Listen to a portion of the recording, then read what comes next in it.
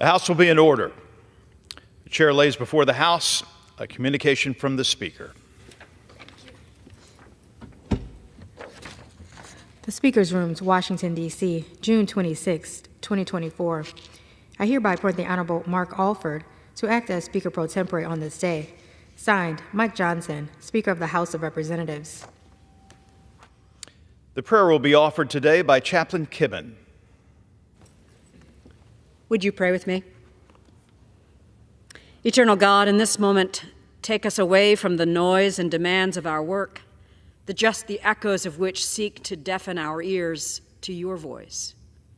But speak through the clamor and silence all voices but your own, that we would hear your enduring word for this day. As complex as today's circumstances may appear, let us pay heed to this simple fact. With you, O Lord, one day is as 1,000 years, and 1,000 years are as one day. Today, may there fall on us a sense of your timeless power. Thus, humbled before you, may we become more aware and let go of the fleeting things we seek to control. Give us a clearer understanding of your perfect holiness, that our own accomplishments would not serve as the source of our pride or purpose. Open our eyes to your infinite and beautiful creation, that we would put our own achievements in perspective and yield ourselves to your divine and gracious plan. May all that we strive to do serve to glorify you. In the wealth of your everlasting love, may we be content to leave in your hands the outcome of our best intentions, the resolution to our most complex concerns, and the answer to our deepest desires. In your ageless name we pray. Amen. Amen. Well, the chair has examined the journal of the last day's proceedings and announces to the House the approval thereof. Pursuant to Clause 1 of Rule 1, the journal stands approved. The Pledge of Allegiance this morning will be led by the gentlewoman from Michigan, Ms. Tlaib. I pledge allegiance to the flag of the United States of America and to the republic for which it stands, one nation, under God, indivisible, with liberty and justice for all. The chair will now entertain up to 15 requests for 1-minute speeches on each side of the aisle. For what purpose does the gentleman from Arkansas seek recognition? Mr. Speaker, I request to address the House for 1 minute to revise the extend my request. Without objection, the gentleman from Arkansas is recognized for 1 minute. Mr. Speaker, I rise today to acknowledge a historic first-time celebration in the 4th District of Arkansas. This year, the University of Arkansas at Pine Bluff hosted its first ever Juneteenth in the Bluff celebration. This event served to celebrate freedom and triumph by highlighting the region's rich arts and cultural legacy through live music, art exhibitions, and food. Juneteenth itself commemorates the last enslaved African Americans in Galveston, Texas, learning of their freedom on June 19, 1865, marking the end of slavery in the United States. Juneteenth is a celebration of liberty and a call to action, reminding us that the fights for our God-given rights and the basic tenets of freedom are ongoing. On June 19th, the city of Pine Bluff honored their resilience and the countless contributions of Black Americans throughout our history.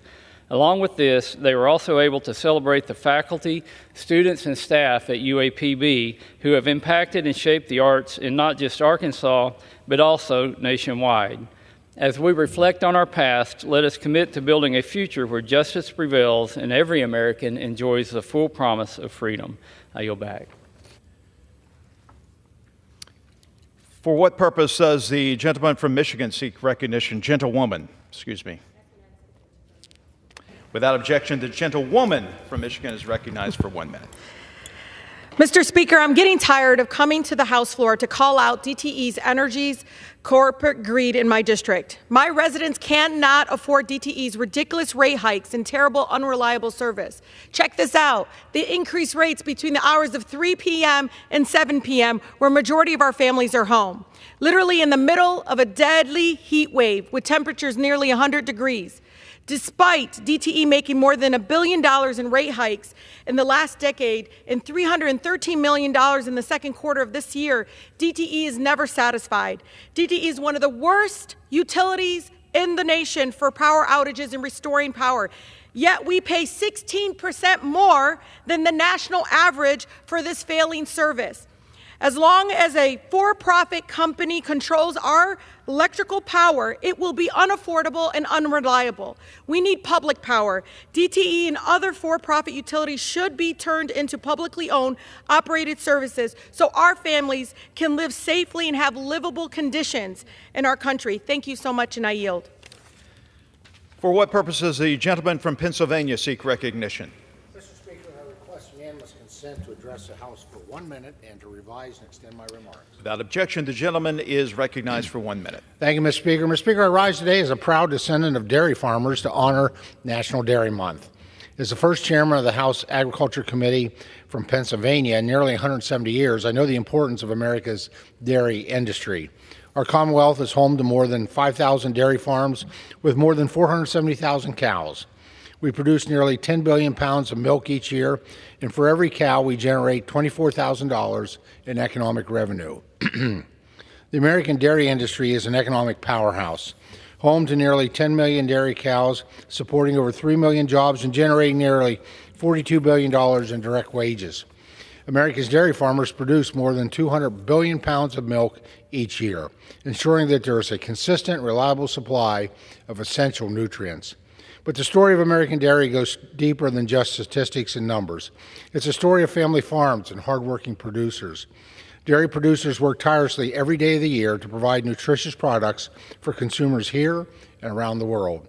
American dairy is a robust and dynamic sector that supports our economy, nourishes our population, and embodies the values of hard work and determination. Thank you to all our dairy farmers and producers across the Commonwealth and around the country. Thank you, Mr. Speaker, and I yield back the balance of my time. For what purpose does the gentleman from New York seek recognition? Mr. Speaker, I request unanimous consent to address the House for 1 minute and revise and extend my remarks. Without objection, the gentleman is recognized for 1 minute. Thank you, Mr. Speaker. I rise to honor a pillar of our New Paltz community, Police Chief Robert Lucchese, as he retires after over 3 decades serving our community on the force. Chief Lucchese is everything a community could want in a leader. He brought a zeal for service to every moment spent in uniform, a devotion to neighbors and strangers alike, and the profound ability to constantly reflect on how his team could better protect, serve, uplift, and empower our community.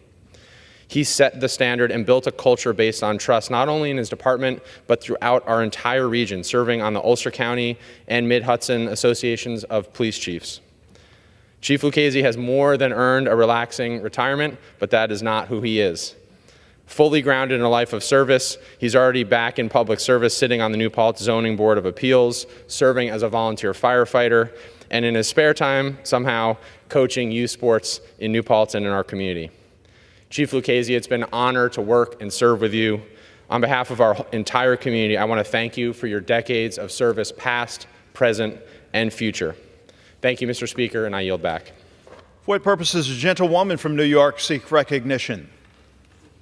Consent to address the House for 1 minute, please. Without objection, the gentlewoman is recognized for 1 minute.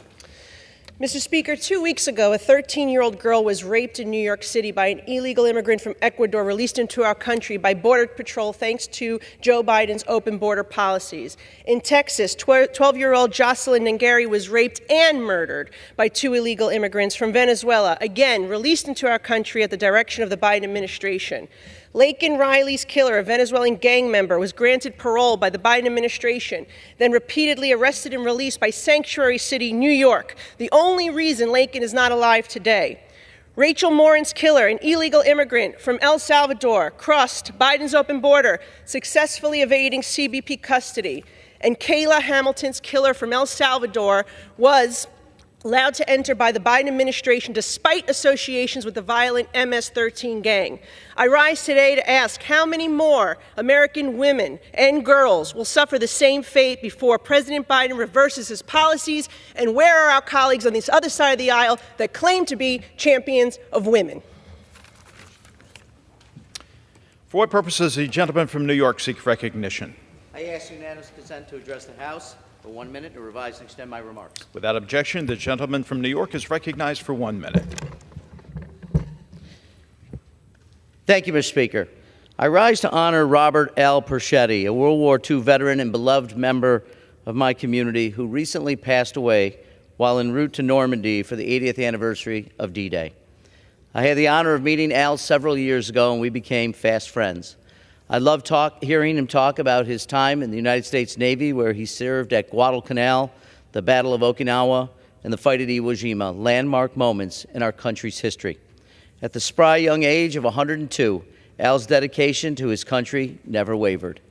Al embodied the very meaning of the word patriot, and his commitment to service over self should inspire us all.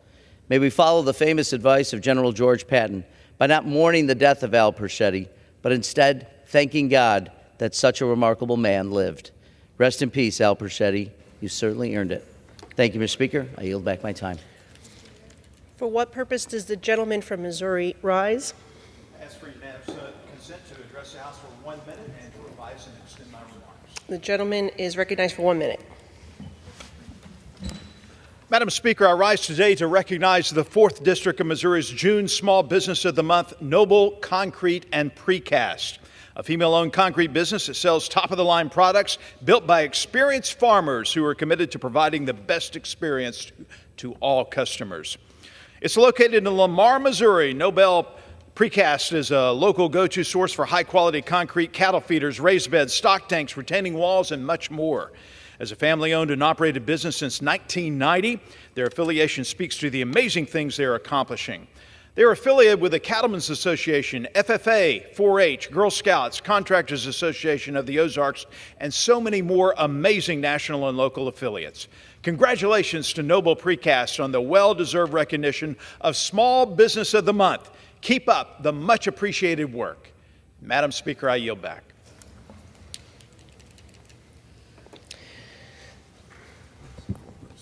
For what purpose does the gentleman from Tennessee rise? Ask unanimous consent to address the House for 1 minute and to revise and extend my remarks. The gentleman is recognized for 1 minute. Madam Speaker, since President Biden has taken office, prices have risen 20.1%. That means the average American household is spending an average of $13,000 more a year for common household items.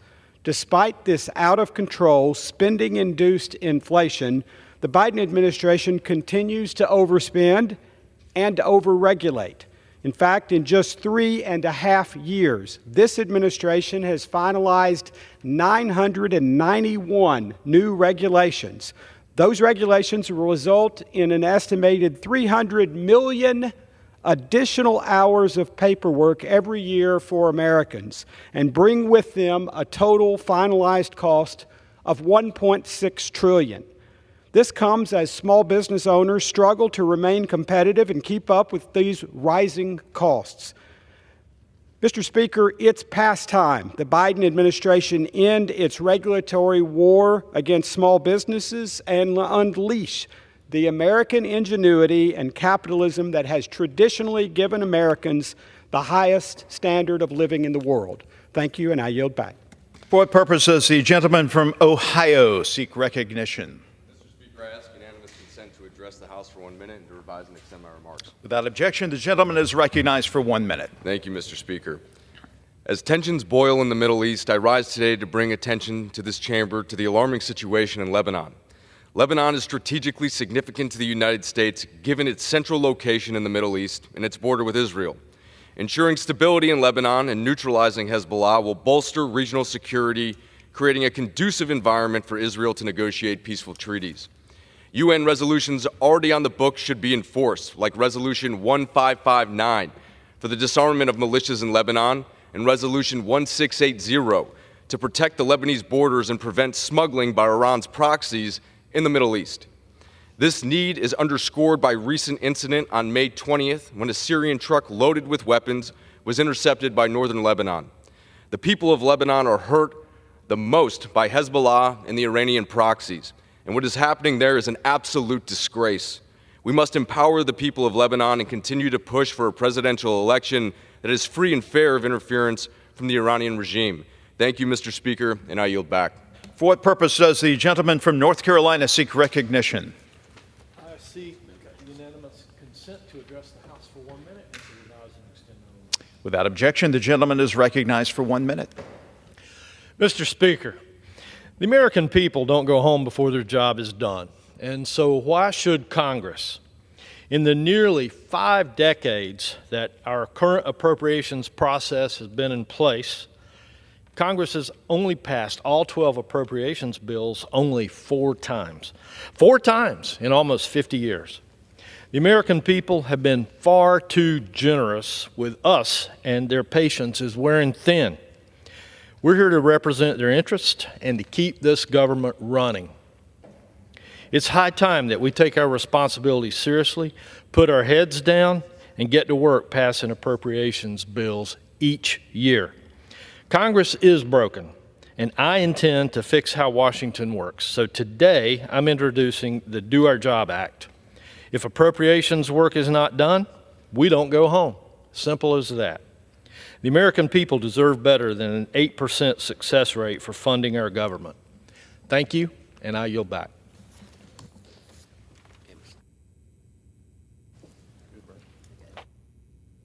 Ready? For what purpose does the gentleman from Georgia seek recognition? Mr. Speaker, by the direction of the Committee on Rules, I call up House Resolution 1316 and ask for its immediate consideration. The clerk will report the resolution. House Calendar Number 83, House Resolution 1316. Resolved that at any time after adoption of this resolution, the Speaker may, pursuant to Clause 2B of Rule 18, declare the House resolved into the Committee of the Whole House on the State of the Union for consideration of the bill, H.R. 8774, making appropriations for the Department of Defense for the fiscal year ending September 30th, 2025, and for the purposes. The first reading of the bill shall be dispensed with.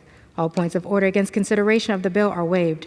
General debate shall be confined to the bill and shall not exceed 1 hour, equally divided and controlled by the chair and ranking minority member of the Committee on Appropriations or their respective designees. After general debate, the bill shall be considered for amendment under the 5-minute rule. An amendment in the nature of a substitute consisting of the text of Rules Committee Print 118-40 shall be considered as adopted in the House and in the Committee of the Whole. The bill as amended shall be considered as the original bill for the purpose of further amendment under the 5-minute rule and shall be considered as read. All points of order against provisions in the bill as amended are waived. Section 2A. No further amendment to H.R. 8774 as amended shall be in order except those printed in Part A of the report of the Committee on the Rules accompanying this resolution. Amendments en bloc described in Section 3 of this resolution and pro forma amendments described in Section 4 of this resolution. B. Each further amendment printed in Part A of the report of the Committee on Rules shall be considered only in the order printed in the report, may be offered only by a member designated in the report, shall be considered as read, shall be debatable for the time specified in the report, equally divided and controlled by the proponent and an opponent, shall not be subject to amendment except as provided by Section 4 of this resolution, and shall not be subject to a demand for division of the question in the House or in the Committee of the Whole. C. All points of order against further amendments printed in Part A of the report of the Committee on Rules or against amendments en bloc described in Section 3 of this resolution are waived. Section 3. It shall be in order at any time for the Chair of the Committee on Appropriations or his designee to offer amendments en bloc consisting of further amendments printed in Part A of the report of the Committee on Rules accompanying this resolution, not earlier disposed of. Amendments en bloc offered pursuant to this section shall be considered as read, shall be debatable for 20 minutes, equally divided and controlled by the chair and ranking minority member of the Committee on Appropriations or their respective designees, shall not be subject to amendment except as provided by Section 4 of this resolution, and shall not be subject to a demand for division of the question in the House or in the Committee of the Whole. Section 4. During consideration of H.R. 8774 for amendment, the chair and ranking minority member of the Committee on Appropriations or their respective designees may offer up to 10 pro forma amendments each at any point for the purpose of debate. Section 5. At the conclusion of consideration of H.R. 8774 for amendment, the committee shall rise and report the bill as amended to the House with such further amendments as may have been adopted. The previous question shall be considered as order on the bill as amended and on any further amendment thereto to final passage without intervening motion except one motion to recommit. Section 6. At any time after adoption of this resolution, the Speaker may, pursuant to Clause 2B of Rule 18, declare the House resolved into the Committee of the Whole House on the State of the Union for consideration of the bill, H.R. 8771, making appropriations for the Department of State, Foreign Operations, and related programs for the fiscal year ending September 30th, 2025, and for other purposes. The first reading of the bill shall be dispensed with. All points of order against consideration of the bill are waived. General debate shall be confined to the bill and shall not exceed 1 hour, equally divided and controlled by the chair and ranking minority member of the Committee on Appropriations or their respective designees. After general debate, the bill shall be considered for amendment under the 5-minute rule. An amendment in the nature of a substitute consisting of the text of Rules Committee Print 118-39 shall be considered as adopted in the House and in the Committee of the Whole. The bill as amended shall be considered as the original bill for the purpose of further amendment under the 5-minute rule and shall be considered as read. All points of order against provisions in the bill as amended are waived. Section 7A. No further amendment to H.R. 8771 as amended shall be in order except those printed in Part B of the report of the Committee on Rules accompanying this resolution, amendments en bloc described in Section 8 of this resolution, and pro forma amendments described in Section 9 of this resolution.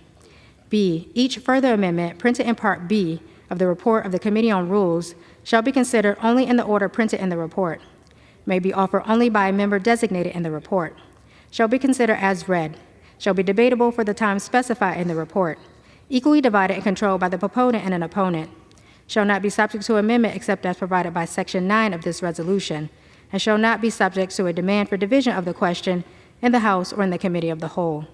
C. All points of order against further amendments printed in Part B of the report of the Committee on Rules or against amendments en bloc described in Section 8 of this resolution are waived. Section 8. It shall be in order at any time for the Chair of the Committee on Appropriations or his designee to offer amendments en bloc consisting of further amendments printed in Part B of the report of the Committee on Rules accompanying this resolution, not earlier disposed of. Amendments en bloc offered pursuant to this section shall be considered as read, shall be debatable for 20 minutes, equally divided and controlled by the chair and ranking minority member of the Committee on Appropriations or the respective designees, shall not be subject to amendment except as provided by Section 9 of this resolution, and shall not be subject to a demand for division of the question in the House or in the Committee of the Whole. Section 9. During consideration of H.R. 8771 for amendment, the chair and ranking minority member of the Committee on Appropriations or their respective designees may offer up to 10 pro forma amendments each at any point for the purpose of debate. Section 10. At the conclusion of consideration of H.R. 8771 for amendment, the committee shall rise and report the bill as amended to the House with such further amendments as may have been adopted. The previous question shall be considered as ordered on the bill as amended and on any further amendment thereto to final passage without intervening motion except one motion to recommit. Section 11. At any time after adoption of this resolution, the Speaker may, pursuant to Clause 2B of Rule 18, declare the House resolved into the Committee of the Whole House on the State of the Union for consideration of the bill, H.R. 8752, making appropriations for the Department of Homeland Security for the fiscal year ending September 30th, 2025, and for other purposes. The first reading of the bill shall be dispensed with. All points of order against consideration of the bill are waived. General debate shall be confined to the bill and shall not exceed 1 hour, equally divided and controlled by the chair and ranking minority member of the Committee on Appropriations or their respective designees. After general debate, the bill shall be considered for amendment under the 5-minute rule. An amendment in the nature of a substitute, consisting of the text of Rules Committee Print 118-38, modified by the amendment specified in Section 17 of this resolution, shall be considered as adopted in the House and in the Committee of the Whole. The bill as amended shall be considered as the original bill for the purpose of further amendment under the 5-minute rule and shall be considered as read. All points of order against provisions in the bill as amended are waived.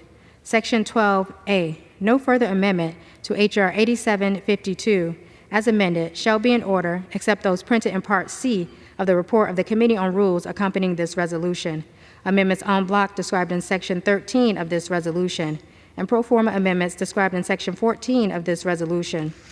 B.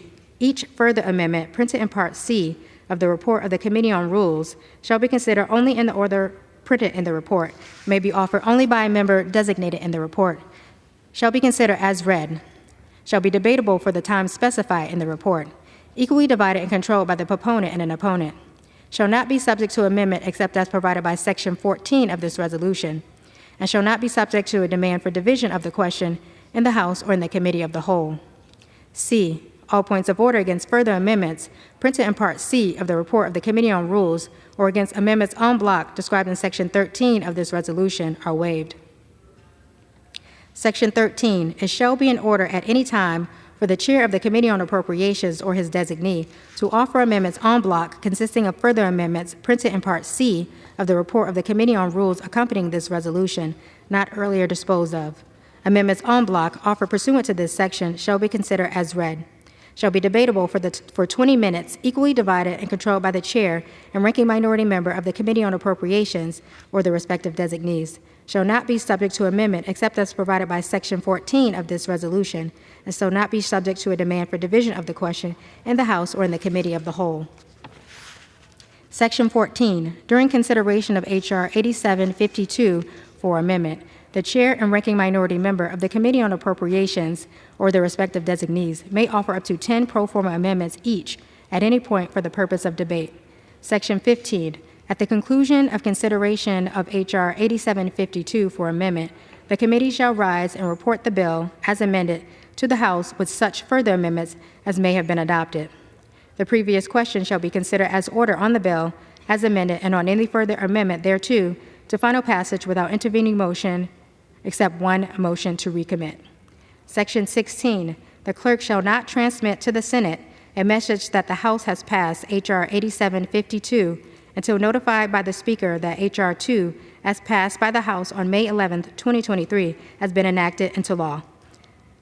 Section 17, the amendment referred to in Section 11 of this resolution is as follows. Strike Section 406 and strike Section 413 and insert Section blank, notwithstanding the numerical limitation set forth in Section 214G 1B of the Immigration and Nationality Act, 8 United States Code 1184 G1B, the Secretary of Homeland Security, after consultation with the Secretary of Labor and upon determining that the needs of American businesses cannot be satisfied during fiscal year 2025 with the United States workers or willing, qualified, and able to perform temporary non-agricultural labor, may increase the total number of aliens who may receive a visa under Section 101A 15HIIB of such Act, 8 United States Code 1101A 15HIIB in such fiscal year above such limitations by not more than the highest number of H-2B non-immigrants who participate in the H-2B returning worker program in any fiscal year in which returning workers were exempt from such numerical limitations. The gentleman from Georgia is recognized for 1 hour. Mr. Speaker, for purpose of debate only, I yield the customary 30 minutes to the gentleman from Colorado, Mr. Neguse, pending which I yield myself such time as I may consume. During consideration of this resolution, all time yielded is for the purpose of debate only. Mr. Speaker, I ask unanimous consent that all members have 5 legislative days to revise and extend their remarks. Without objection. Mr. Speaker, I ask unanimous consent that the resolution be amended in the form I have placed at the desk. Clerk will report the amendment. Amendment to House Resolution 1316, offered by Mr. Austin Scott of Georgia. At the end of the resolution, add the following. Section 18, notwithstanding any other provision of this resolution, during consideration of H.R. 8771, pursuant to this resolution, it shall not be in order to consider Amendment Number 37, printed in Part B of House Report Number 118-559. Are there any objections? Without objection, the motion is adopted. Mr. Speaker, last night the Rules Committee met and reported a rule, House Resolution 1316, providing for consideration of 3 measures. H.R. 8774, the Department of Defense Appropriation Act of 2025, is to be considered under a structured rule. The rule provides for 1 hour of debate, equally controlled by the chair and ranking member of the Committee on Appropriations, or their respective designees, provides for 1 motion to recommit, and makes 193 amendments in order. H.R. 8771, the Department of State, Foreign Operations and Related Programs Appropriations Act 2025, to be considered under a structured rule. The rule provides for 1 hour of debate, equally controlled by the chair and ranking member of the Committee on Appropriations or their respective designees, provides for 1 motion to recommit, and makes 75 amendments in order. and H.R. 8752, the Department of Homeland Security Appropriations Act 2025, to be considered under a structured rule. The rule provides for 1 hour of debate, equally controlled by the chair and ranking member of the Committee on Appropriations or their respective designee, provides for 1 motion to recommit, and makes 61 amendments in order. Mr. Speaker, I'm pleased to support the rule and the underlying pieces of legislation, beginning with H.R. 8774, the Department of Defense Appropriations Act of 2025. Mr. Speaker, our country is currently facing threats at levels we haven't seen since World War II. However, H.R. 7074 delivers a strong response to the situations we currently find ourselves in. This bill provides nearly $834 billion to support our national defense and remains consistent with the levels set in the law by the Fiscal Responsibilities Act. Additionally, this bill rejects $18 billion of unjustified, unnecessary, and politically motivated spending included in the President's budget request. It redirects those resources to programs and activities that counter the threats we're facing from hostile actors, fosters innovation, enhances the DoD's role in combating the fentanyl crisis, and supports service members and their families. Mr. Speaker, the threat posed by the Chinese Communist Party is clear, and this bill recognizes that. It prioritizes defense articles and services to Taiwan, as well as deterrence initiatives throughout the Indo-Pacific region. The bill modernizes our military and invests in next-generation fighter aircraft, helicopters, and tactical combat vehicles and submarines, ensuring our war fighters are prepared for the threats that lie ahead. This bill supports our ally Israel, who is under constant threat by the terrorist group Hamas. It provides funding for the Israeli cooperative missile defense programs, including Iron Dome, David Sling, and Arrow. Additionally, it prohibits funds to withhold the delivery of defense articles and services from the United States to Israel, as we've seen the Biden administration do in the past. It requires any withheld articles be delivered within 15 days. This bill refocuses the Pentagon on its core mission, prohibits funding for DEI offices, climate change executive orders, as well as other divisive social agendas and radical policies. Further, Mr. Speaker, this bill provides the funding to deliver a 4.5% pay raise for all of our military personnel and an additional 15% pay raise for our junior enlisted service members. The world is a safer place when America leads, and this bill ensures we're able to do so. Moving on to H.R. 8771, the Department of State, Foreign Operations and Related Programs Appropriations Act of 2025. Mr. Speaker, this bill is another step in the right direction towards protecting our national security, safeguarding our global economic interests, supporting our allies and partners, and promoting freedom abroad. This bill also supports our ally Israel and provides funding to ensure they can defend themselves against terrorist attacks like we saw on October the 7th. Additionally, it prohibits funding for UNRWA, who we've seen support Hamas. Mr. Speaker, the United States is facing an imminent threat on our southern border. This legislation prohibits funds that encourage or facilitate dangerous migrations toward the U.S.-Mexico border and provides funding to combat the flow of fentanyl and other illicit drugs that are pouring into the United States and killing innocent Americans. Further, Mr. Speaker, this bill redirects taxpayer resources and prohibits funding for the Green Climate Fund, the Wuhan Institute of Virology, any gain-of-function research in labs in adversarial nations like China, Iran, Russia, North Korea, and Cuba. The world is a dangerous place right now, and again, Mr. Speaker, the world is safer when America leads.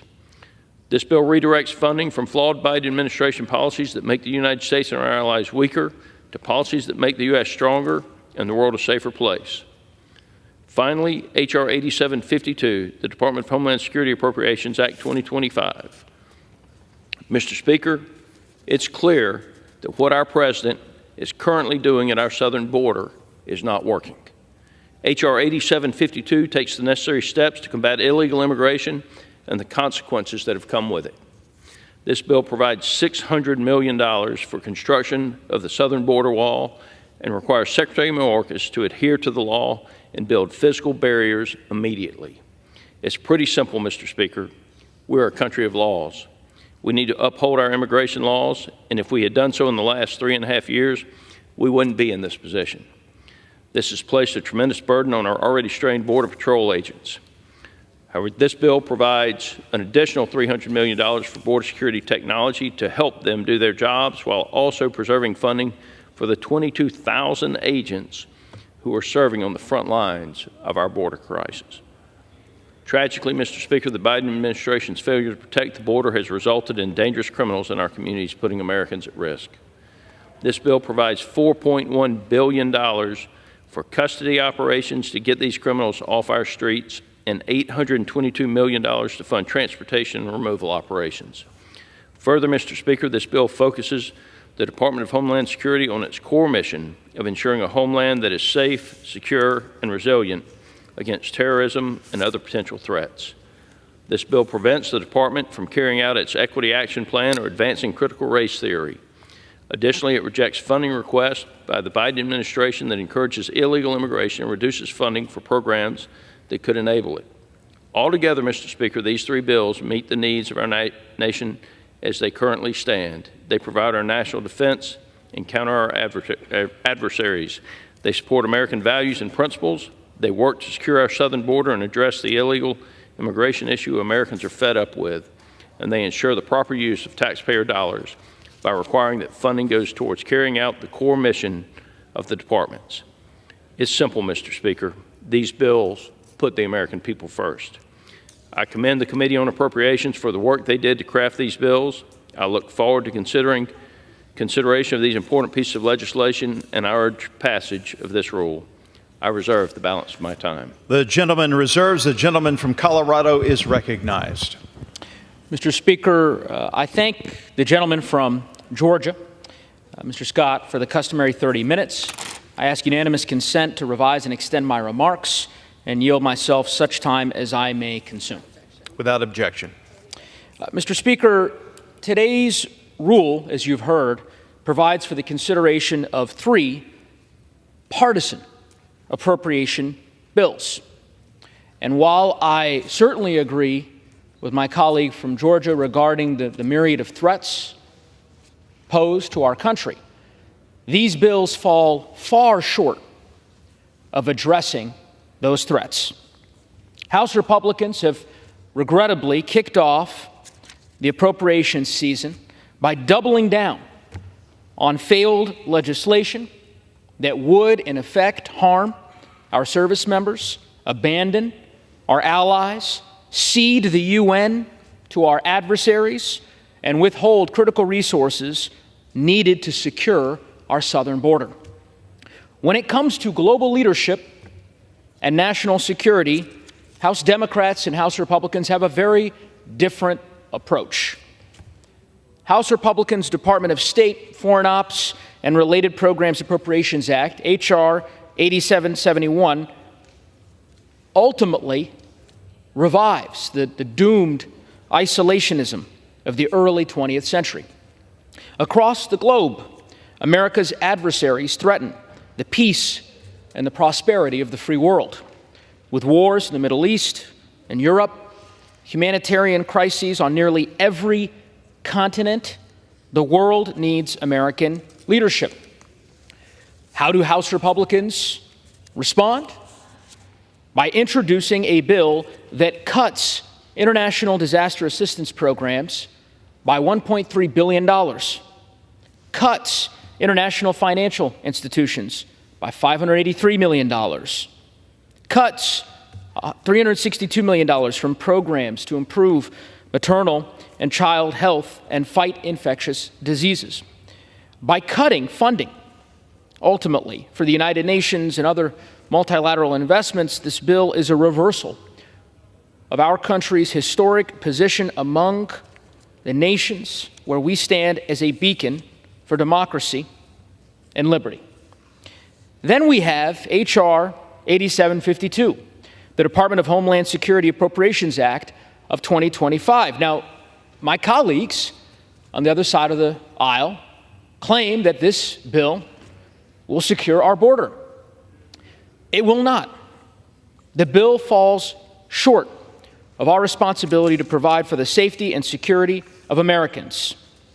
Ultimately, it disinvests, decreases funding for a variety of critical programs designed to prevent threats from terrorists, transnational criminals, foreign adversaries, and violent extremists.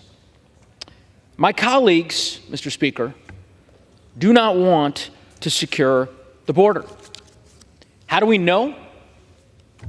Because they had a chance to do precisely that just a few short months ago. They had a chance to do that with the Senate's bipartisan border plan. What did House Republicans do instead? They ensured that that bipartisan deal never even received a vote at the behest of their leader, former President Trump. The proposal under consideration this week that Republicans have put on the floor cuts the Countering Weapons of Mass Destruction Office by $48 million. It cuts the Federal Law Enforcement Training Center by $10.4 million. Ask yourself, Mr. Speaker, why would House Republicans put a bill on the floor that cuts federal law enforcement training programs?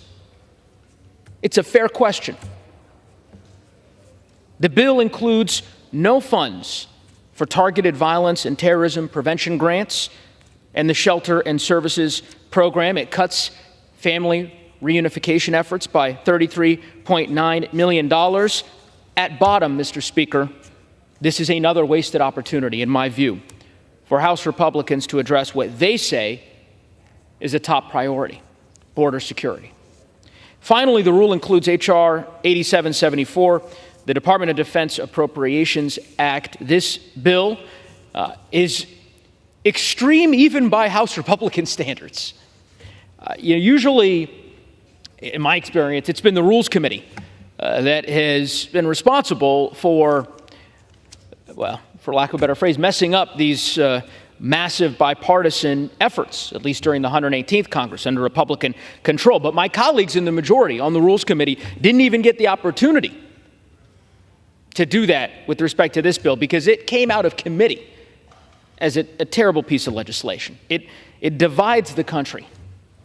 It undermines national security. It includes provisions that fail to support service personnel. The bill cuts civilian positions at a time when the department is struggling to meet readiness goals.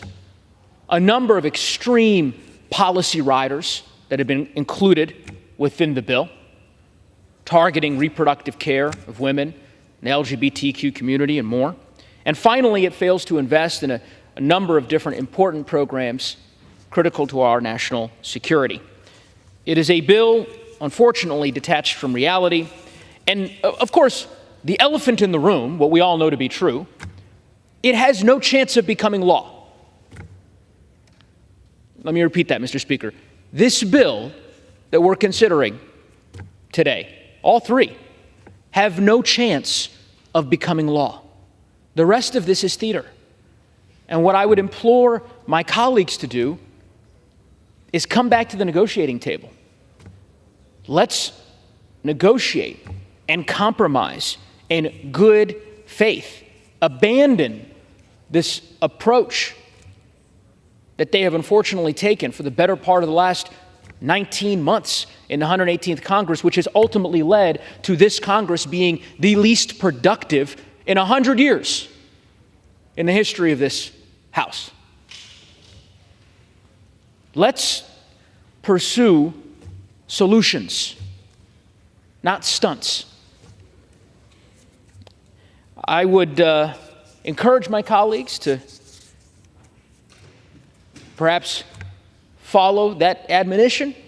I suspect they won't, but hope springs eternal that they'll get back to working with us so that we can get back to governing. With that, Mr. Speaker, I'll reserve the balance of my time. The gentleman reserves. The gentleman from Georgia is recognized. Mr. Speaker, Americans want the border secure. House Republicans want the border secure. And with that, I yield 3 minutes to my friend from Texas, the Chairman of the Rules Committee, Dr. Burgess. Gentleman's recognized for 3 minutes. And I thank the gentleman from Georgia for yielding. I wanted to rise today in support of the rule on the underlying bills. H.R.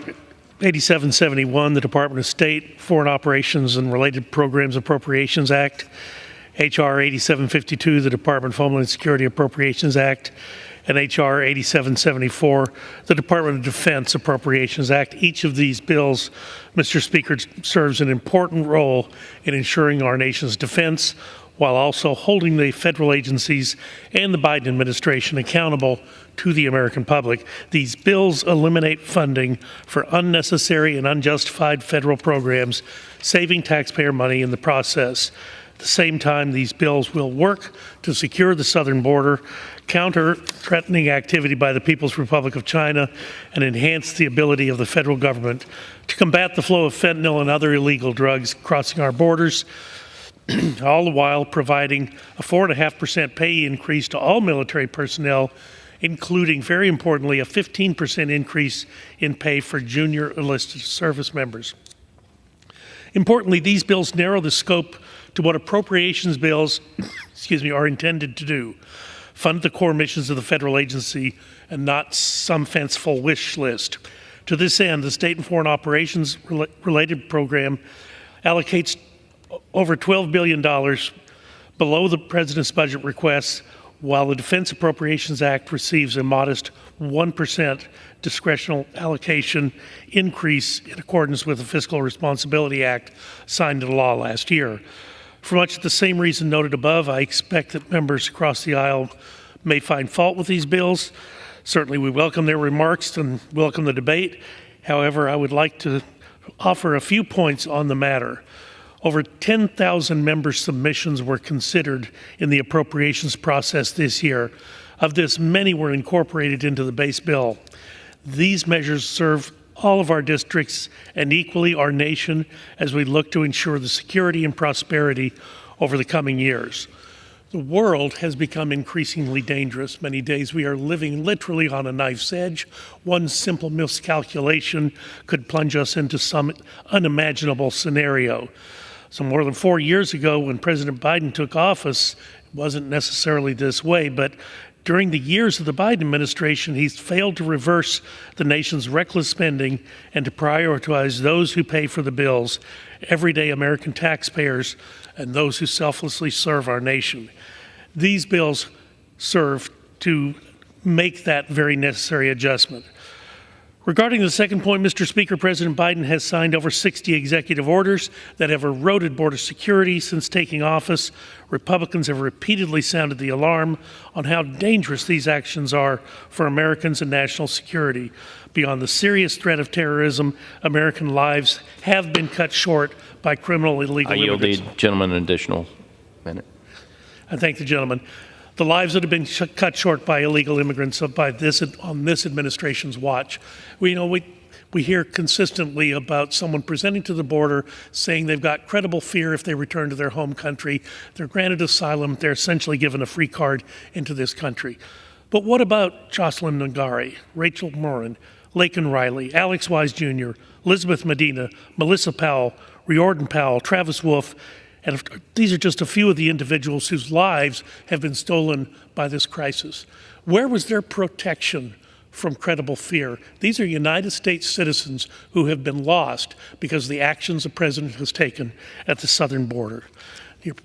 I want to thank the Appropriations Committee for working so hard on getting these bills ready for us. It has been an enormous amount of work. Thank the underlying committees who provided the work for us to review in the Rules Committee yesterday.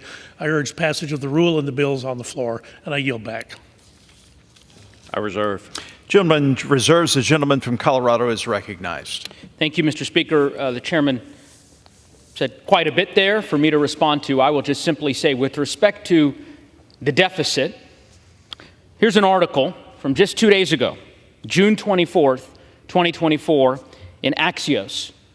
The headline, quote, "Trump ran up national debt twice as much as Biden." New analysis. I'll just read the first sentence. Quote, "Former President Trump ran up the national debt by about twice as much as President Biden, according to a new analysis of their fiscal track records," end quote. So facts are facts, Mr. Speaker. With respect to the previous question, Mr. Speaker, If we defeat the previous question today, I will offer an amendment to the rule that would bring up H.R. 12, a bill that would restore the nationwide right to abortion care. This Monday was the 2-year anniversary of the Dobbs decision, a decision that left millions of women without the reproductive rights protections provided in Roe v. Wade for decades. But it is clear the far right won't stop there. Not only do the bills in this rule, the rule we're considering today, include restrictions on care for our service members, restrictions on care for women and families abroad, restrictions on funding to end maternal deaths, but also, just for the record, an amendment was offered by one of my Republican colleagues to ban IVF treatments for service members. Mr. Speaker, enough is enough. As states across our country create confusion and chaos by enacting Republican policies that I've described, House Democrats are fighting to protect our freedoms. H.R. 12, the Women's Health Protection Act, would ensure that fundamental reproductive health care, including abortion care, is available across the country. So, Mr. Speaker, I ask unanimous consent to insert the text of my amendment into the record, along with any extraneous material immediately prior to the vote on the previous question. Without objection. Mr. Speaker, to discuss our proposal, I'd like to yield 3.5 minutes to a member, a friend, a colleague who has been a national leader on this issue, among many others, and that is the distinguished gentlewoman from Hawaii, Ms. Takuda. The gentlewoman is recognized. Thank you, Mr. Speaker. 48 years ago, a teenage girl about to enter her senior year in high school made a very difficult and personal choice. She was young and didn't come from any money. Her boyfriend was just a year older and preferred surfing over working. Family and friends all had opinions on what she should do, and yes, she was pushed to have an abortion. But the girl knew that what happened to her body was her choice. I stand before you today as my mother's choice, a right she fully exercised, knowing that the decision whether to have a baby was hers and hers alone. 2 years ago, with the Dobbs decision, 6 unelected conservative judges robbed women of their basic human rights to make decisions, to make choices about their family, their relationships, their bodily autonomy. They reversed half a century of legal precedent and opened the door for far-right politicians to ban, restrict, and interfere with the woman's right to have an abortion and access reproductive care. And we know that we are awaiting yet another decision from the Supreme Court on whether women can get life-saving abortion care over the extreme abortion bans being enacted across our country. Today, we see the harmful and even deadly impacts of this reckless and irresponsible decision. One estimate projected that over 171,000 women were forced to cross state lines for abortion care last year, some even crossing the ocean to my home state of Hawaii. And while many of these women are being forced to leave the red states that they live in to access the health care that they need, Republicans just won't stop. Earlier this year, our colleagues in the Republican Study Committee endorsed a nationwide ban on abortion with zero exceptions. That cruel vision is reflected in the dangerous and inhumane policy riders the Republicans have inserted into our government spending bills, including those that would be considered under this rule. Democrats have pushed back against this relentless assault on women across the country by introducing H.R. 12, the Women's Health Protection Act. This bill would reinstate the constitutional protections to privacy and bodily autonomy that Roe v. Wade provided and further prevent governments from interfering with access to abortion care and reproductive health services in the future. Hawaii, which I am very proud to represent here in these halls, was at the forefront of protecting a woman's right to choose by being the very first state to legalize abortions. Since then, we have vigilantly, and we will continue to fight to protect those rights we fought so hard for over 50 years ago. That is why I stand before you today. I'm here to call on my colleagues to stand with us in firmly rejecting these harmful attacks on women in all of our lives, girls, women. We deserve a choice. I was once a choice. I know my mother never would have imagined that her granddaughters would be living in a world where they had fewer rights, fewer choices than she did. My nieces deserve that right to make choices for themselves about when to start a family and what happens to their bodies. For my nieces, for all of our nieces, for all the girls and women of our country, I ask my colleagues to defeat the previous question so that we can bring up the Women's Health Protection Act. And I yield back the balance of my time. The gentlewoman yields. The gentleman from Georgia is recognized. Mr. Speaker, our national debt is $35 trillion. The current deficit is $2.5 trillion. We're not at war, and we're not in the middle of a health care emergency. I'll admit the national debt went up a lot during COVID. We did a lot of things very quick to help the American citizens, and some of that spending was necessary, and all of that spending was bipartisan, unlike what the Democrats did with what they call the Inflation Reduction Act and the American Rescue Plan, where they spent $3 trillion without a single Republican vote and didn't even put the money through the appropriations process. With that, Mr. Speaker, I'd like to yield 3 minutes to my friend and colleague from Texas, Mr. Roy. The gentleman from Texas is recognized. I thank the gentleman from Georgia. I would point out, and I would agree with the gentleman from Georgia, that in all that spending that is being bemoaned by our colleagues on the other side of the aisle, by the previous administration, show me the opposition from our colleagues on the other side of the aisle. I'll wait. The truth is, that was a bipartisan spend-a-thon. Some of us opposed a good chunk of it, but it was bipartisan. The reality here is we have legislation before us that is designed to constrain spending in a world in which we're $35 trillion in debt, in which we have $1.1 trillion in interest, more on interest than we're spending on the entire spending of the national defense. A world in which we are racking up another $1 trillion of debt every 2 or 3 months. This is an unsustainable course that we're taking, and this is what is definitively occurring with the rampant support of our colleagues on the other side of the aisle. But what we've also done is put forward legislation to enact policy changes, because the power of the purse is supposed to be used by Article 1 by Congress in order to do what is necessary to constrain an out-of-control executive branch. The truth is, on June 13, 2024, an illegal alien from El Salvador raped a 13-year-old girl at Machete Point while recording it in Queens, New York. The illegal alien was released from the border in June of 2021. On June 14, 2024, an illegal alien from El Salvador was charged with the rape and murder of Rachel Marin, a Maryland mother of 5. He illegally crossed the southern border in February of 2023 as a getaway. But that's not the first instance in Maryland. Kayla Hamilton was raped and murdered in 2022 by an illegal alien. Her mom is begging for this Congress to stand up against the Biden administration to stop doing what is unconscionable with open borders that are endangering the American people.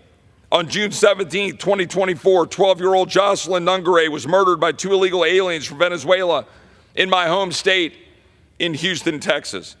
On May 14, 2024, an illegal alien from Honduras who was released from the border in April 2022 under this administration pleaded guilty to third-degree sexual abuse of a 12-year-old girl in Waterloo, Iowa.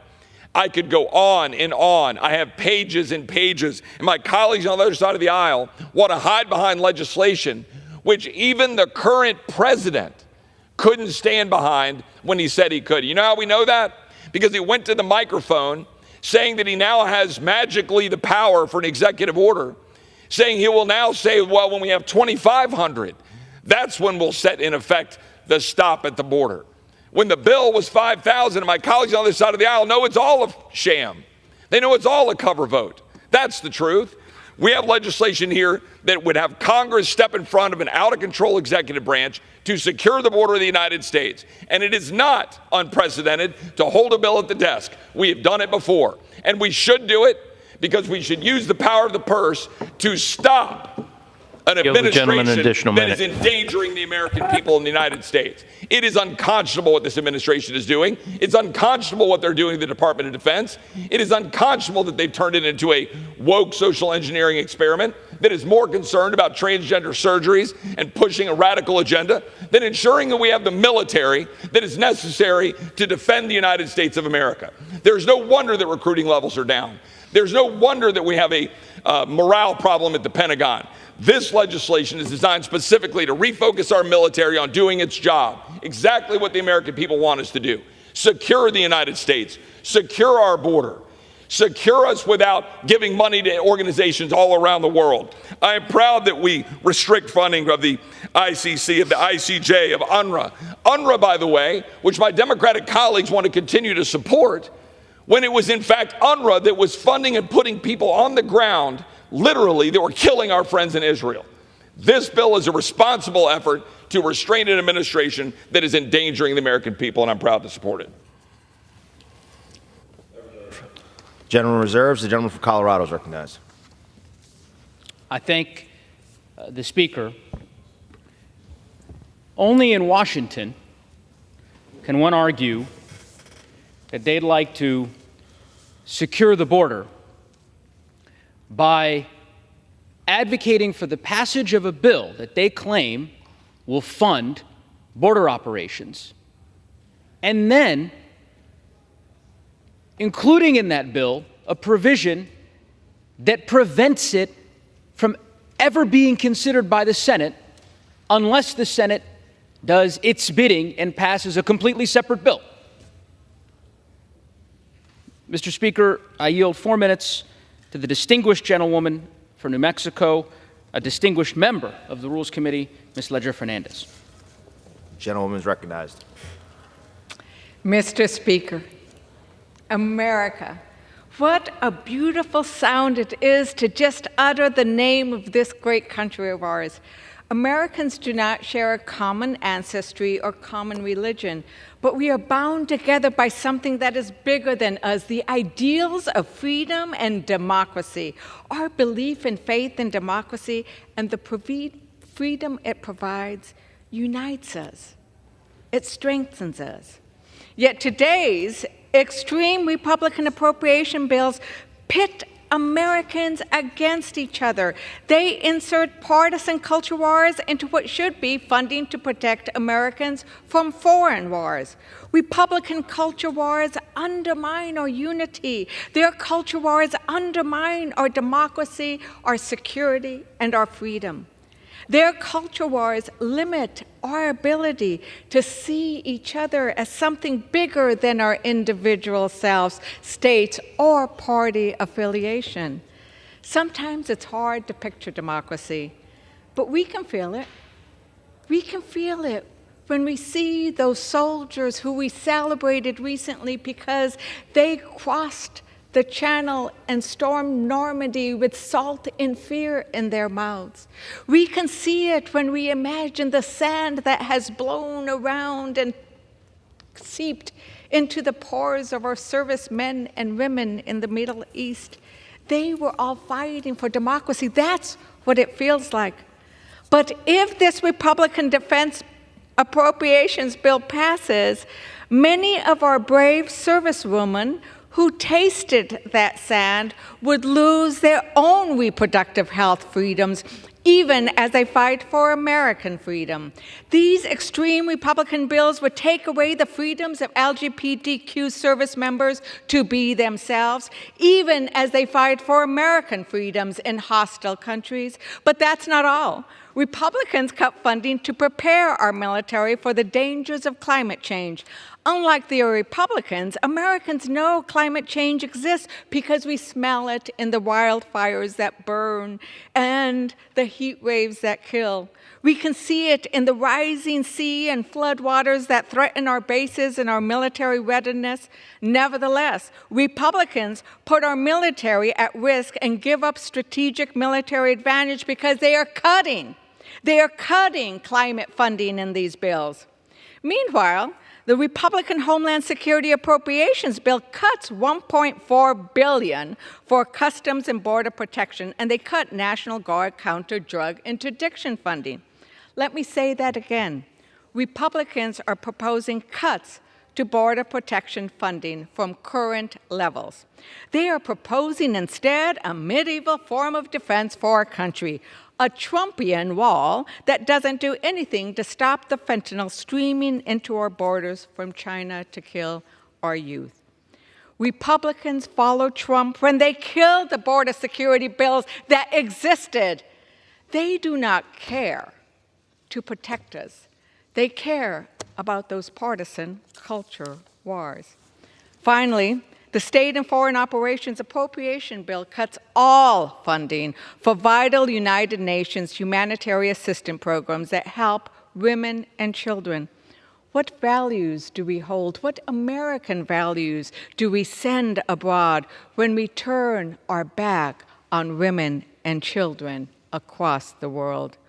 Indeed, we increase instability, we increase the flow of migration when we cut this kind of funding. The Republican culture wars in these bills don't help our constituents, and they harm our country at home and abroad. I urge my colleagues to oppose the rule, and I yield back.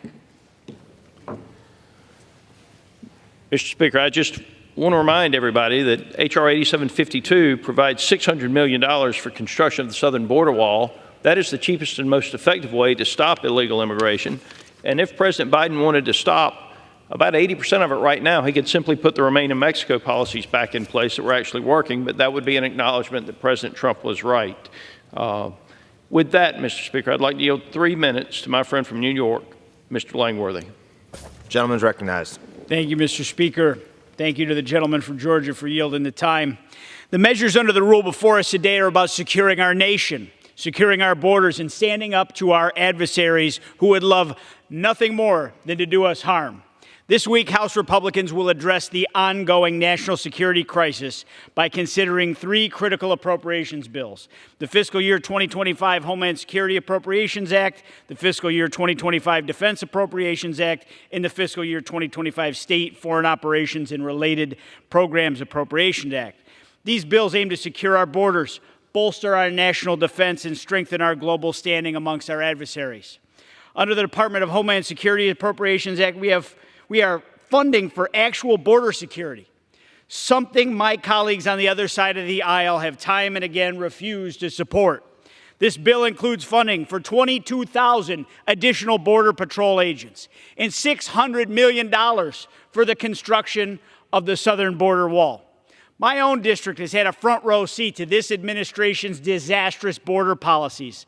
Not only has the Biden border policy coupled with New York State sanctuary policies, allowed for a flood of illegal immigrants into our cities, towns, and communities, but our northern border has seen a surge of illegal crossings like never before. I've talked to the Buffalo sector of the Border Patrol, and I know firsthand that these agents need Congress to have their backs and to give them the tools they need to do their jobs safely and effectively.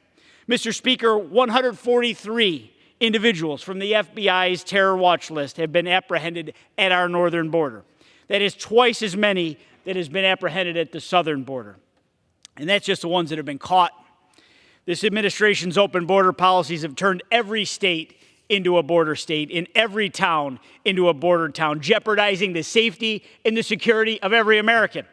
The Homeland Security bill also provides $822 million for transportation and removal operations and $300 million for border security technology, all essential to removing dangerous criminals from our country and securing our borders. Mr. Speaker, it is time for action. It is time to secure our borders, support our allies, put American interests and safety first. I urge my colleagues to support this rule and the critical legislation that it brings forward. Thank you, and I yield back, Mr. Speaker.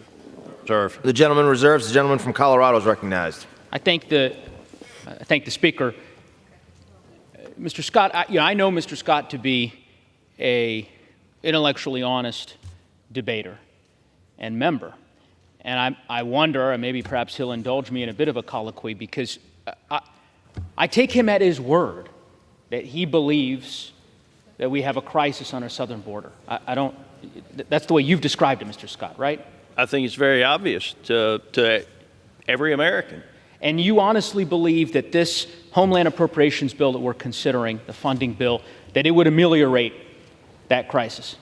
I think that if you build a border wall, you will solve a tremendous amount of the problems at the border. And if President Biden cared and wanted to do something about it, he could simply put Remain in Mexico back in place. But Mr. Scott, I'm asking you about the bill we're considering today. It's the bill that you're championing here on the floor, the Homeland Appropriations bill. I take it you believe in this bill. I absolutely believe that it will help secure the southern border. Then Mr. Scott, $600 million in funding for a physical barrier that is the cheapest and most effective way to do it. The President right now, President Joe Biden could right now put Remain in Mexico back in place and stop 70 to 80% of it. Mr. Scott, if that is the case, and if you feel so passionately about the funding allocations in this bill, then why will the bill be held hostage the moment it passes this chamber?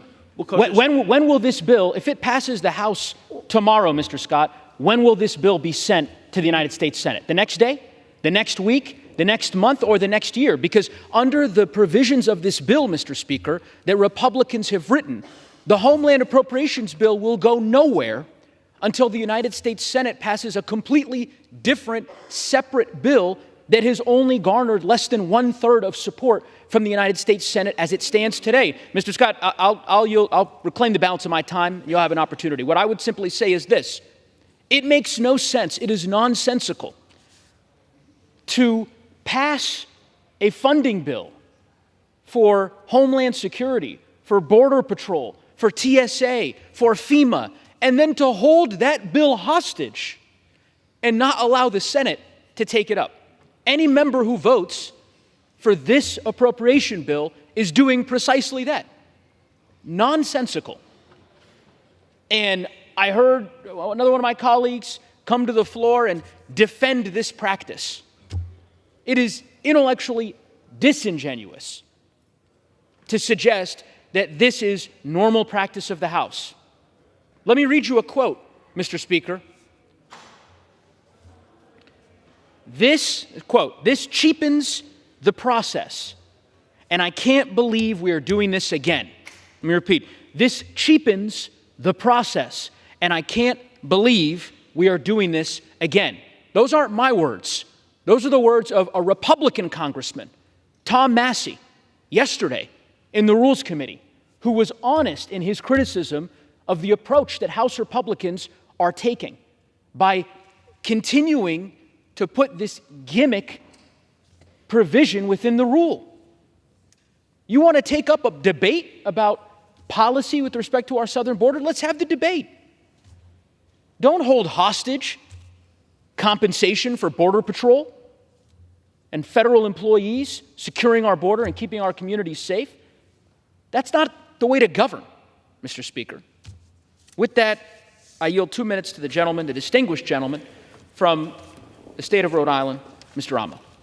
Gentleman's recognized.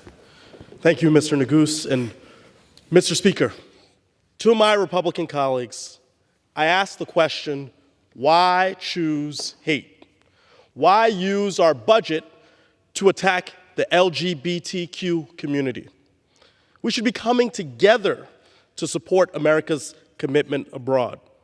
Instead, Republicans are pushing horrific bills that treat LGBTQ people as less than their fellow Americans. Look, we know that the GOP majority is bent on restricting the fundamental freedoms of the LGBTQ community. But they refuse to even debate my amendment on the House floor. Again, why are you choosing hate? Mr. Speaker, my amendment is simple. It would remove bigoted, homophobic, partisan riders from the state and foreign ops bill. It would strip out provisions that are cruel and callous to our neighbors at home and to those in the LGBT community abroad. My amendment advances the work of the Equality Caucus and the legacy of my predecessor, Congressman David Cicilline. Our budget is a statement of values. Our budget is a statement of values. And Republicans are once again showing us that they value a hate-filled agenda. I urge my colleagues to vote no on this rule. I yield back. The gentleman yields. The gentleman from Georgia is recognized. Well, since my colleague from Colorado didn't give me a chance to answer the question, but the bottom line is, with the proper policies in place, you don't have to spend as much money. And so H.R. 2 would secure the border. And if H.R. 2 were signed into law, you might actually be able to reduce the spending under this appropriations measure. Not positive about that, But I believe if H.R. 2 were the law, the border would be secure. We would be removing people who are violent criminals who are illegally in this country. And you have to admit that a lot of these other countries have been very smart about emptying the worst of their society into the United States of America. Not saying that everybody who comes here illegally is a bad person, but I'm saying the leadership of countries is sending the worst of their country into America. It has to be stopped. So if the policies of H.R. 2 were put in place, then you could actually reduce the spending. $35 trillion in debt, $2.5 trillion deficit. Yes, we had deficits under President Trump.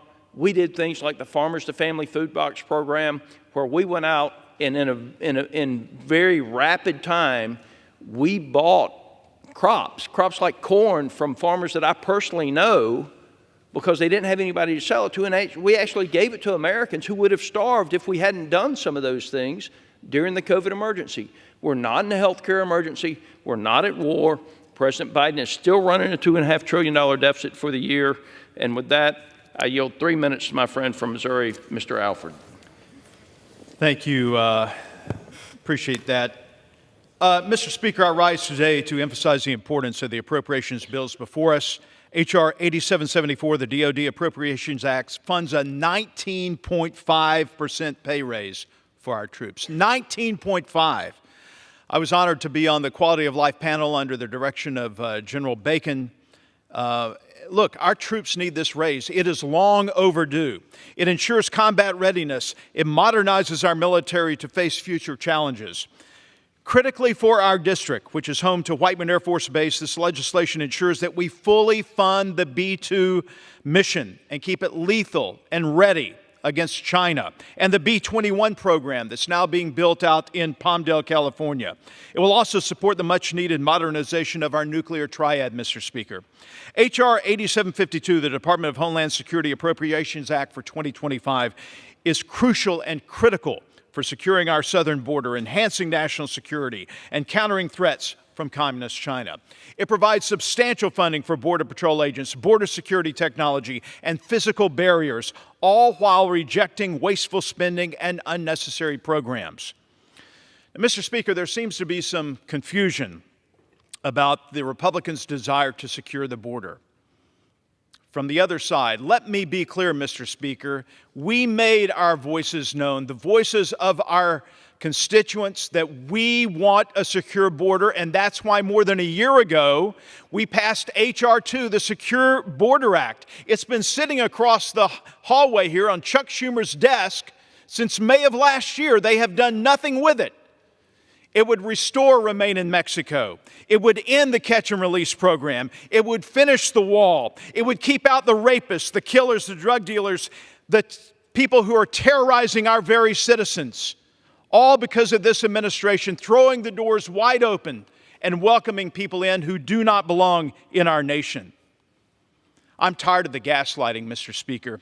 I'm tired of the lies to the American people, the deception, the obfuscation. Secure the border now. These bills are vital for maintaining America's security and advancing our strategic interests. And I urge my colleagues to support these appropriations bills. With that, I yield back. Mr. Speaker, I'd like to ask my friend and colleague from Colorado if he has any additional speakers, or is he prepared to close? Mr. Speaker, I'm prepared to close, although I have a few remarks that I'll deliver prior to the closing. The gentleman from Colorado is recognized. Well, I would just say, with respect to the comments made by my colleague from Missouri, there's certainly no confusion on our side of the aisle. No confusion whatsoever. Republicans have said that they would like to address the crisis on our southern border, and they tanked a bipartisan border bill that was negotiated by some of the more prominent conservative members of the Senate Republican Conference. They did that at the behest of the former president.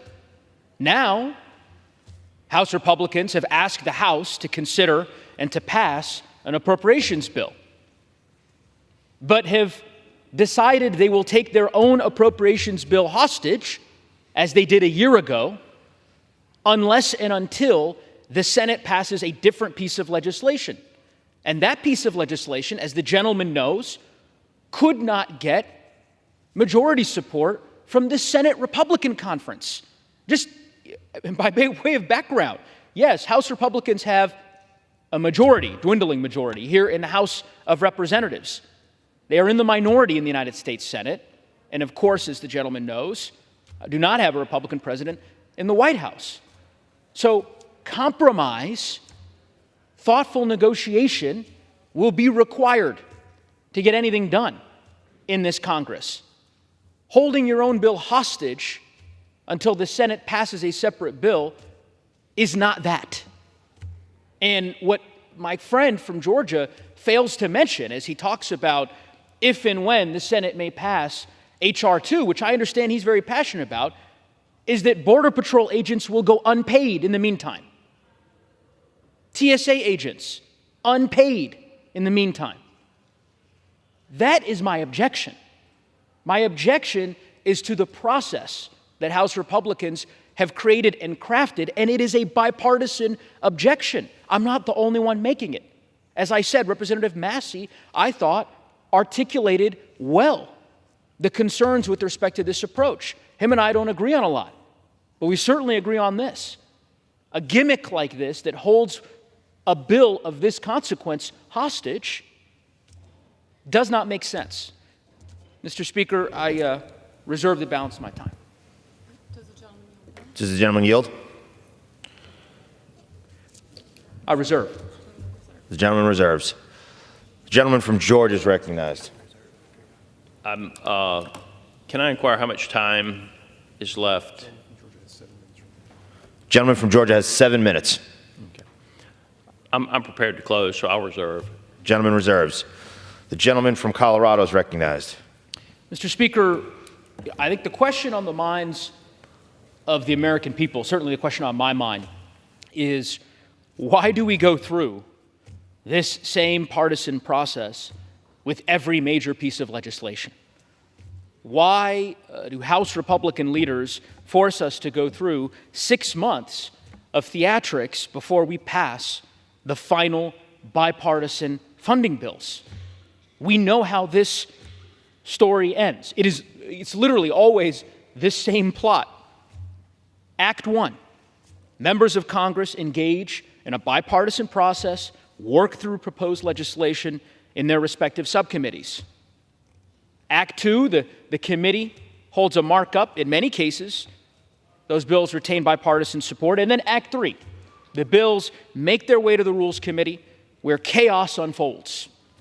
Enter all of the partisan policy riders, the late-night, closed-door meetings, the usual Republican infighting, and so forth. This same process has resulted in Republican leadership having to rely on votes from House Democrats to govern at every turn. Just so we're clear, House Democrats ensured that the U.S. didn't default on its debt last year. House Democrats kept the government funded. House Democrats carried the vote for the fiscal year 2024 NDAA. House Democrats got the National Security Supplemental to the president's desk. It is clear to me and all those watching that House Democrats remain committed to governing, and we will continue to do so because our communities deserve and demand it. We will stand firm against legislation that would harm American citizens, our global standing, and the service members who sacrifice everything to protect us.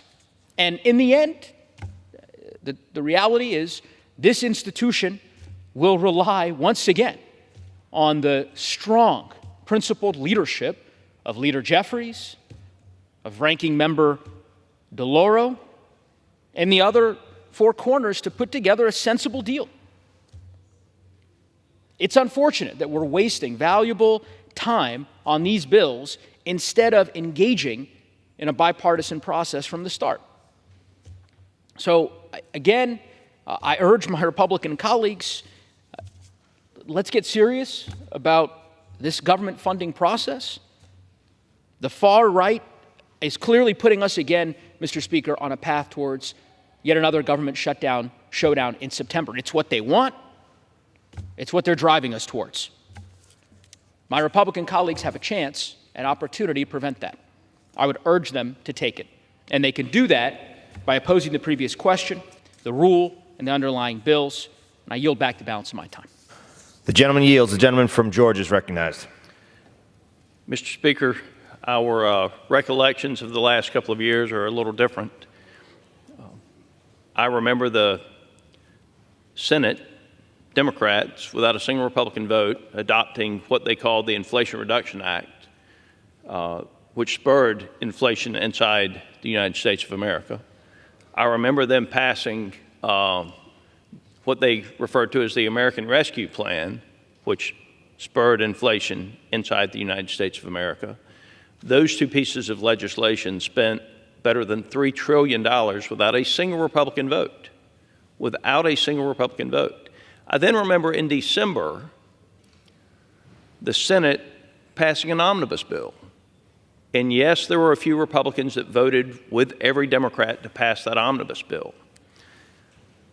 And what the Senate did, with the support of the President of the United States, is when they spent all of that money, they intentionally did not raise the national debt to pay for all of the spending that they did, where in some cases Democrats were 100% of the votes, and in others they were probably 97, 98% of the votes. And that was done for political reasons, to put Republicans in a bad position. And then under Speaker McCarthy, the country watched as Joe Biden laughed and said House Republicans are going to destroy the economy by not raising the national debt to pay for all the spending that the Democrats did. And Speaker McCarthy actually got it done. He actually got it done. I voted for it. I did. I didn't vote for all of the spending, but I had to vote for the debt limit increase, which actually there were some spending reductions in there. And if you recall, Mr. Speaker, one of the agreements was that President Biden would no longer pay off student debt. Public funds would no longer be used to pay off student debt. And what did the President of the United States do? As soon as the agreement is signed, as soon as the debt limit's raised, he turned around and started doing exactly what he said he wouldn't do. So bipartisanship's very hard when you have a president that doesn't do what he says he's going to do, and he's a member of the other party. One last thing before I close. We as Republicans adopted the continuing resolution to keep the government open. And the payback that Speaker McCarthy got for adopting that continuing resolution is that every member of the Democratic Party voted with about 6 members of the Republican Party to remove him from office. So let's not pretend like when Republicans do what it takes to keep the government open and to keep the government from going into default, that our leadership team doesn't pay a price for it. Y'all have done things that have never been done in the history of the country. You have provided 95% of the votes to do things that have never been done in modern times, really in the history of the country. So with that, Mr. Speaker, I'm prepared to close. I yield myself the balance of the time. Is the gentleman from Colorado, or you? The gentleman yielded back. Oh, okay. Mr. Speaker, this week the House has the ability to advance 3 of the 12 annual appropriation bills. These bills fund programs and policies that put the interest of the American people first and prioritize the core missions of the departments they fund. They put the mission ahead of the agenda. They provide for our national defense, counter our adversaries, and empower our service members who answer the call to defend our country. They support our allies around the world and prohibit funds for international organizations that seek to undercut the interests of the United States and our allies. They provide critical funding to defend our southern border and prohibit funding for programs and agendas that have distracted from this goal and led to the immigration crisis that we currently face as a country. These are good bills, and I urge my colleagues to join me in voting yes on the previous question and yes on the rule. Mr. Speaker, I yield back the balance of my time and move the previous question on the resolution. The gentleman yields. The question is on ordering the previous question on the resolution. Those in favor say aye. Those opposed, no. In the opinion of the chair, the ayes have it. Yeas and nays? The yeas and nays are requested. Those favoring a vote by the yeas and nays will rise. A sufficient number having risen, the yeas and nays are ordered. Members will record their votes by electronic device. Pursuant to Clause 9 of Rule 20, the chair will reduce to 5 minutes the minimum time for any electronic vote on the question of adoption of the resolution. This is a 15-minute vote.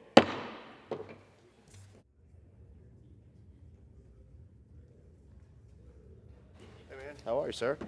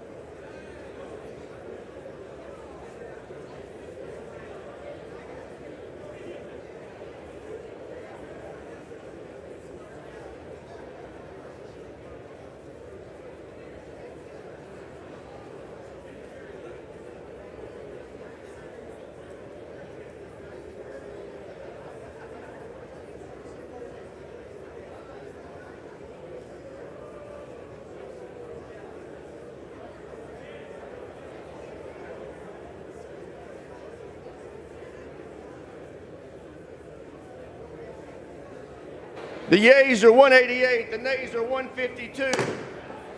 The previous question is ordered. The question is on adoption of the resolution as amended. Those in favor say aye. Those opposed, nay. Opinion of the chair, the ayes have it. The gentleman from Colorado is recognized. Recorded vote. The yeas and nays are requested. Those favoring a vote by the yeas and nays will rise. Sufficient number having arisen. The yeas and nays are ordered. Pursuant to Clause 8 of Rule 20, further proceedings on this question are postponed.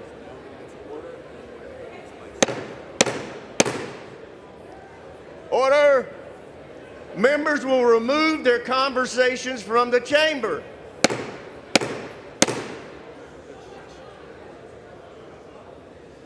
Shh. For what purpose does the gentlewoman from Oklahoma seek recognition? I ask unanimous consent to address the House. Without objection, so ordered. Thank you, Mr. Speaker. Friends, today is an exciting day as we join with our Democrat colleagues for the Congressional Women's Softball Game, the 16th annual event which raises money for breast cancer awareness. The game will be played in a bipartisan fashion against the press, and we are looking forward to a successful win against our adversaries this evening. At this time, I yield to my co-captain of the Congressional Women's Softball Game, Debbie Wasserman Schultz. I thank my co-captain, Ms. Bice, for yielding. House is not in order. Members will remove their conversations from the chamber. Shh. Thank you, Mr. Speaker. Today, as my co-captain said, after last votes, the Congressional Women's Softball Game will play our 16th annual game at Watkins Elementary School. What makes the softball game so special is not just the charity that we support or the cause that we play for, but the fact that women members of this House, Republican and Democratic, team up to play our common adversary, the Capitol Hill Press Corps. There are very few things in this town that are certain. One thing I know for sure is that when Republicans and Democrats come together, we can really mess with the press and get things done. This game is near and dear to my heart, as so many of you know, because we raise money for the Young Survival Coalition, which provides resources and support to young women who have been diagnosed with breast cancer. Many of you know that I beat breast cancer myself after I was diagnosed at age 41.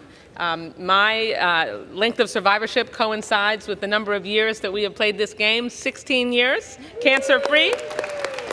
And since we founded the Congressional Women's Softball Game in 2009, we have raised $4.3 million for the Young Survival Coalition and its crucial work. So let's bring another win home for the member team, beat the press, more importantly, beat cancer. Doors open at 5:30, game starts at 7 p.m. Thank you so much. I yield back. I yield. Gentlelady yields. For what purpose does the gentleman from Texas seek recognition? Address the House. Without objection, so ordered. Mr. Speaker, can we have Gentleman some will suspend. Gentleman will suspend. Shh. Shh. Gentleman from Texas is recognized. Mr. Speaker, it's an honor to stand before you today. Last week, Republicans and Democrats played the Congressional Baseball Game at Nat Stadium. The game's been played since 1907. The game, money goes to charity. We saw over $2.5 million go to charity, local charities here in Washington, D.C., which is a record.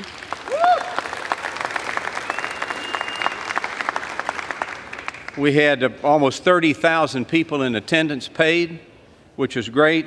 And, but most importantly, we also set records. I'm honored to represent the Republican Congressional Baseball Team, be called their skipper. I appreciate the way the team played. I appreciate Manager Sanchez and the way the Democrats played. But at the end of the day, we set another record. Republicans won 31-11. We are now continuing to be America's team. So it's with humility that I accept for the team this trophy. Thank you very much. Gentleman yields. Anybody seeking witness? Will the gentleman yield? What purpose does the gentleman from California seek recognition? I ask unanimous consent to address the House. Without objection, so ordered. Thank you. I want to congratulate Coach Roger Williams and the Republican baseball team on their victory. I was proud of the hard work and the dedication of the Democratic team and the fact that we scored almost twice as many runs as last year. Unfortunately, the Republicans also almost doubled their score from last year. I often say that music and sports really bring us together. And after playing the game for nearly 20 years and coaching the Democratic team for the last 2, I believe that now more than ever. Despite our political differences, Republicans and Democrats came together to enjoy America's pastime and raise money for some very worthy causes. I really do want to give a shout out to all of the players and coaches who put in the time and the effort to make that annual event such a great success. As Coach Williams mentioned, together we raised more than $2 million for DC-based charities and scholarships for area students, and that is something that I think we should all be proud of. When Democrats and Republicans come together to raise money for worthwhile charities and to do good in the Washington, D.C. community, we are all America's team. Again, I want to congratulate Coach Williams, and we look forward to the rematch next year. Thank you.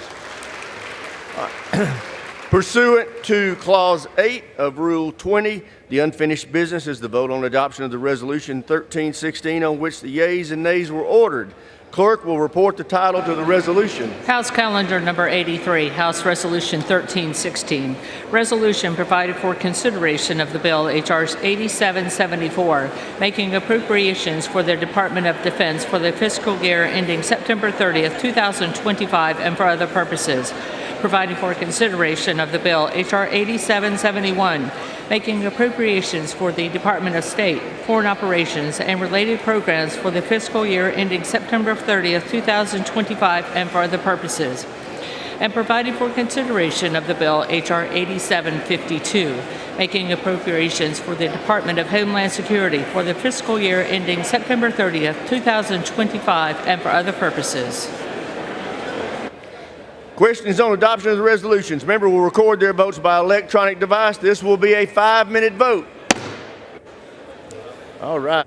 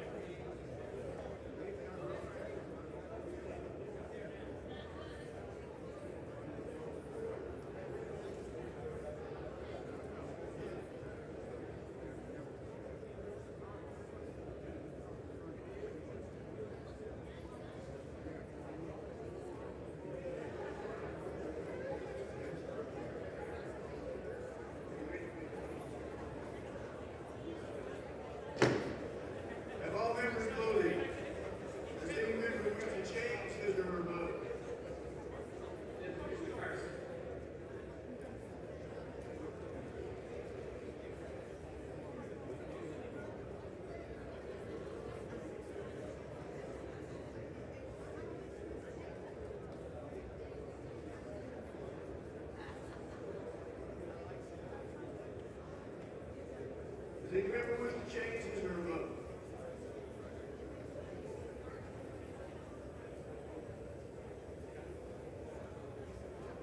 On this vote, the yeas are 207, the nays are 201. The resolution is agreed to.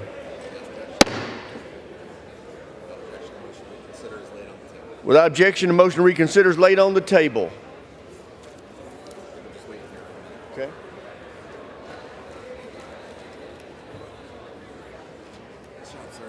Thank you.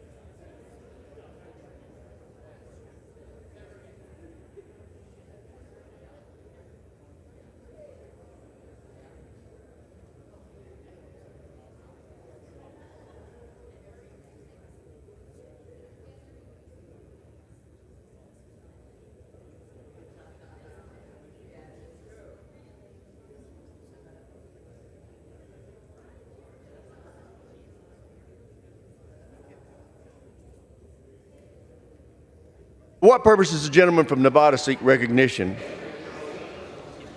Mr. Speaker, I ask unanimous consent that when the House adjourns today, it adjourn to meet at 9 a.m. tomorrow. Without objection, so ordered. For what purpose does the gentleman from Nevada seek recognition? Mr. Speaker, I ask unanimous consent that all members have 5 legislative days to revise and extend their remarks and include extraneous material on H.R. 8752, and that I may include tabular material on the same. Without objection, so ordered. Pursuant to House Resolution 1316 and Rule 18, the Chair declares the House in the Committee of the Whole on the State of the Union for consideration of H.R. 8752. The Chair appoints the gentlewoman from Iowa, Ms. Miller Meeks, to preside over the Committee of the Whole.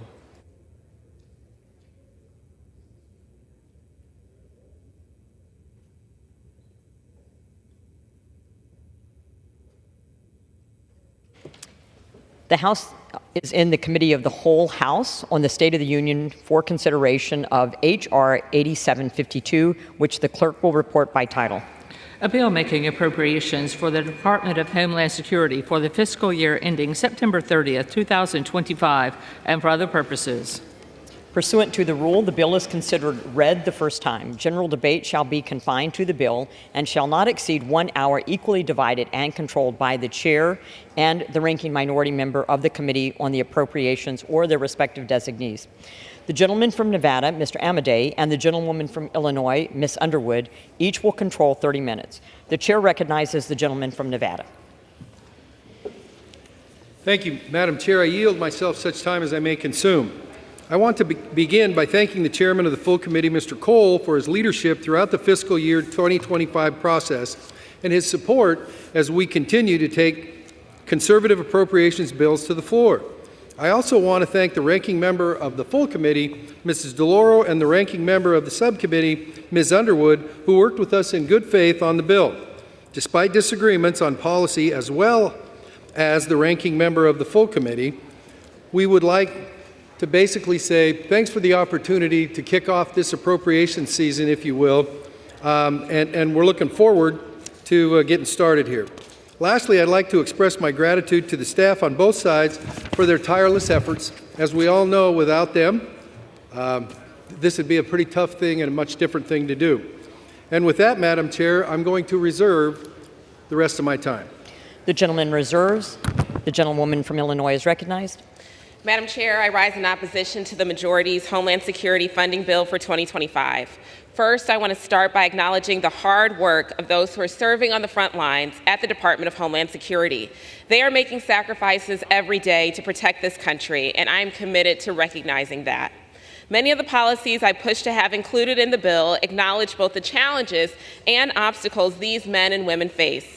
For example, today's bill includes key priorities that focus on expanding employee wellness and suicide prevention programs, including funding additional wellness centers that build upon the successes of the El Paso pilot, providing resources to increase accountability at the Coast Guard as we work to protect cadets from sexual harassment and assault, and improving access to contraceptives for Coast Guard service members and their family members. However, despite these silver linings, the fiscal year 2025 Homeland Security Appropriations Bill put forward by Republicans falls short of addressing our country's real and urgent needs. The legislation not only increases funding for inhumane, costly, and ineffective responses to the humanitarian crisis at our border, it cuts $2.1 billion to border security operations, including the complete elimination of the Shelter and Services Program and the critical resources our U.S. Border Patrol agents need to secure the border. Let me be clear. Eliminating the Shelter and Services Program will not stop migration. It will only prevent communities from managing surges humanely and safely, ensuring chaos and desperation across our country. The bill also guts funding for refugee and asylum programs and even includes a provision that would cut over $300 million in fee funding for the asylum program.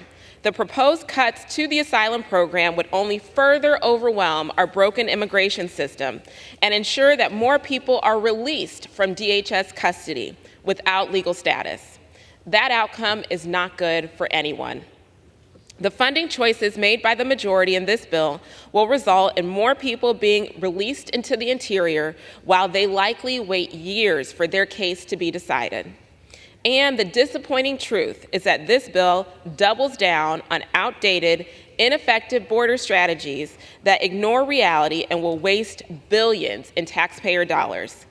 These ineffective policies will leave our communities exposed to humanitarian crises without the resources necessary to respond. With this bill, House Republicans are turning their back on U.S. Border Patrol agents and the critical funds they need to maintain safe and humane facilities. But the failures of this bill continue. This bill also underfunds critical cyber defense programs, leaving Americans vulnerable and unprepared to deal with cyber threats at a time when our schools and our hospitals and our critical infrastructure are under constant attack.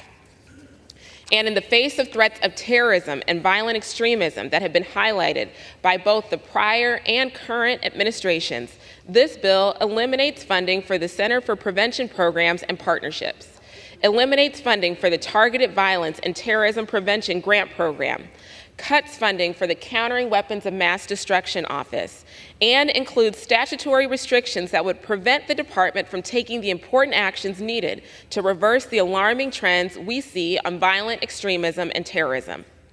If passed as written, this bill would leave our communities with nothing to address some of the most urgent threats we are facing across the United States.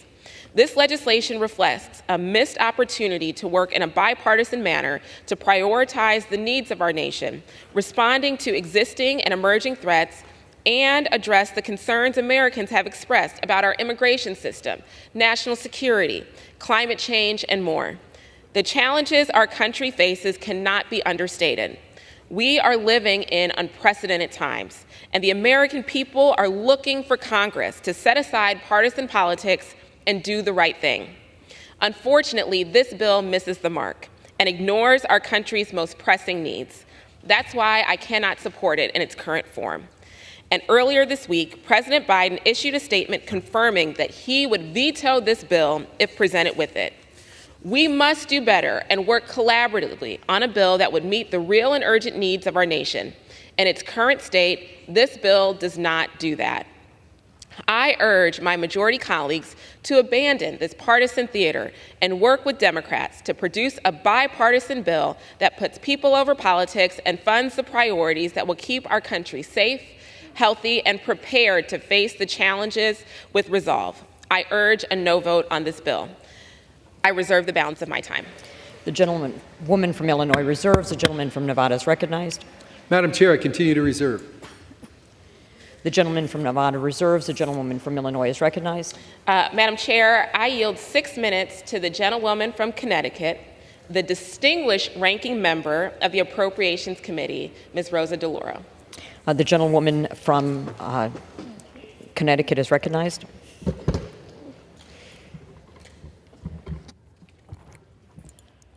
Madam Chair, I rise in opposition to the Republican majority's Homeland Security bill.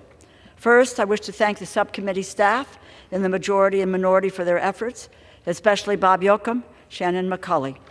And I also want to say thank you to the ranking member for yielding time.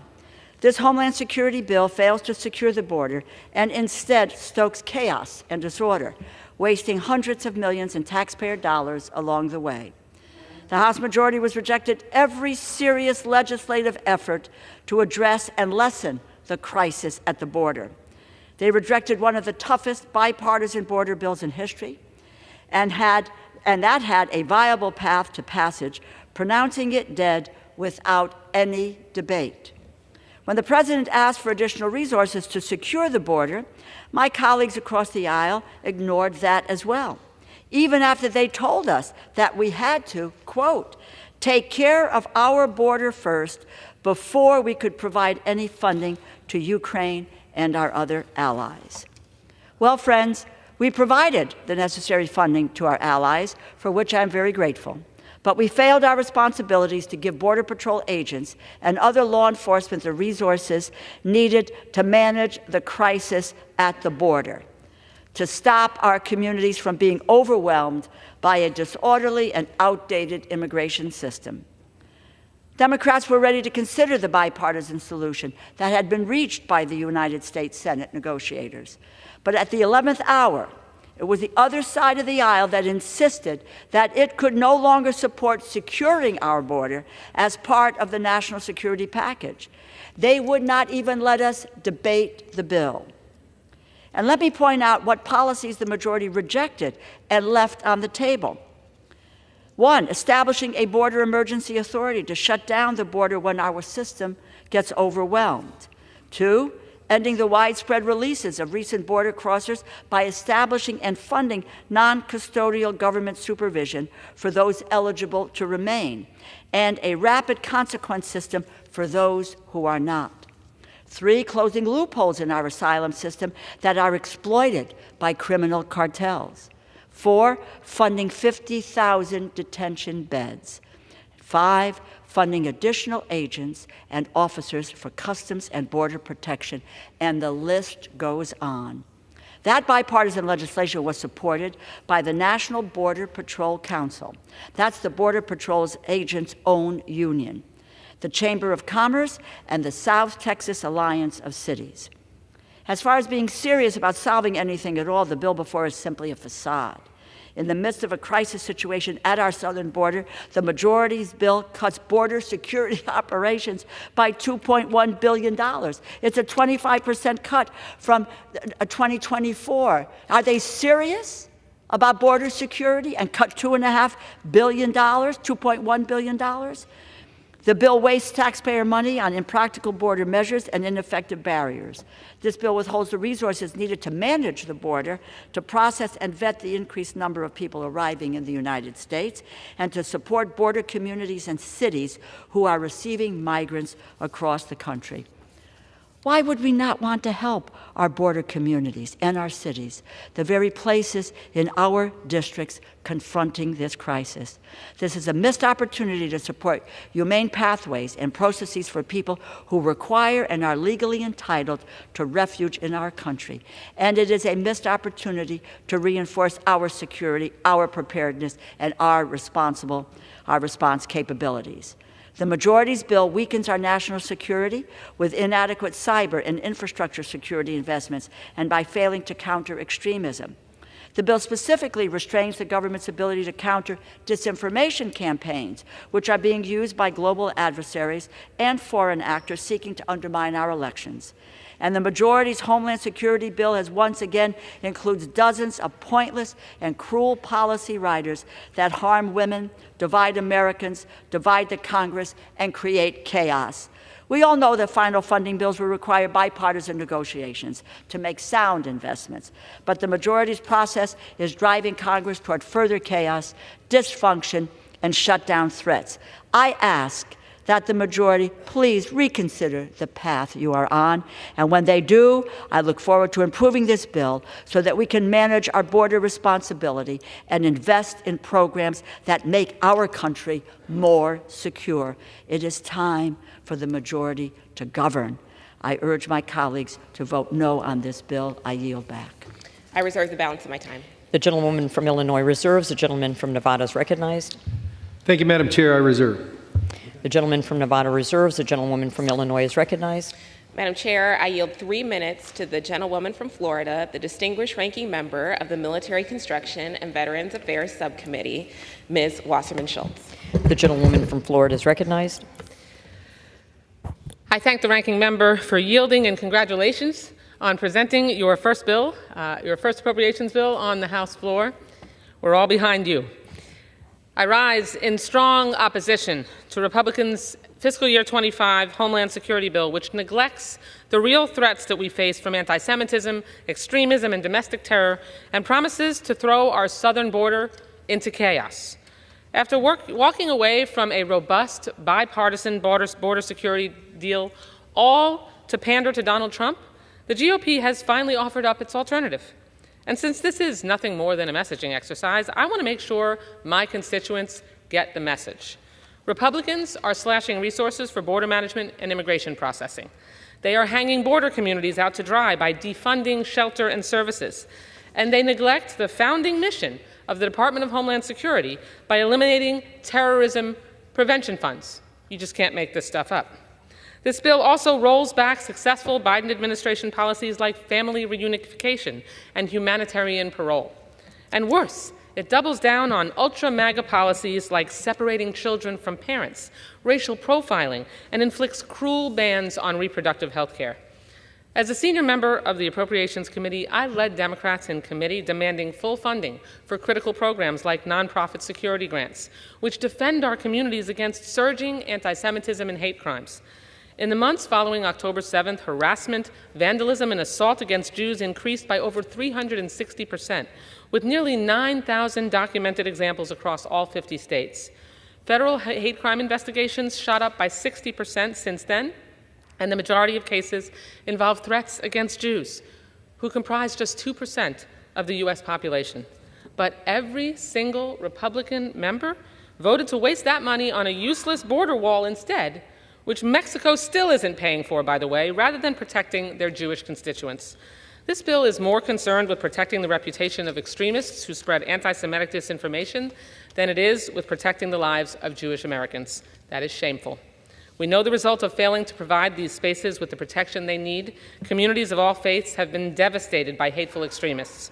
We must direct our limited Homeland Security resources against real threats we face, not towards some fictional invasion or against women's reproductive health care or against rainbow flags or providing political cover for your convicted felon ringleader.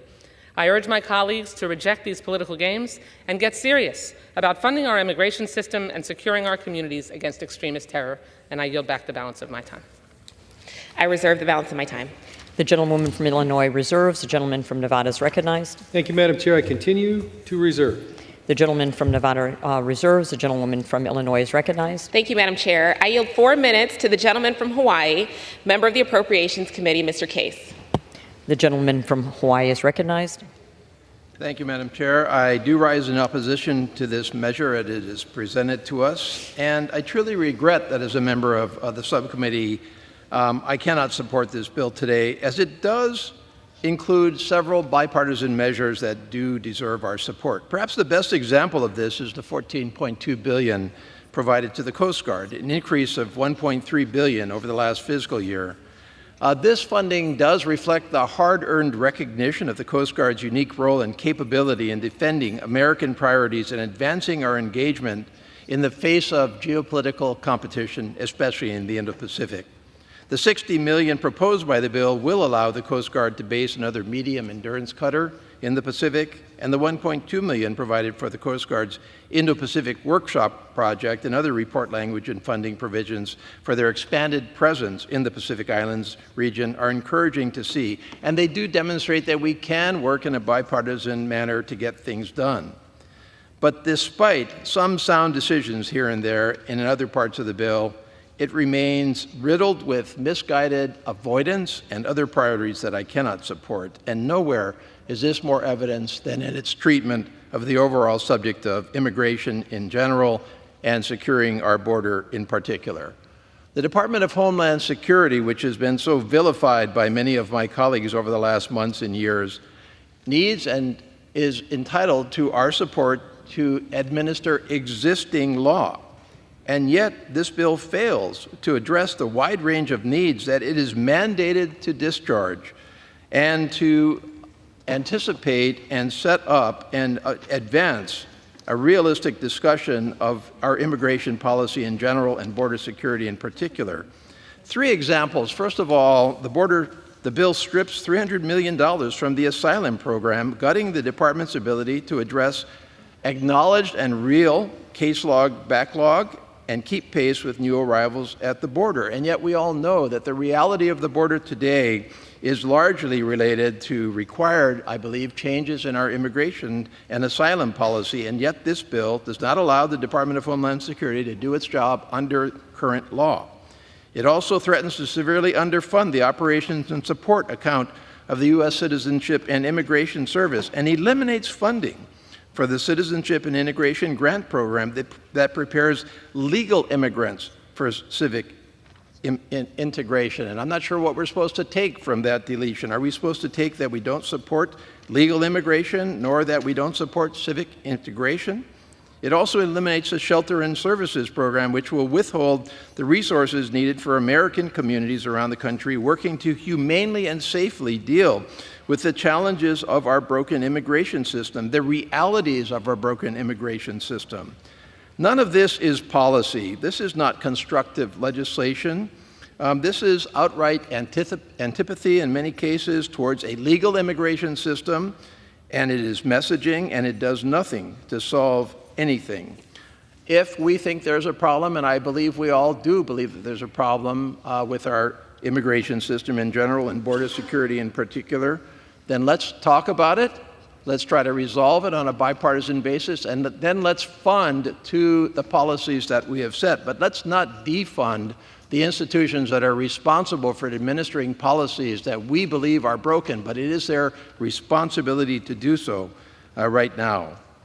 Again, this bill, despite these misguided provisions, does show it is possible to work together in a bipartisan manner, including these very difficult issues on immigration.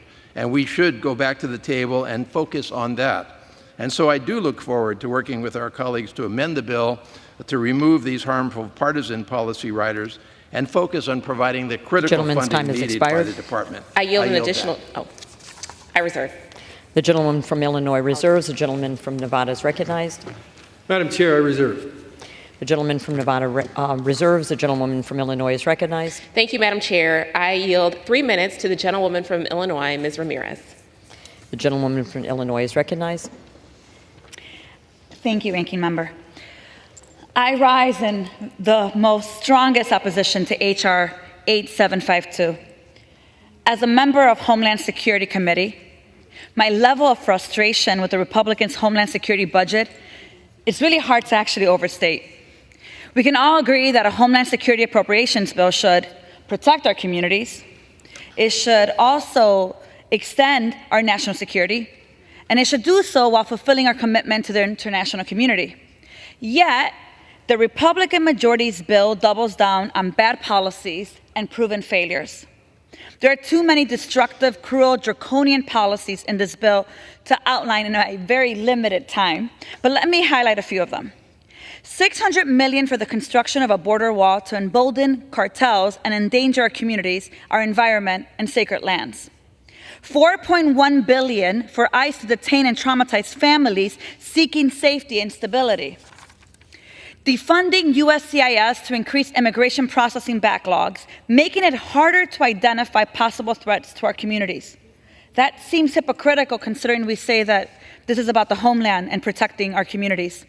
Defunding the critical shelter and service program to create chaos in cities fulfilling our nation's promise, like Chicago, and endangering the lives of asylum seekers across our nation.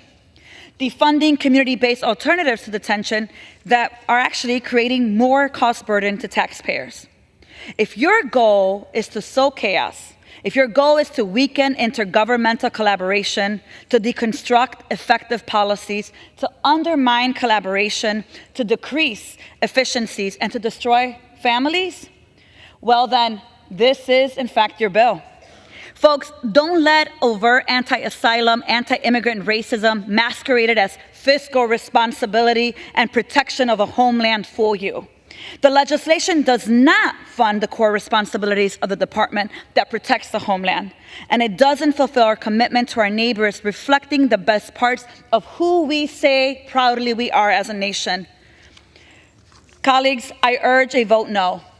I yield back. I reserve the balance of my time. Nice job. The gentleman from Illinois reserves. The gentleman from Nevada is recognized. Madam Chairman, I continue to reserve. The gentleman from Nevada reserves. The gentlewoman from Illinois is recognized. Madam Chair, I'm prepared to close. The gentlewoman is prepared to close. Madam Chair. Is recognized. Okay. Madam Chair, this bill falls short of what the Americans deserve. It cuts necessary funding to secure our border. It defunds critical counterterrorism and cybersecurity programs when we should be looking to invest more. And it abandons our core values as Americans. I will be voting no on this bill, and I encourage my colleagues to do the same. I yield back. The gentlewoman from Illinois yields. The gentleman from Nevada is recognized. Thank you, Madam Chair. It's the border. It's the border.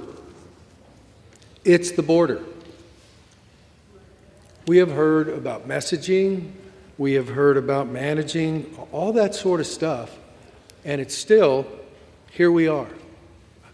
So, the bill under consideration this morning provides $64.8 billion for the Department of Homeland Security.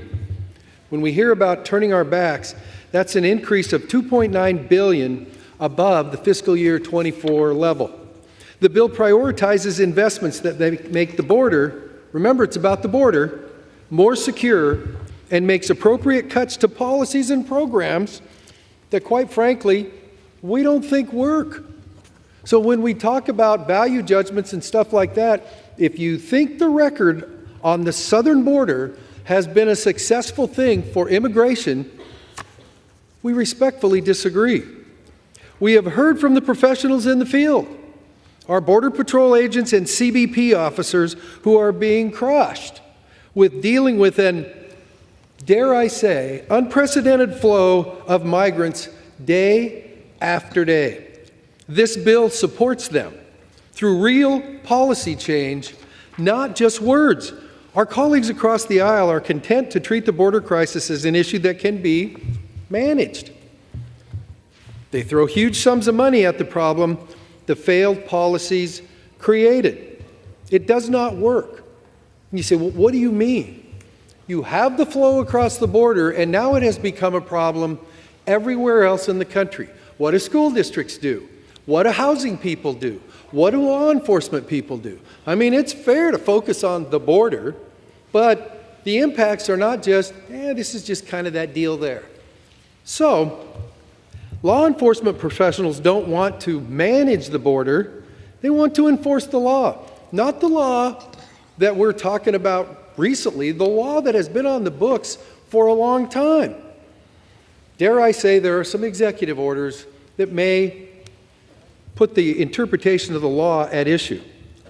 They want to enforce the law for us to change the course to end the chaos. If you think what's happening there is a nice, calm thing and it just needs more resources for management, I respectfully disagree. My colleagues want to provide hundreds of millions of dollars in grants to nonprofit organizations for transportation and other services that only further incentivizes the immigration rush that we've got. If you can get across, we'll take it from there. And what we'll take it means gives additional services for transportation, nonprofits reduce encounters to deter anyone from crossing illegally. No, they don't. This enables all that. So we cut funding for that program. You've heard about border management, shelter services. That's a couple of $2 billion. The numbers are right. Quite frankly, that's one of the funding sources that has been used to transport people all around the country, sometimes on airliners, sometimes in the middle of the night, but nonetheless, to manage, we got all these people here, we got to get them spread out as soon as possible. So, Madam Chair, time for plain talk. We zeroed that account out. Oh my God, you did what? Yep. And you know what? Do any of us think the Senate will leave it at zero? No. But while we're talking about our colleagues in the Senate, this bill last year got zip in the way of, well, you know, how about this policy, that policy? None. Big win for you, I guess, if you're on that side of the fence. But guess what? We're going to create some things where if you want some money back for that, and you want it restricted so it isn't a slush fund to implement policies that are not on the books in terms of statute or regulation, then guess what? That's zeroed out, as are the funds to nonprofits. The criticism there, spot on. But it's all seen as a way to facilitate huge amounts of people coming over, processing them away from the border as soon as possible. So it's not border cities. I mean, they're hardened and whatever, not that they don't need help. It's cities and counties across the country. After the answer, according to 3 years' worth of record high illegal immigration, in our opinion, is a resounding no. So we cut that funding. Last year, CBP recorded 3.2 million encounters. To put it in perspective, that's about 11 times the population of the largest city in my district. That's just at the southern border. 1 year.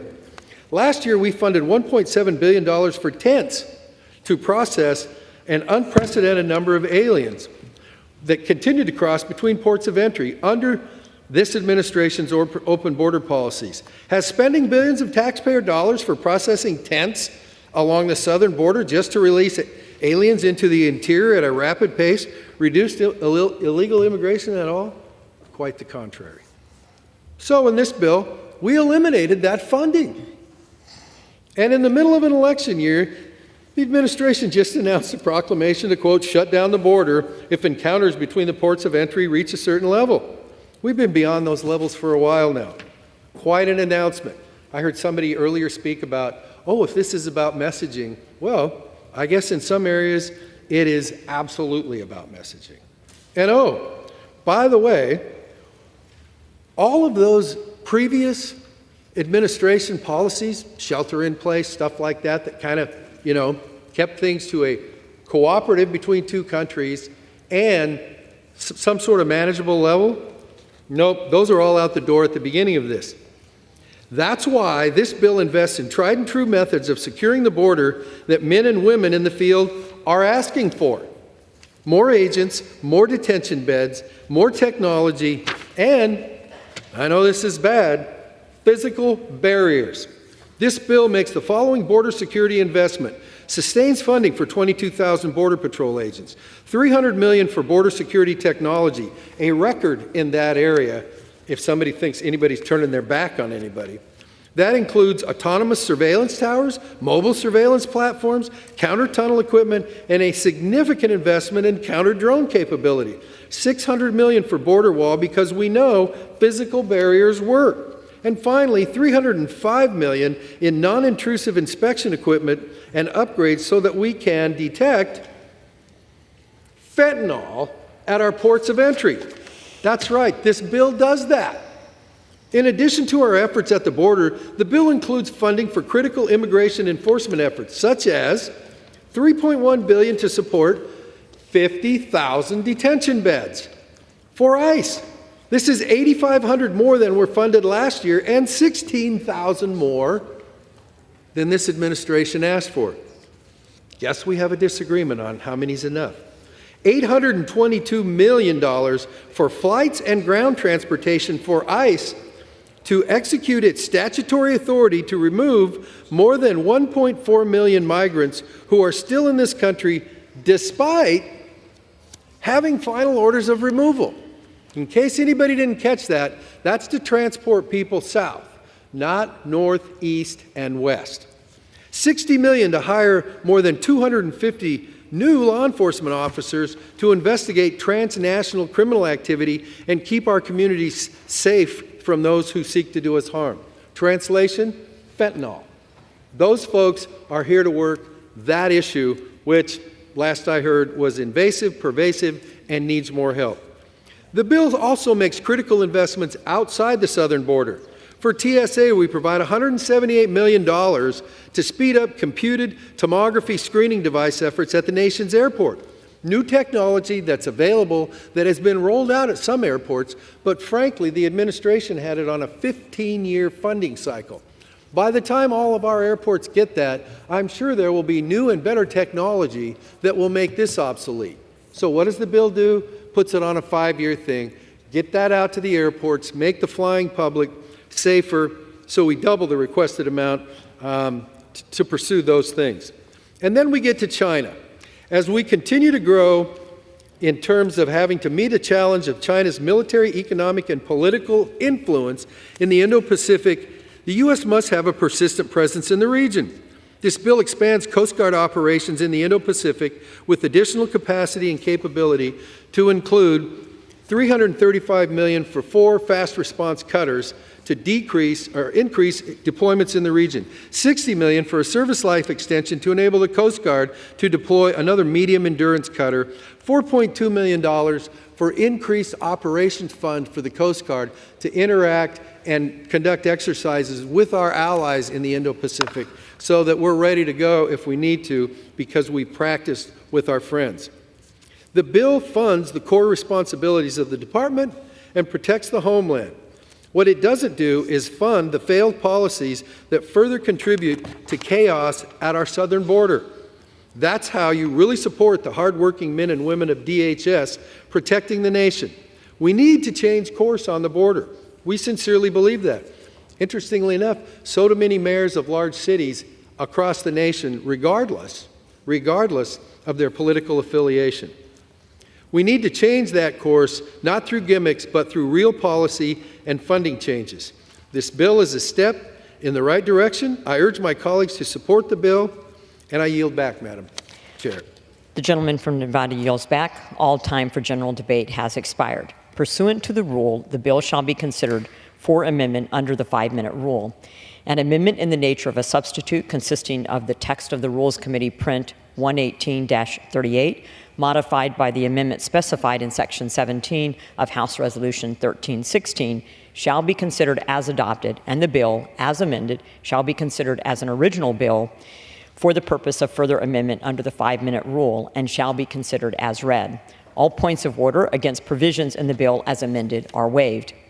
No further amendment to the bill as amended shall be in order except those printed in Part C of House Report 118-559. Amendments en bloc described in Section 13 of House Resolution 1316 and pro forma amendments described in Section 14 of that resolution.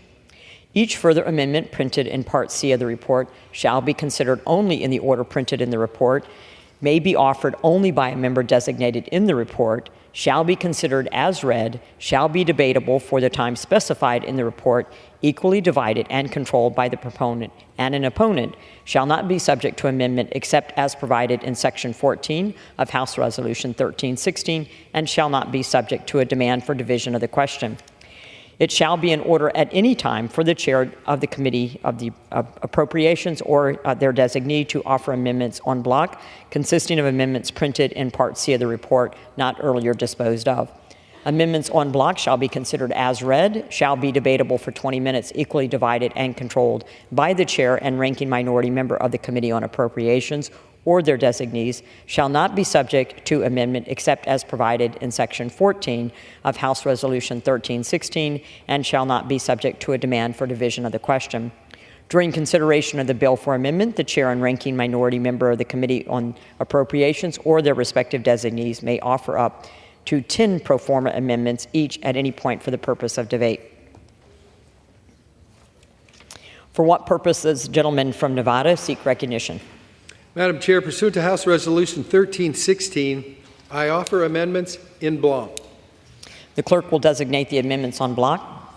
En bloc consisting of amendments numbered 3, 6, 7, 8, 10, 13, 16, 17, 21, 22, 23, 24, 25, 26, 27, 28, 31, 33, 34, 35, 36, 40, 41, 47, 49, 51, 60, and 61, printed in Part C of House Report number 118-559, offered by Mr. Amadei of Nevada.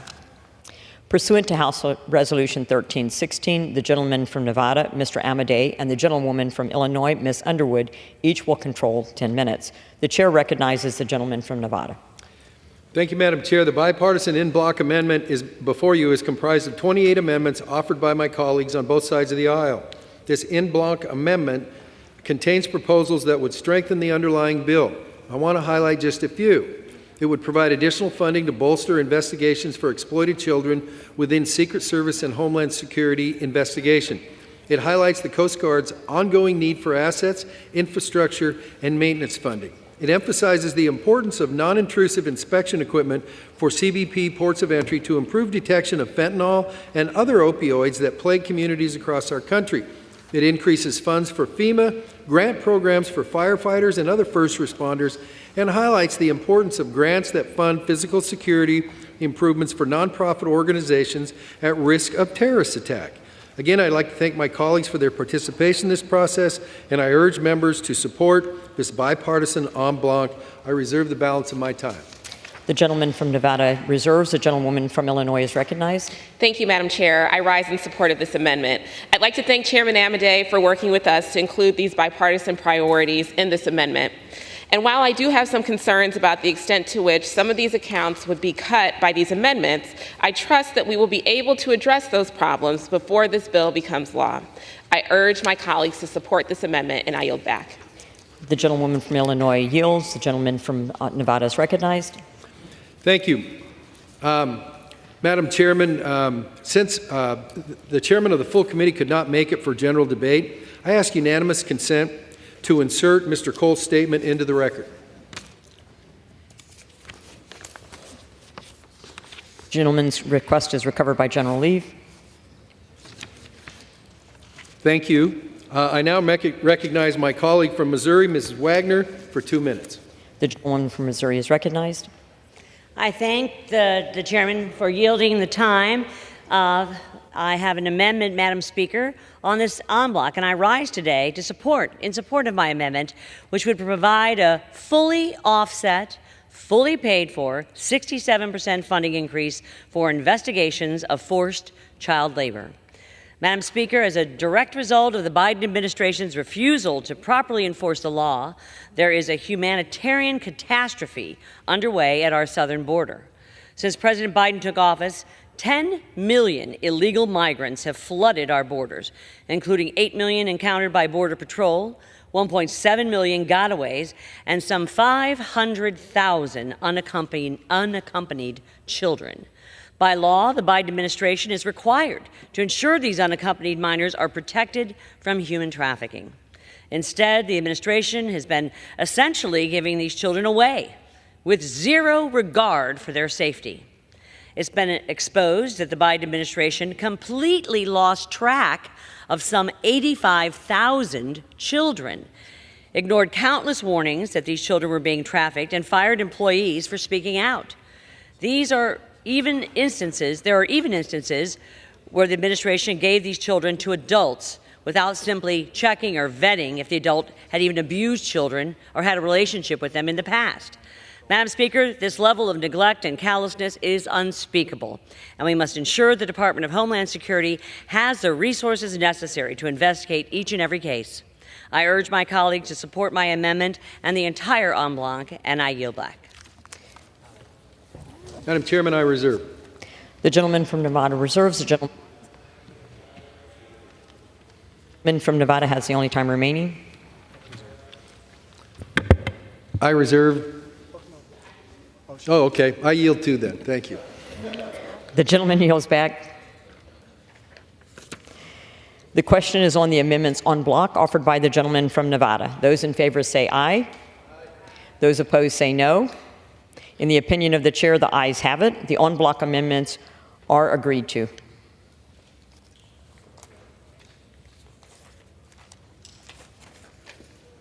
It is now in order to consider amendment number 1, printed in Part C of the House Report 118-559.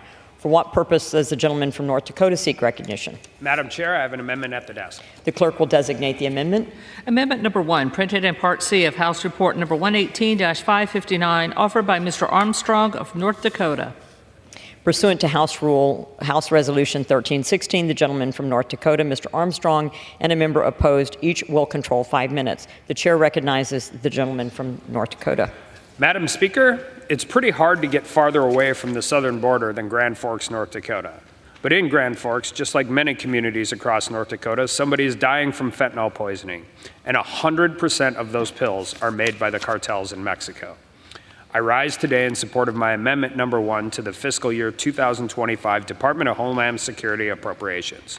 If passed, this amendment would defund the implementation of COVID-19 era guidance that reduces the hours of operations for Customs and Border Protection at certain northern border ports of entry. Bringing these ports of entry hours back to their pre-pandemic schedule will help our Border Patrol agents respond to a massive increase in border encounters and non-marijuana related drug seizures in places like North Dakota, Idaho, Minnesota, and Western New York. According to CBP data, both land encounters and drug smuggling have skyrocketed in the past few years. Specifically, in January of 2021, there were only 997 northern land border encounters.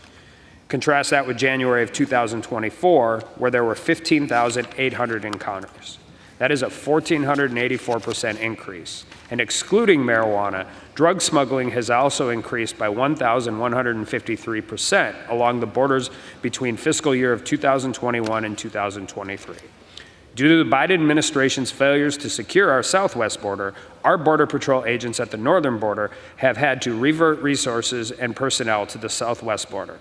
Because of that, the northern border is now suffering. And while we wholly support CBP in its efforts, we must ensure that the full staffing and scheduling are enforced so that we can be fully prepared to secure our northern border. Since the onset of the COVID-19 pandemic, CBP reduced hours of many of the ports of entry to mitigate the spread of the virus. Though the pandemic has long been over, those shortened hours have stayed in place. This amendment would return those ports of entry to schedules they operated before the pandemic. And while CBP has extended hours for some of the ports, others have been forgotten. I, along with several other Northern Border Security Caucus members here in Congress, have had lots of back and forth with the CBP regarding these hours. Expanding these hours will not only allow more staffing to apprehend and seize any illegal activity attempting to cross the border, but it will also greatly help the needs of Americans at the northern border. These ports of entry serve a vital role in connecting our state's economies with our neighbor Canada. And our constituents heavily rely on them for tourism, church, trade, travel, healthcare, tribal connections, and more. Since these hours remain shortened, we have heard from countless constituents about how they no longer can do many of the activities that I just mentioned, activities that they could do before with expanded hours. The ports of entry listed in this amendment used to serve as robust and active points of movement where our constituents could freely travel back and forth from the U.S. and Canada. And that needs to happen again. While we understand the CBP believes these ports of entry should solely be based on vehicular and pedestrian traffic, we know, because we have heard from our constituents, that the travelers are much less likely to use the ports given the shortened hours. In my state specifically, the Antler and Carberry stations were both open from 9 a.m. until 10 p.m. However, since the pandemic, their hours have remained at 9 a.m. to 5 p.m. That's a 40% reduction.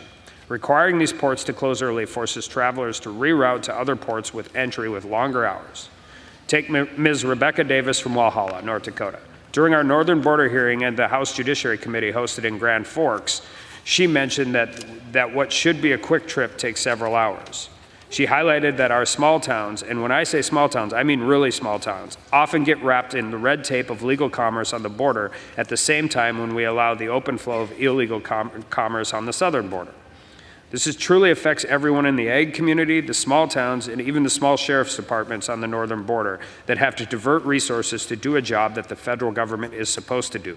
Detours are particularly costly to commercial vehicles and ag vehicle operators due to rising inflation and high fuel costs. It is long past time that we change those hours back to pre-pandemic levels for good. We need all the hours and resources we can to ensure our borders are fully secure. This will also bring back our high traveler activity along the northern border that results in more travel, tourism, and more. I strongly support this amendment, and I yield the remainder of my time. Gentleman yields back. Does the gentleman from Illinois seek recognition? Mr. Chair, I claim time in opposition. Recognized for 5 minutes. Mr. Chairman, CBP conducts significant analysis when it comes to setting port of entry hours, which includes traffic trends, staffing availability, and the presence of other ports of entry within a reasonable distance. CBP also considers the economic ramifications of what a closure might have on local communities. Altering port of entry hours is not a decision made lightly. Removing CBP's discretion to limit hours for these ports of entry sets a bad precedent that fails to allow for the consideration of other compelling national and local threats that CBP must consider. Unfortunately, this is just another example of an overly restrictive policy that unnecessarily ties the administration's hands when working to protect the American people. I must respectfully oppose this amendment, and I yield back. Gentlewoman yields back. Question from the gentleman from North. The questions on the amendment offered by the gentleman from North Dakota. Those in favor say aye. Those opposed say no. Depending on the chair, the ayes have it. The amendment is agreed to.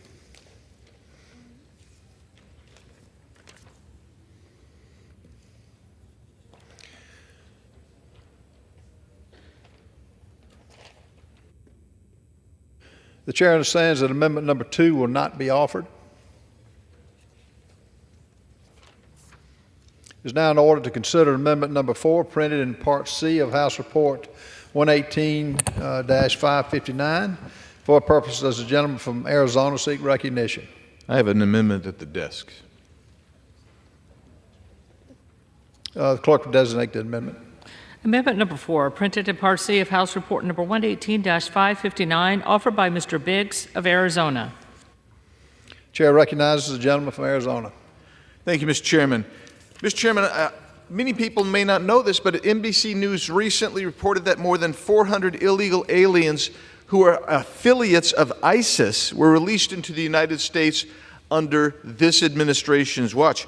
Now, they've caught some of them, but they still have a significant number of them out. And you know what they said? Gee, if we could have enforced the law, we wouldn't have released them into the country, and we could have rounded them up, prevented them from ever getting into the country. Now, the reason I bring that up is because I'm speaking in support of my amendment, which prohibits the use of funds to pay the salary and expenses of the position of the DHS secretary.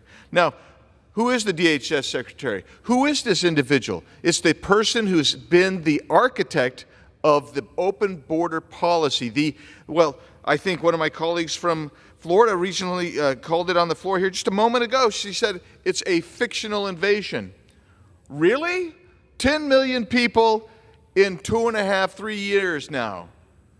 They started setting records when? February 2021. They've set records every month since. Now, who's in charge of that? Alejandro Mayorkas, the secretary. In fact, this body was so disenchanted with his policies that we impeached Secretary Mayorkas. When he's confronted, do you have operational control of the border? He said in a judiciary hearing, you know what? Hey, we don't like that. At first he said, yes, we have operational control. We gave him the statute. Are you in operational control? Well, you know, we basically devised our own definition. That's the person who's occupying the Homeland Security chair right now. And they have incentivized literally millions of people to come into this country. That's the lawlessness that has brought people to their knees in many communities around this country. We're still trying to get information from the DHS and the Department of Defense about the terrorists who attempted to infiltrate Quantico just about 6 weeks ago. I reserve. Gentleman reserves. Gentlelady from Illinois, rise. Mr. Chair, I claim time in opposition. Members, gentlewoman is recognized for 5 minutes. Okay. Mr. Chairman, I rise in strong opposition to this amendment. The Secretary of Homeland Security plays a critical role in our national security. Secretary Mayorkas has served in his role admirably and has been an honorable public servant for decades, including service as a U.S. Attorney, the Director of USCIS, and the Deputy Secretary of Homeland Security. If my majority colleagues were sincere about addressing and ending the humanitarian crisis at the border, they would not have rejected the opportunity to even debate one of the toughest bipartisan border bills in history, simply to appease the desires of those who wish to keep chaos at the border for political gain. And when the President and Secretary Mayorkas requested additional resources to secure the border, my colleagues across the aisle ignored that too, even after they demanded that we, quote, take care of our own border first. before we consider providing any funding to Ukraine and our other allies. My colleagues and I remain ready to address the challenges facing the Department of Homeland Security, to work towards building a modern immigration system that reflects the realities of the world we live in today and advances the best interests of American families, businesses, and communities. In addition, I would be remiss if I didn't point out that this amendment raises serious constitutional issues. Punishing the Secretary is not the way to handle policy disputes. Unfortunately, this amendment prioritizes legislative theater over the American people. I urge my colleagues to vote no, and I yield back. Gentlewoman yields. The gentleman from Arizona is recognized. Thank you, Mr. Chairman. I get a kick when I hear Democrats say that the so-called bipartisan bill out of the Senate would have solved this problem. You know what that bill did? It granted amnesty. You know what it did? It set a floor of 2,500 illegal aliens every day get to come in. Guess what else it did? They provided loophole after loophole.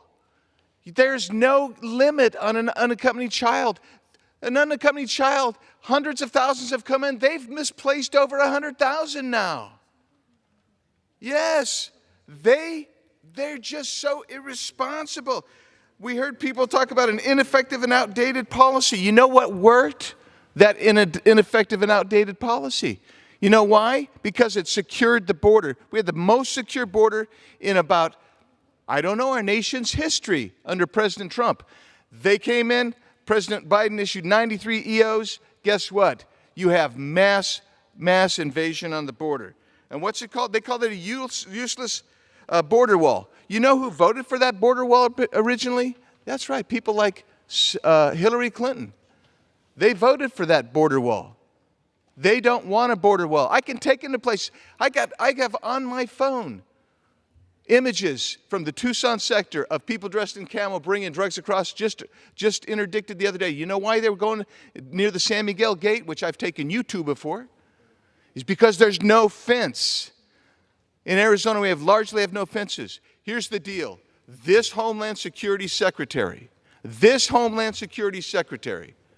is the one who gave us this policy. And I can say what I heard from these people.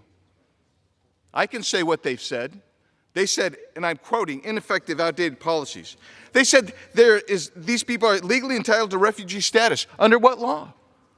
Under international law? Well, how about the First Safe Nation law? They are required to obey that. And guess what? That's what the U.S. law is as well. The first safe harbor, the first safe state, that's where someone who wants refugee status comes in. But they're not seeking refugee status. They're seeking asylum. And you know who sought asylum? The two outrageous murderers who just murdered that 12-year-old girl in Houston. They were released under asylum requests. They went and had the cartel cut off their ankle bracelet. That's what's happening. That's why this secretary, this position, which we are defunding correctly under the Holman Rule, should not be funded, Mr. Chairman. I yield back. Gentleman from Arizona yields back. The question is on the amendment offered by the gentleman from Arizona. Those in favor say aye. Those opposed say no. In the opinion of the chair, the ayes have it. I request a recorded vote. I request a recorded vote. Pursuant to Clause 6 of Rule 18, further proceedings on the amendment offered by the gentleman from Arizona will be postponed.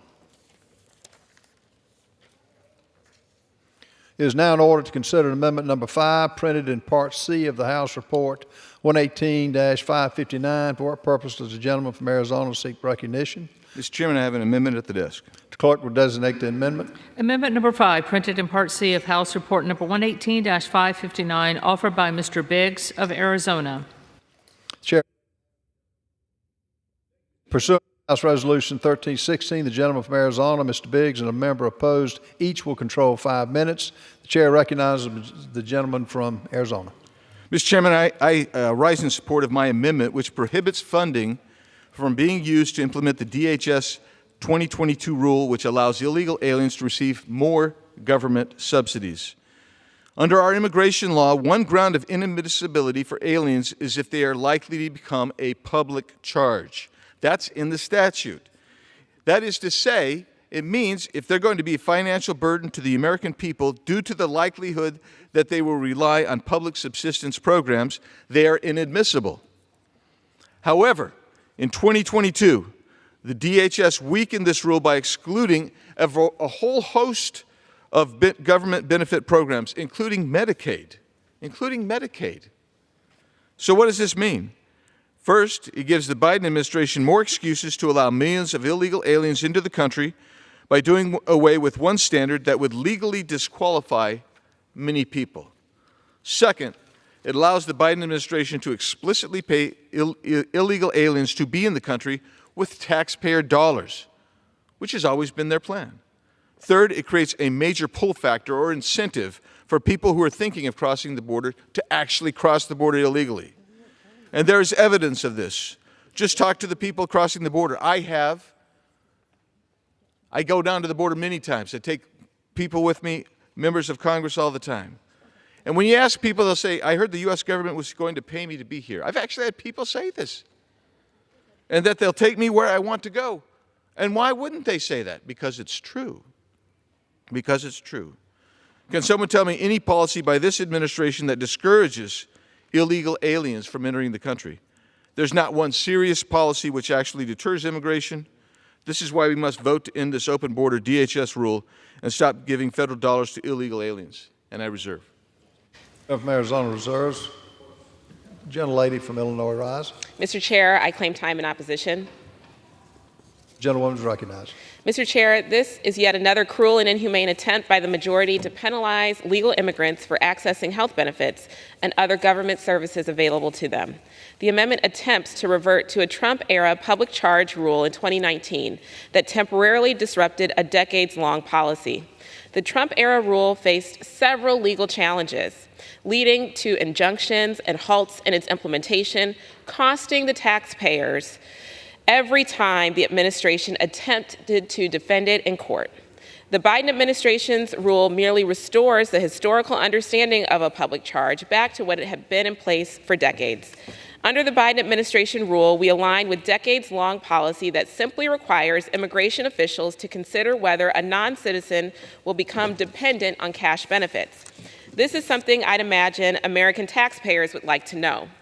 Nonetheless, I think it's also important to point out that the idea that immigrants somehow harm our economy or are a net cost to taxpayers is false. For example, earlier this year, the Assistant Secretary for Planning and Evaluation within the Department of Health and Human Services published a report on the fiscal impact of refugees and asylees at the federal, state, and local levels from 2005 to 2019. One of the key points of the study was this: the net fiscal impact of refugees and asylees was positive over the 15-year period at $123.8 billion, billion with a B, meaning that refugees and asylees contributed more revenue than they cost in expenditures to the American taxpayers. Their net fiscal benefit to the federal government was estimated at $31.5 billion, and the net fiscal benefit to state and local governments was estimated at $92.3 billion. While I can't speak to the intentions behind the gentleman's amendment, I will note that this amendment won't even accomplish what my colleagues think it will. Because the Trump-era rule was rescinded, the effect of this amendment, if enacted, would be to simply revert back to the 1999 guidance, which is essentially the same as the current rule that's being implemented. This amendment is just another baseless waste of time that does nothing to advance the best interest of Americans. I will vote no, and I encourage my colleagues to do the same. I yield back. Lady from Illinois yields back. Gentleman from Arizona is recognized. Thank you, Mr. Chairman. You know that Senate bill that they love so much didn't ever make it over here. It didn't make cloture twice in the Senate. So you can yell and scream all you want, but you know what we did? We passed H.R. 2, laying over there in Chuck Schumer's lap, refusing to move it. Well, so let's talk a little bit about this cruel and inhumane business. You know what's cruel? How about if you live in Yuma, Arizona? Your community has one hospital. You got one hospital. You got an emergency. They don't have enough beds for you if you're a citizen because they're dealing with illegal aliens that have flooded that hospital. That's cruel and inhumane. You know what happens? They air evacuate to Phoenix or San Diego. That's cruel and inhumane. You know what happens? Let's say you're pregnant. That maternity ward has 10 beds in it in Yuma. Most of the time, it's filled with illegal aliens who've come in. And we just heard a lot about money, about this benefit. There are others who assert the exact opposite. But one thing we do know for sure that everybody agrees on, right and left, if you actually talk to people who know something, there are remittances well in excess of $100 billion a year that go out from illegal aliens in this country. It is a cash flow. If you talk to leaders from the Central American states or even representatives from Mexico, they're going to tell you what a cash flow is that those remittances provide for them. In Mexico, it is the number 2 leading cash flow for them. And they come here because these individuals are incentivized to come here, in part because of the public charge that we allow them to be on. That is why this amendment is crucial.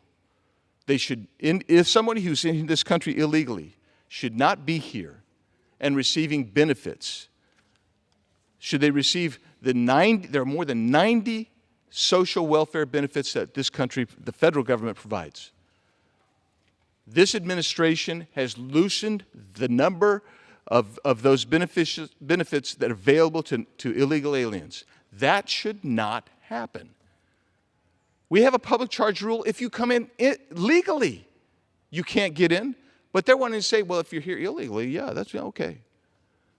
Good grief. This is the statute. We're reverting to the statute that worked. That's why this amendment is critical. That, Mr. Chairman, I yield back.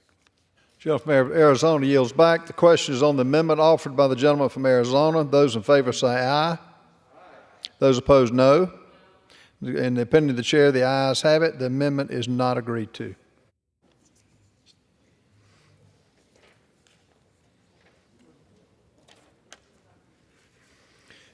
Wait. Excuse me. Did you say that the amendment was not agreed to?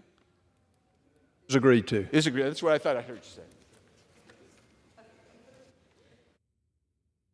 To consider amendment number 9, printed in Part C of House Report 118-559.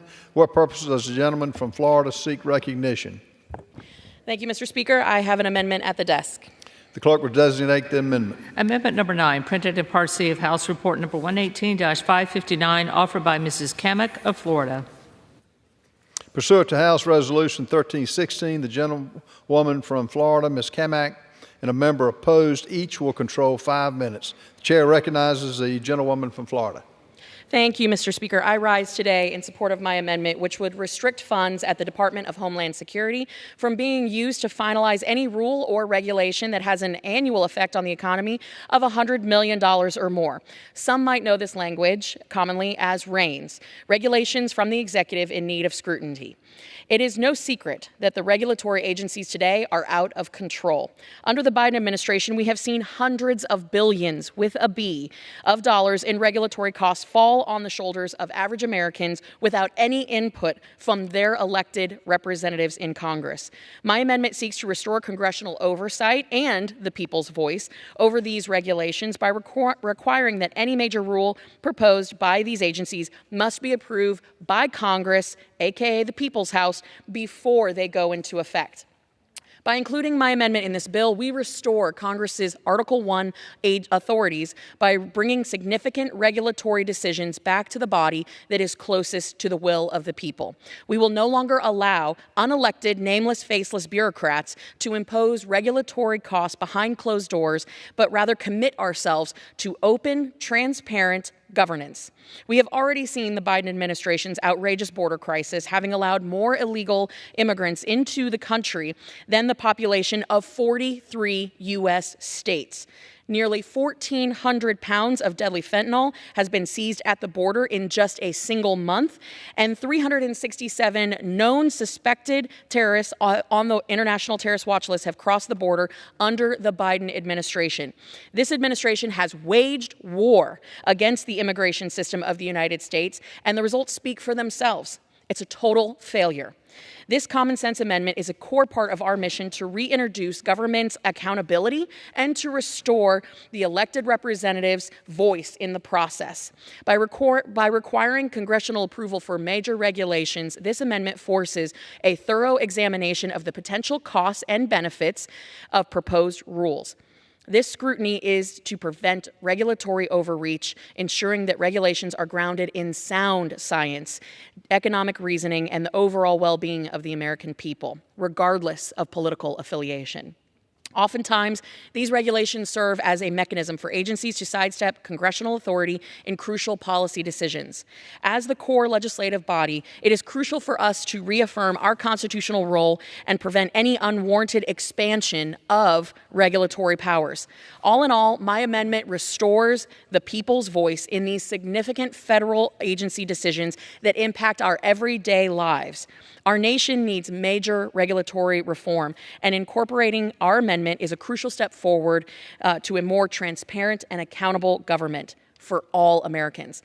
I encourage and urge my colleagues to join me in supporting this measure and standing up for our strongly held belief in a democratic government by the people, for the people, in our constitutional republic. With that, I reserve.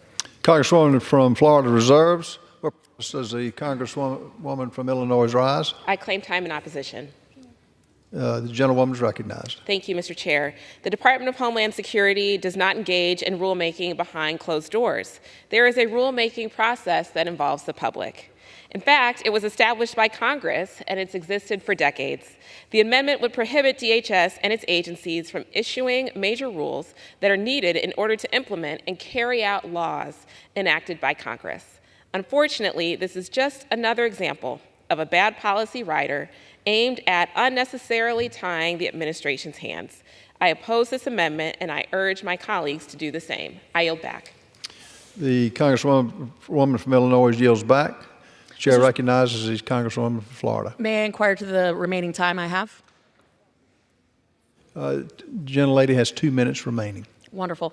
Thank you, Mr. Speaker. In response to the notion that there is actually someone over there listening, and by there I mean in the basement of these federal agencies, listening to the American people who weigh in via comment on these proposed rules and regulations, that's laughable. In some cases, we have seen agencies take in more than 250,000 comments and different letters, petitions from concerned citizens, from associations and organizations, and they have fallen on deaf ears. In the case of DHS, they have worked tirelessly to put things up for a proposed rule, things like asylum eligibility and public health. You would think that members of the People's House would be the ones in charge of dictating asylum process. You would think that it would be members of Congress who would actually be looking to develop legislation that would cover the modernization of H-2A programs or refugee appearances and interviews, what the modernization regulations of non-immigrant workers. I could provide hundreds of examples of different rules, proposed rules and regulations that have bypassed Congress, bypassed the People's House, and effectively silenced the American people's voice. Because we now have unelected, nameless, faceless bureaucrats and a hyper-politicized administration shoving their political agenda down our throat. If we are going to restore our Article I authority, it starts here, it starts now. I encourage all of my colleagues to adopt this amendment. It's common sense, it's good for all parties involved. I don't care what side of the aisle you're on. The facts are exactly the same. We are elected representatives for the people and by the people. We need their voice here now more than ever. With that, Mr. Speaker, I yield. Gentlewoman from Florida yields back. The question is on the amendment offered by the gentlewoman from Florida. Those in favor say aye. Aye. Those opposed, no. In the opinion of the chair, the ayes have it. The amendment is agreed to.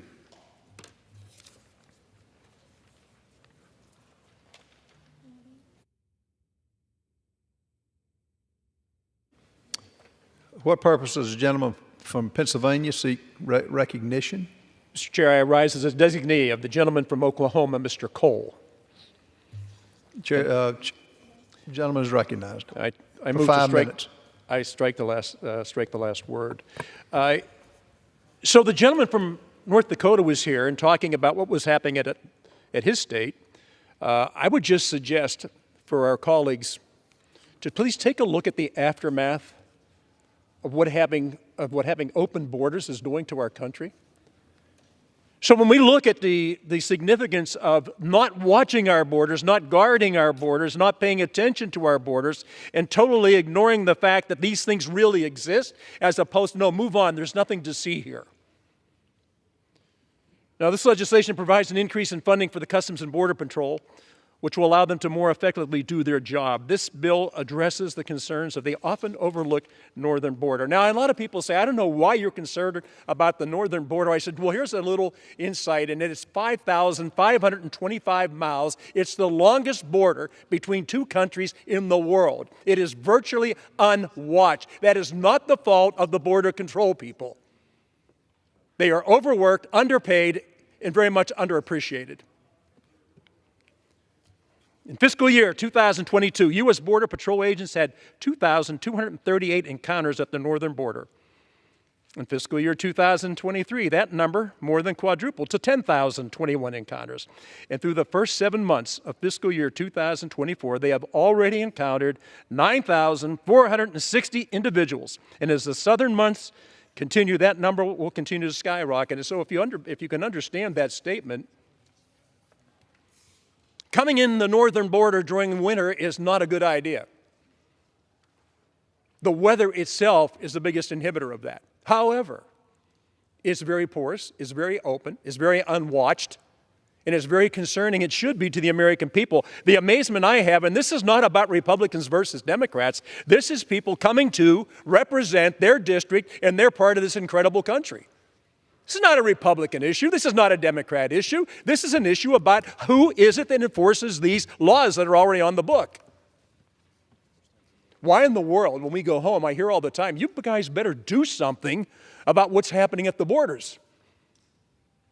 And my question always goes back to them is, do you know how many laws we've already passed?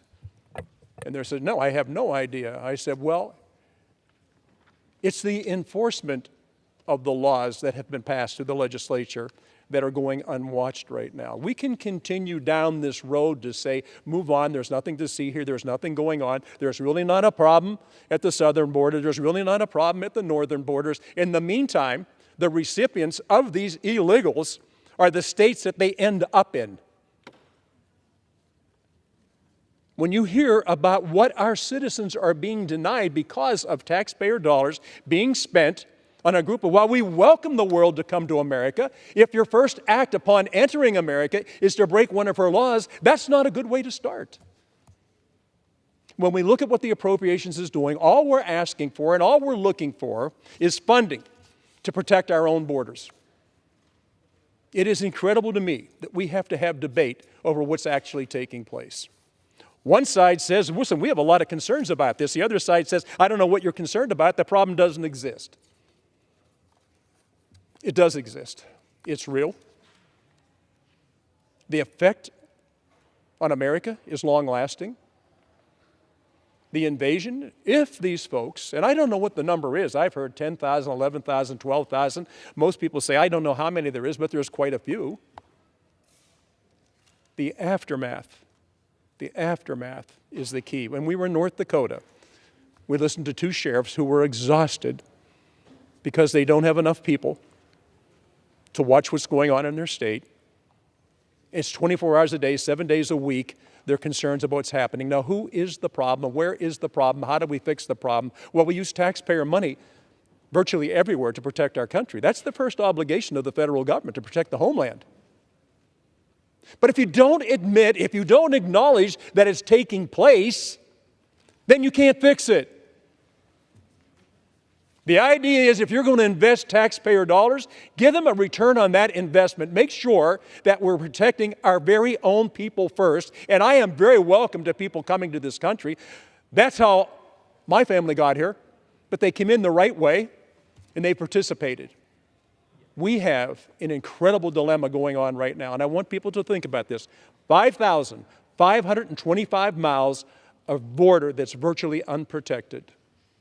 Now, people talked about the balloon from China that came in, and I love the way the administration addressed it. They let it come down through Canada, come down through our country, and when it exited out into the Atlantic Ocean, we shot it down there. Marvelous.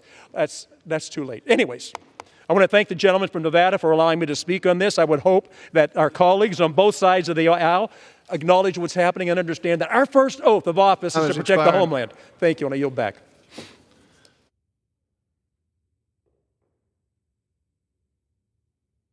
It is now in order to consider amendment number 11, printed in Part C of House Report 118-559.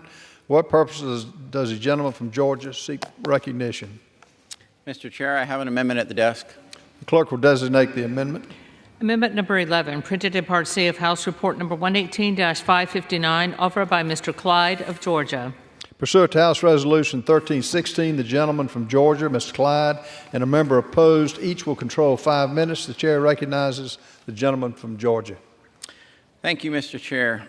Today I'm offering an amendment to flat fund the Department of Homeland Security Cybersecurity and Infrastructure Security Agency, also known as CISA, to keep it at the FY24 enacted level, saving $57.8 trillion. On CISA's website, the mission reads, quote, "We lead the national effort to understand, manage, and reduce risk to our cyber and physical infrastructure." Unfortunately, CISA has strayed far from this mission.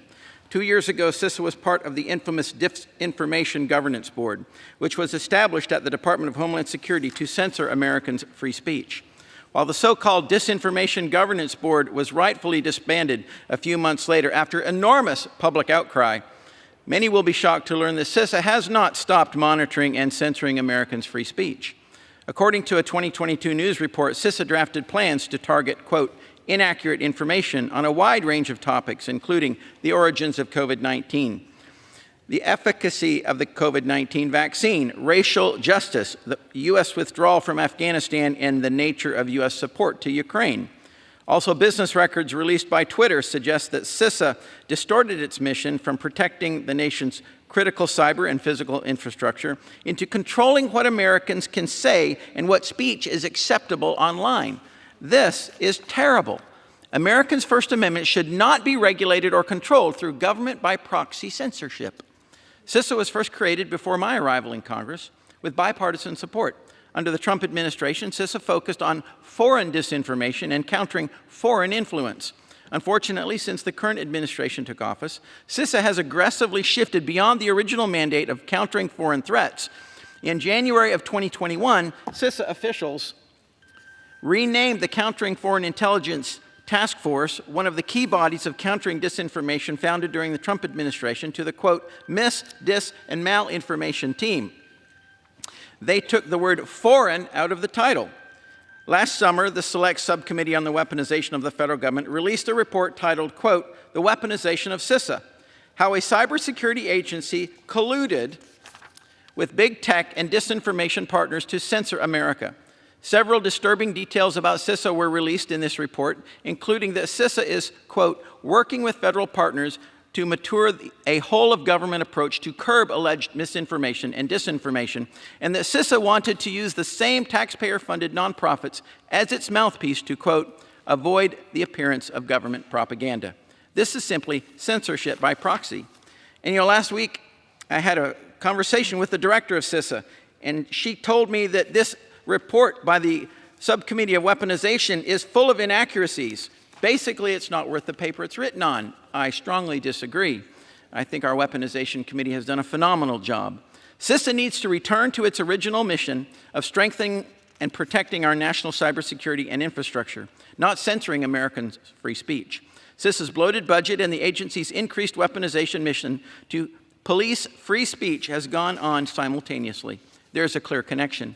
Given extraordinary increases in funding, CISA has used taxpayer dollars to censor Americans and target speech that they find disagreeable. Therefore, I offer an amendment to flat fund CISA to maintain the FY24 enacted level. This agency must be refocused on their true mission, not given more funding to continue undermining our constitutional rights.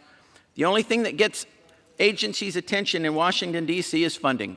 So flat funding CISA for FY25 is simply putting them on notice.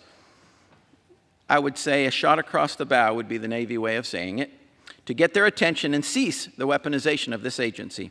I hope that all members of this committee will support this amendment to correct this weaponized agency and thereby defend our First Amendment rights for all Americans. Thank you, and I reserve. Gentleman from Georgia reserves. What purpose does the gentleman from Nevada arise? Mr. Chair, I claim the time in opposition. The gentleman is recognized for 5 minutes. Thank you, Mr. Chairman. I would like to yield 2 minutes to my colleague from Illinois. Gentlelady is recognized. Thank you, Mr. Chair. I join my friend, the chairman of the Homeland Security Subcommittee, in shared opposition to this amendment. Instead of discussing cuts to our cybersecurity agency, also known as CISA, we should actually be discussing investing more. We cannot continue to play these political games. We don't have the luxury of doing that if we want to be serious about staying ahead of our foreign adversaries. And given what we know, we should be serious. We have all been warned about the clear intentions of the People's Republic of China, that it considers every sector that makes our society run as fair game in its bid to dominate on the world stage. The FBI director told us that PRC's plan is to land low blows against civilian infrastructure to try and induce panic and break America's will to resist. And they are not alone in their plans to use cyber and other capabilities to threaten our national security, our economy, and frankly, our way of life. Now, I assure you, our adversaries are not holding back on their investments, and they are not playing by the same rules. We have unfortunately already seen their capabilities and the kinds of disruptions and destruction they intend to cause to the United States and our allies.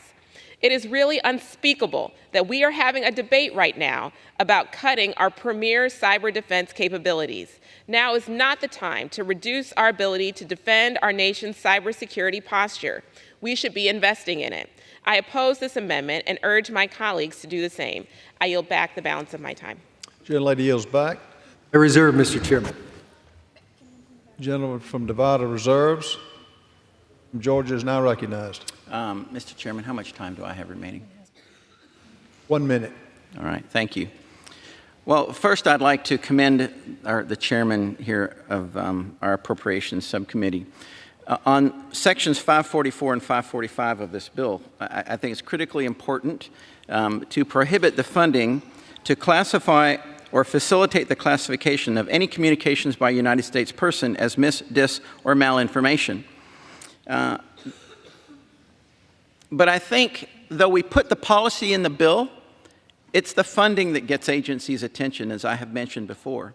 So I think it's critically important to ensure that the funding that we have, all right, sends that signal to CISA that they cannot abridge Americans' First Amendment rights through modifying what people can see by classifying information. And with that, I yield back. Gentleman from Georgia yields back. This gentleman is recognized. Thank you, Mr. Chairman. Could I inquire the parliamentarian how much time I have left? Gentleman has 3.5 minutes. Okay, thank you, Mr. Chairman. A little history, and you can use it however you like. In the 2024 appropriations bill, we cut CISA $15 million. And it was because of this switchboarding issue. And so I agree that it's like, hey, sometimes, you want to get somebody's attention. Appropriations, it's money. That was done this last time. As we look at what this agency has been doing since then, and I appreciate the history, and the history is strong and warrants attention. I think we dealt with that last time. Not that you can't, oversight is an ongoing and continuing thing. But when I sit here and I look at this and say, we're going to flat fund them, that's the proposal, and I say, well, how are you? Where is that funding going to come from? And so just a standard, there you go. Your flat funded is like at a time when their mission domestically in terms of infrastructure, whether that's whether that's utilities, whether that's any number of things, communications. I mean, this in the media, it's like if you're going to buy a car, somebody hacked the outfit that does all that cyber stuff to make it easier to do. If you're going to go to a casino, those folks have been hacked. If you want to make a reservation for it, and so the mission is growing. And you say, well, who's the mission? What's that about? That's not about our friends, ladies and gentlemen. That's about folks who do not wish us well. And so Russians, Chinese, all that other sort of stuff. So I would be more comfortable with this if there was a trigger saying, if we find out you do this, we're going to come get some money. I would be more comfortable with this if it's like, here's where you're going to take it from. It's a funny time to be telling the folks who are in charge of cybersecurity in the non-DoD sectors, we're going to flat fund you. And I do not believe that money is the answer to every problem that we come across. But the mission has never been more challenging. I think the oversight has been good under this director, and quite frankly, the recent history, they're headed the right way. Doesn't mean you take your eyes off of them, but to go back and say you're flat funded, quite frankly, I think it's a curious time. And so, reluctantly, I don't support the amendment. I yield back the balance of my time. Gentleman from Nevada yields back. The question is now on the amendment offered by the gentleman from Georgia. Those in favor say aye. Those opposed, no. Depending on the chair, the ayes have it. The amendment is agreed to. Thank you. What purpose does the gentlelady from Illinois rise? I'd like to request a recorded vote. Pursuant to Clause 6 of Rule 18, further proceedings on the amendment offered by the gentleman from Georgia will be postponed.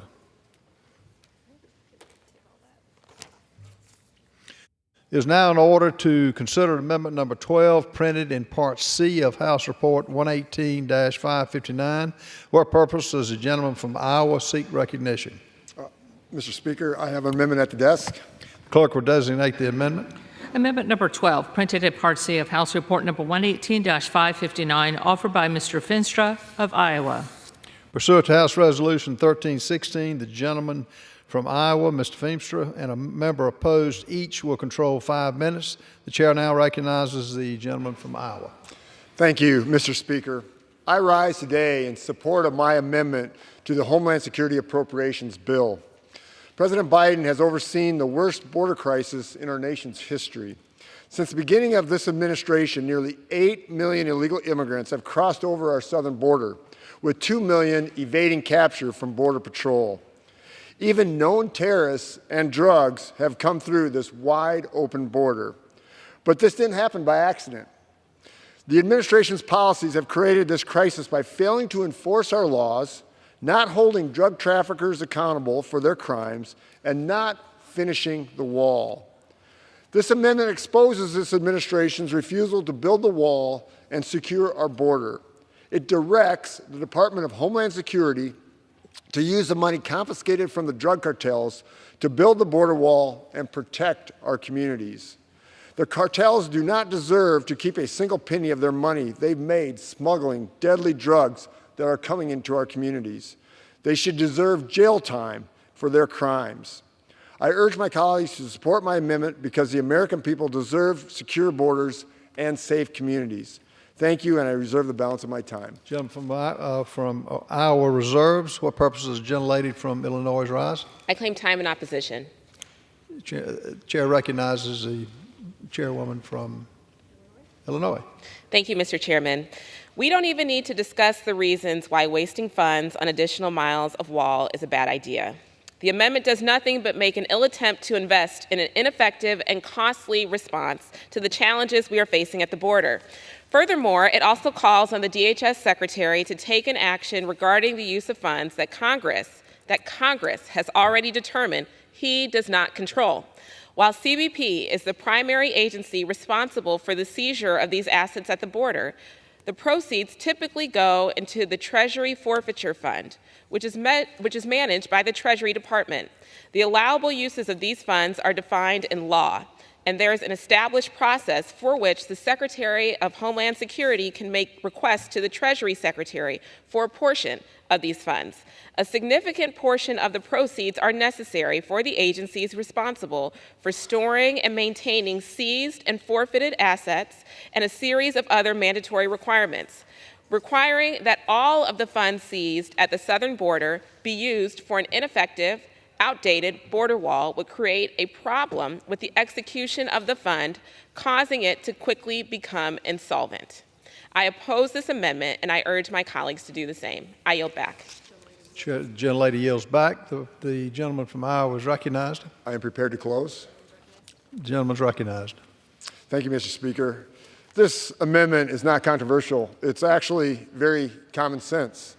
We are taking drugs seized by the cartels, and we're using the money that's also seized by the cartels to build the wall. We need to build a wall to secure our border. We should have the criminals that are endangering our communities help pay for this project. Very simple. With that, I yield back. Gentleman from Iowa yields back. The question is on the amendment offered by the gentleman from Iowa. Those in favor say aye. Those opposed, no. Depending on the chair, the ayes have it. The amendment is agreed to.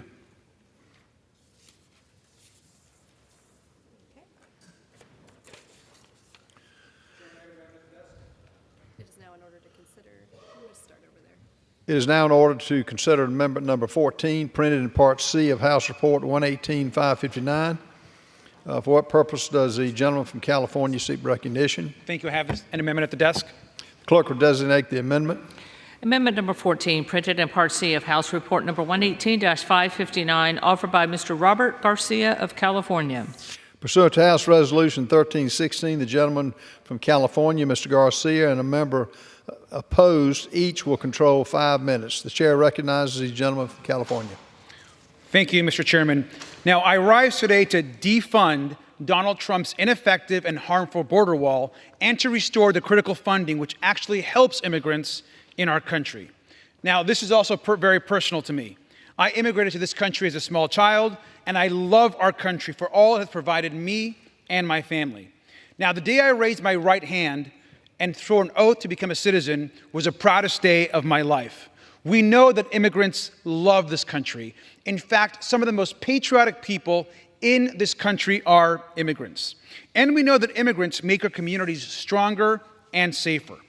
Now, we should all agree that we need an orderly process at the border. Democrats and Republicans can agree. We need real asylum protected and funded. We also need legal pathways to provide an orderly system for people who want to come here and build better lives. I want to thank President Biden on his recent executive order to keep 500,000 families together by allowing members that are undocumented to marry their American citizen husband and wives. That's real leadership and real progress on this issue. And Democrats can agree that we need border security, but that actually comes from technology, smart strategies, giving Border Patrol agents what they need, not from a pointless wall that we know does not work. Now, here are some facts. If you come here to the U.S. and make a legitimate asylum claim, you have a right to stay here while your claim is being heard. Now, my colleagues in the majority may not like this, but it's actually the law of the United States. Now, while you wait for your claim to be heard, you may also need some help. And we know people that come here are oftentimes vulnerable. They're sick. They're hungry. They're fleeing persecution. What happened to being a good human being and helping people and doing the most good?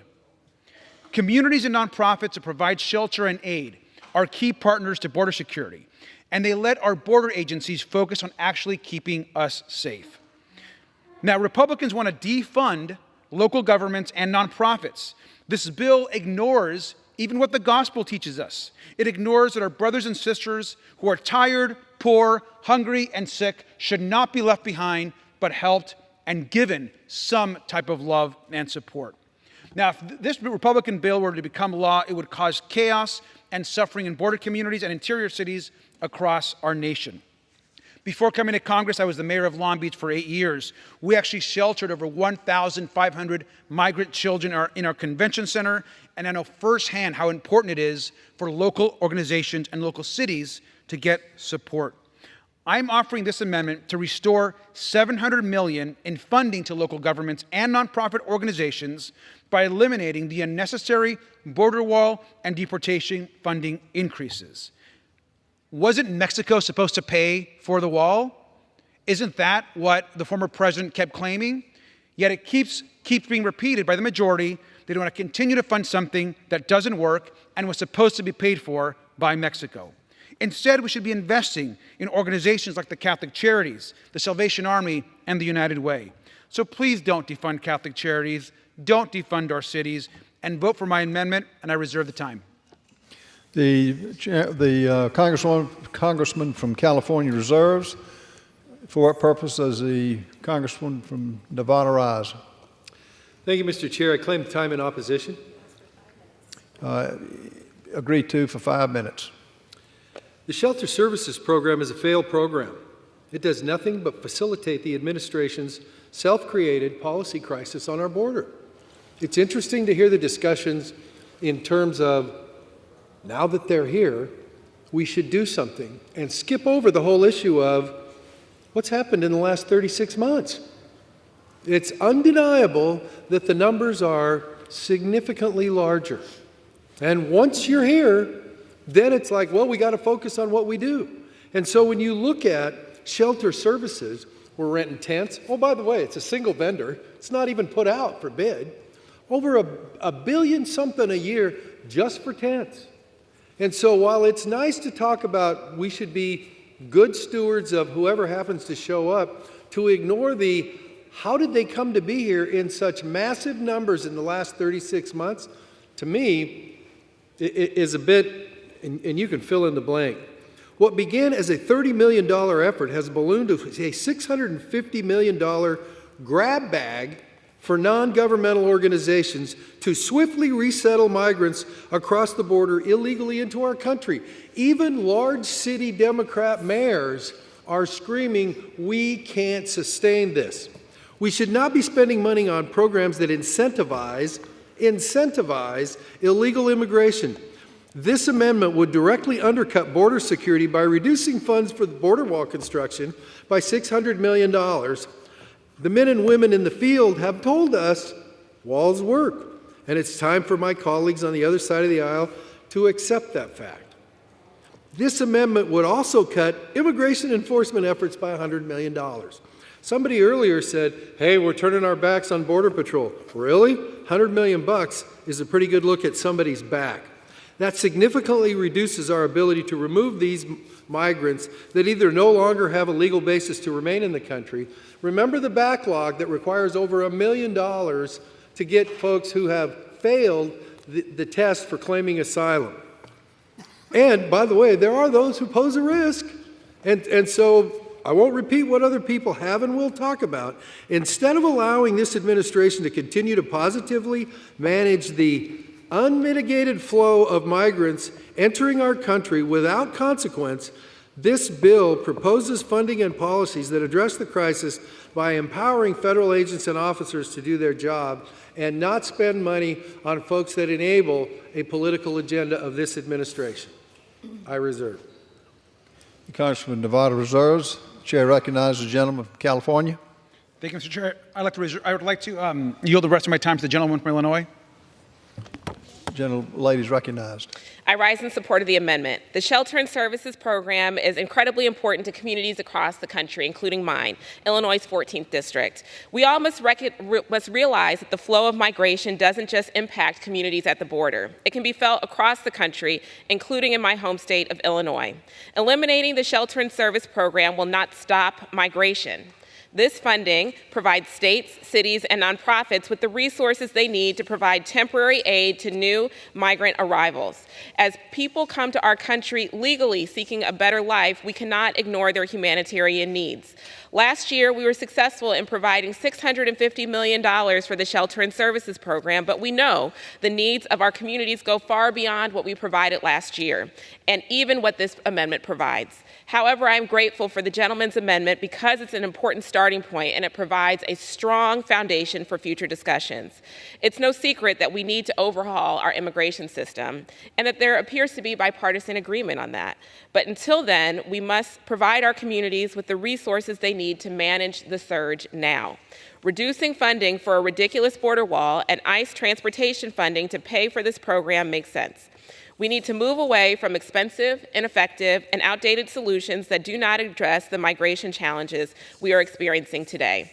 I urge support for this amendment, and I look forward to increasing this funding for the Shelter and Services Program in our final enacted bill. I yield back. Gentleman's time for California has expired. The gentleman is recognized from Nevada. Thank you, Mr. Chairman. Clearly, this is one of the differences between the two sides of the aisle. This amendment is a double whammy. It weakens the border through lack of physical investment, physical improvement, capital improvement, and it strengthens, and I agree with what my colleague from Illinois said, they can't handle it with the present levels of funding with what's coming across the border. The last thing we need to do is try to put more money into dealing with self-imposed impacts that are avoidable. I urge opposition to the amendment. Gentleman from and Nevada I yield back. Yields back. The question is now on the amendment offered by the gentleman from California. Those in favor say aye. Those opposed say no. In the opinion of the chair, the noes have it. The amendment is not agreed to.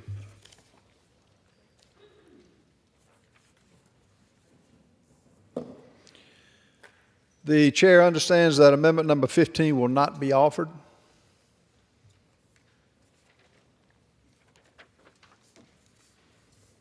It is now in order to consider amendment number 18, printed in Part C of House Report 118-559. What purpose does the gentlewoman from Georgia seek recognition?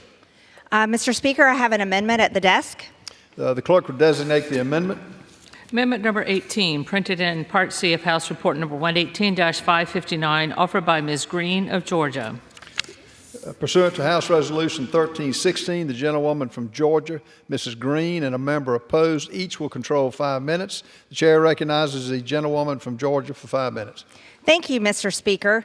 My amendment would effectively fire Secretary Alejandro Mayorkas as Secretary of the Homeland Security for the atrocious job that he is doing with our southern border and our overall security of our nation. Earlier this year, the House of Representatives passed my impeachment articles against Secretary Mayorkas, making him the first cabinet secretary to be impeached since 1876. If the House impeached Secretary Mayorkas, we should certainly not pay him. Here are some real-life consequences of Alejandro Mayorkas' failures. Rachel Morin, a mother of 5 from Maryland, was brutally raped and murdered by an illegal alien from El Salvador, whom Mayorkas allowed to enter our country as a getaway. A 13-year-old girl in New York City was violently raped at knife point and kidnapped, 13 years old, in broad daylight by a vicious illegal from Ecuador. He's a monster who previously was caught crossing the border with a 3-year-old child on his back in 2021. And then he was released into the United States of America under Secretary Mayorkas. 12-year-old Jocelyn Nungaray was strangled to death and dumped in a creek in Houston, Texas by 2 illegals from Venezuela who were released under Secretary Mayorkas earlier this year. I can't understand and comprehend why my colleagues across the aisle want to keep this going. 12 years old this child was. 20 years old Kayla Marie Hamilton was raped and strangled to death by an illegal MS-13 gang member who was apprehended but subsequently released under Mayorkas. By the way, he was covered in gang tattoos. They knew exactly what he was, but Secretary Mayorkas' under his leadership, these monsters get released into our country. 22-year-old Laken Riley was brutally kidnapped and murdered by an animal from Venezuela who was released into our communities under Secretary Mayorkas and not prosecuted in the justice system in the state of New York. No more Americans should have to die because Secretary Mayorkas refuses to enforce the laws of our country. Secretary Mayorkas' policies are escorting murderers, rapists, criminal trespassers, gang members, and terrorists into American communities. Mr. Speaker, I reserve. Gentlelady from Georgia reserves. What purpose does the gentlelady from Illinois rise? I claim time in opposition. You're recognized for 5 minutes. Thank you, Mr. Chairman. I rise in strong opposition to this amendment. The Secretary of Homeland Security plays a critical role in our national security. Secretary Mayorkas has served in his role admirably and has been an honorable public servant for decades, including service as a U.S. Attorney, the Director of USCIS, and the Deputy Secretary of Homeland Security. If my majority colleagues were sincere about addressing and ending the humanitarian crisis at the border, they would not have rejected the opportunity to even debate one of the toughest bipartisan border bills in history simply to appease the desires of those who wish to keep chaos on the border for political gain. And when the President and Secretary Mayorkas requested additional resources to secure the border, my colleagues across the aisle ignored that too, even after they demanded that we take care of our own border first before we consider providing any funding to Ukraine and our other allies. My colleagues and I remain ready to address the challenges facing the Department of Homeland Security, to work towards building a modern immigration system that reflects the realities of the world we live in today and advances the best interests of American families, businesses, and communities. In addition, I would be remiss if I didn't point out that this amendment raises serious constitutional issues. Punishing the Secretary is not the way to handle policy disputes. Unfortunately, this amendment prioritizes legislative theater over the American people. I urge my colleagues to vote no, and I yield back. Gentlelady from Illinois yields back. Gentlelady from Georgia is recognized. Mr. Speaker, how much time do I have remaining? Gentlelady has 2 minutes remaining. Thank you. My colleague across the aisle talks about Secretary Mayorkas and his so-called critical role in our nation's security. Yet Secretary Mayorkas has allowed over 360 individuals on the terrorist watch list. They were caught at the southern border while we have no idea how many terrorists are in the interior of our country. 2 million. 2 million that we know of have gotten away. How many of the 2 million are terrorists? He has enabled a 7,000% increase in illegal crossings of Chinese nationals ever since 2021 when he took the job. His open border is allowing fentanyl to pour into our communities, which is killing 300 Americans every single day. I would argue the Ukraine war is not murdering any Americans. But yet, this House of Representatives and the people in Washington are obsessed with using American taxpayer dollars to fund that war while fully ignoring the war on our southern border. According to Georgia Narcotics Association, approximately 7 out of 10 pills on the street are laced with fentanyl coming across the southern border. Yet my colleague across the aisle says that we're ignoring the humanitarian crisis at the southern border. No. What this government is doing, this administration and Secretary Mayorkas is doing, is ignoring the humanitarian crisis all across our country. Fentanyl is a weapon of mass destruction that is murdering Americans. That should be the issue this House cares about.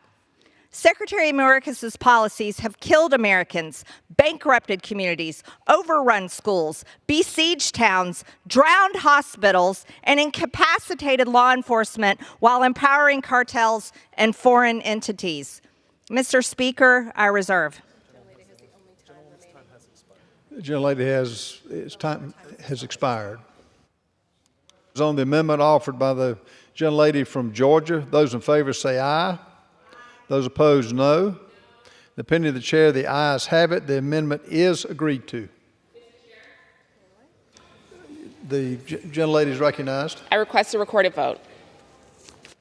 Pursuant to Clause 6 of Rule 18, further proceedings on the amendment offered by the gentlelady from Georgia will be postponed.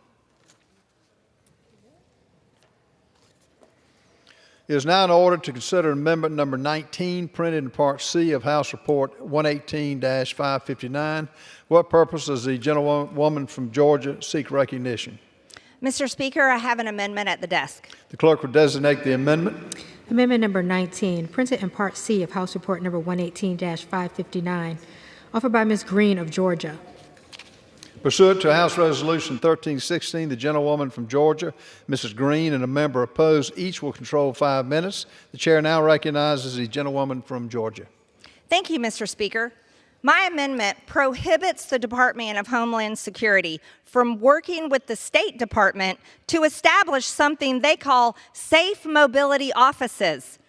As if legalizing and enabling the invasion of America is not enough, the Biden administration wants to create offices down in foreign countries to bring more people in their foreign country and help them invade the United States. It's unbelievable, and they want the American taxpayer to pay for it. Secretary Mayorkas is not only allowing illegals to invade our country, he is actively importing these terrorists and rapists into our country through the establishment, taxpayer-funded, by the way, safe mobility offices. In a recent ABC interview, Mayorkas bragged about this fact, stating, "We have built safe mobility offices in Colombia, Ecuador, Guatemala, Costa Rica, to reach people where they are so they don't have to take the perilous journey." I can't even believe this is a real thing. He is not discouraging or preventing these illegals from invading our borders. He's showing them how to do it, and he's making it easier for them to come by establishing offices in those foreign countries, bringing them in and telling them how to come to the United States. According to the State Department, the Safe Mobility Initiative is one of the many ways the United States is facilitating access to safe and lawful pathways from partner countries in the region at no cost to them, so refugees and vulnerable migrants don't have to undertake dangerous journeys in search of safety and better opportunities. I bet Americans would love to feel safe. I bet Americans who have lost children and family members to illegal alien crime, rape, and murder would love for their family members to be safe and their dead family members to have better opportunities. Oh no, the Biden administration won't allow it. They've got to open up offices to bring more people in. Once aliens apply, experts from international organizations help individuals assess which legal pathways might work for them. If the individual qualifies for resettlement into the United States, which according to the Biden administration, everybody gets resettlement into the United States. They get a bus ticket, a plane ticket, a train ticket to any of the 50 states that they want. Then the individual will undergo expedited refugee processing under the Safe Mobility Initiative. Expedited. So our taxpayers are paying for offices in these foreign countries to recruit people to come to our country and be expedited in at the cost of the American people. This is outrageous, it is infuriating, it is embarrassing, and it's pathetic. Mr. Speaker, I'll reserve at this time. Thank you. Gentlelady from Georgia reserves. What purpose does the gentlelady from Illinois rise? I claim time in opposition. The chair recognizes the chairwoman for 5 minutes. Well, thank you, Mr. Chairman. Safe mobility offices are strategically situated in Central and South America and intended to be an alternative way for individuals to seek lawful pathways to the United States other than the dangerous journey that many migrants resort to in an effort to flee from persecution or dangerous conditions. They are good, common sense policy, and my colleague across the aisle may be interested to know that these offices are also a useful tool in combating illegal border crossings. Globally, we are facing the greatest displacement of people since World War II. That is why these offices are also in partnership with Canada and Spain. Now let's talk about the effect this amendment would actually have on the Department of Homeland Security. Taking away options for lawful pathways only further burdens Border Patrol and Customs and Border Protection with more encounters. These safe mobility offices enhance our security posture because it allows the vetting of individuals before they ever set foot on U.S. soil. It also takes money out of the cartel's pockets because it prevents individuals from paying smugglers and coyotes thousands of dollars to get them through our borders. Finally, it takes the burden off of our already jammed immigration courts that are managing over 3 million cases and counting. I hear so often my colleagues on the other side of the aisle complain about the chaos at the border, and yet when the administration comes up with innovative solutions that aim to establish a more orderly, a more efficient, and a less chaotic border environment, it's met with resistance, as demonstrated by amendments like this one that we are debating today. I urge my colleagues to vote no, and I yield back. Gentlelady yields back. The gentlewoman from Georgia is recognized. Thank you, Mr. Speaker. Talk about burdening Border Patrol. We could talk about the over 12 million illegal aliens that have flooded into our country ever since Joe Biden took office, all under the direction of Secretary Mayorkas. Yeah, that has definitely burdened Border Patrol. Talk about innovative solutions. Oh, I think we could call it innovative if you're talking about completely invading the United States of America by the Biden administration and Secretary Mayorkas and his creative ideas of innovative solutions, opening offices in foreign countries to recruit people to come to the United States and be expedited wherever they want to go. This is a slap in the face of every single American. It is a complete embarrassment. It is outrageous. We have over $34.5 trillion in debt. That is our nation's debt right now. And this is what the Democrats want to do, is open up and spend money to open up more offices, to bring more people in. Yeah, you talk about overwhelming Border Patrol. This is overwhelming the American people. Mr. Speaker, I urge the colleagues, all of my colleagues in the House, to pass my amendment, and at this time I yield. Gentlelady yields back. The question is on the amendment offered by the gentlelady from Georgia. Those in favor say aye. Those opposed, no. In the opinion of the chair, the ayes have it. The amendment is agreed to.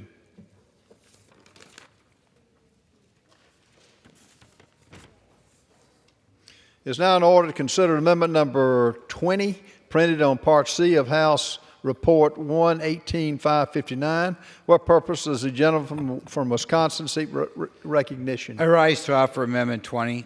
The clerk will designate the amendment. Amendment number 20, printed in Part C of House Report number 118-559, offered by Mr. Grothman of Wisconsin. Pursuant to House Resolution 1316, the gentleman from Wisconsin, Mr. Grothman, and a member opposed each will control 5 minutes. The chair recognizes the gentleman from Wisconsin. Mr. Chairman, I yield myself such time as I may consume. Amendment number 20 seeks to address an often under-discussed part of the ongoing border crisis: the surge in illegal immigration from Cuba, Haiti, Nicaragua, and Venezuela. Recent years have witnessed an unprecedented increase in the number of migrants from these 4 countries attempting to cross our southwest border. In fiscal year 2020, Border Patrol agents apprehended about 17,500 illegal entrants from these nations. That was the final year before President Biden. This number surged more than tenfold in fiscal year 21 to 181,000 and skyrocketed to over 600,000 in fiscal year 2022, from 17,000 to 600,000. These numbers are common in the increase during this administration. Understanding the factors behind this dramatic rise is crucial to understanding the challenge it poses. The Biden administration's approach to border security has played a significant role in this surge. Look no further than the introduction of the CHNV parole process targeting nationals of Cuba, Haiti, Nicaragua, and Venezuela. Initially created as a limited parole program for Venezuelans, this program expanded significantly in January of 2023. Now it offers parole to up to 30,000 nationals per month from these countries. Remember, we used to have 17,000 in a whole year, now 30,000 per month. This policy has led to a system of all carrots and no sticks, incentivizing illegal entries without adequate deterrence. Through the end of May, over 462,000 CHNV parolees have entered the U.S. This figure surpasses the current population of New Orleans just from these 4 countries and far exceeds the annual immigration limit set by Congress. Despite these parolees lacking visas or legal rights to enter, they have been granted work authorizations, potentially impacting the wages and working conditions of American workers. The administration claims that each CHNV applicant undergoes robust security vetting and requires a U.S.-based supporter. However, this system is ripe for exploitation, human trafficking, and fraud. Moreover, the security vetting process is insufficient, particularly given the limited cooperation from hostile governments and the lack of a stable government from Haiti. When I've been on the border, the only country that they get criminal background checks from is Canada. My amendment is straightforward. None of the funds appropriated by this act can be used to run the CHNV parole program. Congress must act to correct these misguided policies, prioritize the enforcement of existing immigration laws, and ensure that our border security measures are both effective and humane. I reserve. From Wisconsin reserves. What purpose does the gentlelady from Illinois rise? I claim time in opposition. The chair is recognized for 5 minutes. Thank you, Mr. Chairman. As a threshold matter, the underlying bill already includes a provision that would effectively end the current operation of the program referenced in this amendment. That's because applicants must use the CBP One mobile app from abroad to submit information that's then used to conduct background checks. And the majority's bill already includes a harmful provision that prevents the use of the CBP One app to facilitate the parole of migrants into the United States. Setting aside the redundancy of this provision, it's worth spending a moment discussing the harmful impact of preventing this program to continue. The parole process in place for Cubans, Haitians, Nicaraguans, and Venezuelans provides the department an opportunity to not only provide an alternative to the dangerous journeys that many migrants resort to taking to flee from persecution and dangerous conditions. It also enhances our security posture because it allows the department to vet people before they arrive. And it has resulted in a significant reduction in the number of these individuals being encountered between ports of entry at our southern border, which helps with having a more orderly and a less chaotic border environment. I really do wish that my colleagues across the aisle who talk all the time about wanting to secure the border would start working with Democrats to provide DHS the resources it needs and stop trying to prevent it from executing programs that are actually working. Instead of ending programs that are reducing chaos at the border, we should be discussing how to build upon the successes of these efforts. Once again, this amendment has no chance of being enacted. I urge a no vote on this amendment, and I yield back. The lady yields back. The chair recognizes the gentleman from Wisconsin. I yield 2 minutes to the gentleman from Ohio, Mr. Turner. Gentleman from Ohio is recognized. Thank you, Mr. Speaker, and I thank my friend and colleague, Congressman Grothman, for his leadership on this issue. And I ask for strong support for this amendment, which prohibits funding to be used for the parole program titled Processes for Cubans, Haitians, Nicaraguans, and Venezuelans. More than 10,000 Haitian migrants have settled in my congressional district in Springfield, Ohio, sent there by the Biden administration's unlawful use of the immigration parole program. I'm going to say that again. 10,000 Haitians have settled in my congressional district in Springfield, Ohio. America is a nation of immigrants, and Ohio has undoubtedly been enriched by those seeking the tremendous opportunities that our country has to offer. But Biden administration policies incentivize migrants to locate in the United States rapidly and in large numbers, moving to small and rural communities like in my community. You cannot find a city in this country that would be able to sufficiently handle this kind of surge. The city of Springfield is strained with infrastructure, housing, and schools all pushed to the limit. Last year, the community of Springfield formed an immigration accountability response team to address this unprecedented population explosion. These Biden policies are wrong and put these people and the city of Springfield in impossible circumstances. I urge their strong support of this amendment, and I yield back. Gentleman yields back. Chair recognizes the gentleman from Wisconsin. I urge all members to support this amendment and reserve the balance of my time. There's no time left on the amendment. The gentleman has 1 minute left. Apologize. Okay. The CHNV program is yet another example of this administration clearly violating the limits on parole established by Congress. None of the migrants being paroled into this nation and under this program have a legal basis to enter. I urge all members to support this amendment. I yield back the balance of my time. Gentleman yields back. The question is on the amendment offered by the gentleman from Wisconsin. Those in favor say aye. Those opposed, no. In the opinion of the chair, the ayes have it. The amendment is in order. Chair recognizes the lady from Illinois. I request a recorded vote. Pursuant to Clause 6 of Rule 18, further proceedings on the amendment offered by the gentleman from Wisconsin will be postponed.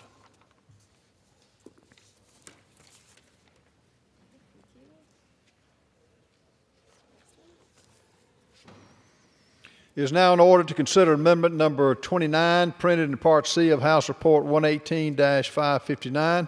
What purpose does the gentleman from Georgia seek recognition? I have an amendment at the desk. The clerk will designate the amendment.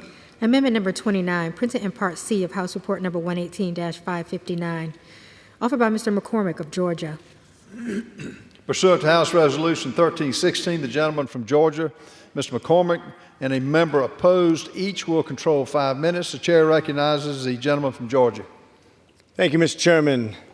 I rise to offer my amendment number 29 to H.R. 8752 to the fiscal year 2025 Homeland Security Appropriations Bill. My amendment would add language to Section 212 of the bill to make sure that no federal funds can be used to dismantle, demolish, remove, or damage barriers on the U.S.-Mexico border that are placed there by state governments. The crisis at our southern border has never been worse. Since President Biden took office, there have been easily over 9 million encounters nationwide and over 7.5 million at the southwest border specifically. There have been around 2 million known getaways and over 350 encounters with those on terrorist watch lists, massive numbers of aliens who are considered inadmissible by law entering our country, with about 400,000 from Cuba, Haiti, Nicaragua, and Venezuela mass paroled into our country. We are willfully and knowingly allowing murderers, rapists, and spies into our country as a byproduct of the Biden administration's attempt to skew future elections. They do not care about the carnage and would literally be happy to be king of the ashes. The border crisis is also creating a public health crisis. The fiscal year, there has been over 13,000 pounds of fentanyl seized. That's enough to kill billions of people. And we've seen the 110,000 people who've died from opioid overdoses. That's just what we stopped, though, 13,000 pounds. In the meantime, the President and his allies in Congress has said time and time again that nothing can be fixed without congressional action. Well, I'm all for congressional action. And this body passed H.R. 2 over a year ago, the bill that would go in and fix issues in the code by doing things like raising the standard for credible fear determinations and requiring most migrants to arrive at official ports of entry and have their asylum cases processed. Sadly, it's not surprising that this bill hasn't seen the light of day in the do-nothing Senate. Here's the other reality. Immigration law hasn't changed significantly in years, and the border crisis was never this bad before. Under President Trump, and even under President Clinton and Obama. As a matter of fact, Obama ran on border security. Let that sink in. We didn't see the same absolute humanitarian crisis that's going on today. This is the fault of the current administration. In response to the negligence of this administration, Texas, under the leadership of Governor Abbott, started Operation Lone Star to secure the border. This plan included the placement of more than 100 miles of razor wire along the border. And what was the administration's response? To oppose Texas at every step of the way, and even go so far as to cut razor wire installed by Texans. This is completely unacceptable. It's an example of the administration starting a problem and then preventing anyone else from fixing it. Since Biden has done nothing to secure our sovereign border, my amendment would prevent this and guard the ability of Texas, Arizona, New Mexico, and other border states to protect their citizens and their border.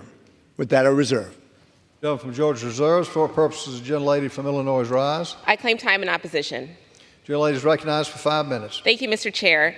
The U.S. Constitution grants the federal government the sole authority to control immigration and secure the nation's border. That includes determining who is allowed to enter the country and how the borders are to be secured. And for good reason. It is critical that we have uniformity and consistency in our immigration and border security policies across all states. The federal government protects our national interests while maintaining positive relationships with neighboring countries. With this amendment, we are placing Border Patrol in the unfortunate position of being unable to properly secure the border where a state independently constructs or allows the construction of border barriers, such as a wall or fencing. Furthermore, this amendment would impede CBP's ability to carry out its mission. And CBP has indicated it would have challenges if this language were enacted. For example, this provision would present an extreme life and safety risk to asylum seekers and other migrants who may need to be rescued. Border Patrol agents and CBP air and marine officers regularly save migrants from drowning, and preventing the removal of concertina wire or other structures on the border will cause an increase in drowning deaths, which would further place our law enforcement officers and agents at risk. I will vote no, and I encourage my colleagues to do the same. I yield back. Gentlelady yields back to balance for time. The gentleman from Georgia is recognized. I wanted to quote, "The protects our national interests." That's what the justification of removing barriers to illegal invaders protects American interests. The same people who would do harm to our American citizens through fentanyl overdoses, rapes, murders, crime, and then consuming American resources in a time where we cannot afford it. Biden's executive order is too little too late. It won't fix the border crisis and would still give tacit legal permission to about 1 million illegal immigrants every year. That's if he didn't tell agents to ignore his own guidance. Further, Biden's latest legal action, amnesty for 500,000 illegal immigrants based on their marital status, will only encourage more immigrants to break the law and cross the border to do something else. This policy of the administration has shown that they aren't seriously attempting to secure the border and to solve this problem. And with that, I am prepared to close. Chairman is recognized to close. My amendment would simply protect the state governments and allow them to secure the borders while the president refuses to do that. This is an 80% issue in the American public. This is an issue of we, the people, protecting our house. With the policies of this current administration, we at the very least must make sure we allow state governments to protect their citizens and protect their borders. I yield the balance of my time. The gentleman from Georgia's time has expired. The question is on the amendment offered by the gentleman from Georgia. Those in favor say aye. Those opposed, no. In the opinion of the chair, the ayes have it. The amendment is agreed to.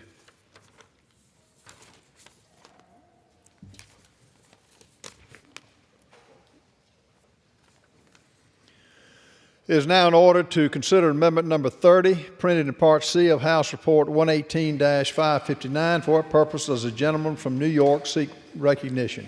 Mr. Chairman, I have an amendment at the desk. The clerk will designate the amendment. Amendment number 30, printed in Part C of House Report number 118-559, offered by Mr. Molinaro of New York.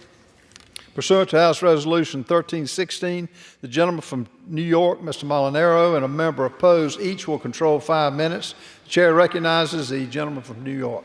Thank you, Mr. Chairman. My amendment is very simple. It is a modest increase to funding for the U.S. Customs and Border Protection Agency, helping to ensure securing of our southern border.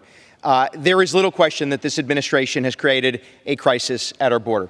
Every state across America is facing the significant challenge of millions of undocumented individuals crossing into the country, some cases even being transported to cities and states across America by this very administration.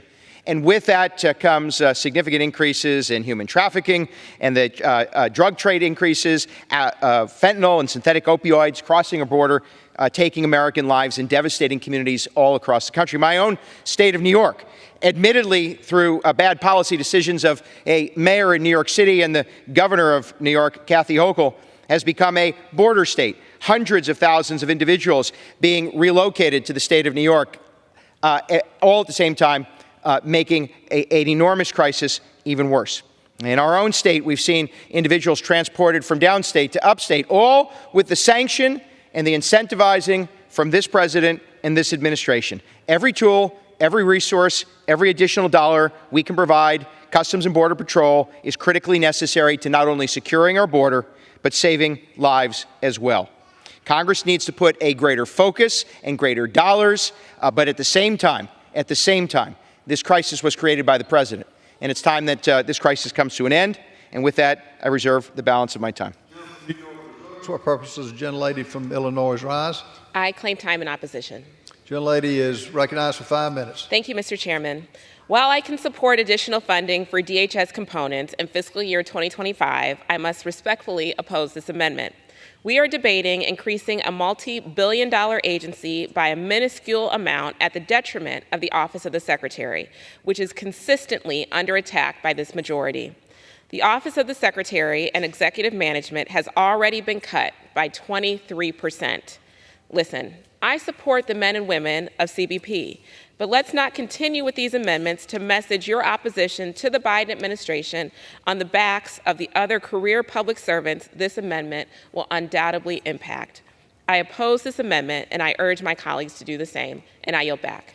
Gentlelady yields back. The gentleman from New York is recognized. Mr. Chairman, I certainly wasn't going to take dollars from the Border Patrol to rededicate to Border Patrol, so it seemed quite clear to me that we ought to take it from the Office of the Secretary. And a word up to me, having served as an executive for 12 years, not only would I not have hired Secretary Mayorkas, I would have called for his resignation immediately. For up to me, I'd eliminate him from the office as it is. But that's not a message. It's critically important we give the tools necessary to CBP to do its job. It's critically important that, in fact, we hold the administration accountable. And it's critically important Americans understand that there is one side of the aisle who's actually fighting to secure the border, and we will continue to do so. I ask support for my amendment, and I yield my time. The gentleman yields back the balance of his time. The question is now on the amendment offered by the gentleman from New York. Those in favor say aye. Those opposed, no. In the opinion of the chair, the ayes have it, and the amendment is agreed to.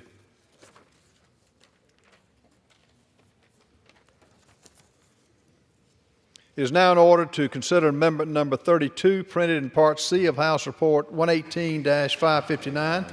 What purpose does the gentleman from Alabama seek recognition? Mr. Chairman, I have an amendment at the desk. Clerk will designate the amendment. Amendment number 32, printed in Part C of House Report number 118-559, offered by Mr. Moore of Alabama. Pursuant to House Resolution 1316, the gentleman from Alabama, Mr. Moore, and a member opposed, each will control 5 minutes. The chair recognizes the gentleman from Alabama. Mr. Chairman, I'll yield myself as much time as I may consume. The congressman is recognized.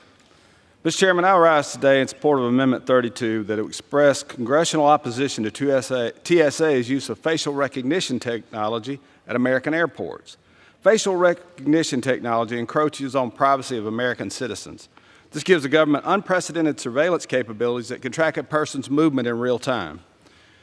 At a time when the government already conducts warrantless searches of our data through the FISA programs, we should not give our weaponized government another inch when it comes to mass surveillance, especially without a sophisticated system of check and balances. TSA has expanded its facial recognition technology at our American airports.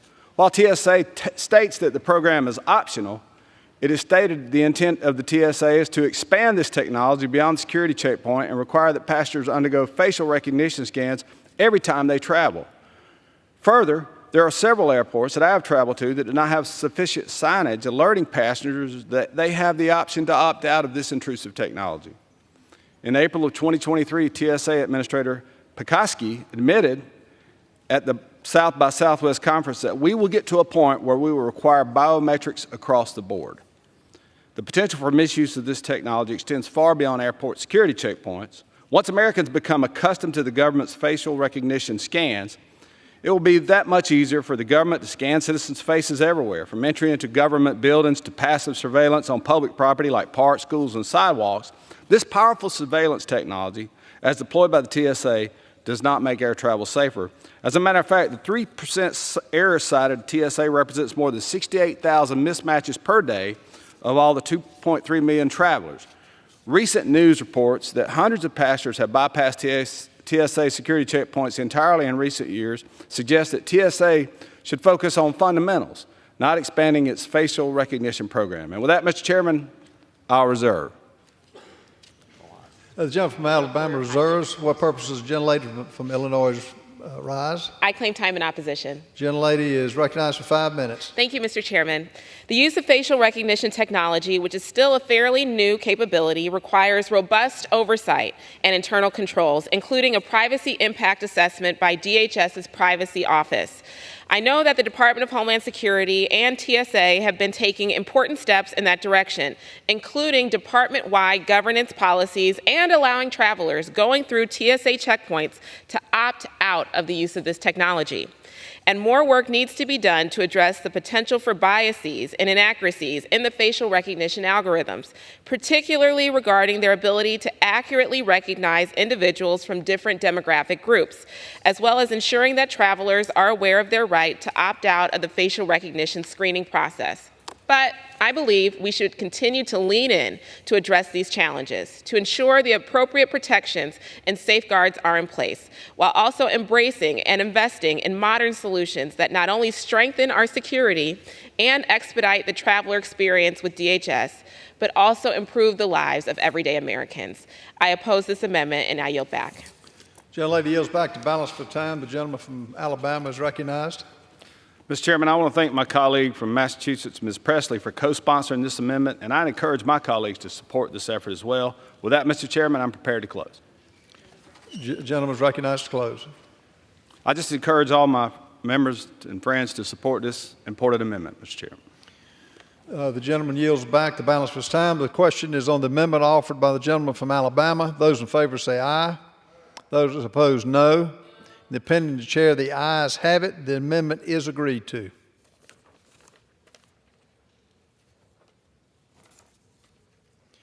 It is now in order to consider amendment number 37, printed in Part C of House Report 118-559. What purpose does the gentleman from California seek recognition? Mr. Chair, I have an amendment at the desk. The clerk will designate the amendment. Amendment number 37, printed in Part C of House Report number 118-559, offered by Mr. Mullen of California.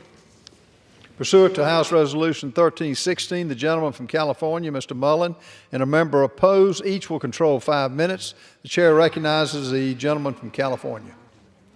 I yield myself such time as I may consume. America's urban search and rescue teams are vital task forces that deserve adequate funding so they can continue to bring hope during our country's darkest hours.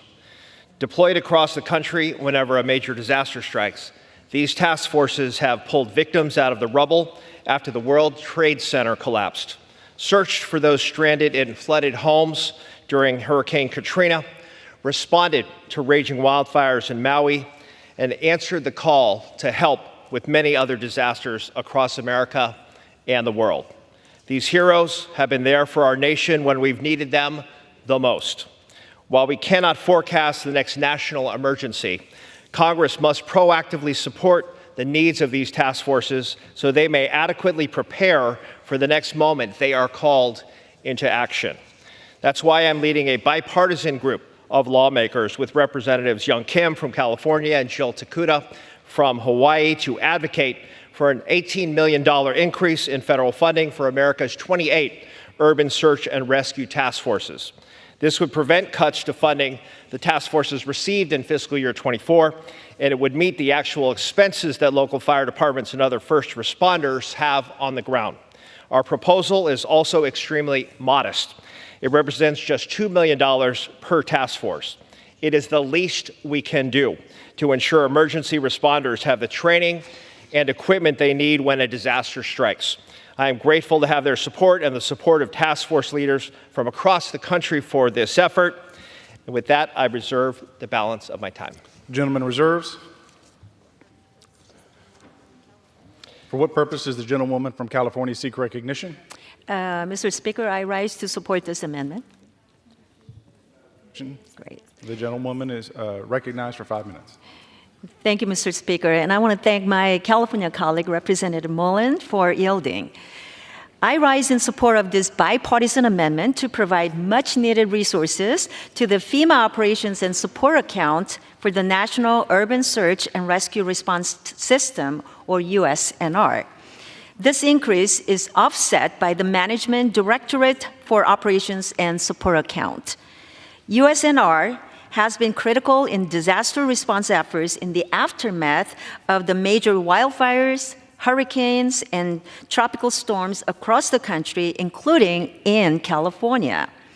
We are reminded of the importance of this program as communities in our area face a scorching heat wave and a threat of devastating wildfires. And I'm grateful to Orange County Fire Authority Chief Brian Fennessy's leadership as the Western representative for 9 USNR task forces in our region. Unfortunately, costs associated with operating the task forces have increased with higher labor and equipment costs and more deployments. My amendment ensures USNR's task forces are equipped with the tools needed to protect our communities. So I urge my colleagues to support this amendment, and I yield the balance of my time. Gentlewoman yields. Gentleman from California is recognized. Yield back the balance of my time. Gentleman yields back. The question is on the amendment offered by the gentleman from California. Those in favor say aye. Those in favor say no. Those opposed say no. And the opinion of the chair, the ayes have it. The amendment is agreed to.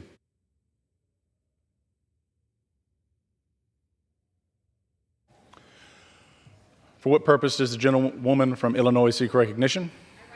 As the designee of the gentlewoman from Connecticut, and I move to strike the last word. The gentlewoman is recognized for 5 minutes. Mr. Chair, I yield to the gentleman from Rhode Island, Mr. Magaziner. Thank you to the gentlewoman for yielding, and thank you, Mr. Chair. The most solemn duty that we have as members of Congress is to keep Americans safe. Unfortunately, instead of focusing on the very real threats facing our homeland, too many House Republicans are playing politics, trying to defund the FBI and the Department of Justice, refusing to take action on gun violence, and cheerleading for violent extremists like those who attacked this Capitol and the people in it on January 6th, putting their political agenda ahead of keeping everyday Americans safe. And let's not forget, it was House Republicans who killed the bipartisan plan to secure the border because Donald Trump told them he would rather have an issue to campaign on than fix the problem. Shameful.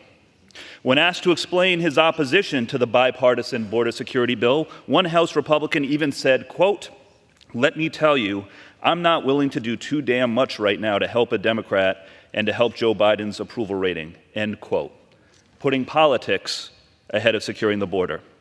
This appropriations bill proposed by House Republicans cuts funding for regional counterterrorism efforts that keep Americans safe from both domestic and foreign terrorism, and cuts all funding to help states and cities manage the impact of migration. I sit on the Homeland Security Committee, and I saw, as House Republicans brought in officials from states and from cities to talk about how difficult it is to deal with the challenges of migration in their communities. Well, guess what?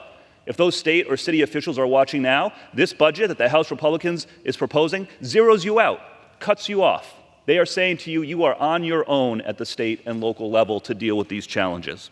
The American people want House Republicans to stop playing political games and work together across the aisle with Democrats to secure our homeland. For this reason, at the appropriate time, I will offer a motion to recommit this bill back to committee for further work. My amendment would secure our homeland by providing an additional $51 million to Customs and Border Protection to improve information sharing and prevent people who are on the watch list from entering our country, to enhance security at ports of entry and combat fentanyl trafficking by purchasing equipment, including license plate readers and substance detection devices.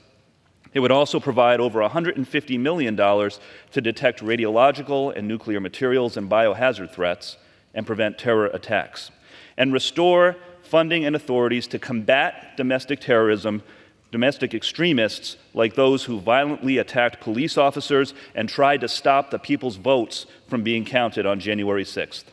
I ask my colleagues, let's put Americans first by working together across the aisle, the way people expect of us, to secure our homeland and keep people safe, instead of advancing the extreme agenda of the former president, who, by the way, was just convicted of 34 criminal counts.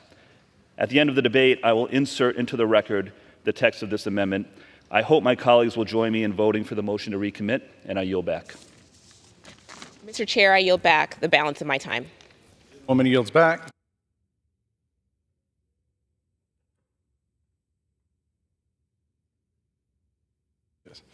The chair reminds members not to engage in personalities, and please address the chair. For what purpose does the gentleman? The unfinished business is the request.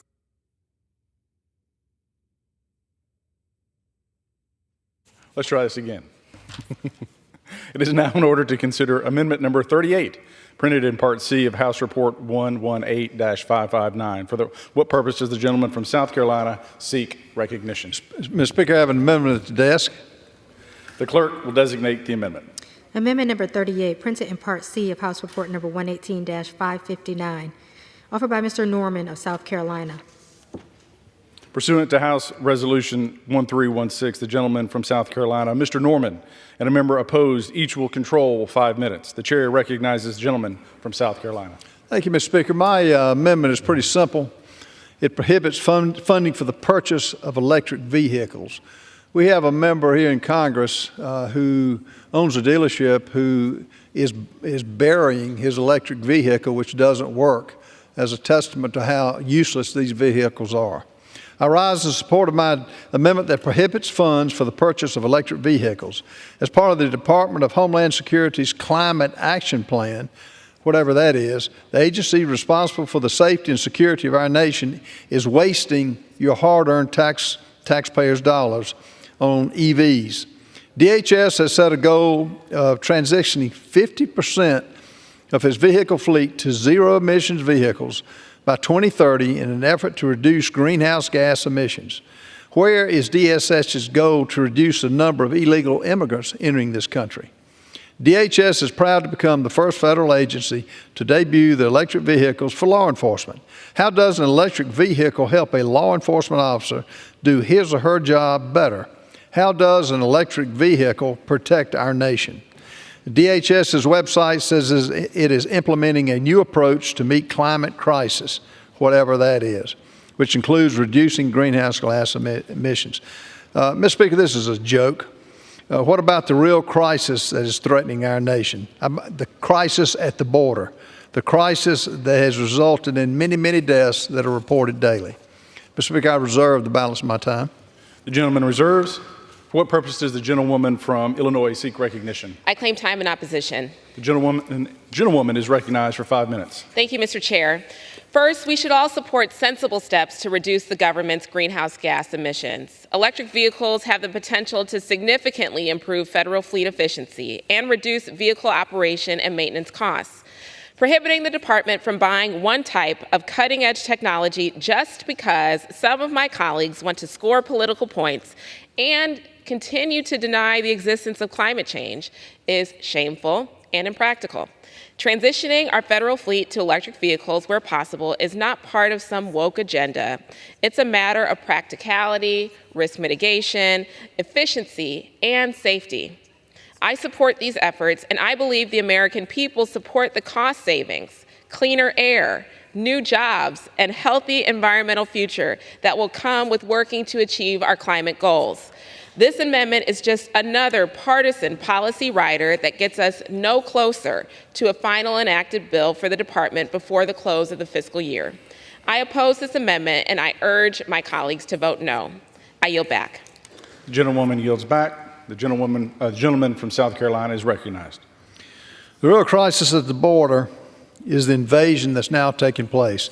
Over 9.6 million illegal immigrants encounters since the Biden administration took office 3.5 years ago. Over 1.8 million gotaways who evaded Border Patrol since the Biden administration took office 3.5 years ago. Over 50 illegal immigrants with ties to ISIS infiltrating our nation. Over 27,000 Chinese communist nationals encountered in fiscal year 2024. I don't know how much longer we're going to have to put up with the killings that are taking place 2 days ago of a 13-year-old girl who was dragged under a bridge, tortured for 2 hours, raped, and then killed. How long will my friends on the opposite side of the aisle put up with this kind of insanity? Since the Biden administration took office, it has opened the borders to anybody, anywhere, any country without any vetting. I urge my colleagues to support my amendment to ensure DHS is focused on their true mission to secure the nation from the many threats that we face and to keep America safe. Mr. Speaker, I yield back to balance my time. The gentleman yields back. The question is on the amendment offered by the gentleman from South Carolina. Those in favor say aye. Those opposed say no. In the opinion of the chair, the ayes have it. The amendment is agreed to. It is now in order to consider amendment number 39, printed in Part C of House Report 118-559. For what purpose does the gentleman from South Carolina seek recognition? Mr. Speaker, I have an amendment at the desk. The clerk will designate the amendment. Amendment number 39, printed in Part C of House Report number 118-559, offered by Mr. Norman of South Carolina. Pursuant to House Resolution 1316, the gentleman from South Carolina, Mr. Norman, and a member opposed, each will control 5 minutes. The chair recognizes the gentleman from South Carolina. Mr. Speaker, I rise in support of my amendment that prohibits funds for TSA's, quote, Inclusion Action Committee. In August of 2020, TSA announced the Inclusion Action Committee, which it describes as a coalition of diverse leaders focused on measuring the current state of diversity and inclusion at the TSA. The committee was instrumental in creating a gender-neutral option for the TSA PreCheck to serve non-binary and gender non-conforming passengers and allow applicants to select their gender based on the self-attestation, regardless of the sex assigned at birth. This is flat out insanity. Where else does this work in our society? Can I go to a bank and say I'm Bill Gates and I need a $10 million loan? Can I go to any NFL team and say I'm a star football player and get automatically on the team? It's insanity. How does letting a confused man check a box calling himself a woman make our country any safer? Is this really what we should be focusing on? The committee also came out with a report of best practices to support an inclusion, diverse environment. Where's the report of the best practices to secure our border, which has been open for the last 3.5 years? The Department of Homeland Security has utilized over 50 airports to process more than 400,000 inadmissible aliens through this administration's unlawful Cuban, Haitian, Nicaraguan, and Venezuela mass patrol programs, as well as any other country. I reserve the balance of my time. The gentleman reserves. What purpose does the gentlewoman from Illinois seek recognition? I claim time in opposition. The gentlewoman is recognized for 5 minutes. Thank you, Mr. Chairman.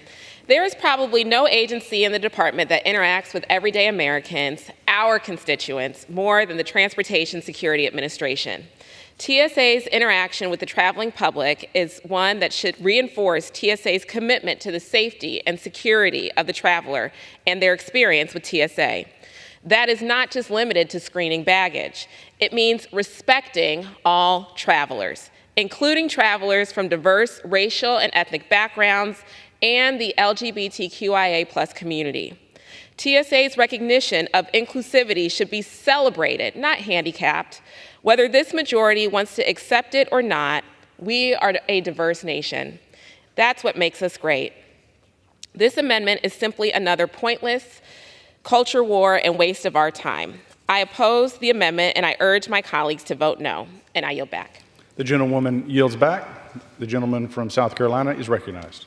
Mr. Speaker, I would just say this is insanity.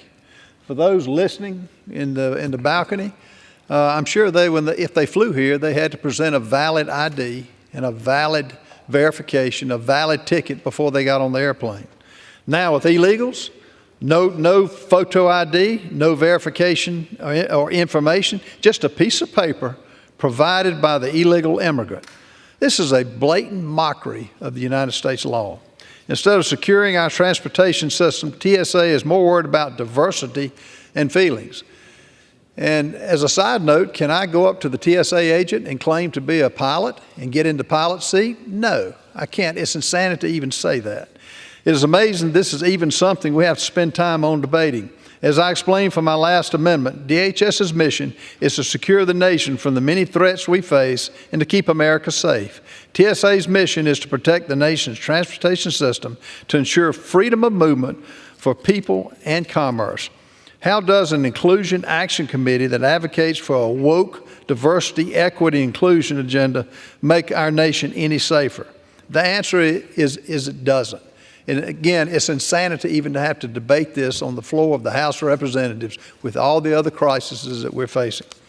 I urge adoption of this amendment, and Mr. Speaker, I yield back the balance of my time. The gentleman yields back. The question is on the amendment offered by the gentleman from South Carolina. Those in favor say aye. Those opposed say no. In the opinion of the chair, the ayes have it. The amendment is agreed to.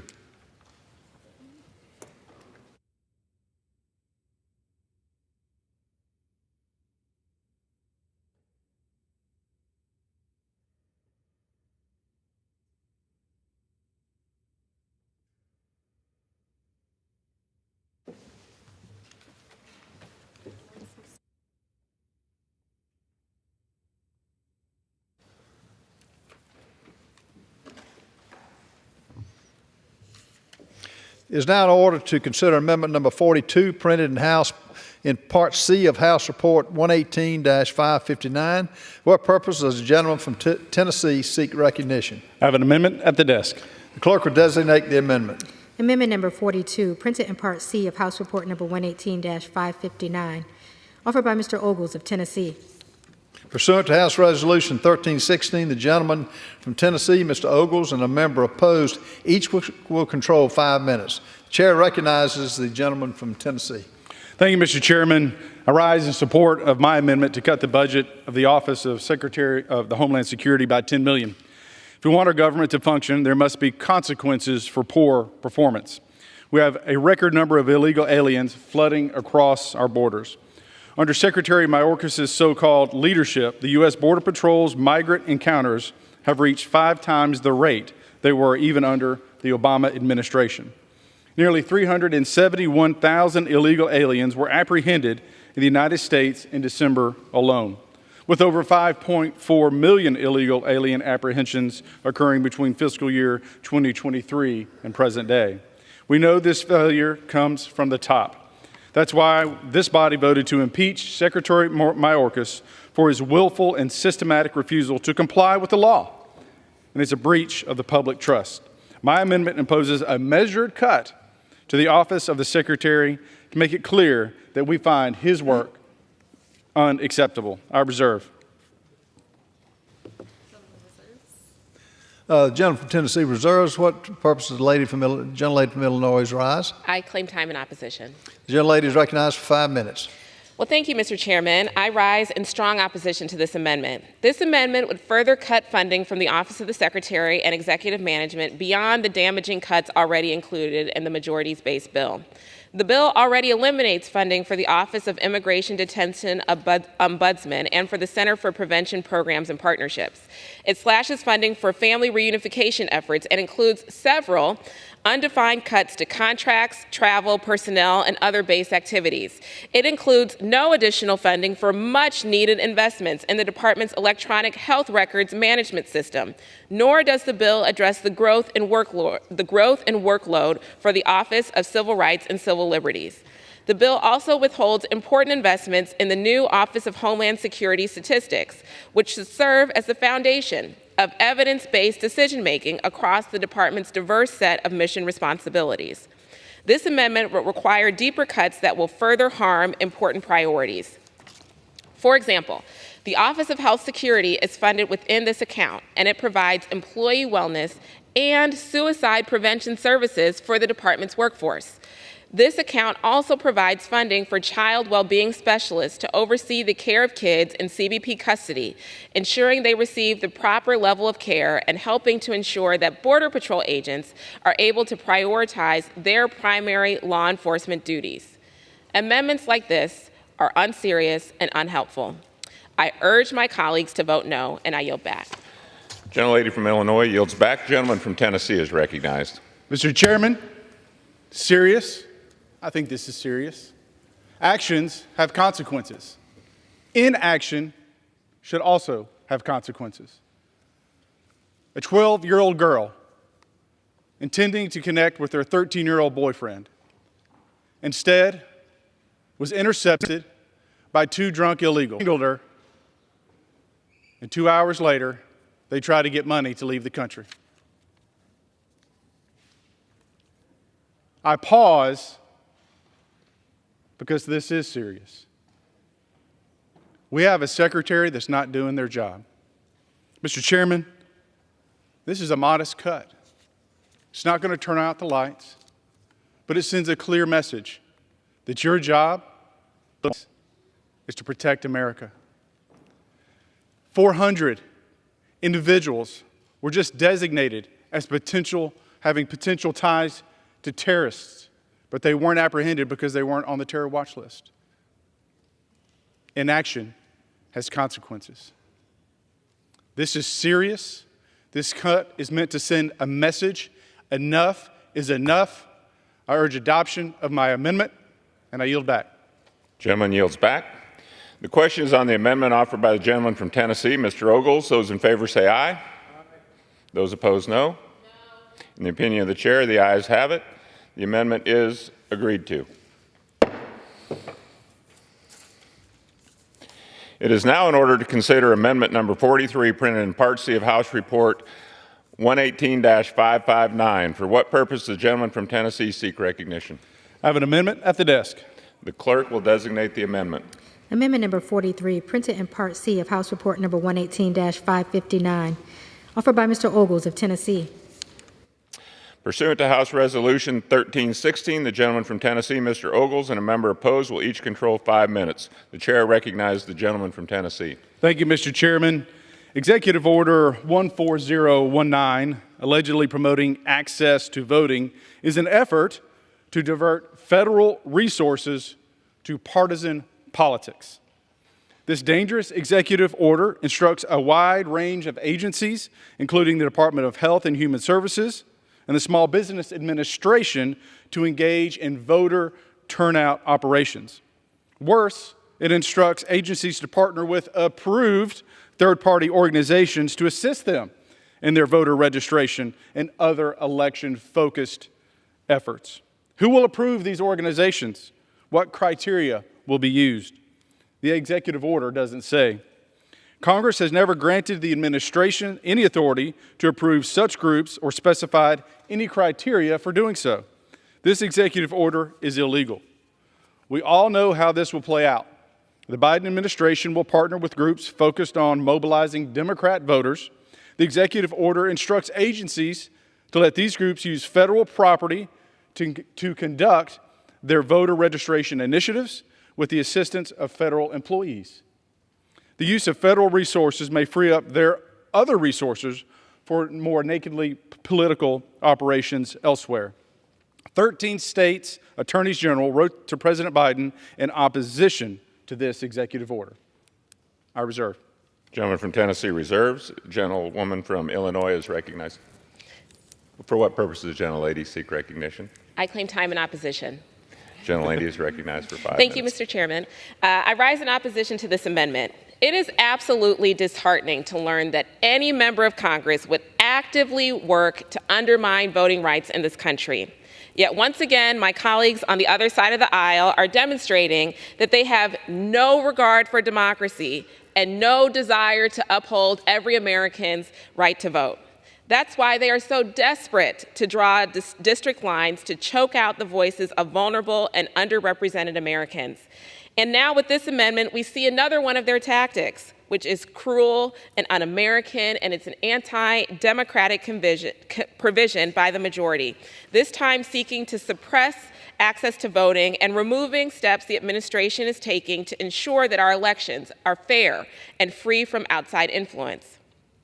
Executive Order 14019 on voting access will help ensure that all Americans can exercise their right to vote, such as voters in underserved communities, voters who are younger and older and rural and urban, new citizens, service members and veterans, Native Americans, voters with disabilities, and voters with language access concerns.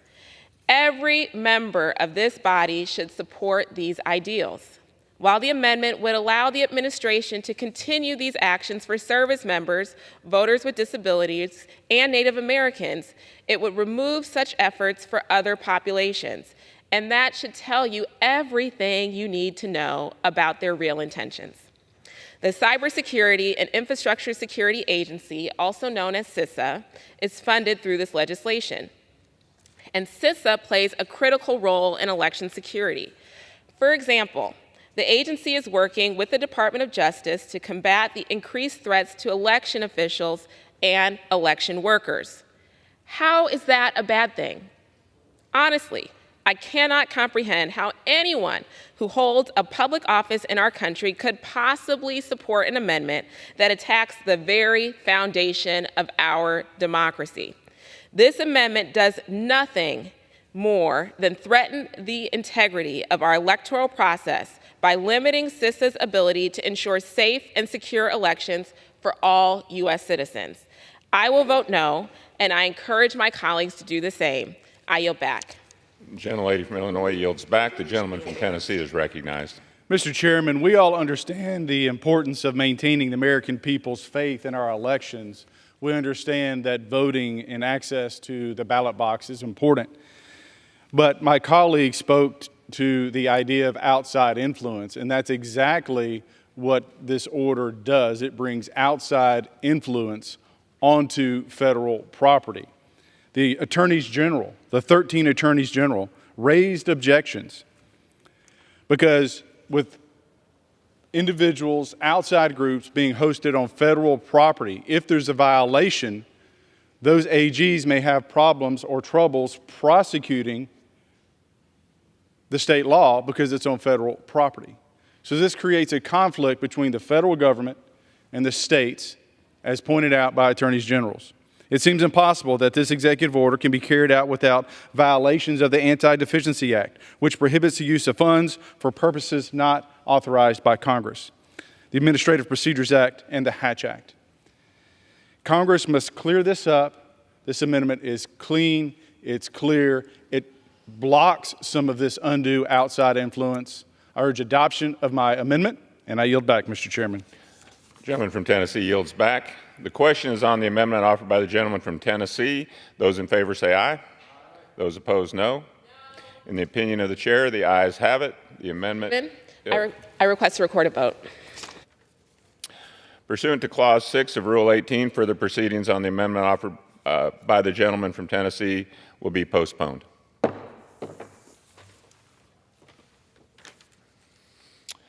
It is now in order to consider Amendment Number 44, printed in Part C of House Report 118-559. For what purpose does the gentleman from Tennessee seek recognition? I have an amendment at the desk. The clerk will designate the amendment. Amendment number 44, printed in Part C of House Report number 118-559, offered by Mr. Ogles of Tennessee. Pursuant to House Resolution 1316, the gentleman from Tennessee, Mr. Ogles, and a member opposed, each will control 5 minutes. The chair recognizes the gentleman from Tennessee. Thank you, Mr. Chairman. My amendment prohibits the Secretary of Defense from requiring individuals to wear masks to prevent the spread of COVID-19. Now, this may seem like an old argument, but when we see the testimony of Fauci talking about how much of the recommendations were made up and fictitious, I think it's important that we keep this conversation in the forefront. I think we remind individuals that our government overreached its authority and infringed on liberty. I think it's important we draw a line in the sand and we tell the Secretary of Defense that you can't make a mandate, you can't offer a mandate that forces someone to wear masks. Mr. Chairman, I reserve. from Tennessee reserves. For what purpose does the gentlelady from Illinois seek recognition? I claim time in opposition. The gentlelady is recognized for 5 minutes. Thank you, Mr. Chairman. First, these policies should be debated in a different context on a different bill. DHS's role here is guided by the Centers for Disease Control and Prevention. DHS does not develop independent policies on these issues, but rather implements policies that originate with the CDC. Second, vaccines and masks are for safety of self and others. If enacted under this amendment, the department would struggle to ensure the health of the traveling public in the face of a pandemic. This amendment undermines public health and the department's authority to ensure the safety of the traveling public. Instead, it needlessly prevents risk control measures at great risk to our communities. I oppose this amendment, and I yield back. Gentlelady from Illinois yields back. The gentleman from Tennessee is recognized. Thank you, Mr. Chairman, and I appreciate my colleague for her sentiment, but I would argue that this bill needlessly allows for the Secretary of Defense to infringe on the medical relationship between an individual and their doctor. It needlessly forces someone to wear a mask when there is no science to back it up. I mean, there was a New York Times article by leading epidemiologist Tom Jefferson, not to be confused with Thomas Jefferson, that talked about that even the N95, the gold standard and mask, wasn't effective at blocking the COVID-19 virus. And so it's important that anything that's infringing on someone's liberties be based in fact and science, not on conjecture and panic.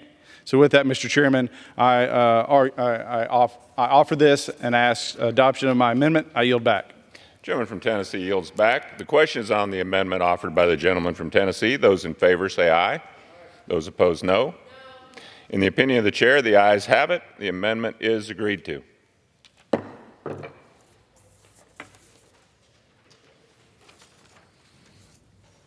It is now in order to consider amendment number 45, printed in Part C of House Report 118-559.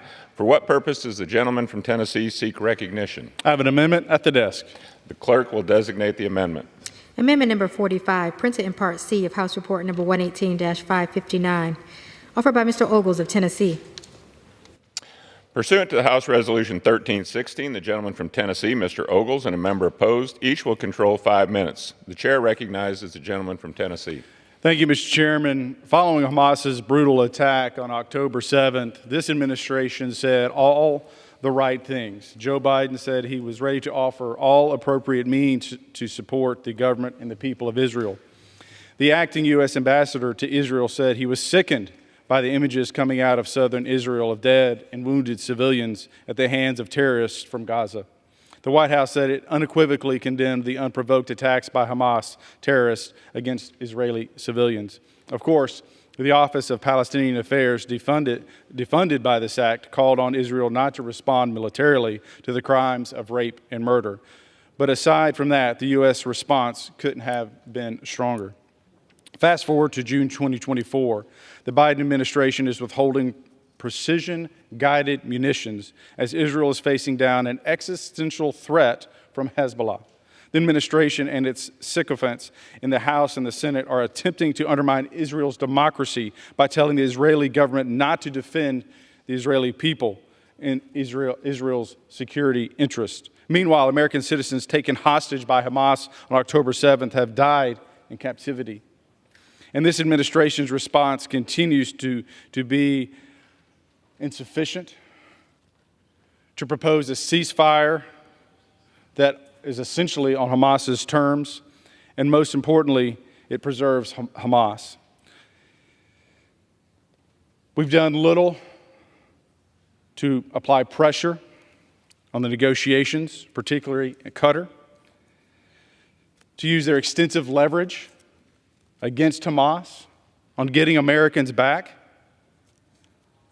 And we've seen the Biden administration cave to the demands of student protesters who chant, "Kill the Jews," in Arabic.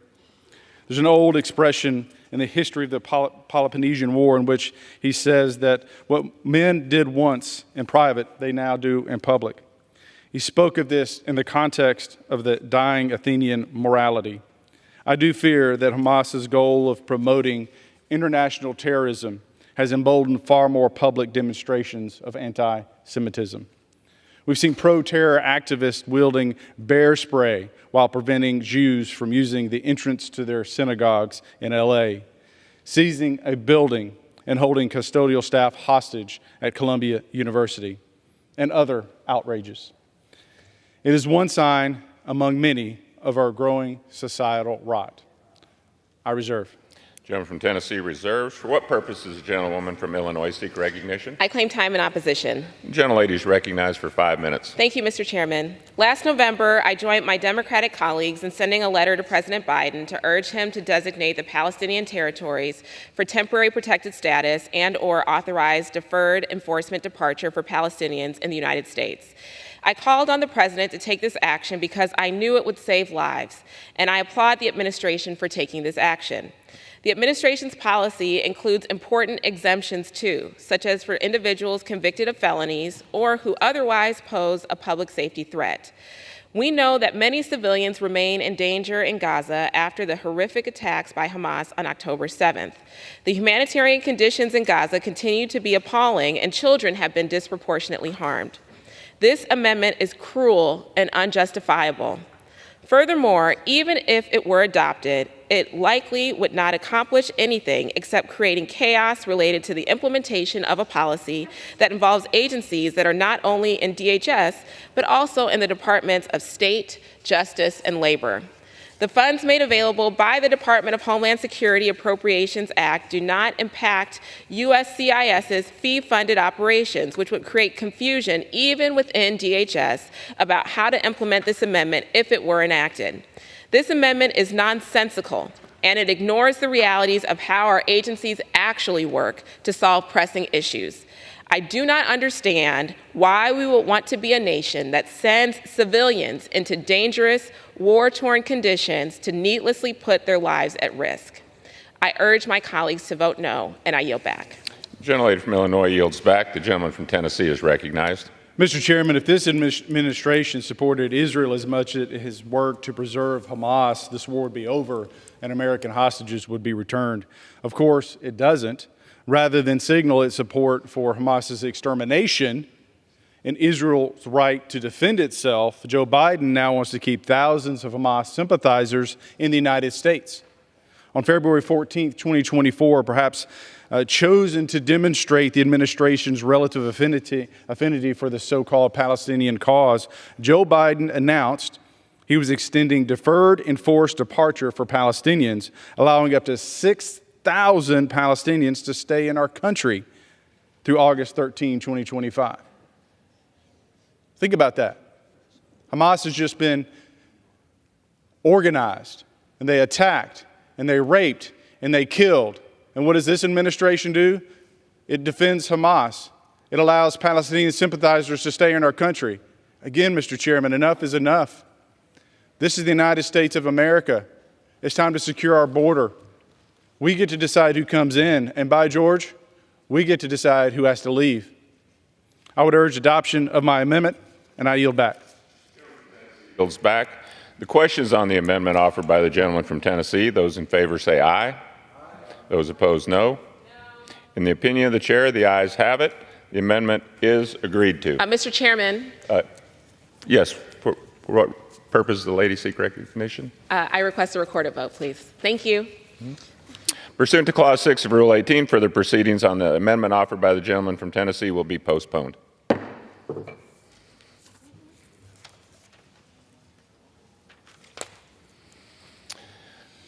It is now in order to consider amendment number 46, printed in Part C of the House Report 118-559.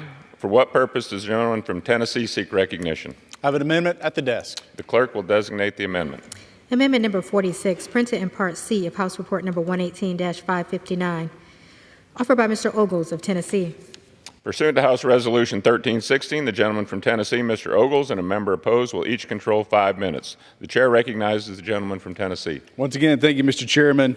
Environmental justice is a concept closely intertwined with DEI principles.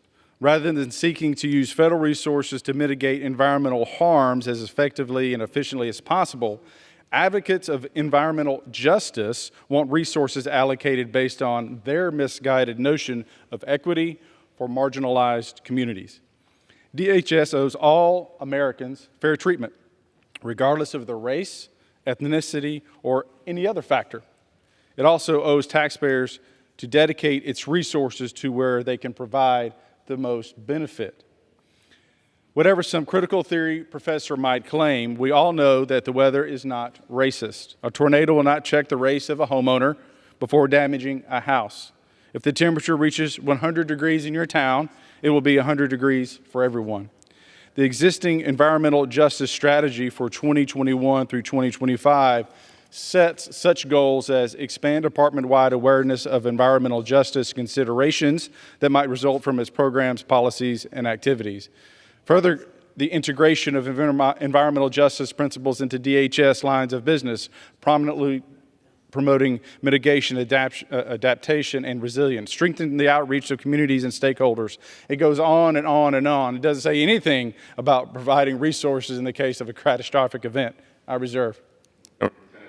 Reserves. For what purpose does the gentlelady from Illinois seek recognition? I claim time in opposition. Gentlelady is recognized for 5 minutes. Well, thank you, Mr. Chairman. This amendment seeks to defund environmental justice efforts at the Department of Homeland Security.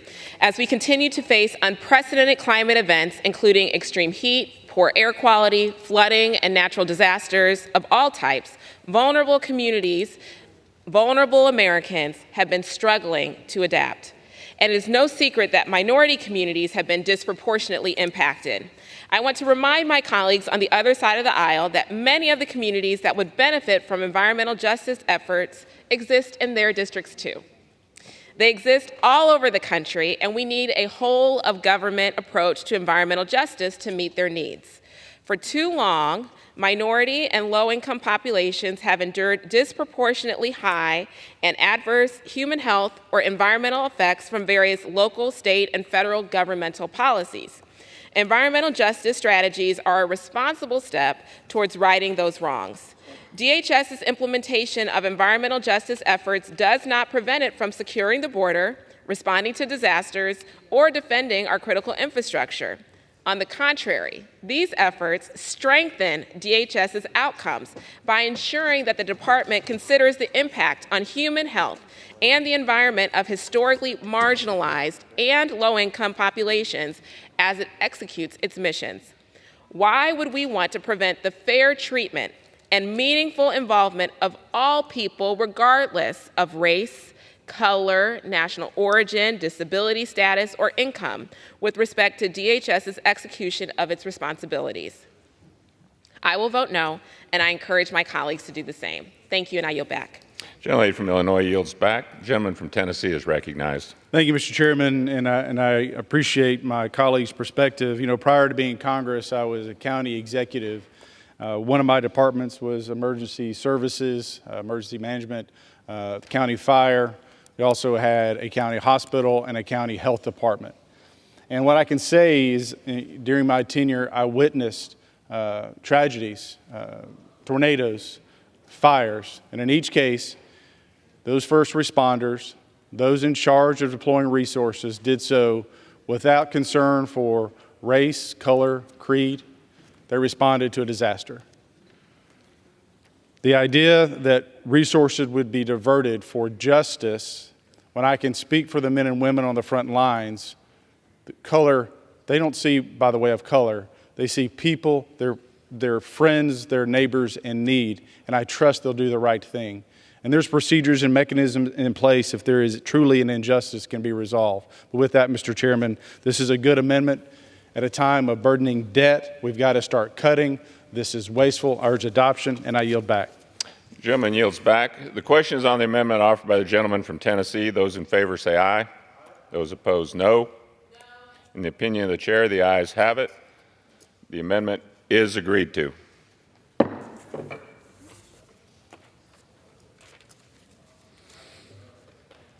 It is now in order to consider amendment number 48, printed in Part C of House Report 118-559.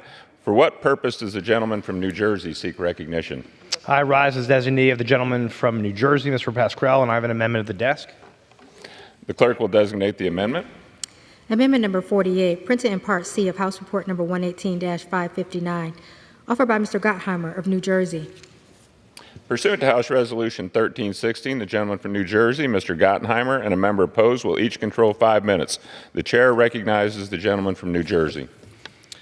Mr. Speaker, I rise in support of the bipartisan amendment to increase the budget of nonprofit security grant program by $30 million. I want to thank my dear friend and colleague and great leader from New Jersey, the great Congressman Bill Pascrell, and the gentleman from Texas, Michael McCall, Chairman McCall, for his leadership in spearheading this effort.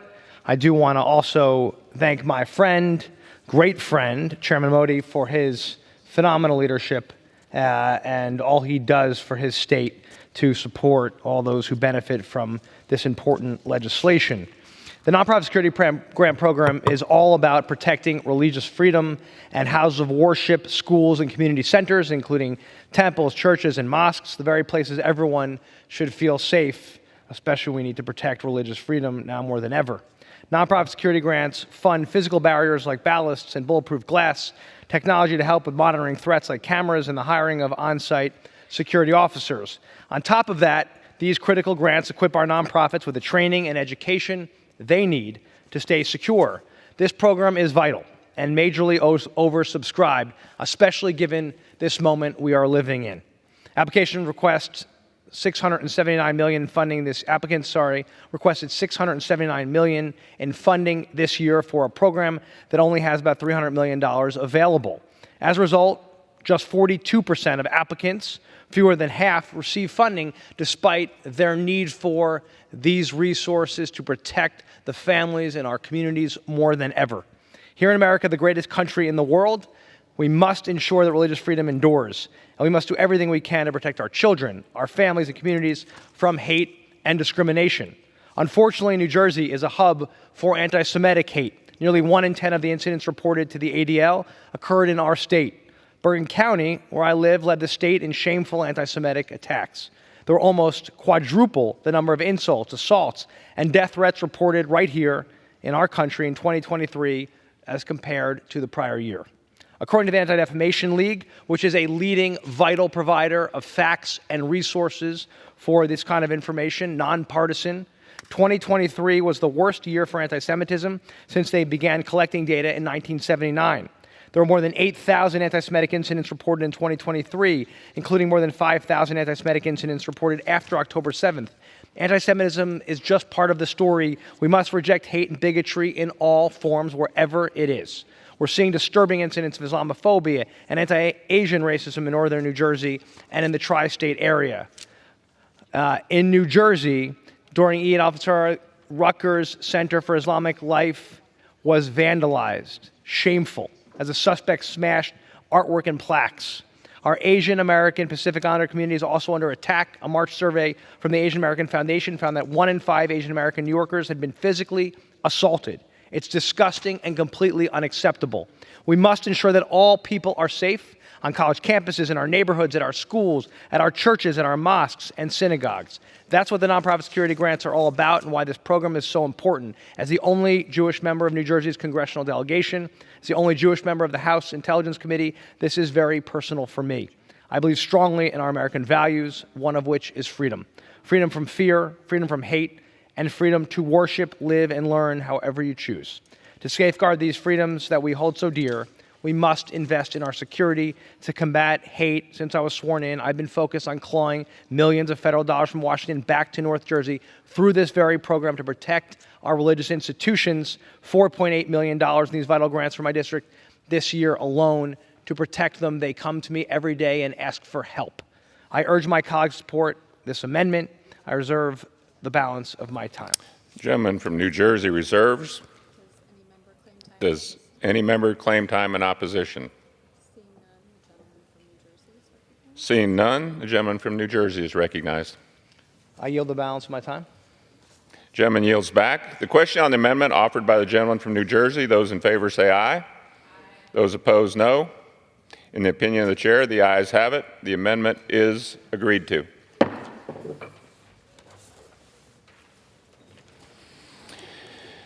It is now in order to consider Amendment Number 50, printed in Part C of House Report 118-559. For what purpose does the gentleman from Texas seek recognition? Mr. Chairman, I rise as the designee of the gentleman from Texas, Mr. Pfluger, and I have an amendment at the desk. The clerk will designate the amendment. Amendment number 50, printed in Part C of House Report number 118-559, offered by Mr. Roy of Texas. Pursuant to House Resolution 1316, the gentleman from Texas, Mr. Roy, and a member opposed, each will control 5 minutes. The chair recognizes the gentleman from Texas. Well, thank the chairman. I do have an amendment at the desk, and I do want to make clear that this is on behalf of August Pfluger, my colleague from Texas, who has been a champion of this issue since he's been in Congress. And the issue that is before us as we take up Department of Homeland Security appropriations is the policy that the administration has put forward, and indeed some members of the chamber, even some on this side of the aisle, that have put forward that would limit the ability to transport people who have come here illegally that have been released into the United States by the administration into Texas, that would limit the ability to transport these individuals to other places in the country. Now, we have referred to this as the Remain in Texas policy, which we Texans take significant issue with. The impact on the state of Texas cannot be overstated. Texas, more than any other state in the union, has been bearing the brunt of the wide open border policies that have endangered the American people now for 3.5 years, something that we hope to end soon. But we in Congress have a duty under Article 1 to do something about it. That is why we put forward, I believe, a good DHS appropriations bill. We've made clear that we need to secure the border in the process.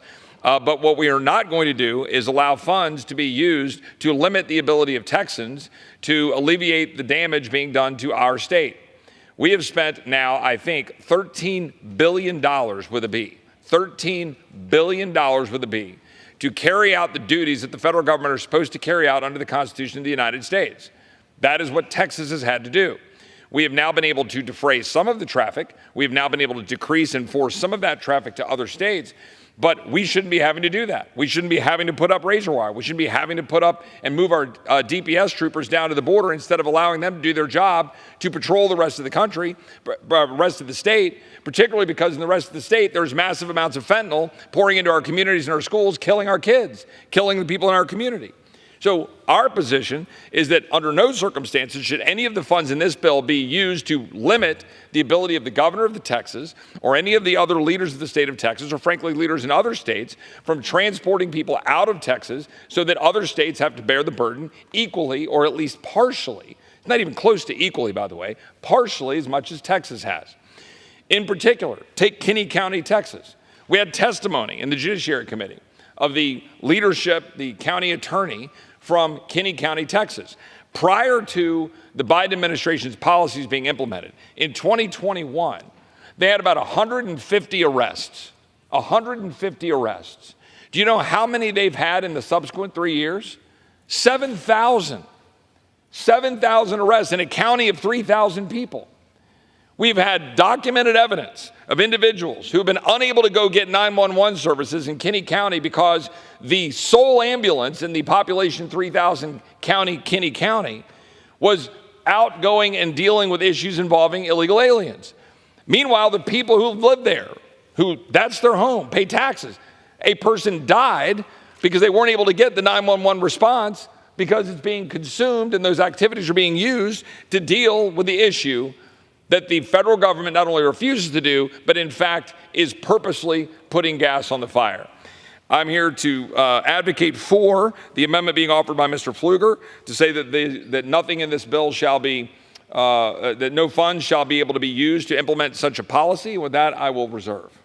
Gentleman from Texas reserves. For what purpose does the gentlelady from Illinois seek recognition? I claim time in opposition. The gentlelady is recognized for 5 minutes. Thank you, Mr. Chairman. I oppose this amendment not because I support the Remain in Texas concept, but because we're debating nonsense.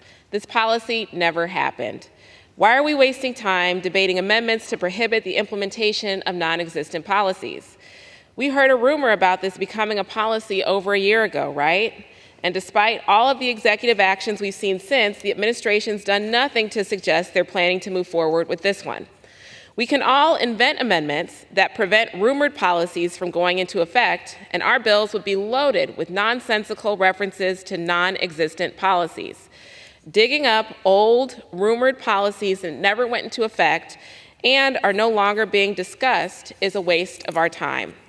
If I didn't know better, I'd say my majority colleagues are running out of ideas on how to find failure with what the Biden administration is doing to secure our border. I yield back. The gentlelady yields back. The gentleman from Texas is recognized. Well, my simple question, all the gentlelady has yielded her time back, would simply be, then what's the problem? What's the harm of putting the language in the bill if it's a policy that's not being implemented? But I would tell you that it's a $13 billion rumor. I yield back. The gentleman from Texas yields back. The question on the amendment offered by the gentleman from Texas, those in favor say aye. Those opposed, no. In the opinion of the chair, the ayes have it. The amendment is agreed to.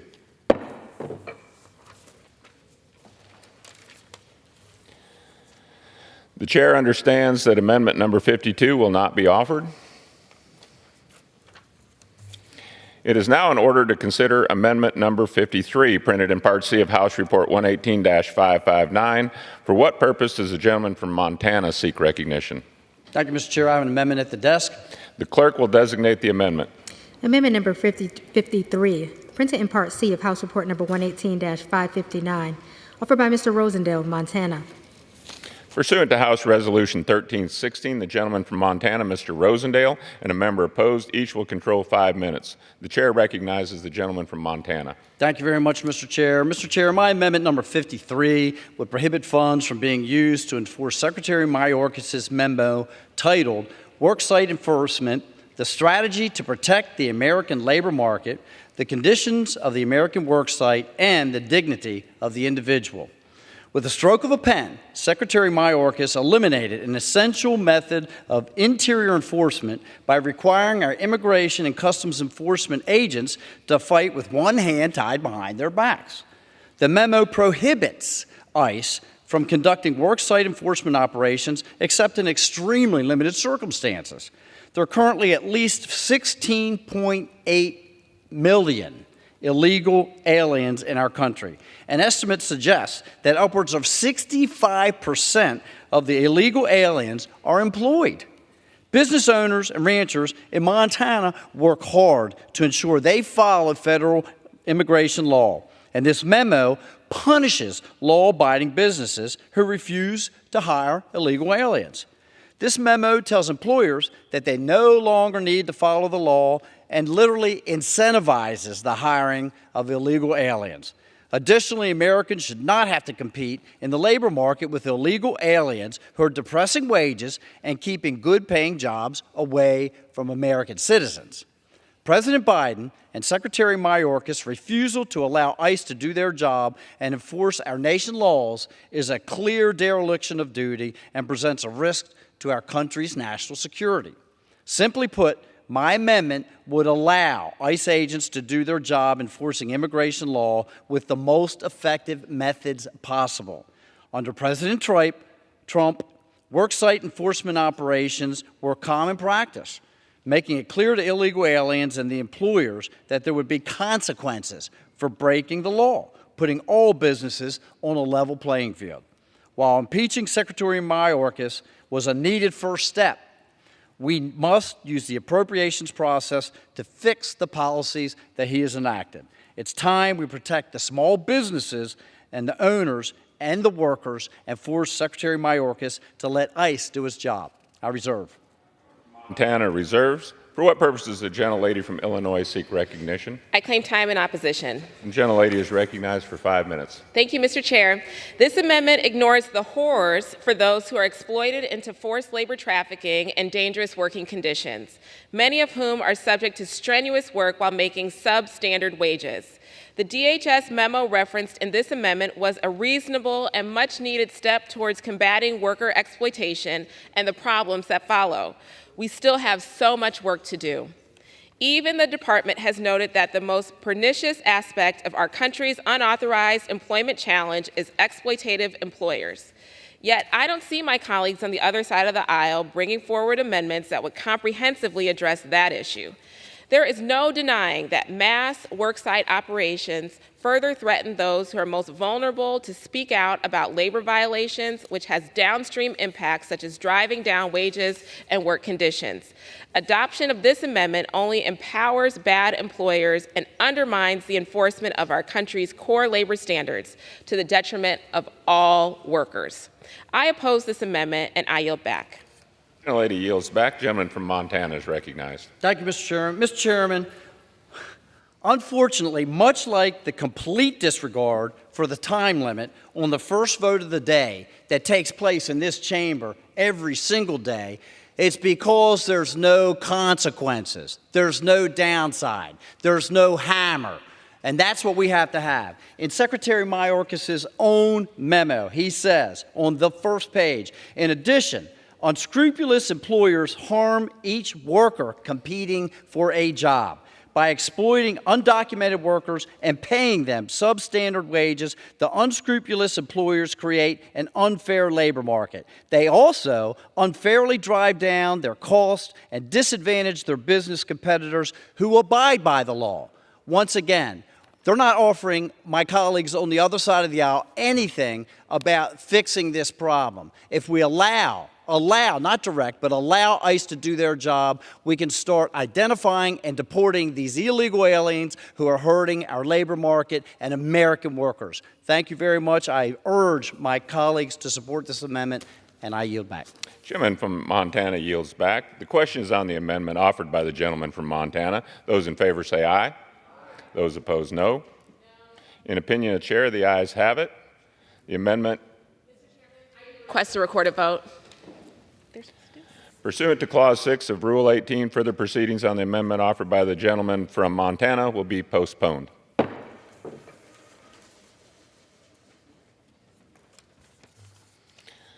It is now in order to consider amendment number 54, printed in Part C of House Report 118-559. For what purpose does the gentleman from Texas seek recognition? Mr. Chairman, I have an amendment at the desk. The clerk will designate the amendment. Printed in Part C of House Report number 118-559, offered by Mr. Roy of Texas. Pursuant to House Resolution 1316, the gentleman from Texas, Mr. Roy, and a member opposed, each will control 5 minutes. The chair recognizes the gentleman from Texas. I thank the chairman. In the wake of 3.5 years of abject failure, but worse than that, purposeful action by the executive branch of the federal government to undermine the security of the American people, empower cartels, empower China, allow little children, little girls get sold into the sex trafficking trade for political expediency for the radical progressive Democrat left. All of that, in the wake of that, with dead Americans, with Laken Riley, with Lizbeth Medina, with Kayla Hamilton, with all of the horrific stories, the stories of a 12-year-old little girl getting raped, a 13-year-old little girl getting raped. In the wake of all of that, now the administration wants to continue its lawlessness by the use and abuse of executive power to grant amnesty. That is the goal. That is the aim. Our colleagues on the other side of the aisle, our radical progressive Democrat colleagues, they view this as political opportunism. Nothing more, nothing less. This is now not about the huddled masses being invited to the United States. This is not about anything of the sort. This is about political power. That's what this is about. And as a result, 53 human beings roasted in the Texas heat in a tractor trailer in San Antonio, Texas, which I represent. Because my colleagues, my radical progressive Democratic colleagues, and because of the radical progressive Democrat regime in the White House, the other end of Pennsylvania Avenue, they care more about political expediency than these human beings. That's the truth. They care more about political expediency than the individual Americans dying from fentanyl poisoning, or any of the individuals that I just described who are murdered or raped or killed because we're allowing criminals to be released into the United States illegally, unlawfully, using and abusing parole authority. And now, the administration wants to grant amnesty. Why? Oh, trust us, it's out of the goodness of our hearts, we are told. No, it is for the political expediency of setting up future voters, but importantly and more presciently, this is all about creating more incentive for more people to flood the zone, to flood the border, to come into this country. That's what it's about. Doesn't matter about whether it empowers cartels, doesn't matter about whether it empowers our enemies, doesn't matter what it means for the security of the people of Texas or anybody else in this country. It's all about flooding the zone with more numbers. Legislation that we have before us, the amendment that we're putting forward, would prohibit the use of funds from promoting such a foolish amnesty plan by this radical administration that refuses to follow the law. I reserve. Gentleman reserves. For what purpose does the gentlelady from Illinois seek recognition? I claim time in opposition. Gentlelady is recognized for 5 minutes. Thank you, Mr. Chairman. First, let me clarify the policy being attacked by this amendment. First, let me clarify what the policy being attacked by this amendment actually does. This policy does not confer a new path to permanent status, let alone a new path to citizenship. The people who will benefit from the policy are already eligible for a green card, but the policy removes a barrier that would require almost all families to be separated for 10 years before the undocumented immigrant could be eligible for a green card. On average, these immigrants have been in the United States for 23 years, are married to U.S. citizens, and still must go through a lengthy green card process. However, with this policy in place, people get to go through the legal steps of getting a green card without being separated for a decade or longer from their family. Any advocate for family values and unity should support this new process, which only applies to a limited subset of immigrants. Instead of being attacked, we should all applaud the Biden administration for advancing this policy. It demonstrates that the United States prioritizes family unity over archaic and harmful bureaucratic processes that serve no value and certainly provide no deterrence effect. I urge my colleagues to support this new policy and vote no on this amendment. I yield back. Gentlelady yields back. Gentleman from Texas is recognized. Mr. Chairman, I would yield 90 seconds to my good friend from Texas, Mr. Self. Gentleman is recognized for 90 seconds. Mr. Chairman, I rise today in support of Mr. Roy's amendment to prohibit any government funding for the Biden administration parole-in-place mass amnesty scheme. This parole-in-place executive order clearly demonstrates that the Biden administration is not and has never been serious about securing the border. His process would grant mass amnesty to approximately 80,000 inadmissible alien spouses of American citizens per month. And make no mistake, the timing of this executive order was purposeful. On June 21st, the Supreme Court issued its opinion in Department of State versus Munoz and concluded that a U.S. citizen's spouse does not have a fundamental liberty interest in her alien spouse's admission into the United States. The Biden administration rolled out his executive order directly contradicting this opinion just 3 days prior. The decision was obviously leaked to the Biden administration. This is another example of in-your-face tyranny. This administration is lawless. We must not pass a DHS appropriations bill that funds this mass parole order that would grant amnesty to possibly thousands of criminals and further endanger communities across the nation, particularly in light of the cynical and lawless timing of this order. I urge my colleagues to support the amendment, and I yield back. Gentleman yields back. Gentleman from Texas is recognized. Reserve. Gentleman has the only time remaining. Well, I appreciate my friend from Texas, Mr. Self. I agree with him. I associate myself with his remarks. The unilateral action by this executive branch is nothing new. They've been doing it with student loans. They've been doing it with all sorts of laws where they ignore the law, parole authority, abuse of law, endangering the American people. This would give permanent residence and a path to citizenship to hundreds of thousands of illegal alien spouses of U.S. citizens and their non-citizen minor children. That is being done through unilateral action by the executive branch. This is not how we are supposed to make policy or law. It is important for us to use the power of the purse to push back, and I urge adoption of the amendment. The gentleman, his time has expired. The question is on the amendment offered by the gentleman from Texas. Those in favor say aye. Those opposed, no. In the opinion of the chair, the ayes have it. The amendment, for what purpose does the lady seek recognition? I request a recorded vote. Pursuant to Clause 6 of Rule 18, further proceedings on the amendment offered by the gentleman from Texas will be postponed.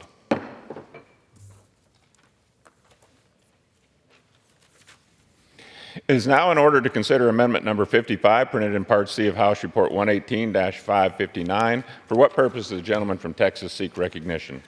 I have an amendment at the desk. The clerk will designate the amendment. Amendment number 55, printed in Part C of House Report number 118-559, offered by Mr. Roy of Texas. Pursuant to House Resolution 1316, the gentleman from Texas, Mr. Roy, and a member opposed, each will control 5 minutes. The chair recognizes the gentleman from Texas. I thank the chairman. This amendment will prohibit Homeland Security appropriations from being used to carry out President Biden's climate executive orders. Now, people might wonder why this is important. President Biden and Secretary Mayorkas have been doing a massive amount of damage to this country with wide open borders. Not only have they endangered the American people, they've literally lied, been caught lying about their own Border Patrol agents that they accused of whipping when they knew Haitian migrants when they knew full well it wasn't true. They've been targeting, undermining, attacking their own personnel, their own law enforcement community, going after CBP and Border Patrol simply because Border Patrol wants to do their job, endangering the American people. But that's not it. That's not all they're doing. The president's executive orders are undermining our national security and making us beholden to China in other ways, making us beholden to the rest of the world by undermining our ability to produce reliable energy, all in pursuit of radical progressive Democrats' vision of unicorn energy policy, which is unreliable and will not produce the energy needed to be able to carry out and be competitive in the world. EVs are piling up on lots as we speak. Dealers can't unload them. They literally can't. They can't sell them. Why? Because I don't know, if I want to get in my car in Austin, Texas and drive to Midland, I have to stop 3 times on the way and can't even find charging stations. Put aside the fact that the cars are more expensive, more unreliable, more difficult to repair. That's the reality. Meanwhile, unreliable energy is dotting our grids across the entire country, including Texas. Why? Because instead of pursuing logical policies like nuclear, if you care about CO2 production, or clean burning natural gas, which has been driving down CO2 production around the world, we instead are choosing to litter the landscape with windmills and solar panels, which, by the way, are made out of what? Materials from China, which, by the way, come from what? Forced child labor, which is going out and forcing children to have to go out and be in work camps to go mine the cobalt necessary for batteries, mine the minerals that are necessary for all the solar panels and the windmills that all have to go be buried and filled in the ground, all of which, by the way, produces unreliable energy, puts us behind the rest of the world in energy production, when 3 billion people on this planet don't even have reliable energy. We're literally shooting ourselves in the economic foot. That's what we're doing. And we're doing it all because, I don't know, the feels. I don't know, put a sticker on your Tesla while you drive around and feel good about yourself and pat yourself on the back when you're not denting CO2 production. You could actually get rid of every internal combustion engine car in America and you wouldn't reduce CO2 around the world by less than about 1.5% at all. And the radical climate change executive orders by the president are undermining our national security, forcing the DOD, forcing the DHS, forcing all of these executive branch agencies to weaken their ability to be productive and get their job done. Can you imagine? Border Patrol can't even talk right now on radios. They can't even communicate when they move along the border, if they're even allowed to go man the border, while instead they're changing diapers in some room in one of the ports of entry because we've been dumping people in through parole policies. Now they're going to be stuck down there trying to charge their batteries, hoping they can even go find the people crossing the river. You can't even make this crap up. If you set out to destroy a country, if you set out to literally destroy a country, I don't know how you could come up with policies better than the radical progressive Democrats who want to remake this country in their radical leftist image. I reserve. Gentleman reserves. For what purpose does the gentlelady from Illinois seek recognition? I claim time in opposition. Gentlelady is recognized for 5 minutes. Thank you, Mr. Chairman. This is yet another attempt by my colleagues across the aisle to defend any effort by the Biden administration to tackle the climate crisis and help our communities become more climate resilient. It is obviously misguided, anti-science, and will put all of us at greater risk of harm as a result of climate disasters.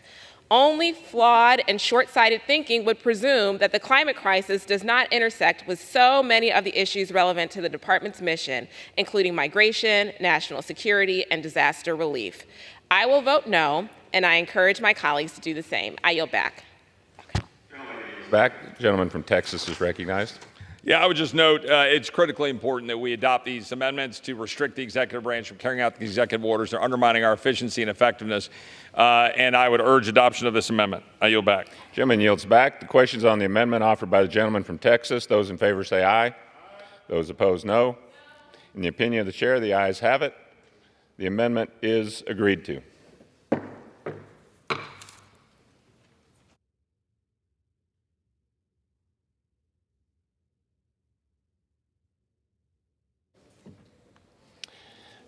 It is now in order to consider amendment number 56, printed in Part C of House Report 118-559. For what purpose does the gentleman from Nevada seek recognition? Thank you, Mr. Chairman. I rise on behalf of Congresswoman Stefanik to offer and support Amendment 56.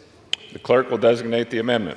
Amendment number 56, printed in Part C of House Report number 118-559, offered by Mr. Amodei of Nevada. Pursuant to House Resolution 1316, the gentleman from Nevada, Mr. Amodei, and a member opposed will each control 5 minutes. The chair recognizes the gentleman from Nevada. Thank you, Mr. Chairman. I rise in support of the amendment and thank the gentlelady from New York for offering it. Our conference has been quite clear about standing with Israel in their fight against a brutal and inhumane terrorist organization that not only committed the deadliest attack on the Jewish people since the Holocaust, but continues to hold innocent men, women, and children as hostages. I also recognize the Jewish community has been the target of increasing anti-Semitism, which was one of the reasons for the amendment that we did earlier regarding supplementing FEMA's program for protection against bigotry. Bigotry has no place in America. It certainly has no place in the Department of Homeland Security. Najwa Ali is a DHS immigration adjudication officer. She was exposed celebrating the October 7th terrorist attack online. It was later revealed that she previously worked for the Palestine Liberation Organization, also known as the PLO, which has, some people would call it a troublesome reputation, to put it kindly. The reputation's in the tank when it comes for anti-Semitic policies and things like that. Secretary Mayorkas confirmed for us that she was still employed and on paid administrative leave in April, during the budget hearing this last April. And the department confirmed to my staff within the last 2 weeks that this continues to be the case. This is unacceptable.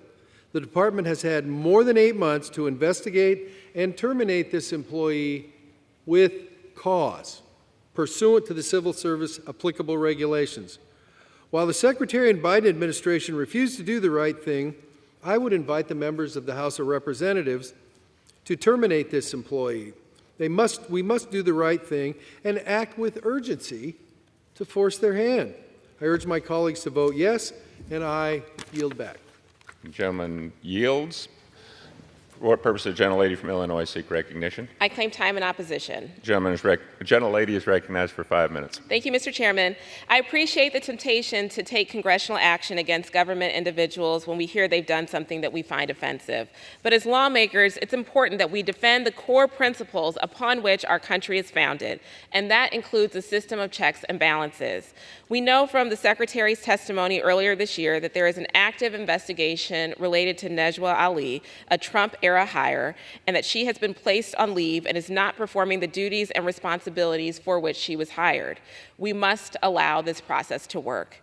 Ironically, the bill that we're considering today would cut important departmental resources that are meant to strengthen its personnel security vetting policies and procedures, such as a cut of nearly $14 million to the Office of the Chief Security Officer. It's a shame that throughout this process, my majority colleagues continue to criticize the department for not doing its job, while at the same time they propose cutting the resources the department needs to address the very concerns that they continue to raise. In addition, I would be remiss if I didn't point out that this amendment also raises constitutional issues. I urge my colleagues to vote no, and I yield back. Lady yields back. The question is on the amendment offered by the gentleman from Nevada. Those in favor say aye. Those opposed, no. In the opinion of the chair, the ayes have it. The amendment is agreed to.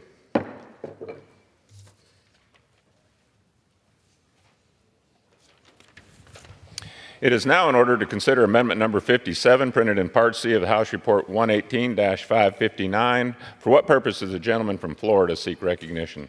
Mr. Chair, I have an amendment at the desk. The clerk will designate the amendment. Amendment number 57, printed in Part C of House Report number 118-559, offered by Mr. Stubbe of Florida.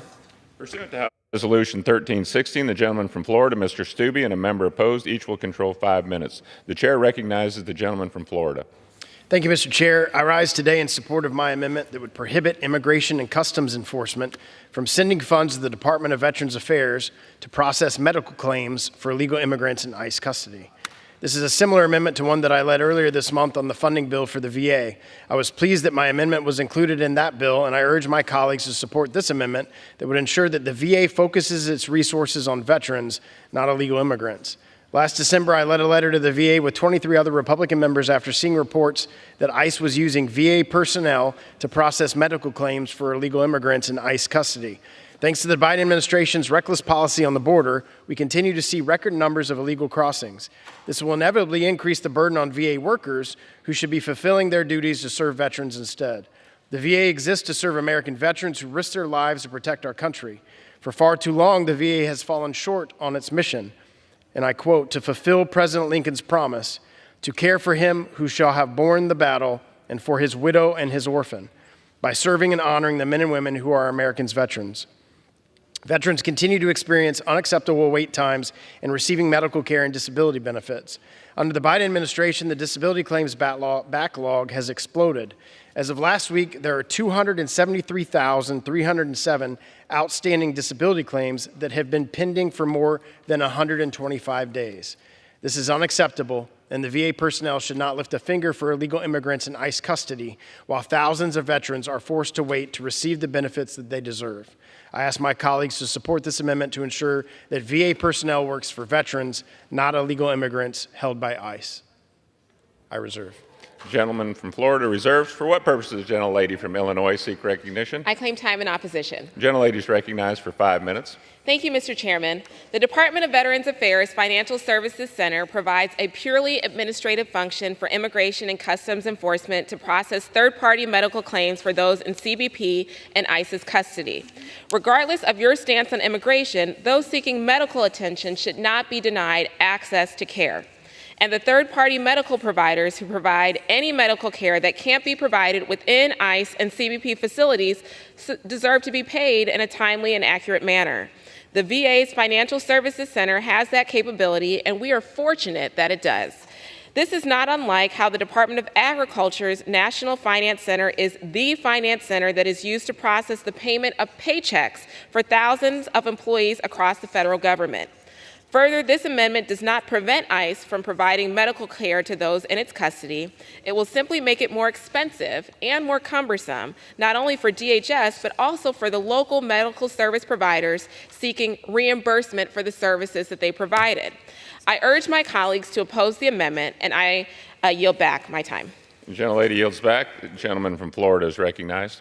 Thank you, Mr. Chairman. The money appropriated by this body and by Congress for the VA, for veterans, and for veterans' health care should not be used to provide medical claims for illegal immigrants. And I yield back.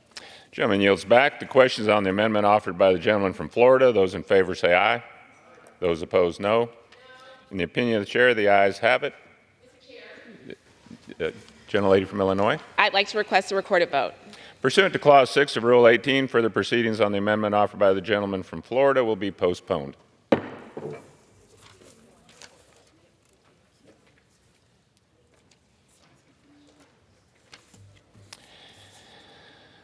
It is now in order to consider amendment number 58, printed in Part C of House Report 118-559. For what purpose does the gentleman from Wisconsin seek recognition? I have an amendment at the desk, Mr. Speaker. The clerk will designate the amendment.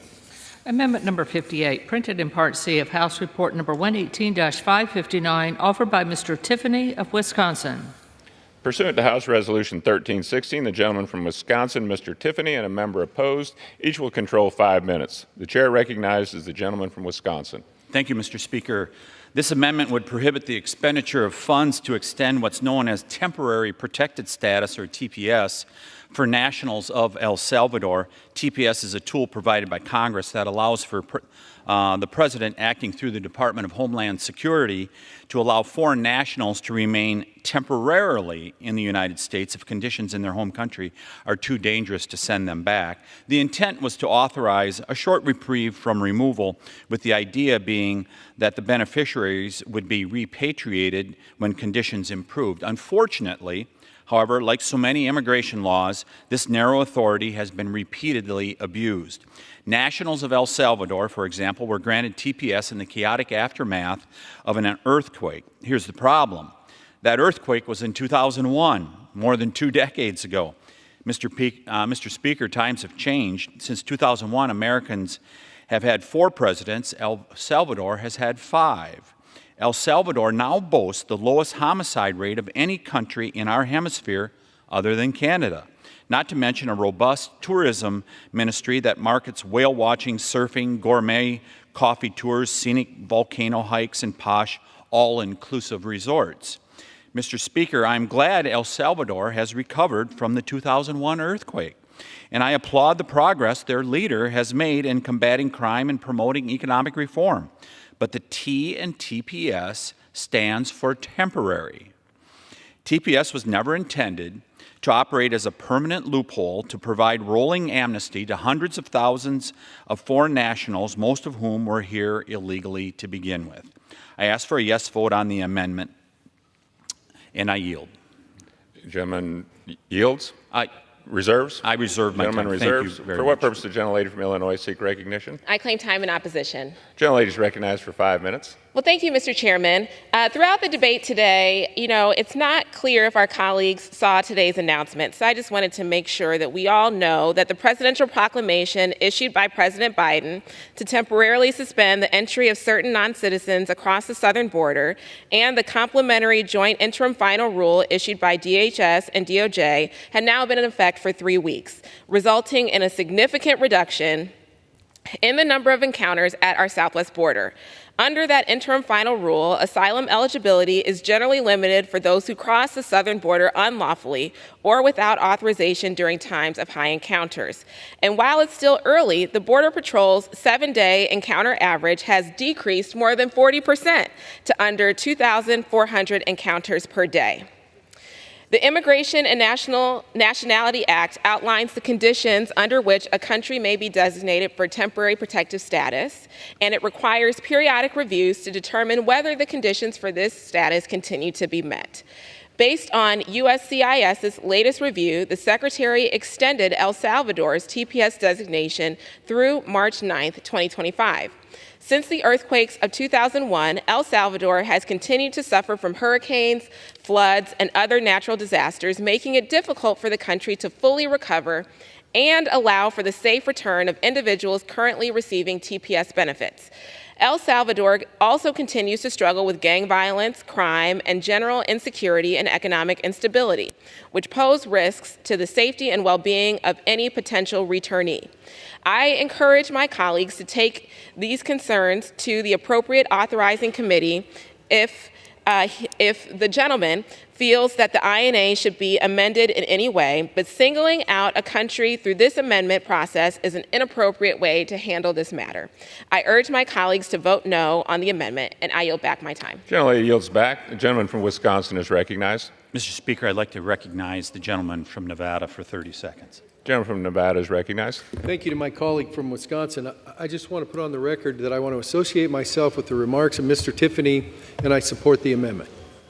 Gentleman yields back. Gentleman from Wisconsin is recognized. I reserve. Gentleman has the only time remaining. Okay.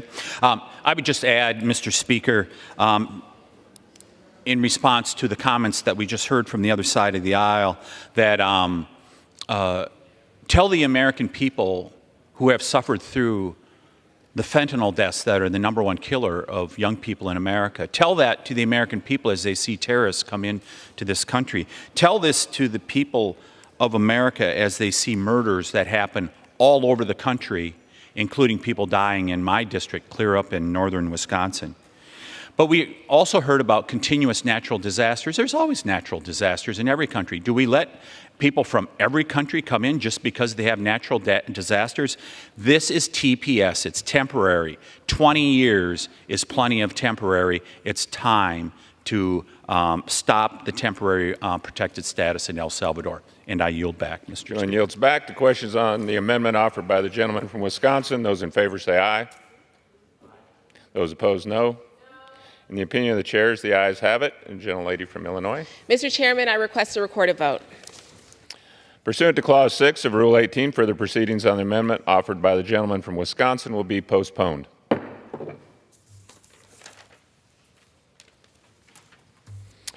It is now in order to consider amendment number 59, printed in Part C of House Report 118-559. For what purpose does the gentleman from Wisconsin seek recognition? Mr. Speaker, I have an amendment at the desk. The clerk will designate the amendment. Amendment number 59, printed in Part C of House Report number 118-559, offered by Mr. Tiffany of Wisconsin. Pursuant to House Resolution 1316, the gentleman from Wisconsin, Mr. Tiffany, and a member opposed will each control 5 minutes. The chair recognizes the gentleman from Wisconsin. Mr. Speaker, this amendment is very similar to the prior amendment. It prohibits the expenditure of funds to extend temporary protected status, in this case to nationals from Honduras. That T in TPS is important because it stands for temporary. In the case of Honduras, this temporary designation was issued in response to a hurricane. So when did that hurricane make landfall, you might ask? It was in October 1998. Bill Clinton was in the White House. Gasoline was $1.05 a gallon. Microsoft had just replaced General Electric as America's most valuable company. And the first BlackBerry wouldn't hit store shelves for another year. And yet this temporary amnesty continues. Like El Salvador, conditions in Honduras have improved.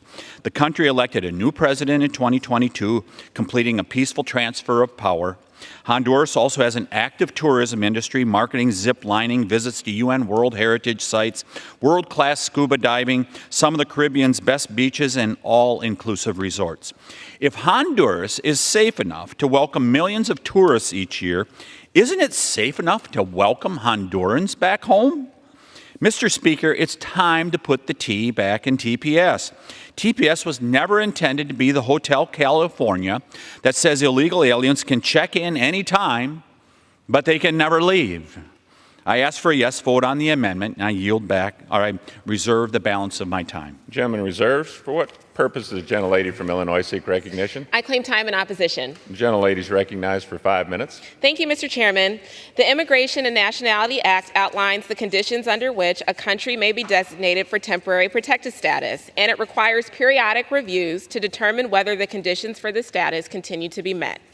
Based on USCIS's latest review, the Secretary extended Honduras's TPS designation through July 5th, 2025.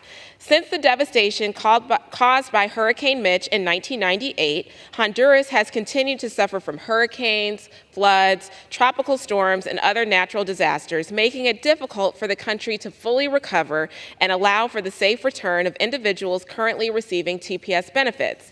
Honduras also continues to struggle with gang violence, drug trafficking, crime, and economic instability, which pose risks to the safety and well-being of any potential returnee. I encourage my colleagues to take their concerns to the appropriate authorizing committee if the gentleman feels that the INA should be amended in any way, but singling out a country through this amendment process is an inappropriate way to handle this matter. I urge my colleagues to vote no, and I yield back. Yields back. The gentleman from Wisconsin is recognized. Mr. Speaker, this is the appropriate forum to bring this before, is to deny funding for something that is no longer temporary. This has become, we might as well rename it PPS, Permanent Protective Status, rather than TPS. And this is the appropriate venue to deny the funding, to allow the president to continue to use this just like every other means, whether it's parole and all other type things, to be able to allow people to illegally come into our country. And by the way, what country around the world hasn't had a natural disaster? When are we going to let people come in from every country in the world when there's a hurricane, a typhoon, an earthquake, whatever natural disaster happens? I mean, that's what we're being set up for here. And when we hear gang violence being talked about, why is there so much gang violence in those countries? In part because we have open borders. I was to Panama 3 years ago. I went to the Darien Gap. I saw what was going on down there when hundreds and thousands of people were coming in through the Darien Gap. It is now tens of thousands of people that are going through the Darien Gap, making their way up through Central America, including Honduras, and that is in part what is destabilizing these countries. If we would pass H.R. 2 and we had a president that chose to secure the border, we would see safer countries, and we would no longer need TPS in countries like Honduras. I yield back, Mr. Gentleman Speaker. yields back. The question is on the amendment offered by the gentleman from Wisconsin. Those in favor say aye. Those opposed, no. In the opinion of the chair, the ayes have it. The gentlelady from Illinois is recognized. Thank you. I request to record a vote. Pursuant to Clause 6 of Rule 18, further proceedings on the amendment offered by the gentleman from Wisconsin will be postponed. For what purpose does the gentleman from Nevada seek recognition? Mr. Chairman, I move that the committee do now rise.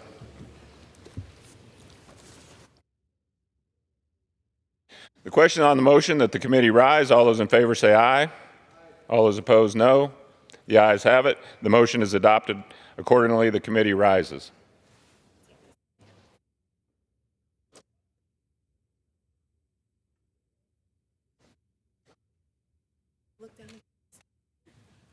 Mr. Speaker, the Committee of the Whole House on the State of the Union, having had under consideration H.R. 8752, directs me to report that it has come to no resolution thereon. The chair of the Committee of the Whole House on the State of the Union reports that that committee has had under consideration H.R. 8752 and has come to no resolution thereon.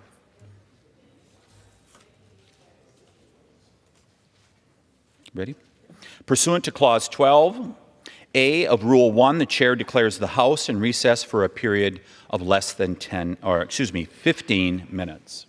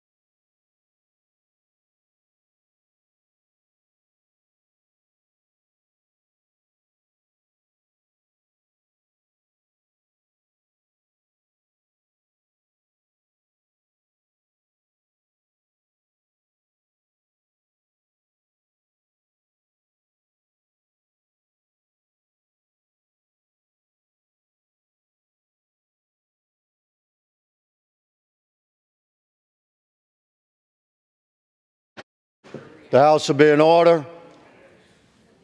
Pursuant to House Resolution 1316 and Rule 18, the Chair declares a House in the Committee of the Whole House on the State of the Union for the further consideration of H.R. H752.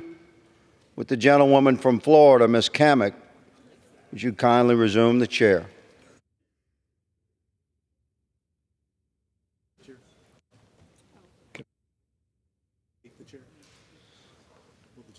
Will the gentlewoman kindly take the chair?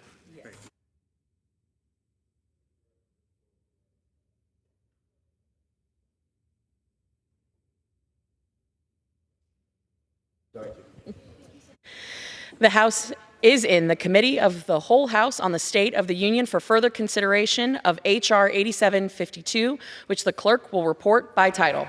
A bill making appropriations for the Department of Homeland Security for the fiscal year ending September 30th, 2025, and for other purposes. When the Committee of the Whole rose earlier today, a request for recorded vote on Amendment Number 59, printed in Part C of House Report 118-559, offered by the gentleman from Wisconsin, Mr. Tiffany, has been postponed.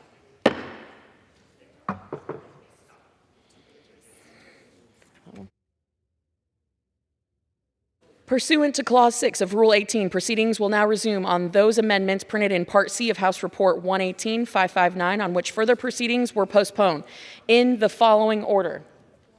Amendment number 4 by Mr. Biggs of Arizona. Amendment number 11 by Mr. Clyde of Georgia. Amendment number 18 by Ms. Green of Georgia. Amendment number 20 by Mr. Grothman of Wisconsin. Amendment number 43 by Mr. Ogles of Tennessee. Amendment number 45 by Mr. Ogles of Tennessee. Amendment number 53 of Mr. Rosendale of Montana. Amendment number 54 of Mr. Roy of Texas. Amendment number 57 of Mr. Stubbe from Florida. Amendment number 58 by Representative Tiffany of Wisconsin. Amendment number 59 by Mr. Tiffany of Wisconsin. The chair will reduce to 2 minutes the minimum time for any electronic vote after the first vote in this series. The unfinished business is the request for a recorded House vote on Amendment number 4, printed in Part C of House Report 118-559 by the gentleman from Arizona, Mr. Biggs, on which further proceedings were postponed, on which the ayes prevailed by voice vote. The clerk will redesignate the amendment. Amendment number 4, printed in Part C of House Report number 118-559, offered by Mr. Biggs of Arizona. A recorded vote has been requested. Those in support of this request for a recorded vote will rise and be counted.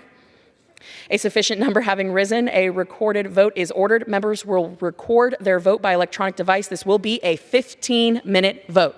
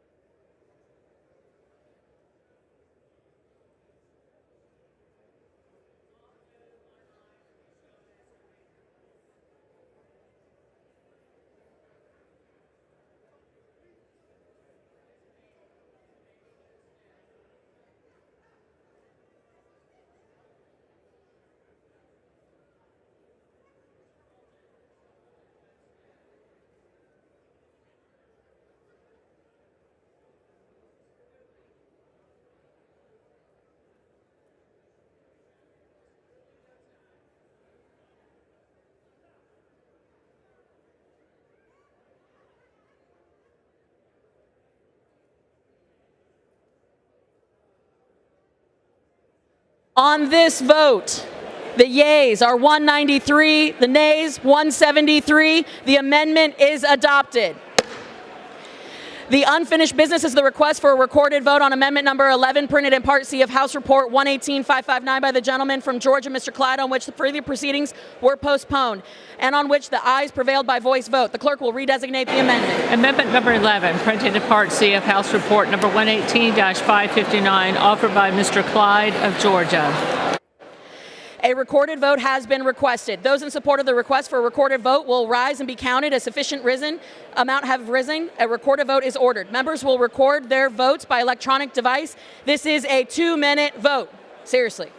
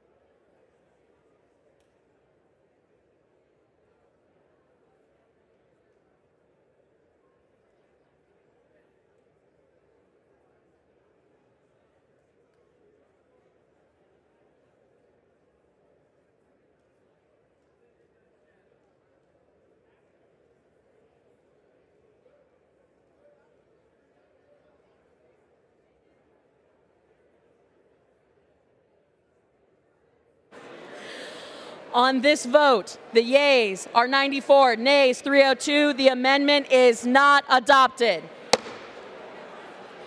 The unfinished business is the request for a recorded vote on amendment number 18, printed in Part C of House Report 118-559 by the gentlewoman from Georgia, Ms. Green, on which further proceedings were postponed and on which the ayes prevailed by voice vote. The clerk will redesignate the amendment. Amendment number 18, printed in Part C of House Report number 118-559, offered by Ms. Green of Georgia. Vote has been requested. Those in support of the request of a recorded vote shall rise and be counted. A sufficient number having risen, a recorded vote is ordered. Members will record their votes by electronic device. This will be a 2-minute vote.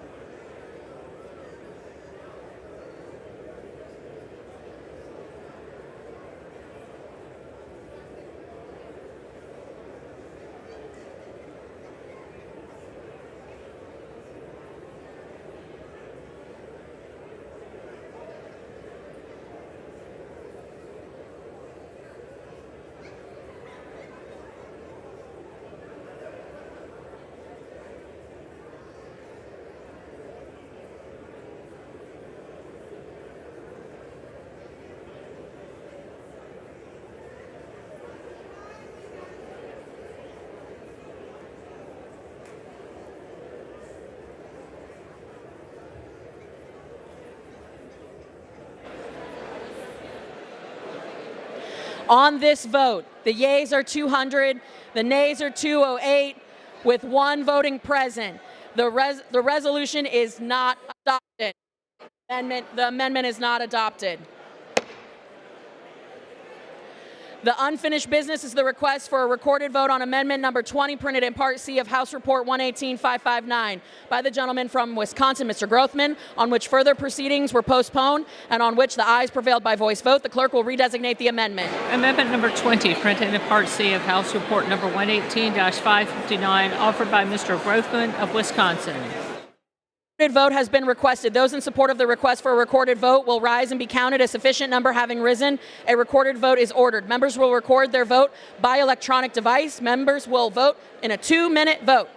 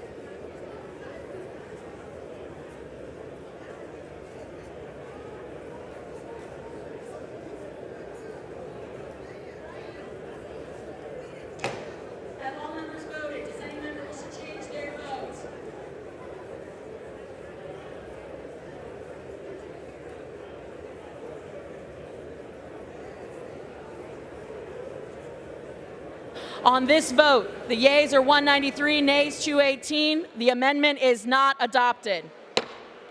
The unfinished business is the request for a recorded vote on amendment number 43, printed in House Part C of House Report 118-559 by the gentleman from Tennessee, Mr. Ogles, on which further proceedings were postponed and on which the ayes prevailed by voice vote. The clerk will redesignate the amendment. Amendment number 43, printed in Part C of House Report number 118-559, offered by Mr. Ogles of Tennessee. A recorded vote has been requested. Those in support of the request for a recorded vote will rise and be counted. A sufficient number having risen, a recorded vote is ordered. Members will record their votes by electronic device. This will be a 2-minute vote.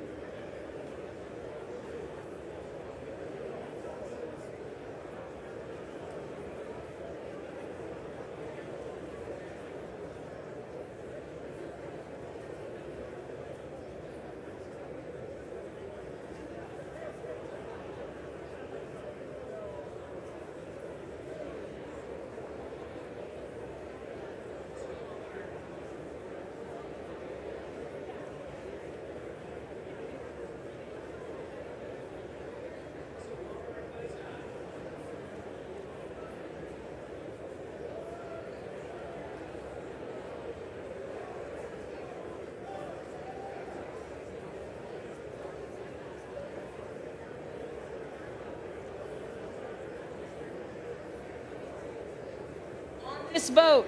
The yeas are 207, nays 206. The amendment is adopted.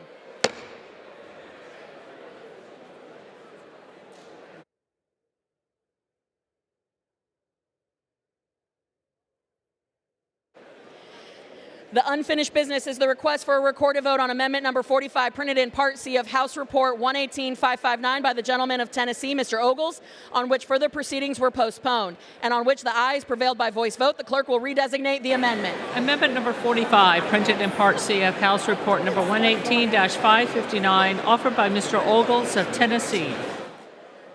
A recorded vote has been requested. Those in support of a request for a recorded vote will rise and be counted. A sufficient number having risen, a recorded vote is ordered. Members will record their votes by electronic device. This is a 2-minute vote.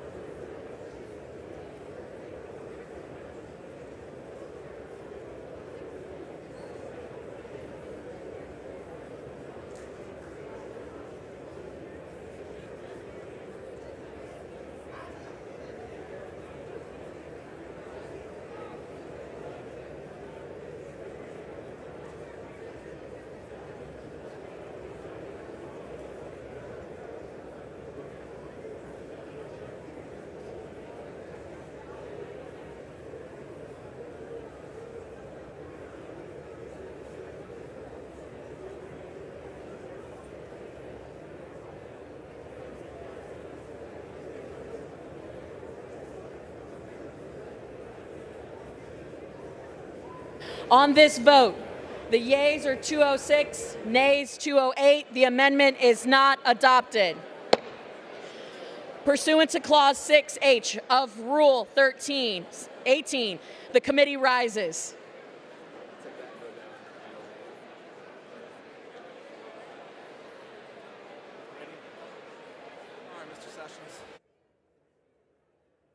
She's going to do that.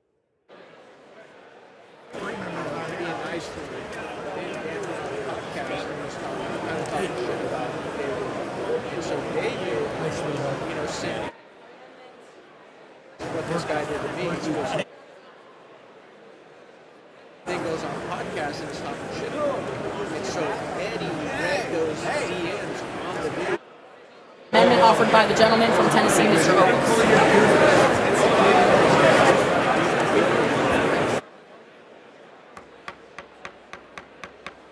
House will be in order. I know what I'm doing.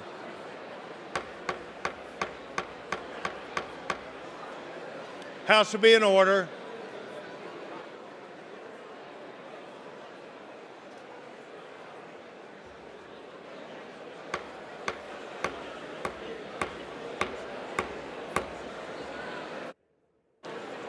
House will be in order.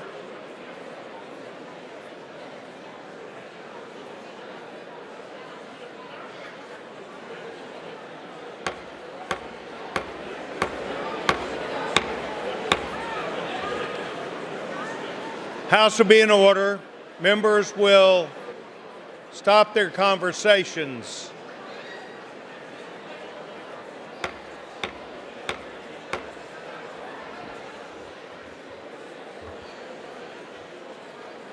House will be in order. What's he yelling?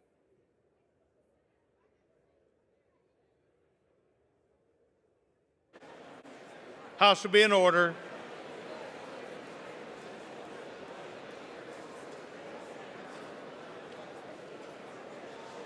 Members will cease their conversations. Right here.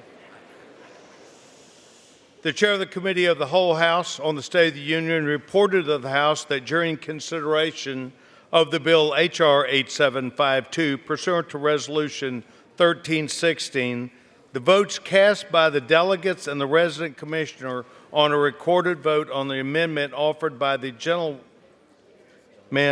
from Tennessee were decisive. The clerk will redesignate the appointment. Amendment number 45, printed in Part C of House Report number 118-559, offered by Mr. Ogles of Tennessee. Pursuant to Clause 6H of Rule 13, the chair will put the question to the House de novo. The question is on the amendment. All those in favor say aye. All those opposed, no. The ayes have it. The amendment is not agreed to. The amendment is not agreed to. Stand up, stand up, stand up. Gentleman from Arizona. Mr. Speaker, I ask for a recorded vote. Pursuant to clause, a recorded vote is requested. Those favoring a recorded vote will rise. The sufficient number of risen, a recorded vote is ordered. Members will record their vote by electronic device. This is a 2-minute vote.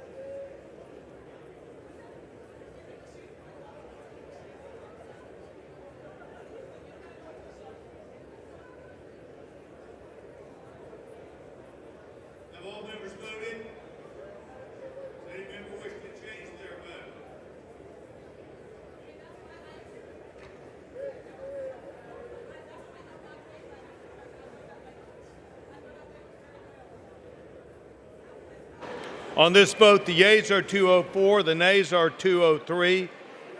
It does pass. Agreed to.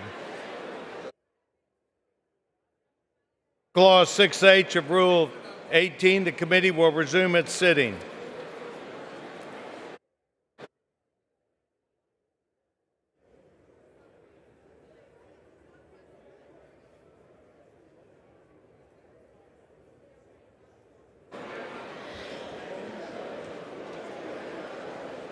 The House is in the Committee of the Whole House on the State of the Union for further consideration of the bill H.R. 8752. The clerk will report the title of the bill. A bill making appropriations for the Department of Homeland Security for the fiscal year ending September 30th, 2025, and for other purposes.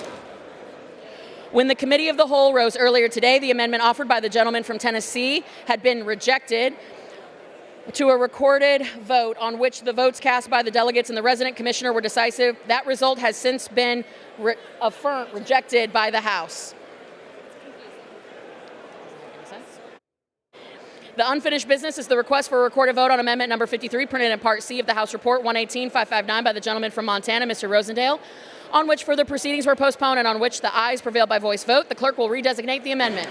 Amendment number 53, printed in Part C of House Report number 118-559, offered by Mr. Rosendale of Montana.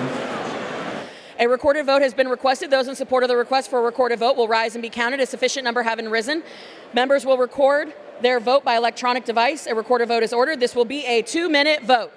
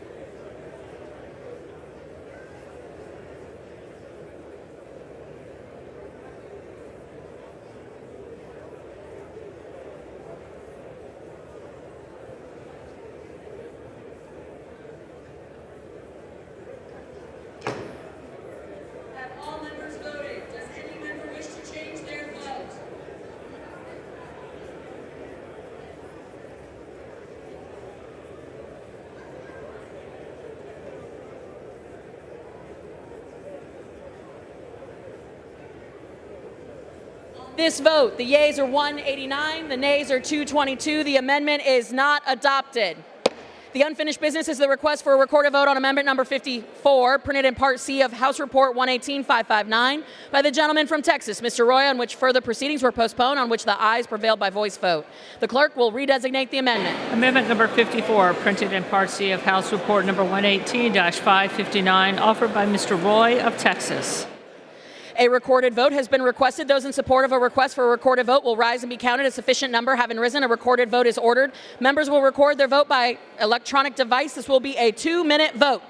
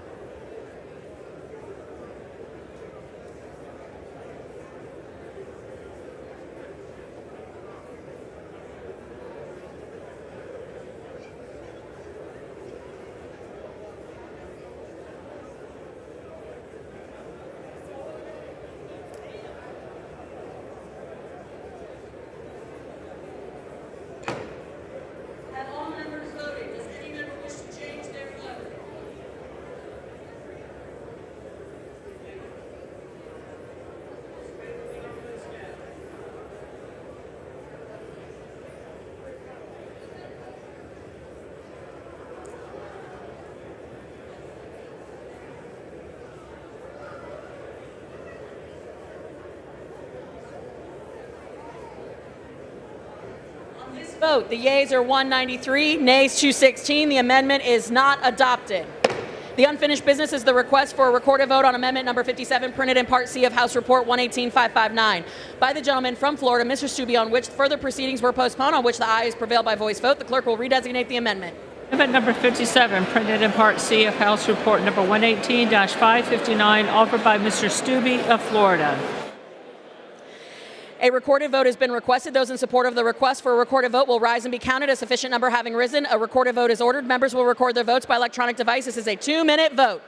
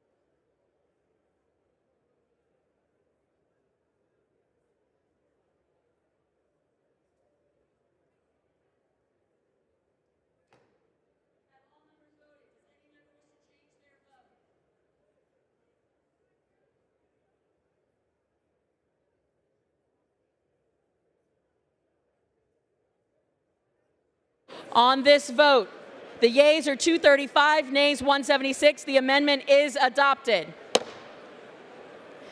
The unfinished business is the request for recorded vote on amendment number 58, printed in Part C of House Report 118-559 by the gentleman from Wisconsin, Mr. Tiffany, on which the further proceedings were postponed and on which the ayes prevailed by voice vote. The clerk will redesignate the amendment. Amendment number 58, printed in Part C of House Report number 118-559, offered by Mr. Tiffany of Wisconsin. A recorded vote has been requested. Those in support of a request for a recorded vote will rise and be counted. A sufficient number having risen, a recorded vote is ordered. Members will record their vote by electronic devices. Will be a 2-minute vote.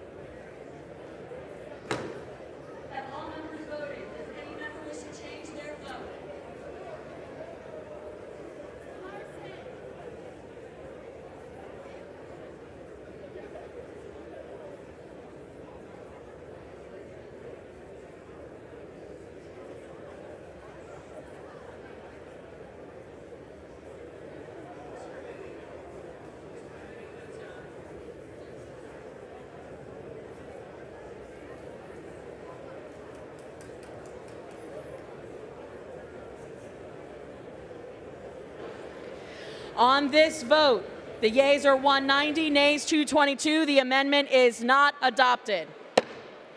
The unfinished business is the request for a recorded vote on amendment number 59, printed in Part C of House Report 118-559 by the gentleman from Wisconsin, Mr. Tiffany, on which the further proceedings were postponed, on which the ayes prevailed by voice vote. The clerk will redesignate the amendment. Amendment number 59, printed in Part C of House Report number 118-559, offered by Mr. Tiffany of Wisconsin. A recorded vote has been requested. Those in support of a request for a recorded vote will rise and be counted. A sufficient number having risen, a recorded vote is ordered. Members will record their votes by electronic device. This is a 2-minute vote.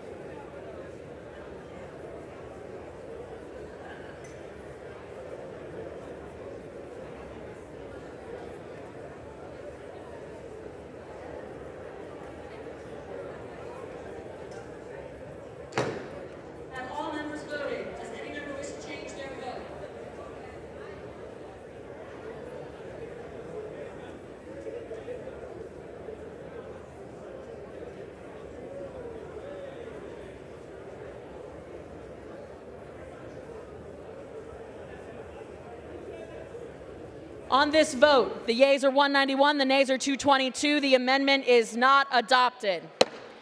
There being no further amendments, under the rule, the committee rises.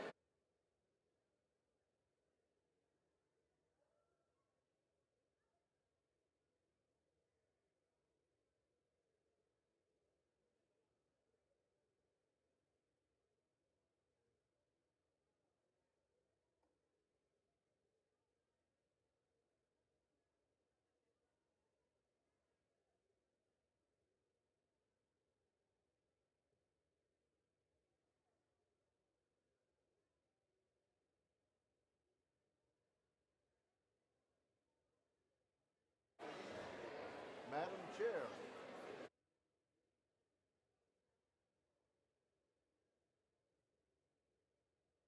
House Resolution 1316. I report that the bill as amendment by that resolution and by the House earlier today, back to the House with sundry further amendments adopted in the Committee of the Whole. God bless you, my child.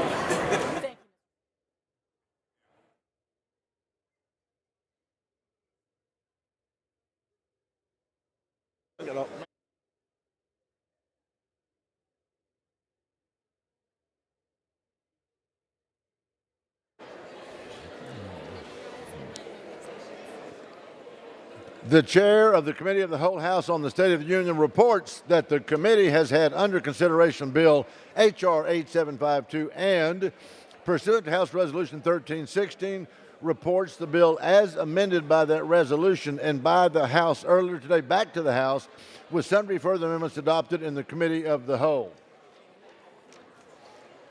Pursuant to Clause 1C of Rule 19, further consideration of H.R. 8752 is postponed.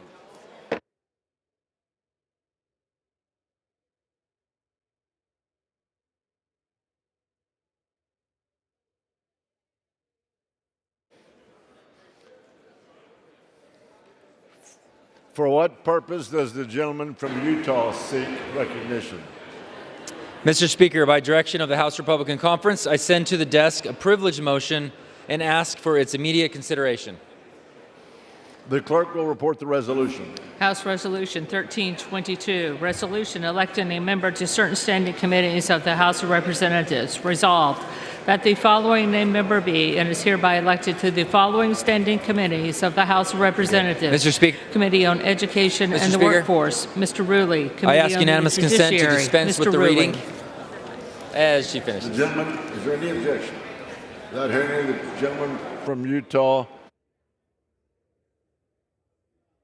Without objection, the resolution is agreed to and the motion to reconsider is laid on the table.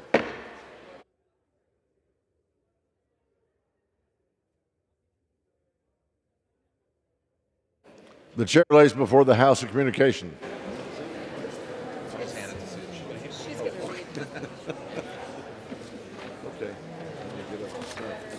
The Honorable the Speaker, House of Representatives, served on June 26, 2024, pursuant to Section 3307 of Title 40 United States Code. The Committee on Transportation and Infrastructure met in open session with a quorum being present to consider 10 resolutions included in the General Service Administration's capital investing and leasing programs. I have enclosed copies of the resolutions adopted by the Committee on Transportation and Infrastructure on June 26, 2024. Signed sincerely, Sam Graves, Chairman. Referred to the Committee on Appropriations.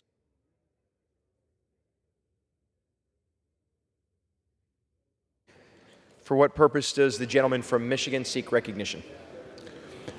Mr. Speaker, I ask unanimous consent to speak out of order for 1 minute. Without objection, the gentleman is recognized. Mr. Speaker, Southeast Michigan has been devastated by a recent string of egregious violence. On June 15th, 9 people were senselessly shot at the Brooklands Plaza splash pad in Rochester Hills. We continue to pray for the victims and their families and stand by ready to bring some small solace and resolution to those affected.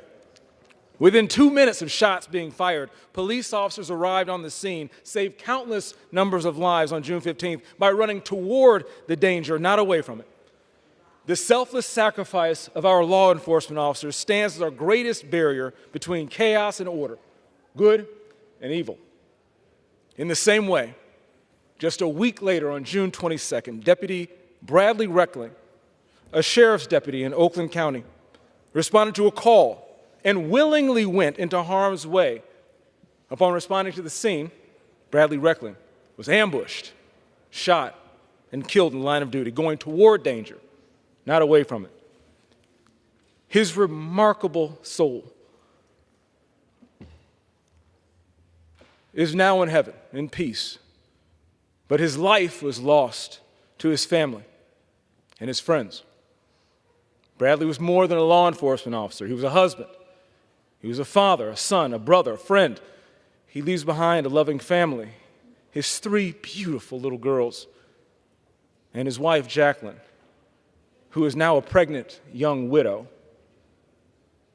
Everyone in Michigan is both disheartened and horrified by this news of shameful crime. True evil has taken Bradley away from us, this light away from us far too soon. And we are all committed to doing what it takes to end this senseless violence. Mr. Speaker, our thoughts and our prayers for Bradley's family are with them, and I ask the members in the chamber to join us in the Southeast Michigan's delegation to please rise and join us in a moment of silence.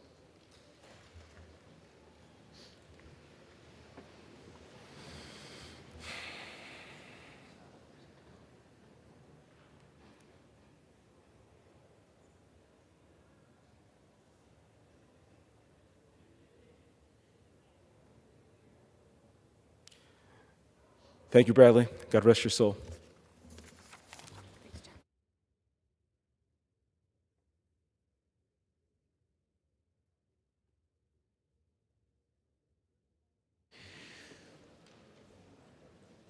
For what purpose does the gentleman from Florida seek recognition? Mr. Speaker, I ask unanimous consent that all members have 5 legislative days to revise and extend their remarks include extraneous materials on H.R. 8771, and that I may include tabular materials on the same, Mr. Speaker. Without objection. Pursuant to House Resolution 1316 and Rule 18, the Chair declares the House in the Committee of the Whole House on the State of the Union for the consideration of H.R. 8771. The Chair appoints the gentleman from Texas, Mr. Weber, to preside over the Committee of the Whole.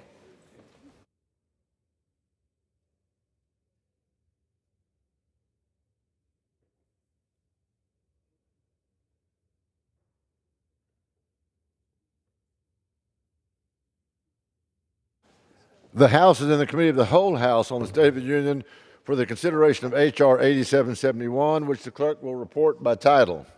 Bill making appropriations for the Department of State, Foreign Operations, and related programs for the fiscal year ending September 30th, 2025, and for other purposes. Pursuant to the rule, the bill is considered read the first time. General debate shall be confined to the bill and shall not exceed 1 hour, equally divided and controlled by the chair and ranking minority member of the Committee on Appropriations or their respective designees. The gentleman from Florida, Mr. Diaz-Balart, and the gentleman from California, Ms. Lee, each will control 30 minutes. The chair recognizes the gentleman, Mr. Diaz-Balart. Thank you very much, Mr. Chair. I would now yield myself as much time as I may consume. The gentleman is recognized. Mr. Chairman, I also want to apologize because my voice is, I'm getting over this pretty bad cold, and so I hope my voice will stand up for the hours that we have here on the floor. Excuse me. So I'm very proud to speak on the fiscal year 2025 Department of State Foreign Operations and related programs appropriations bill for floor consideration here today. The bill totals $51.7 billion, which is a reduction of $7.6 billion from fiscal year's 2024 enacted level, or that's 11% from less than enacted, and nearly 20% below the President's budget request. This allocation and policies within the bill will allow us to build on important changes that House Republicans fought hard to secure in the fiscal year 24 bill signed into law only a few months ago.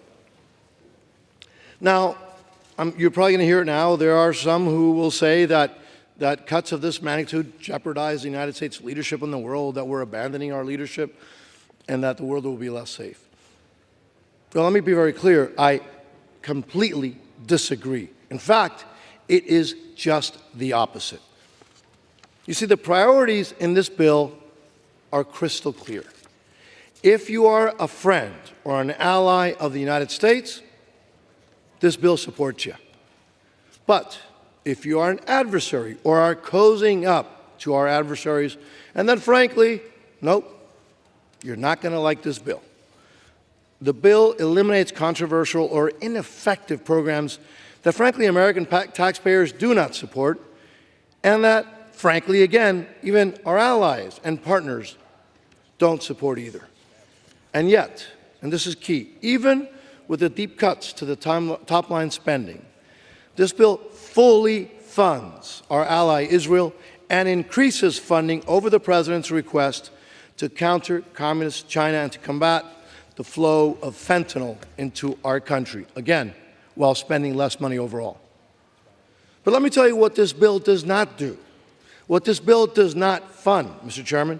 So despite the Biden administration's request, this bill will not fund organizations that employ terrorists, like UNRWA. It does not fund organizations that provide a platform on the global stage to the worst human rights abusers, like the Human Rights Council, or that take bogus legal action against Israel as it fights for its very existence, like the International Criminal Court and the International Court of Justice. No, this bill does not fund organizations that cower to communist China and that deny Taiwan even observer status, like the World Health Organization. No, or this bill also does not pay for other countries' climate reparations, like the Loss and Damages Fund. And this bill certainly does not permit funds to promote and mobilize illegal migration to the United States southern border through organizations exploiting this administration's dangerous open border policies. So, yes, this bill stops funding to all of those organizations and programs, the reasons that I mentioned. Not just because they are a waste of money, which would be reason enough, but because those organizations are actually working against our interest and those of our allies while utilizing American taxpayer money to do so. So, I'd like to take a moment to address how this bill treats, for example, the United Nations. This bill acknowledges the mockery that is the UN, unfortunately, and zeroes out the UN regular budget. The UN does not deserve one more dime of taxpayer money. It just doesn't. You see, the hypocrisy and the moral decay at the UN has only gotten worse and is rearing its ugly head again, time and time again, with repeated brazen anti-Semitic attacks against Israel.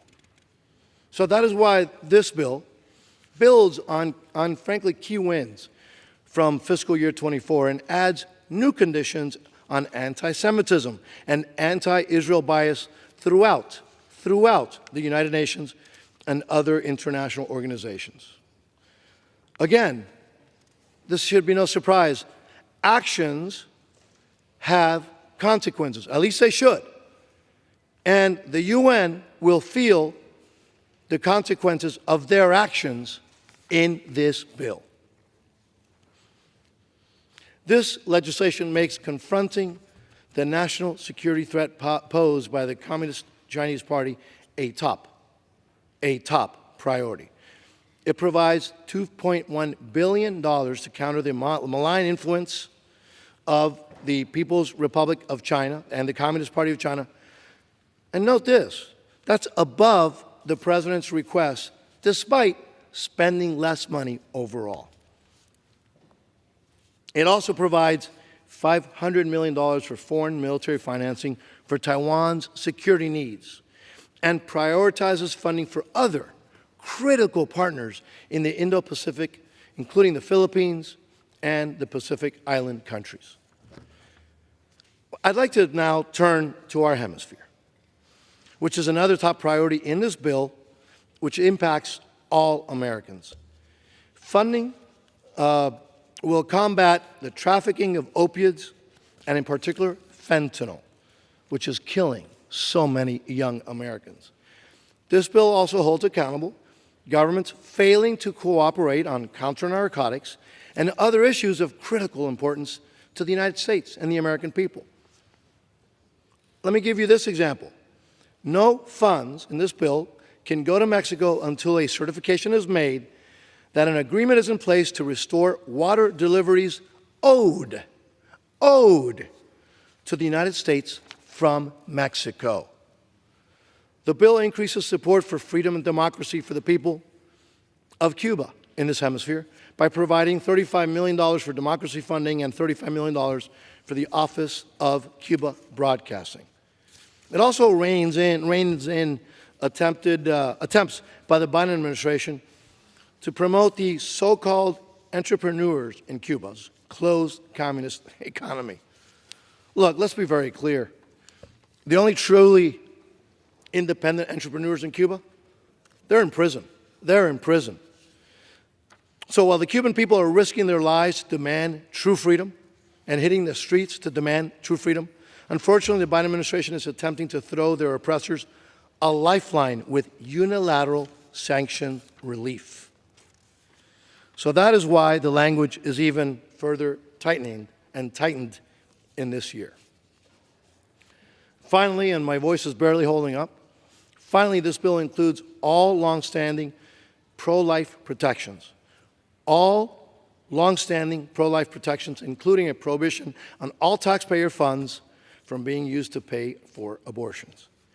And it builds on those requirements by applying the Protecting Life in Global Health Assistance policy to all global health funding.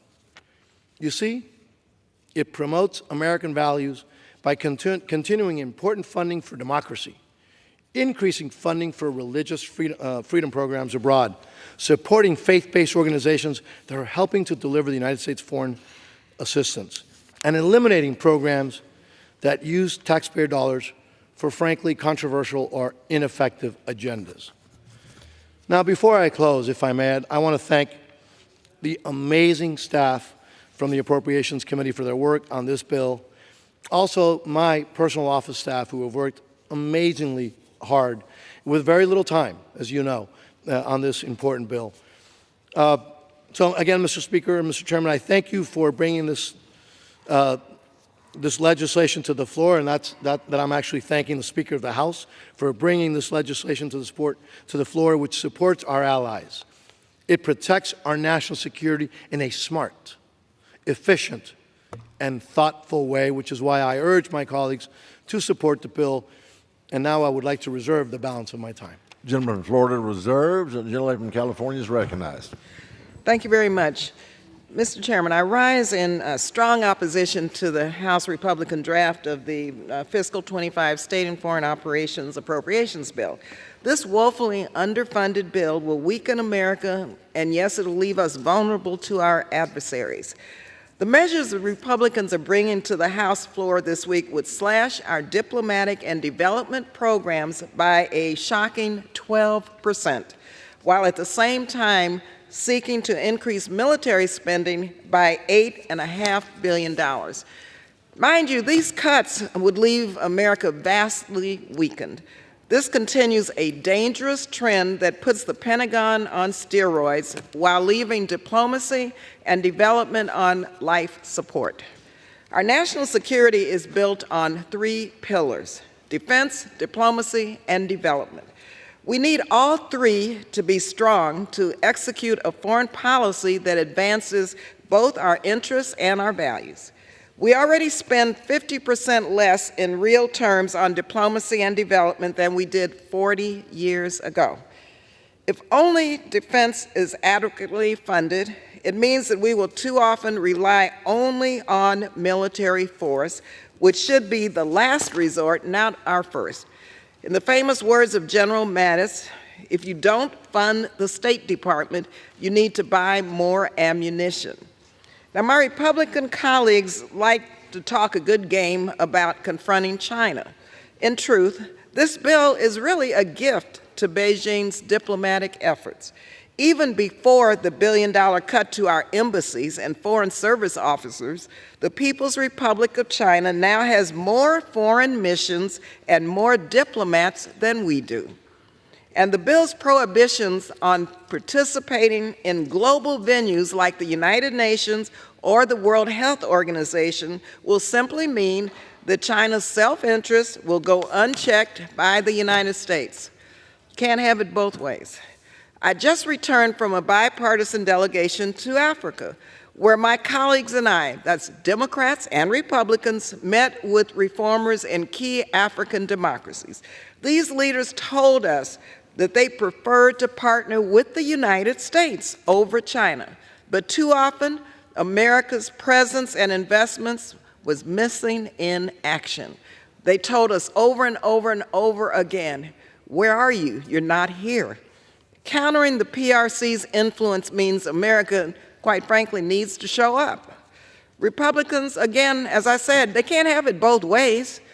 China, Russia, and all of our adversaries will rush to fill the void left by this bill. This bill also takes a really dishonest approach to the existential threat posed by climate change. People around the world are confronting the impacts of human-caused climate change right now. Life-threatening temperatures, crop failures, floods, and severe weather. Many of us are experiencing this in our own districts and hometowns. Now, we can't change the temperature. Climate change is here. The past 12 months have been the hottest ever measured, but we can help people and communities around the world to cope with the most life-threatening impacts. But this bill ignores reality. It includes no funding for clean energy, no funding to help communities adapt to drought, rising coastlines, or extreme heat. No funding to stop deforestation or recurring coastal flooding, and the bill cuts off, mind you, cuts off cooperation with other countries. Once again, think of the PRC and what this bill says to them. The bill also wages war on women's reproductive freedom. 218 million women still cannot access the tools to decide when and how to have a baby. As a result, hundreds of thousands die in childbirth. That is a fact. The Republican bill makes it harder for women to access care.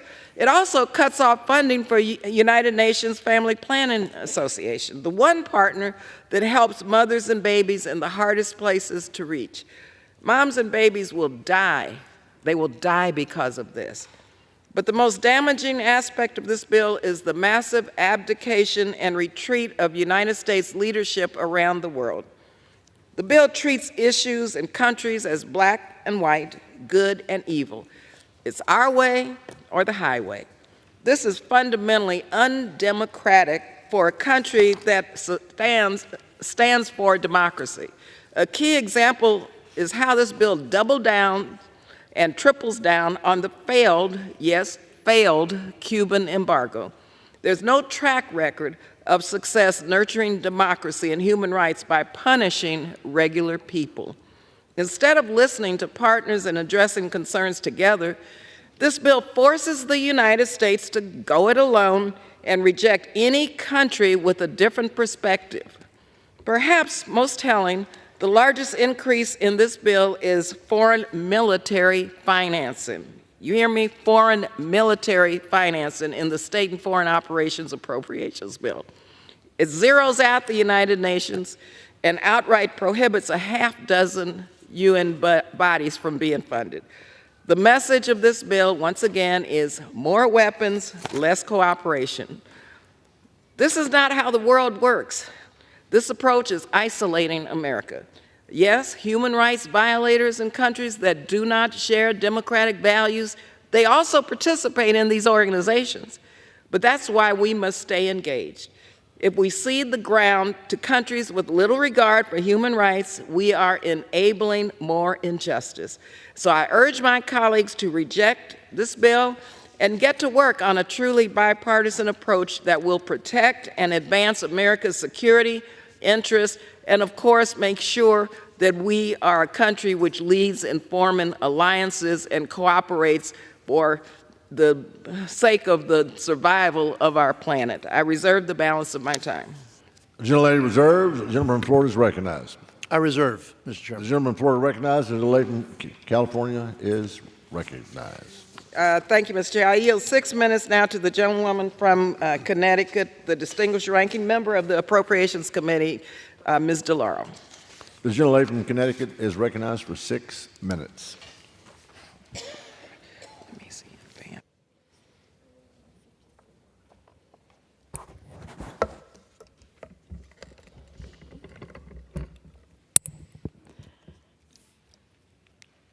Mr. Chair, I rise in opposition to the Republican majority's State and Foreign Operations bill. First, I would also like to thank the majority and minority staff, especially Erin Kolodziejski, Lori McNone, Stephanie Reed. I also want to acknowledge Chairman Diaz-Balart and Ranking Member Barbara Lee for their work on the bill. You know, it is difficult to imagine this entire institution without Congresswoman Barbara Lee. As Ranking Member of the State and Foreign Operations Appropriations Subcommittee, Congresswoman Lee has been a unique and effective advocate for America wielding influence on a global stage. Our soft power, our ability to bring other nations together for the common purposes of democracy, freedom, and human rights is as critical to our freedom and prosperity as our defense capabilities. Thank you, Congresswoman Lee, for all that you have done for California and for our nation. To the bill. Much like last year, the fiscal year 2025 State and Foreign Operations Bill resurrects the doomed isolationism of the early 20th century. Just a few months after Democrats and Republicans voted for final bipartisan 2024 funding bills, the majority proposes that we decimate the State and Foreign Operations Bill with a 12% cut. Let us take stock for a moment.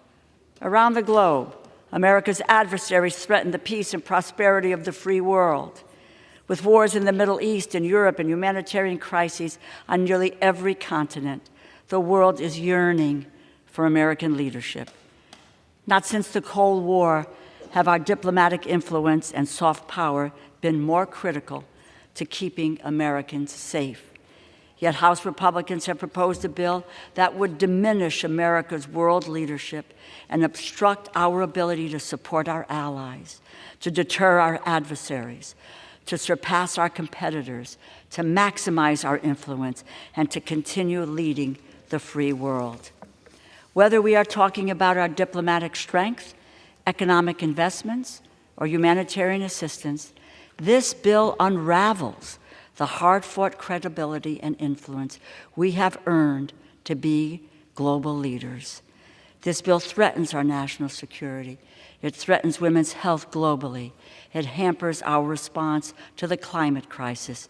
It undermines our diplomatic corps by underfunding the State Department and USAID, and it completely blocks support for the United Nations Relief and Works Agency, the backbone of getting humanitarian assistance to Gazans in need, and jeopardizes relief for refugees in Lebanon and in Jordan, leaving behind some of the most vulnerable people facing the most unthinkable conditions in the world.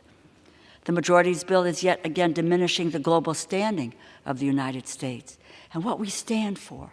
What are our values for our own people and for people who around the world look to America, the world's largest economy and oldest constitutional democracy, for inspiration and, yes, for hope? This bill abdicates U.S. leadership at the United Nations and other multilateral and international institutions by not including any funding for the UN regular budget, the UN Development Program, UN Women, and whether or not, and for UNICEF as well, and whether or not by withdrawing from these organizations, we will allow our competitors and our adversaries to take our place, to replace our influence on a global stage. And by shortchanging USAID at a time when a historic number of people are facing conflict and instability, we are failing to live up to America's ideals. A wide gamut of nonprofit, faith-based, and advocacy organizations have issued stark warnings of what this bill portends for America's global leadership and national security. The Global Health Council led a group of 62 organizations in saying this bill, and I quote, falls woefully short of the funding necessary to address global converging crises and would signal a cessation of U.S. leadership and influence on the world stage, end quote. Later, at the appropriate time, I will submit this compilation for inclusion in the congressional record. Our starting point for 2025 must provide, and Democrats will accept nothing less than a 1% increase in defense and non-defense funding, consistent with the framework set in the Fiscal Responsibility Act that Republicans demanded. And any increase for defense beyond that 1% must be matched with non-defense investments.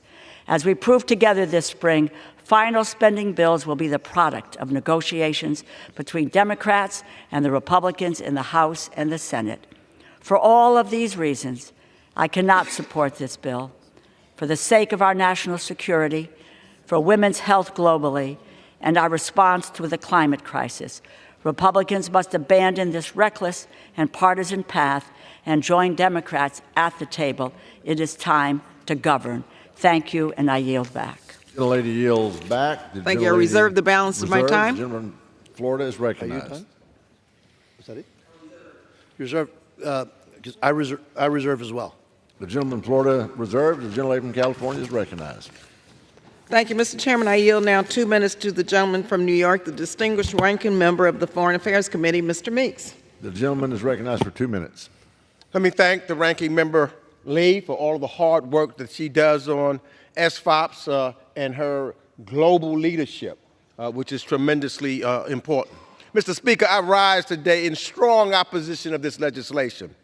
On this very floor, my Republican colleagues have claimed that America is falling behind its competitors, like China, that we must counter its spreading malign influence that it has commanded through foreign investments and other coercive measures.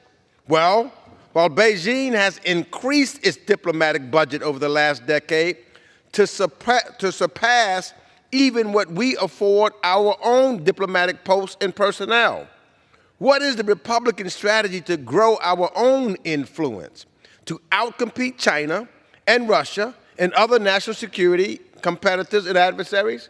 What is their plan? They propose this legislation, a partisan chainsaw to our international affairs budget, which would impose a 12% cut on top of the cuts they imposed in last year's budget. This bill is a white flag of surrender in the competition for global influence. I believe there is still a bipartisan majority in this House that is serious about meeting the national security challenges we face. But unfortunately, the majority is not being allowed to work its will today. Instead, this legislation carries to the fringe MAGA wing of the Republican Party with extreme riders on abortion and family planning and climate change and DE&I. The bill cuts funding to international organizations, including the UN, where we must demonstrate a stronger leadership to advance U.S. interests. And this bill has sharp cuts to the personnel accounts for both the State Department and USAID. How are we going to implement programming without the staffing needed to manage it or retain the skilled diplomatic workforce? Amendments proposed today zero out funding for Ukraine, for USAID, for humanitarian and natural disaster relief, for educational exchange programs. That's critical to promoting America's standing around the world. And for democracy and human rights programs, this is an irresponsible policy making. The gentleman's time has expired. The gentleman yields back. I reserve the balance of my time. The gentlelady reserves. Thanks. The gentleman from Florida is recognized. I continue to reserve. The gentleman from Florida continues to reserve. The gentlelady from California is Thank you, recognized. Mr. Chairman. I yield 3 minutes to the gentlewoman from Florida, a member of the Appropriations Committee, Ms. Frankel. The gentlelady is recognized for 3 minutes. Thank you, Mr. Speaker. Sadly, I rise in opposition to the 2025 State and Foreign Operations Appropriation with the hope and expectation that we can do better. Mr. Speaker, as the leaders of the free world, we have a duty to ensure that this critical bill reflects the importance of American leadership, our commitment to developing nations, and our investments in peace and democracy around the world. And while I'm very pleased that this bill includes vital provisions for our support of Israel and maintains funding for the implementation of the Women, Peace, and Security Act, it ultimately falls short in too many crucial areas. My Republican colleagues often emphasize the threats posed by our global adversaries. However, this bill fails to recognize that poverty, hunger, disease, conflict, hatred, and climate change are also formidable enemies. So alarmingly, it severely cuts funding for development assistance, humanitarian aid, and democracy programs, eliminating funding for such organizations that saves lives, like UNICEF and UNFPA. It slashes support for women's health care and family planning services, and includes dangerous policy writers that prevent the poorest, most vulnerable women from accessing abortion, and shuts down health clinics just for providing accurate information. Furthermore, this bill fails to appreciate the diversity of mankind. It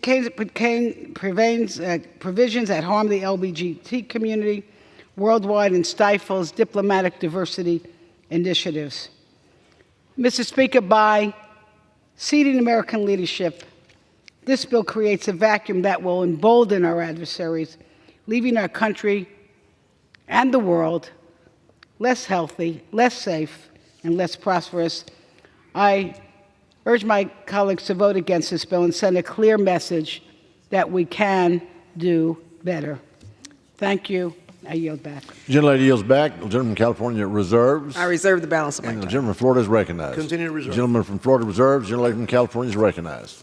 Thank you, Mr. Chairman. I yield 2 minutes to the gentlewoman from Illinois, Ms. Ramirez. The gentlelady is recognized for 2 minutes. Thank you, Ranking Member. I rise to strongly oppose H.R. 8771. Actually, the fact that we're even debating this ridiculous bill makes me clear that some of my colleagues still remain, I'll say uninformed, that'll be the kind word, of the ways in which the world is interconnected. They deny the devastating consequences when our nation neglects our role, when it defunds diplomacy, and it erodes our commitment to the international community.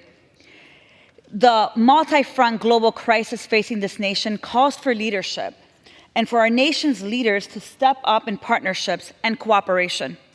Instead, Republicans are doubling down on poison bills that roll back our commitments around reproductive health care, LGBTQI+ rights, and climate change.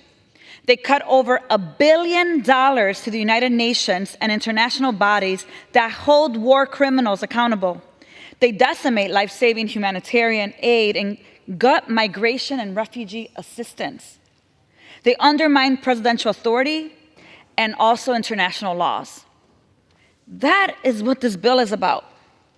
This bill, in my opinion, is deeply unserious and dangerous, and I encourage my colleagues to vote no. With that, I yield back. The gentlelady yields back. The gentlelady from California reserves. Reserves, The gentleman balance from of my Florida is recognized. Reserve. The gentleman reserves. The gentlelady from California is recognized. Thank you. I yield 2 minutes to the gentlewoman from New York, a member of the Appropriations Committee, Ms. Mang. The gentlelady is recognized for 2 minutes.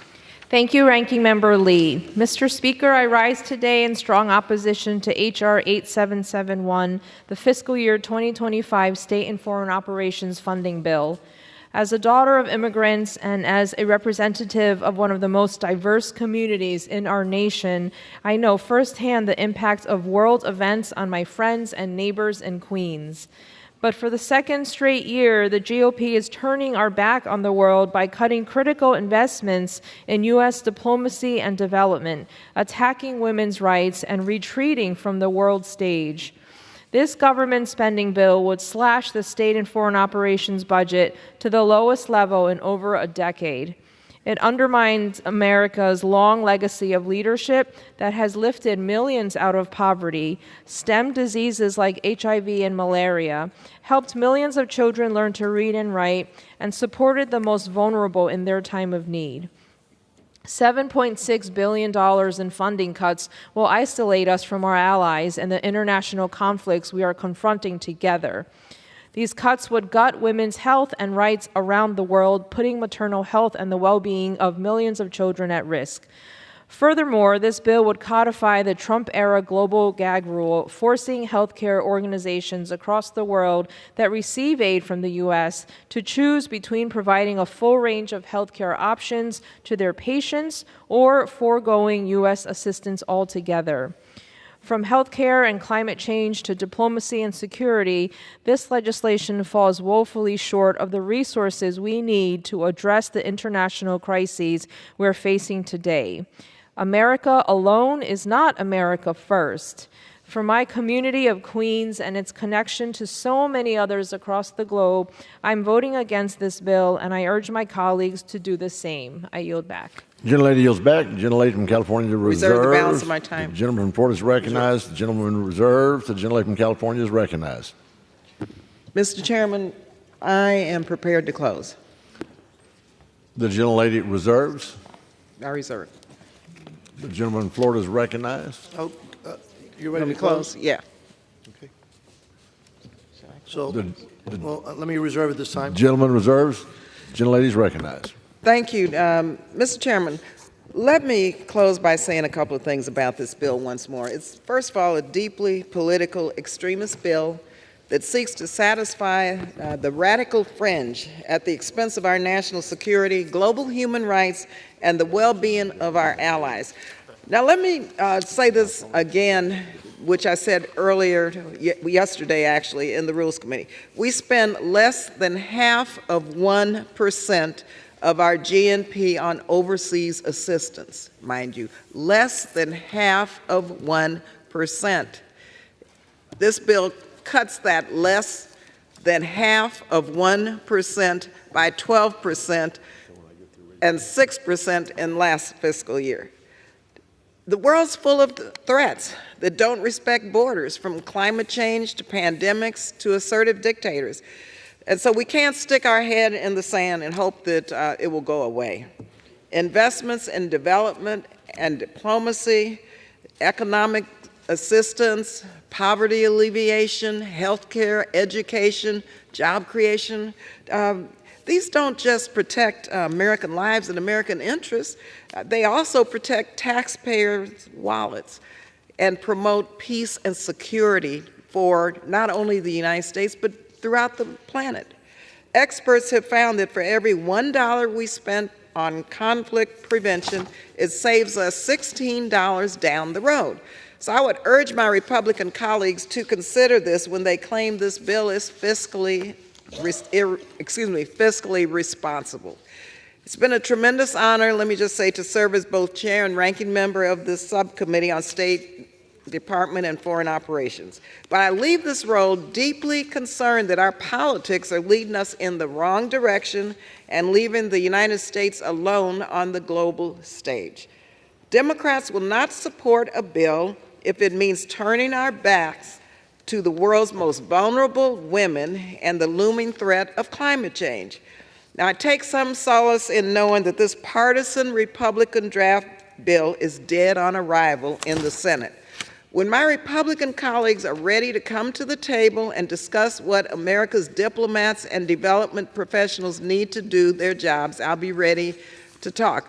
Our diplomats, our support staff, our Peace Corps volunteers, our Foreign Service members, all of those who represent the United States are impacted by this bill. And I just want to say that we owe them a definite, deep sense of commitment and gratitude for their service and for their work. And let's do that by not gutting the bill that they rely on to do their jobs.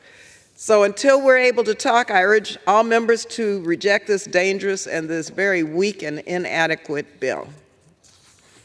I yield the balance of my time. The gentlelady yields. The gentleman from Florida is recognized. Mr. Chairman, this bill does more for our national security and that of our allies with less taxpayer money. That's precisely how government is supposed to work. You do more and better with less money. That's how government is supposed to work. So I urge my colleagues to support this good bill and would now yield back the balance of my time. The gentleman yields back. All time for general debate has expired. Pursuant to the rule, the bill shall be considered for amendment under the 5-minute rule. An amendment in the nature of a substitute consisting of the text of Rules Committee Print 118-39 shall be considered as adopted, and the bill as amended shall be considered as an original bill for the purpose of further amendment under the 5-minute rule and shall be considered as read. All points of order against provision in this bill as amended are waived. No further amendment to the bill as amended shall be in order except those printed in Part B of House Report 118-559, amendments in block described in Section 8 of House Resolution 1316, and pro forma amendments described in Section 9 of House Resolution 1316. Pursuant to Section 18 of House Resolution 1316, it shall not be in order to consider Amendment Number 37 printed in Part B of House Report 118-59. Each further amendment printed in Part B of the House Report 118-59 may be offered only in the order printed in the report by the member designated in the report, shall be considered as read, shall be debatable for the time specified in the report, equally divided and controlled by the proponent and an opponent, shall not be subject to amendment except as provided by Section 9 of House Resolution 1316, and shall not be subject to a demand for division of the question. All points of order against such further amendments are waived. It shall be in order at any time for the chair of the Committee on Appropriations or his designee to offer amendments in block consisting of amendments printed in Part B of House Report 118-559 not earlier considered disposed of. Amendments in block shall be considered as read, shall be debatable for 20 minutes, equally divided and controlled by the chair and ranking minority member of the committee on appropriations or their respective designees, shall not be subject to amendment except as provided by Section 9 of House Resolution 1316, and shall not be subject to demand for division of the question. During consideration of the bill for amendment, the chair and ranking minority member of the committees on appropriations or their respective designees may offer up to 10 pro forma amendments each at any point for the purpose of debate. For what purpose does the gentleman from Florida seek recognition? After an amendment pursuant to Resolution 1316, I offer amendment in block. The clerk will designate the amendments in block. On block consisting of amendments numbered 7, 10, 11, 12, 25, 26, 27, 28, 29, 30, 31, 33, 34, 40, 41, 42, 43, 44, 46, 51, 52, 53, 55, 58, 60, 65, 66, 69, 70, 71, 73, and 74, printed in Part B of House Report Number 118-559, offered by Mr. Diaz-Balart of Florida. Pursuant to House Resolution 1316, the gentleman from Florida, Mr. Diaz-Balart, and the gentlewoman from California, Ms. Lees, each will control 10 minutes. The chair recognizes the gentleman from Florida. Thank you, Mr. Chairman. By the way, nicely done. I rise in support of the bipartisan en bloc amendment, which represents amendments with support from both sides of the aisle. The amendment includes 32 non-controversial amendments that advance the priorities of both sides, including support for Taiwan, training for security partners in the Indo-Pacific, highlighting the vital work of the Special Envoy for Hostage Affairs, and improving passport processing. I urge my colleagues to support this amendment, and I reserve the balance of my time. The gentleman reserved, gentleman from California, is recognized. Thank you, Mr. Chairman. I rise in support of this amendment, and I would like to thank Chairman Diaz-Balart for working with me to include these bipartisan priorities in this amendment. I urge my colleagues to support this amendment, and I yield back. The gentlelady yields back. The gentleman from Florida is recognized. I yield back. Gentleman yields back. The question is on the amendments en bloc offered by the gentleman from Florida. Those in favor say aye. Those opposed say no. In the opinion of the chair, the ayes have it. The en bloc amendments are agreed to.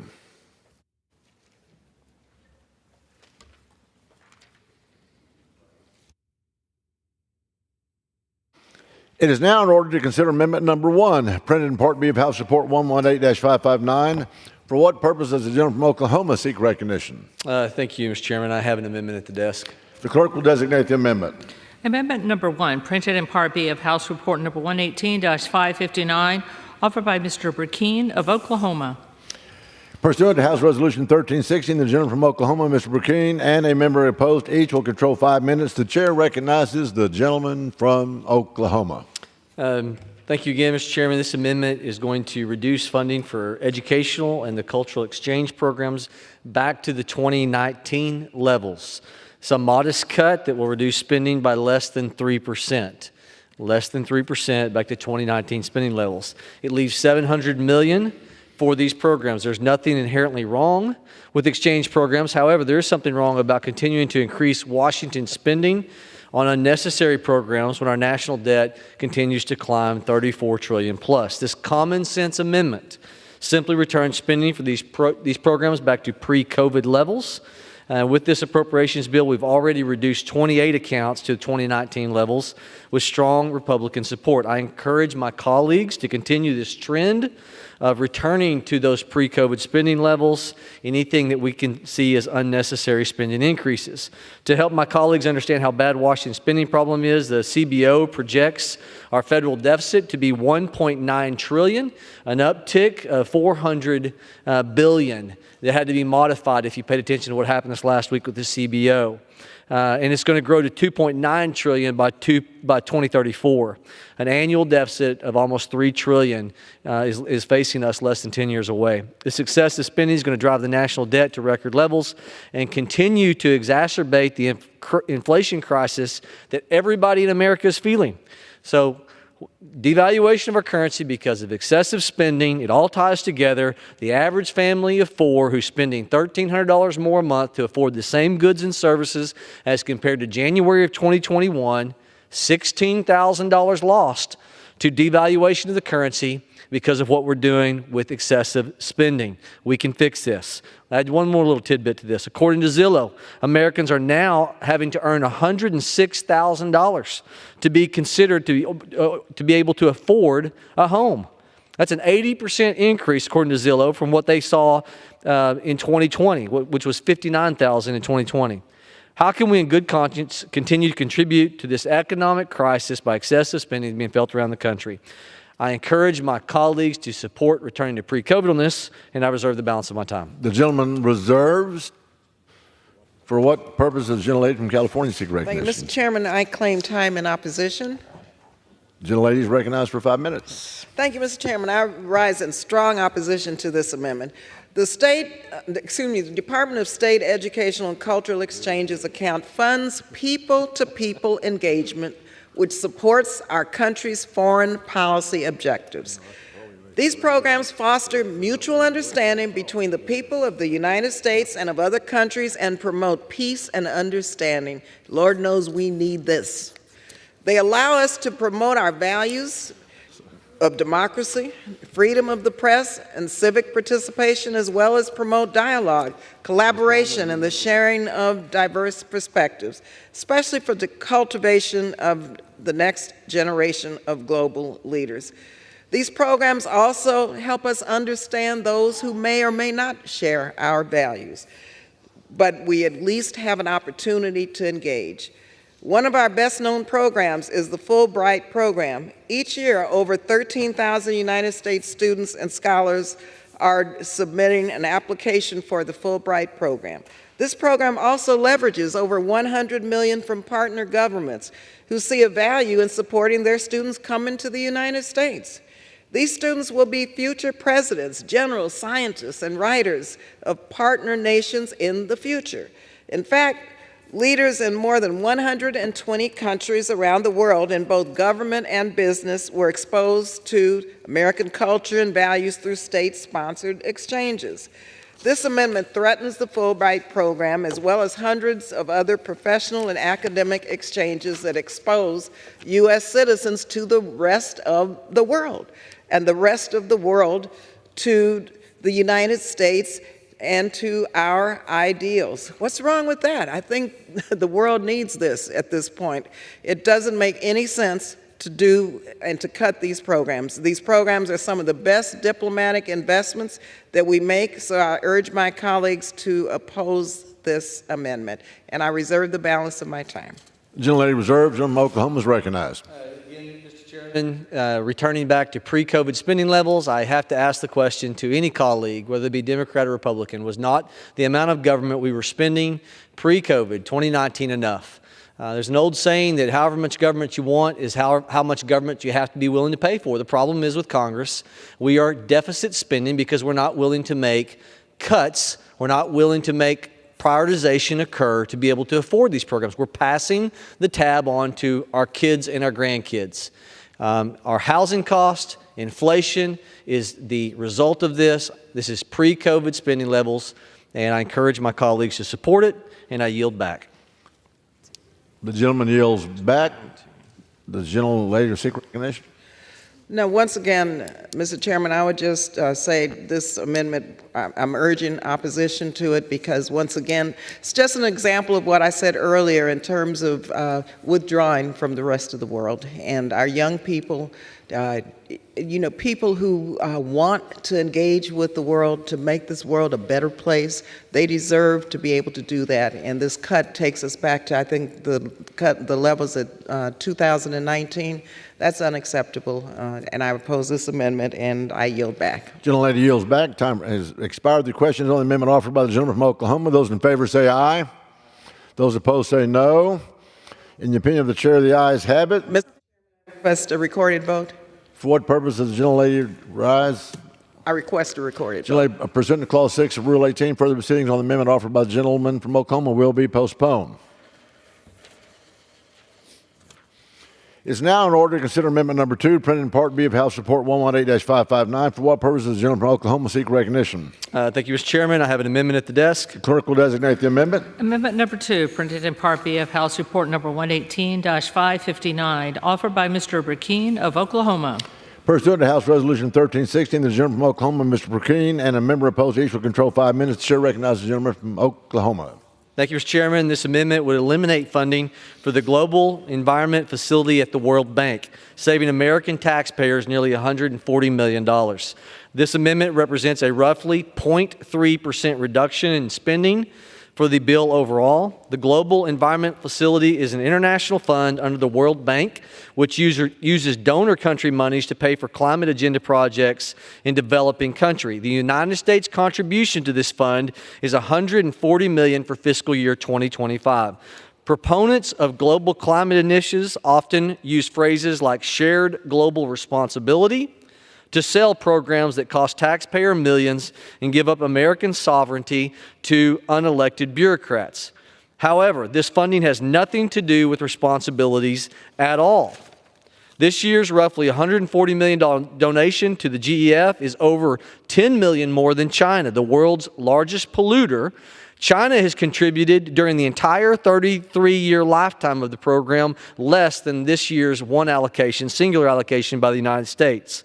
Meanwhile, the Congressional Budget Office estimates that the federal deficit is going to be $1.9 trillion for fiscal year 2024. That's 27% greater than CBO projected at the beginning of this year. $400 billion change in a matter of months. Where is the responsibility to American taxpayers? As members of Congress, our responsibility is to those taxpayers. We should not be punning the price tag for this to our kids and our grandkids. We should not be sending millions of dollars overseas when we cannot get our fiscal house in order. The Trump administration's budget request for fiscal year 2020 rightly asked no funding for the Global Environmental Facility. Under President Trump, the U.S. withdrew from the one-sided Paris Climate Accord and became a net energy exporter for the first time in almost 70 years. The Trump administration recognized that American strength and prosperity are advanced by supporting pro-growth policies, cutting spending and regulations, unleashing American energy. I urge my colleagues to follow the example of that administration. Vote yes on this amendment. The U.S. government should not send one more taxpayer dollar to unelected bureaucrats in support of global, other countries' climate agenda. And I reserve the balance of my time. Gentleman reserves. Gentleman from California. What purpose is the gentlelady from California? Mr. Chairman, I claim the time in opposition. The gentlelady is recognized for 5 minutes. I rise, Mr. Chairman, in opposition to this amendment. Once again, we are retreating from the world, and this amendment again makes that point. It would eliminate the United States' contribution to the Global Environmental Facility. Now, the Global Environmental Facility is a multilateral trust fund that provides grant-based funding to developing countries to address global environmental challenges. These are some of the most vulnerable countries in the world.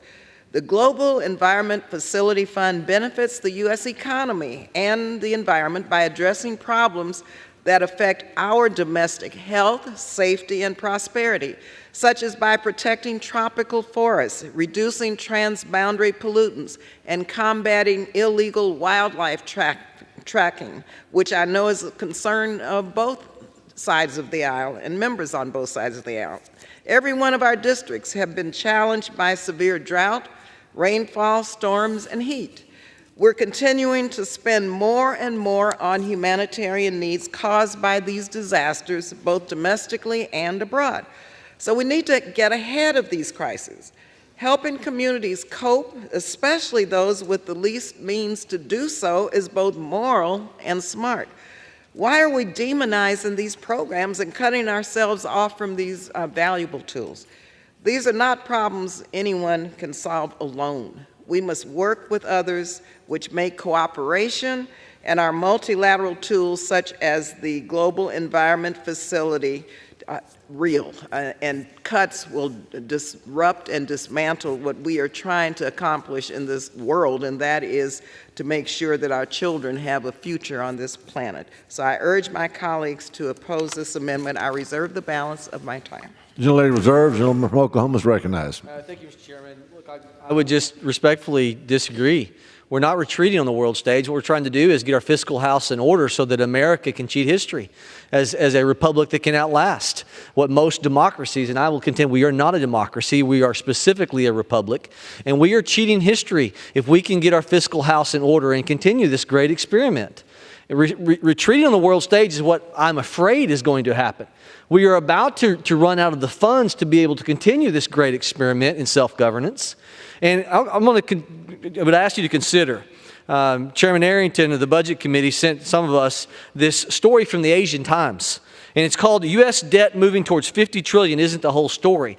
And this is the Asian perspective about what they're looking at in America as us heading towards a sovereign debt crisis and us losing the reserve world currency. We are up against a great threat. I am greatly concerned about the future of this country. We're not retreating. We are trying to strengthen. There's an old African proverb, if there's no enemy on the inside, the enemy on the outside can do you no harm. We have to get strong within. With that, I yield. The gentleman yields back. The gentlelady from California is recognized. Yes, Mr. Chairman, I just must say that if Republicans really want to get our fiscal house in order, then they would be the first to repeal these terrible Trump tax cuts that have created even a bigger hole in our fiscal house. Thank you. And I yield back. Gentlelady yields back. Questions on the amendment offered by the gentleman from Oklahoma. Those in favor say aye. Those opposed say no. Opinion of the chair, the ayes have it. The amendment is agreed to. For what purpose does the gentlelady rise? Request a recorded vote. Pursuant to Clause 6 of Rule 18, further proceedings on the amendment offered by the gentleman from Oklahoma will be postponed.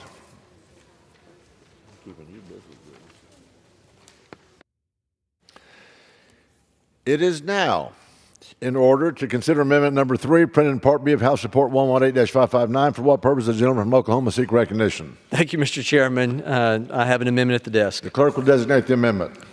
Amendment number 3, printed in Part B of House Report number 118-559, offered by Mr. Burkeen of Oklahoma.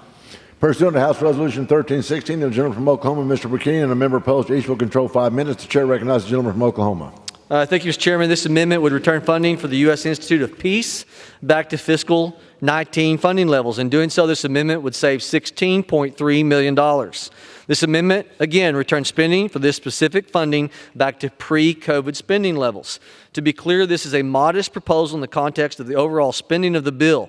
This amendment would reduce spending in the bill by 0.03%. That's less than 0.5% of the top line for this bill. Side note, for all of us who have paid attention to the numbers, post-COVID, our discretionary budget overall is up 30%. That's of note. Why go back to pre-COVID spending levels? If you look at the inflationary index, if you look at what's happened with housing prices, going back to pre-COVID has a lot of net positives in terms of our federal outlays. Year after year, the federal government continues to outpace spending and outpace revenues. It outpaces growth of our economy. In a recent report, the Congressional Budget Office estimated the federal deficit for 2024 is going to reach $1.9 trillion. COVID-era spending spree drastically accelerated the growth of our national debt. In the next decade, the CBO expects the federal deficit to grow to $2.9 trillion. That's $3 trillion annual deficit. We didn't get to $1 trillion in gross national debt until 1980. 200 years of governance. In 1980, we tripped $1 trillion, and we're headed within 10 years to be 3 times that in annual deficit debt spending, what it took us almost 250 years as a nation to get to. Resulting of this is going to be a cumulative sovereign debt crisis. $34.5 trillion where we're at today, and it's just going to tick up.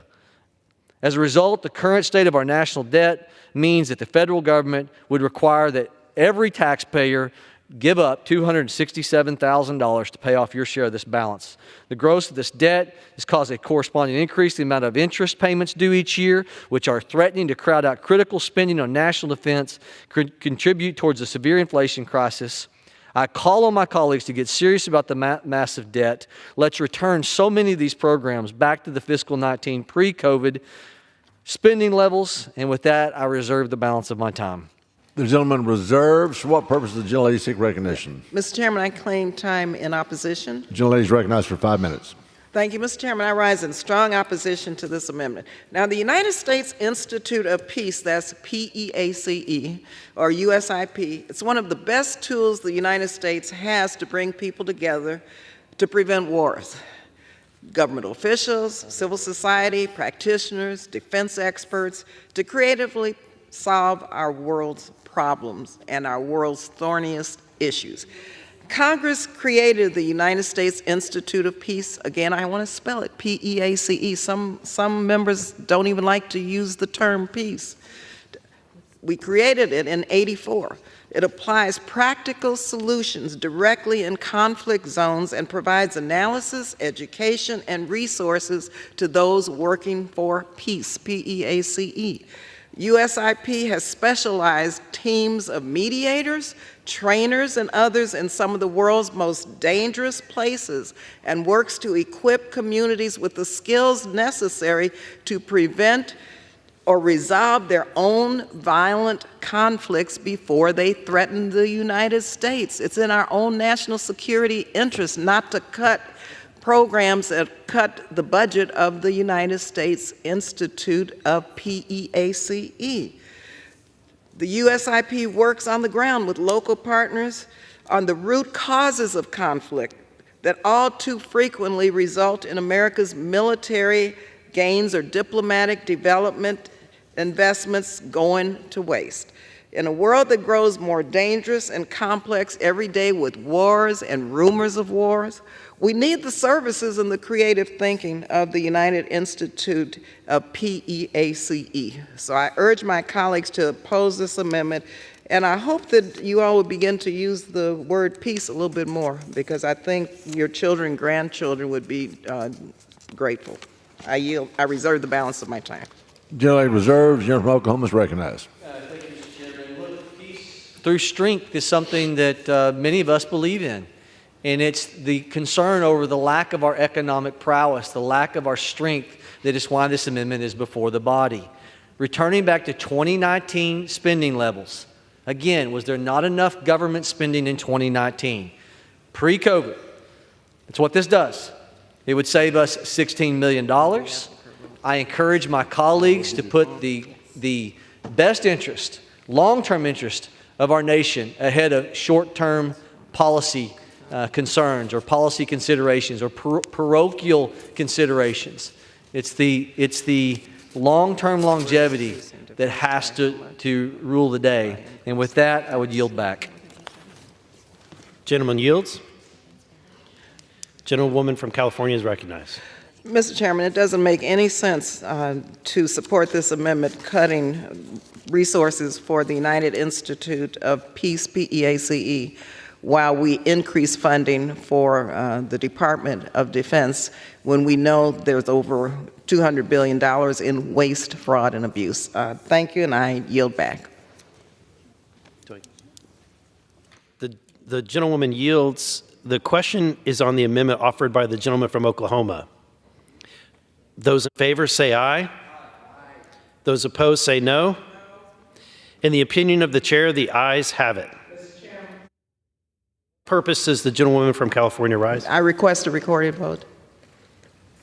Pursuant to Clause 6 of Rule 18, further proceedings on the amendment offered by the gentleman from Oklahoma will be postponed.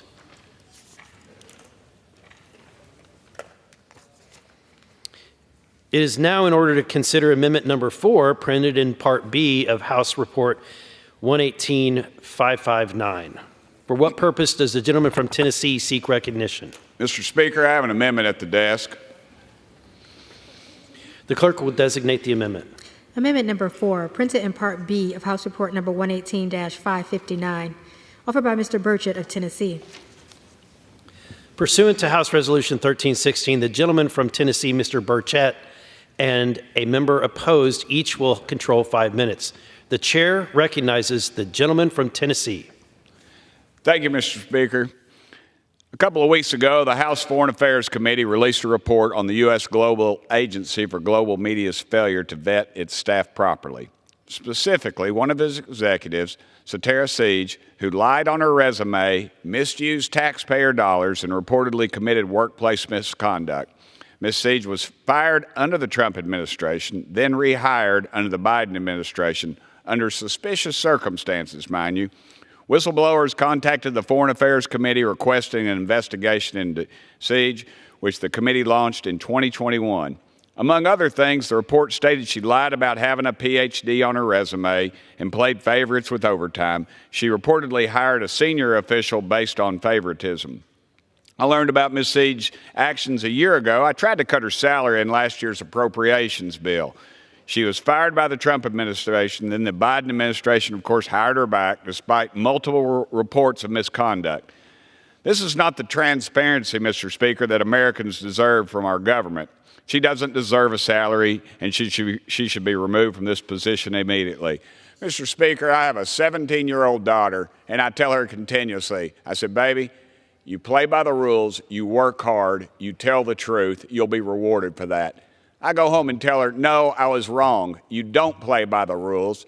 You lie about who you are, you mistreat people, and you get rewarded by this government. Mr. Speaker, that is wrong. That needs to be changed. And I urge all my colleagues to vote for this amendment to reduce Ms. Siege's salary to $1. Thank you, Mr. Speaker. I yield back. The from Tennessee yields back. The gentleman in reserve. I'm done. Gentleman yields back. The gentlewoman from California seek. Mr. Chairman, I claim time in opposition. Recognize. Mr. Chairman, I rise in strong opposition to this amendment. Quite frankly, it's despicable to target dedicated public servants and threaten their livelihoods. Public servants doing their job and carrying out the policies of this administration or any administration that they serve should be commended, not demonized. Our government is dependent on being able to attract the best talent to bring their skills to public service, especially when in most cases they could earn much more in the private sector. Who's going to be willing to do that if their names can be dragged through the political mud? The subject of this amendment has been a public servant at USAGM for nearly 25 years, speaking truth to Iranians and promoting the democratic values of American society. This is a personnel matter and should be dealt with as such. It is not for appropriations. Now, if you have an issue with the policy, let's discuss that. Not penalize public servants who are representing the administrations that they serve and have dedicated their careers to the United States. I urge my colleagues to oppose this amendment, and I reserve the balance of my time.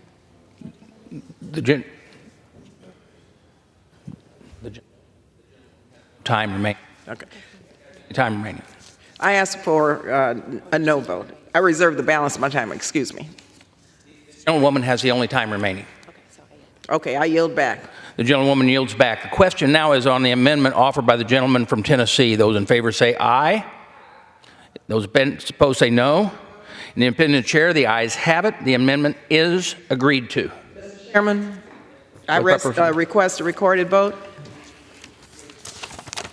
Pursuant to Clause 6 of Rule 18, further proceedings on this amendment offered by the gentleman from Tennessee will be postponed.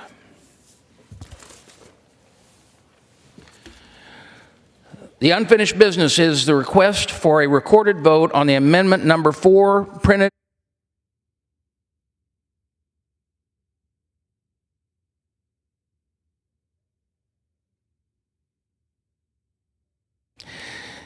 It is now in order to consider amendment number 5 printed in Part B of House Report 118-559. And for what purpose does the gentleman from Tennessee seek recognition? Mr. Speaker, I have an amendment at the desk. Clerk will designate the amendment.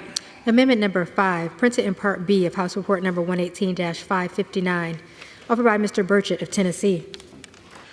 Pursuant to House Resolution 1316, the gentleman from Tennessee, Mr. Burchett, and the members opposed each will control 5 minutes. The chair recognizes the gentleman from Tennessee. Thank you, Mr. Speaker. I'm offering this amendment to withhold funding from the United States Agency for Global Media. This agency has misused taxpayer money and also failed properly to vet its own staff. And I ask you, Mr. Speaker, is this the policy of this great nation, is to misuse taxpayer money and fail to properly vet its own staff that's allowed to lie on their resumes? Back in January 2021, it was recommended the agency suspend one of its executives, Satara Siege, following an investigation regarding her professional behavior. The investigation concluded that Ms. Siege lied on her resume. She lied. She misused taxpayer dollars for personal expenses and provided lavish contracts for friends. Is this the policy of this country, Mr. Speaker? I ask you. However, just weeks later, and just hours after President Biden was sworn into office, guess what? Ms. Siege was reinstated to her previous position without loss of pay or seniority. The United States Agency for Global Media should be focused on its mission to inform and engage with people around the world in support of freedom and democracy, not a policy of allowing its employees to lie on their resumes, Mr. Speaker. Instead, they are playing political games and misusing our taxpayer dollars. I recommend we withhold funding until a time when the U.S. Agency for Global Media can prove it is capable of removing its employees who have deceitful and irresponsible work histories and is capable of properly vetting its own staff. And I reserve the balance of my time, Mr. Speaker. The gentleman from Tennessee reserves. The gentlewoman from California. Yeah, Mr. Chairman, I claim the time in opposition to this amendment. The gentlewoman is recognized. Mr. Chairman, I rise in opposition to this amendment. And let me just start by saying, if we're really talking about misusing taxpayer money, remember the Pentagon has flunked 6 audits. This amendment prohibits any funding from going to the U.S. Agency for Global Media, or USAGM. USAGM informs, engages, and connects people around the world, giving them an opportunity for independent media that may not be available in their own country. At a time when more democracies are declining and even sliding into autocracies than any other point in the last century, we cannot afford to cut USAGM programs. Funding for these programs targets programming in the languages of Iran, Russia, and the PRC and other authoritarian states to push back on false narratives about American policies that these adversaries are spreading, and builds the capabilities at USAGM that they need to deliver content to its global audience quickly and reliably. One of the organizations that USAGM oversees, Voices of America, has the audience of more than 358 million people around the world. Their trusted and objective news is translated into 48 languages in order to share the American stories and perspectives that locals would not otherwise have access to. Another organization, Radio Free Europe, Radio Liberty, provides uncensored news in countries where free press is threatened and disinformation is pervasive. These programs are key to outcompeting China and combating Russian disinformation. They are key to our success on the global stage. USAGM's Open Technology Fund provides a range of tools to help audiences overcome internal restrictions, especially in countries like Iran, where the internet can be a lifeline. Through its grantees and federal agencies, USAGM is reaching more than 420 million people weekly, and the great majority of those audiences have reported that they find the information received to be trustworthy. USAGM deserves our continued support, and I urge my colleagues to oppose this short-sighted amendment. I reserve the balance of my time. Gentlewoman from California reserves. The gentleman from Tennessee is recognized. Thank you, Mr. Speaker. At the inception of these wonderful organizations that my colleague across the aisle described, I would say they probably they were very effective. I would say now they have very little effect. I can't imagine somebody in one of these countries turns on the radio and decides, hey, I'm not going to go down this path anymore because somebody from another country is on the radio telling me to do otherwise. I find this still, the policy that we have of promoting people who lie, who mistreat others because of political power or their connections, to me is very offensive. And that is exactly why Americans do not trust this town. They do not trust Congress. They do not trust government, because they see people continuously getting ahead in life that cheat, lie, and do things that are inappropriate, things that we would not allow in our own homes, in our own businesses, in our churches, or our places of worship. We sure as heck shouldn't allow it in the seat of government, and this continues. Thank you, Mr. Chairman. Excuse me, Mr. Chairman. In reserve. I reserve. Gentleman from Tennessee reserves. The gentlewoman from California is recognized. I yield back, Mr. The Chairman. gentlewoman yields back. The gentleman from Tennessee is recognized. I yield back, Mr. Chairman. Tennessee yields back. The question is on the amendment offered by the gentleman from Tennessee. Those in favor say aye. Those opposed say no. In the opinion of the chair, the ayes have it. The amendment is agreed to. It is now in order to consider Amendment Number 6, printed in Part B of House Report 118-559. For what purpose does the gentleman from Tennessee seek recognition? Thank you, Mr. Speaker. I have an amendment on the desk. The at the clerk desk. will I'm sorry, designate- Mr. Chairman. The clerk will designate the amendment. Amendment number 6, printed in Part B of House Report number 118-559, offered by Mr. Burchett of Tennessee. Pursuant to House Resolution 1316, the gentleman from Tennessee, Mr. Burchett, and a member opposed, each will control 5 minutes. The chair recognizes the gentleman from Tennessee. Thank you, Chairman, and I appreciate your service to our great country in the Marine Corps. I should have Well, said that earlier. Thank you. I offer this amendment to prohibit any funding for the Special Presidential Envoy for Climate. This is just another group of unelected bureaucrats making decisions for the American people with no input from Congress, no input from the People's House.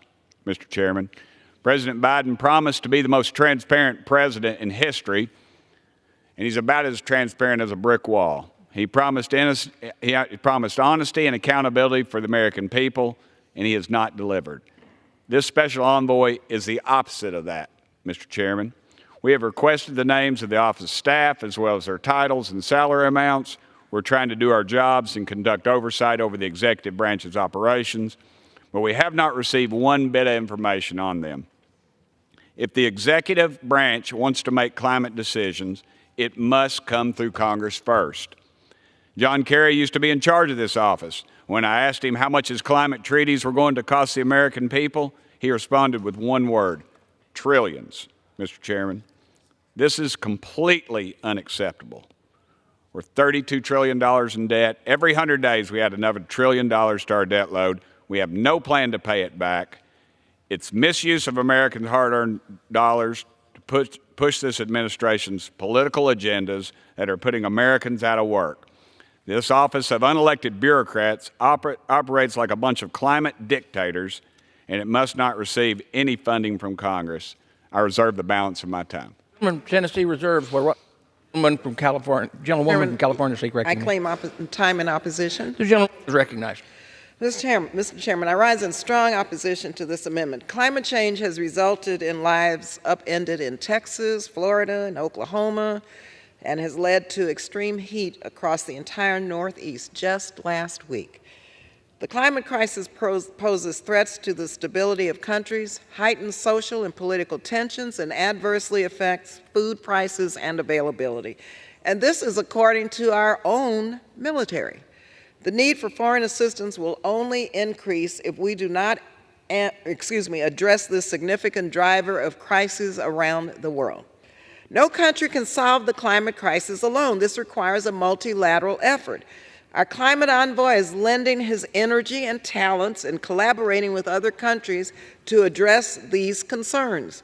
His relationships with foreign leaders are a benefit to the United States and our efforts. I would think you would want to tell him thank you for doing this. Again, we should be thanking people who are serving the American people, not demonizing them for it. Funding the special presidential envoy and its office is a requirement if we are to protect national security, strengthen the economy, and leave behind a safer planet for our children and grandchildren. I urge my colleagues to oppose this amendment. I reserve the balance of my time. Gentlewoman from California reserves. The gentleman from Tennessee is recognized. Thank you, Mr. Speaker. I can remember in 1977, there was a TV show I used to like. It was called In Search Of. And that year, we'd had, I remembered it very well because I had to go to school at Bearden Junior High School on Saturdays because of snow days, and we used up all of our snow days. But the show In Search Of had one episode. It said, In Search Of the Upcoming Ice Age. And that was the talk. We're going into an ice age. Then it was acid rain, and then it was global warming. All these reactionary things that happen to us, all they end up doing is costing us more money and making some advisory group rich, a bunch of fat cats. And every time we put these environmental regulations on this great country, and these unelected bureaucrats get out here and they get together and then they figure out what we're going to do. And guess what? We're the only dadgum country in the world that follows them. We cut a deal with China, they don't honor it. We cut a deal with every other country, and in China, for instance, they put on a new when they put a new coal-fired plant together. It's like our 1950s technology, and yet we follow the rules. No one else does. These elected bureaucrats fly around in their big jets, and then they look down their nose at us, and we have to suffer the consequences. Let's talk about the real reality here. This is just another boondoggle so we can run for re-election and we can scare people. The air, the water that we drink and the air that we breathe now is cleaner and safer than it ever has been in my lifetime. Those are the facts. Thank you, Mr. Speaker. I reserve. Gentleman from Tennessee reserves. The gentlewoman from California is recognized. Mr. Chairman, I yield back. The gentlewoman yields back. The gentleman from Tennessee is recognized.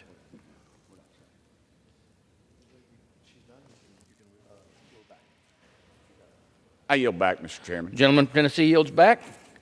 The question is on the amendment offered by the gentleman from Tennessee. Those in favor say aye. Those opposed say no. In the opinion of the chair, the ayes have it, and the amendment is agreed to.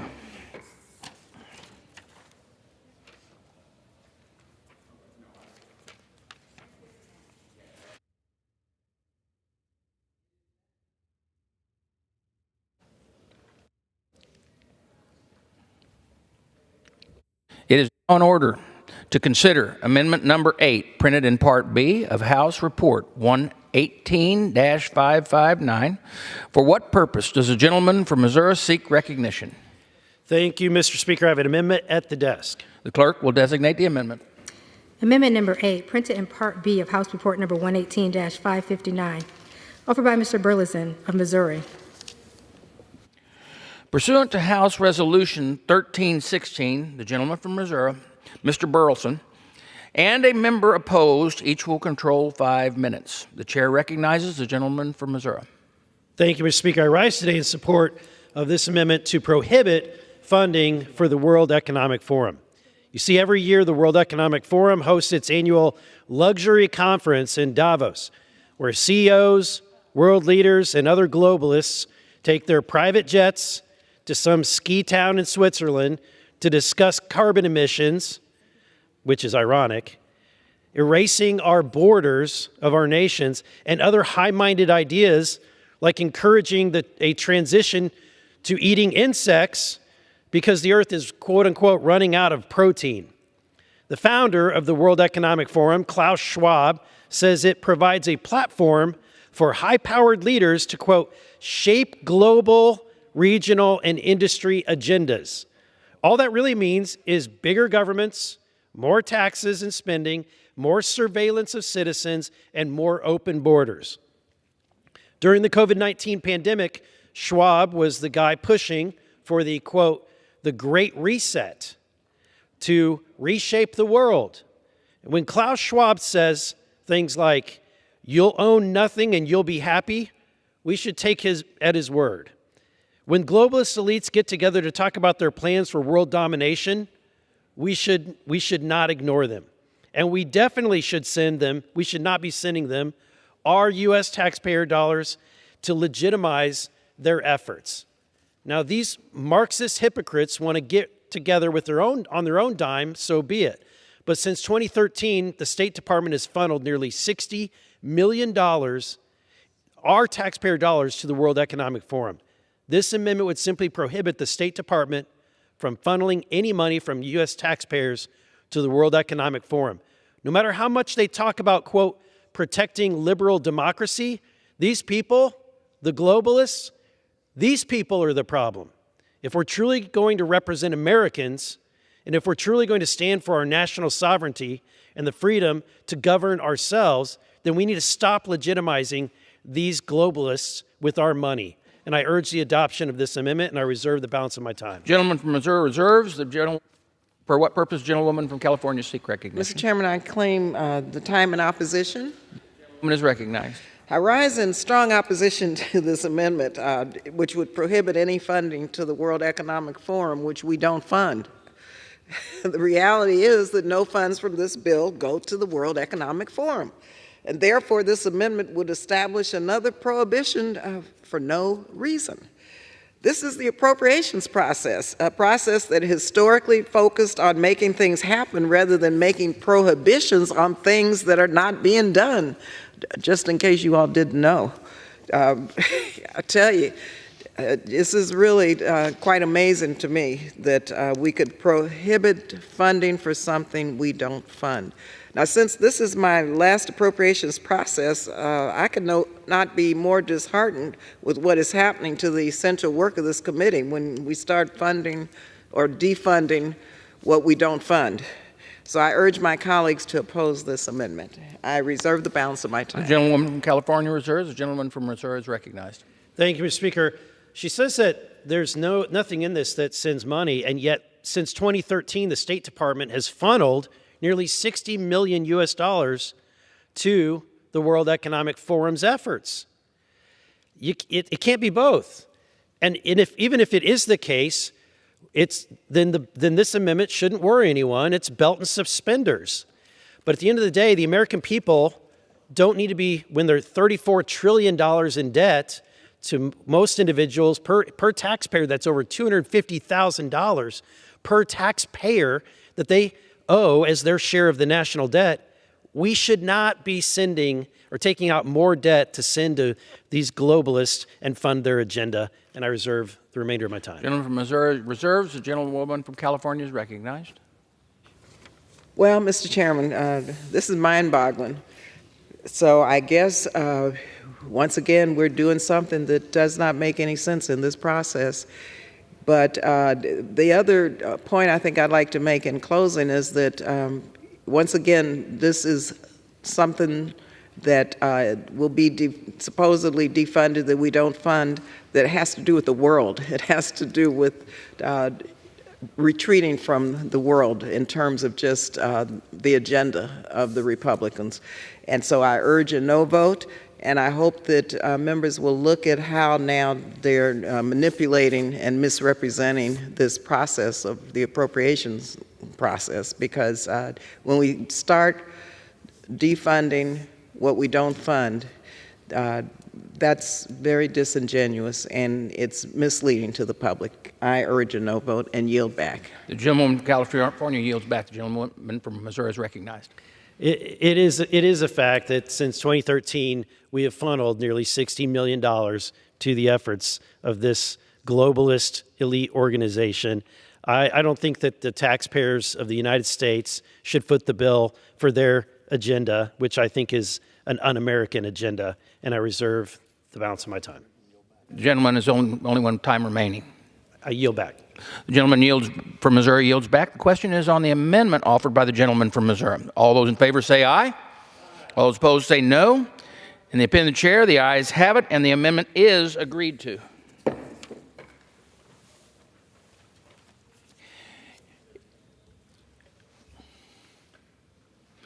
It is now in order to consider amendment number 9, printed in Part B of House Report 118-559. For what purpose does the gentleman from Tennessee seek recognition? Mr. Chair, I rise as the designee of the gentlewoman from Florida, and I guess she has an amendment at the desk. The clerk will designate the amendment. Amendment number 9, printed in Part B of House Report number 118-559, offered by Mr. Burchett of Tennessee.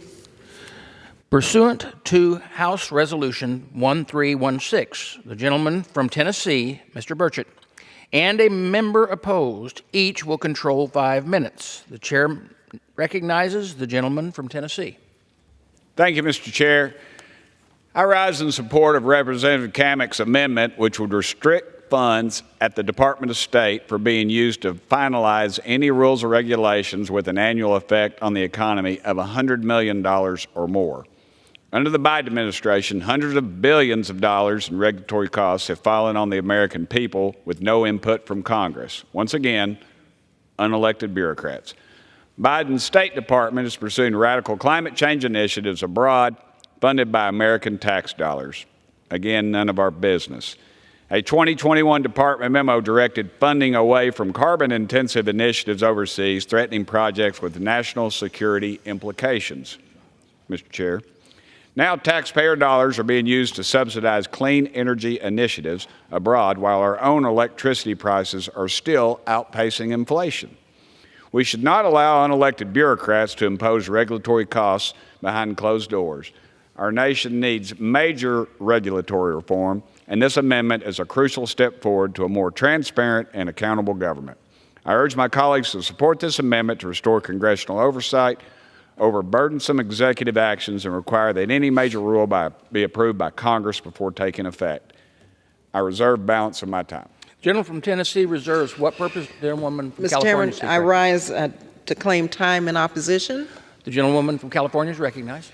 I rise in opposition to this amendment, and let me just say a couple things about any new rule. Any new rule being proposed by a government agency is required to assess the potential costs and benefits of such a rule change and submit it to OMB. In some cases, it may make sense to pursue such a rule.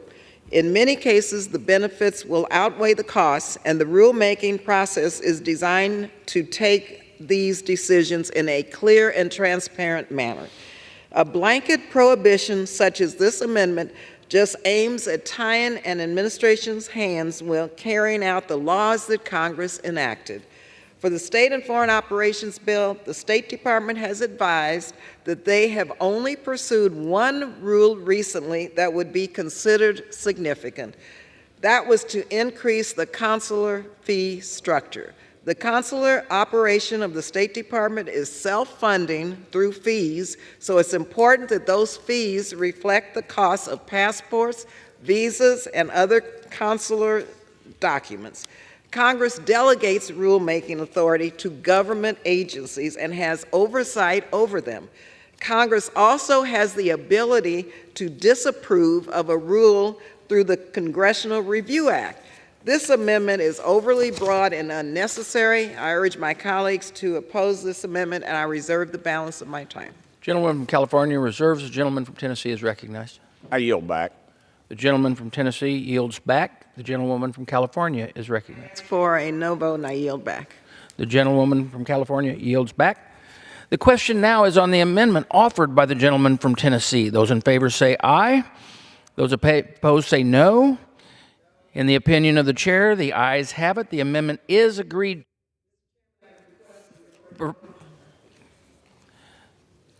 Pursuant to Clause 6 of Rule 18, further proceedings on this amendment offered by the gentleman from Tennessee will be postponed.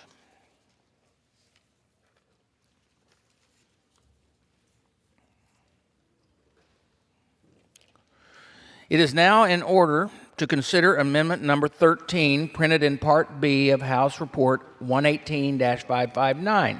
For what purpose does the gentleman from Arizona seek recognition? Mr. Chairman, I have an amendment at the desk. The clerk will designate the amendment. Amendment number 13, printed in Part B of House Report number 118-559, offered by Mr. Gosar of Arizona. Pursuant to House Resolution 1316, the gentleman from Arizona, Mr. Gosar, and a member opposed, each will control 5 minutes. The chair recognizes the gentleman from Arizona. Thank you, Mr. Chairman. I rise in strong support of my Amendment 13 to the fiscal year 2025 State Foreign Operations Bill. This amendment prohibits funds for the Tech Camp public diplomacy program within the State Department's Bureau of Education and Cultural Affairs. If you believe its website, the Tech Camp, quote, creates connections, sparks innovation, and empowers civil society to solve the world's most pressing challenges through technology, end of quote. In reality, the actual purpose of the Tech Camp program is to spread progressive ideology around the world. What's even more shocking is that the Tech Camp is linked to Anatoly Baryonenko, and he is the trainer for the taxpayer-funded program. Baryonenko is the founder of the Texty.org.ua, which placed me and 116 representatives on a hit list for not supporting Ukraine. Americans shouldn't have to fund efforts to propagandize foreign countries with progressive ideology. Neither should they have to fund programs that have taxpayers-funded organizations that create hit lists that potentially threaten the security of American leaders. Let's defund the wasteful tech camp program. I urge my colleagues to vote yes on my amendment, and with that I reserve. The gentleman from Arizona reserves. For what purpose, gentlewoman from California seek recognition? Mr. Chairman, I claim the time in opposition to this amendment. Gentlewoman from California is recognized. Thank you. And I rise in opposition to this amendment, which seeks to cut all funding for the Tech Camp Public Diplomacy Program. Tech Camp is designed to support good governance and mitigate violent extremism. Through Tech Camp workshops, the State Department connects private sector technology experts with key populations, journalists, non-governmental organizations, and civil society advocates to explore and apply innovative tech solutions to global issues. Tech Camp also boosts U.S. economic engagement around the globe by highlighting United States technical and private sector innovation.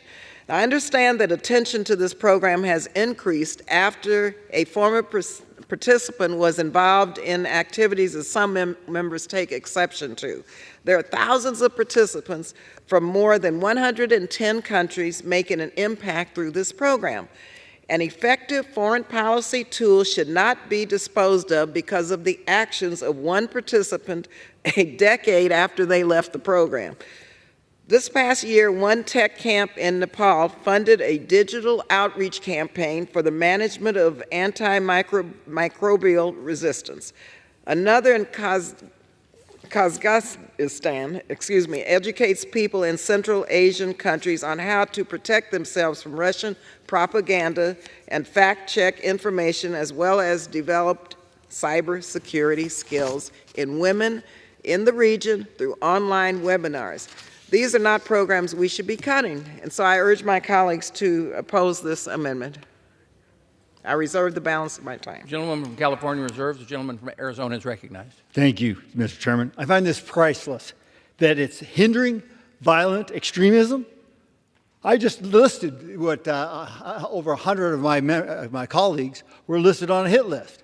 Talk about extremism, that's the key component of this. So if everybody has to suffer, I don't think that we'll have any problems when we hang these people out to dry that have actually abused this program.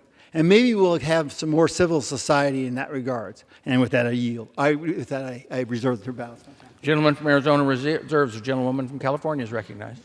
I urge a no vote. I yield back. Balance. The gentlewoman from California yields back. The gentleman from Arizona is recognized. Yes, once again, I ask everybody to vote for this amendment because this is hypocrisy at its finest. Thank you. I yield back. The gentleman yields back. The question is on the amendment offered by the gentleman from Arizona. Those in favor say aye. Those opposed, no. In the opinion of the chair, the ayes have it, and the amendment is agreed to. Mr. Chairman, I request a recorded vote. Recording vote being requested pursuant to Clause 6 of Rule 18. Further proceedings on the amendment offered by the gentleman from Arizona will be postponed.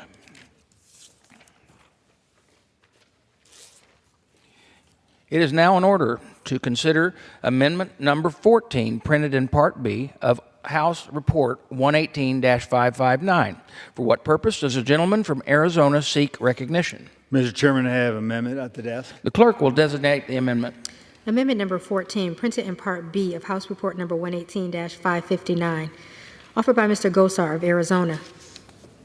Pursuant to House Resolution 1316, the gentleman from Arizona, Mr. Gosar, and a member opposed, each will control 5 minutes. The chair recognizes the gentleman from Arizona.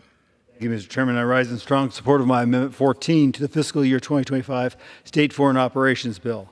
My amendment prohibits funds for foreign military sales to Ukraine. The Foreign Military Sales, or FMS program, is a form of security assistance authorized by the Arms Export Control Act. As of June 7th, the United States has spent nearly $600 million in active government-to-government sales cases with Ukraine under the FMS program. The United States should not approve of foreign military sales to authoritarian foreign countries like Ukraine. Ukraine has arrested priests, raided a monastery, suspended 11 opposition political parties, and consolidated all television platforms into a state single channel. The country does not even allow presidential elections. Even more shocking is that the FMS program may be used to supply Ukraine with American weapons that can be used to strike inside Russia. Last May, the State Department approved a possible emergency foreign military sale to Ukraine of high-mobility artillery rockets, or HIMARS. Concerningly, just last month, an American-supplied HIMARS rocket system was reported to be likely used in an attack inside of Russia. I, for one, would rather not have American weapons being used on a territory or a country we are not even at war with. President Eisenhower once said that, quote, "A vital element in keeping the peace is our military establishment," end of quote. We cannot keep the peace with weapons of our military establishment being wielded against a third party, against another great power. If you truly support global democracy and liberty, end the foreign military sales to Ukraine. And with that, I ask my colleagues to vote yes, and with that, I reserve. The gentleman from Arizona reserves. What purpose does the gentleman? For what purpose, gentleman from Florida seek recognition? Thank you very much, Mr. Chairman. I rise to claim the time in opposition. Gentleman is recognized. So, Mr. Chairman, we use the term here, my friend, all the time, but I will tell you that the gentleman from Arizona and I are friends, and I have great respect for him. But I do have to claim the time in opposition. So Congress recently provided $1.6 billion in foreign military financing for Ukraine, not in this bill, that was already done, and other countries impacted by the situation in Ukraine. So while foreign military financing funds in this bill are not designated for Ukraine, there aren't any, let me tell you why I still respectfully have to stand in opposition. I think this just sends a pretty bad message during a time of active war. I think it would be a monumental mistake, potentially emboldening our enemies, including Russia, and sending a dangerous signal of the United States' weakness, something that, unfortunately, this administration does every single day, and lack of resolve to others around the world, including potentially communist China and other adversaries. So I will also note that House Republicans successfully secured language in the fiscal year 24 state and foreign operations bills that brings unprecedented transparency and oversight requirements on all assistance going to Ukraine, which is, I think, is a very important thing to do, and I think all of us agree to that. So I want to repeat, there are no FMF funds in this bill for Ukraine, but it goes to, again, because the only FMF that we have in this bill goes to other key partners, and I mentioned that, like Taiwan. And so, but I just think that a prohibition potentially sends a very bad message. There are no funds, but I think this would send a very bad message. And so I have great respect for, again, somebody who actually is a friend of mine. You know, we're good friends, but I respectfully have to oppose this amendment, and I would reserve the balance of my time. Gentleman from Florida reserves. The gentleman from Arizona is recognized. I thank the chairman. And yes, we are very good friends. I will tell you, once again, saying this out loud and putting it in writing is very important, because this is going to go to the Senate. And the Senate's going to have an objective. And when you put something down on a piece of paper, they're going to have to take notice of this.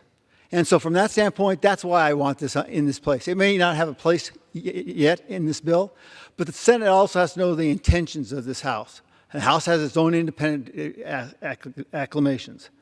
Now, I got to tell you, we're a third party in an unending war? You got to be kidding me.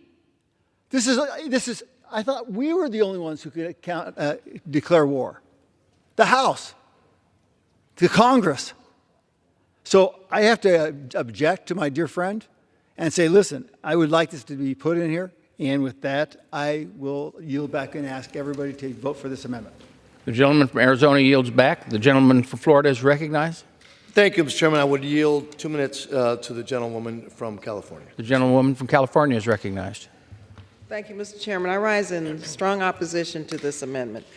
Russia's brutal and unprovoked attack in Ukraine is not just a threat to Ukraine and its neighbors, but to the world, including our own country. If Russia succeeds in its aggression, other unprovoked attacks are inevitable. Ukraine's democracy is being undermined every single day. Entire cities have been demolished. Women and girls are being sexually abused by Russian soldiers, and children are being kidnapped. Hospitals and schools, which should be safe havens, are being intentionally attacked. Thousands of innocent children and their families have been brutally murdered. Millions of Ukrainians have been forced to flee their country. Now, I have visited Ukraine, and I immediately recognize the love of the Ukrainian people for their country and their democracy. Since the war broke out, I've been to Poland, and I've met with Ukrainians to hear firsthand about the dire situation that they face amidst Russian aggression. I've talked with civil society organizations funded by the United States who, facing danger and violence, are supporting refugees, vulnerable people, women, and children. I was deeply moved by their stories and their commitment.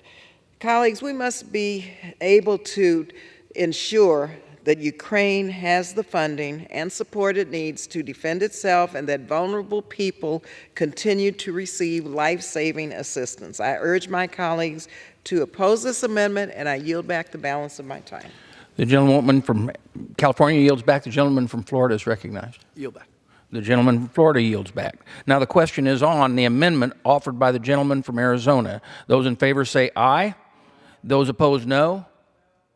In the opinion of the chair, the noes have it. The amendment is not agreed to. Mr. Chairman? For what purpose, gentleman from Arizona? Say Yeah, I request the yeas and nays.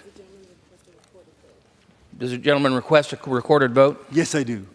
Pursuant to Clause 6 of Rule 18, further proceedings on the amendment offered by the gentleman from Arizona will be postponed.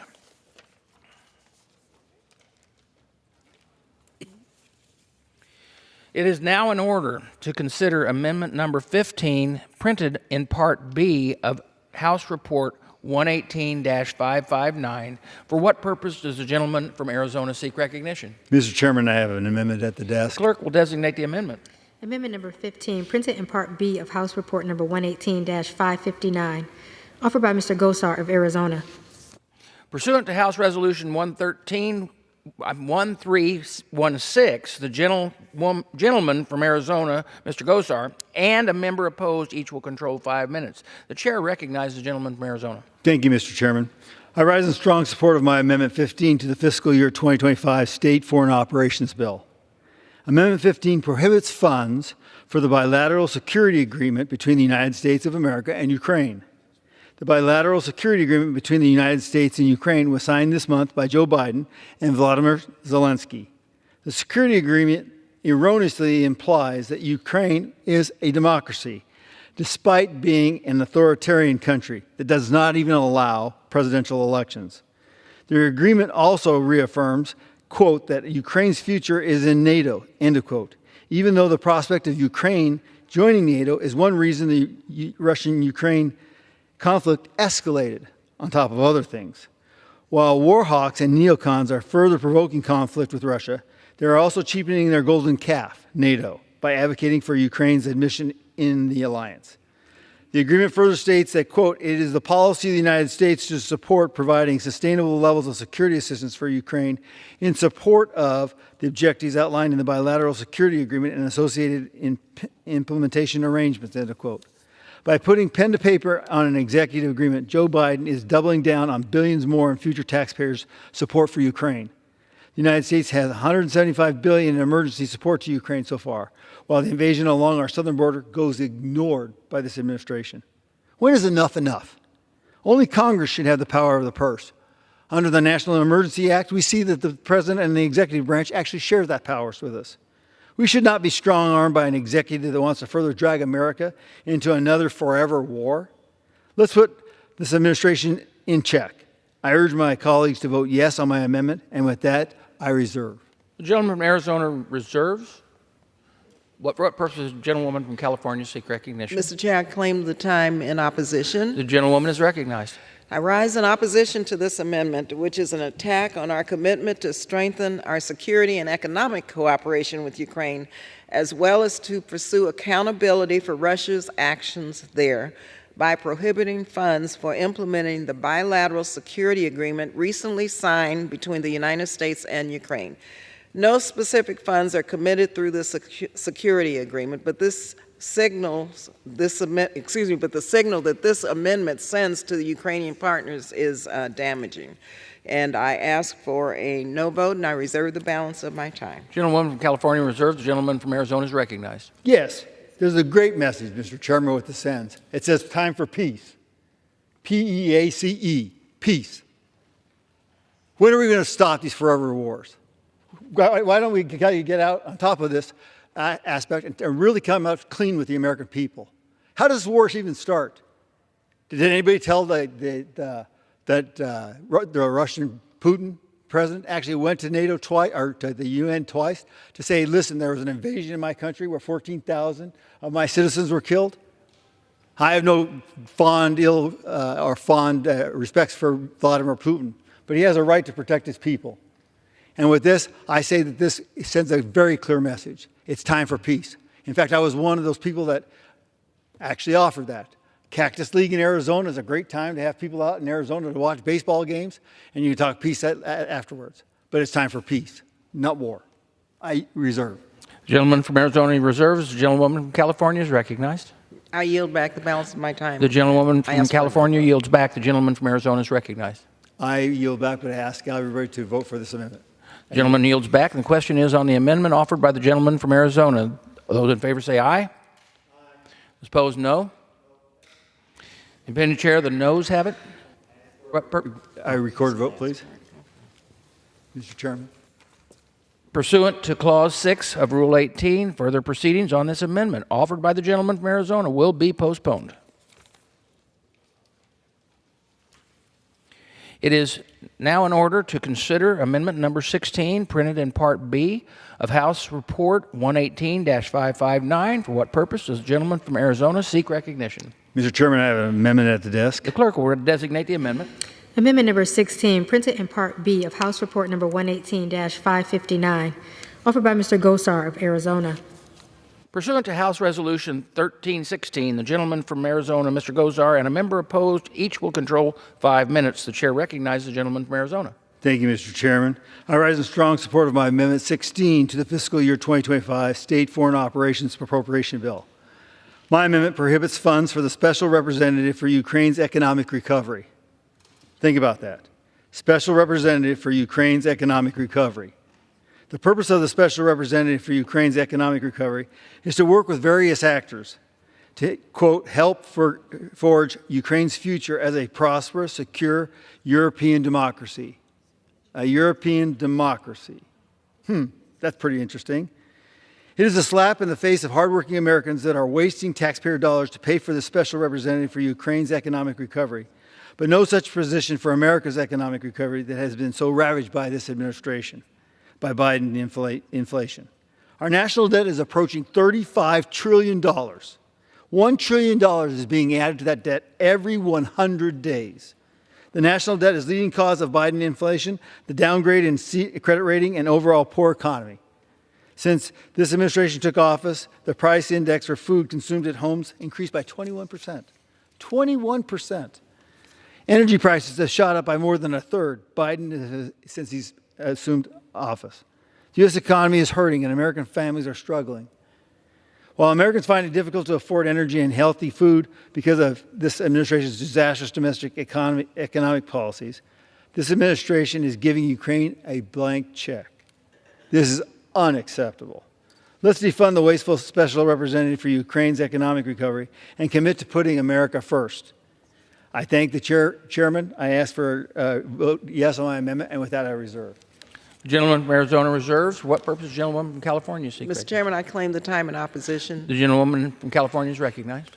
This amendment prevents the United States representative for Ukraine's economic recovery from helping forge Ukraine's future as a prosperous, secure European democracy and accelerates Ukraine's economic transformation.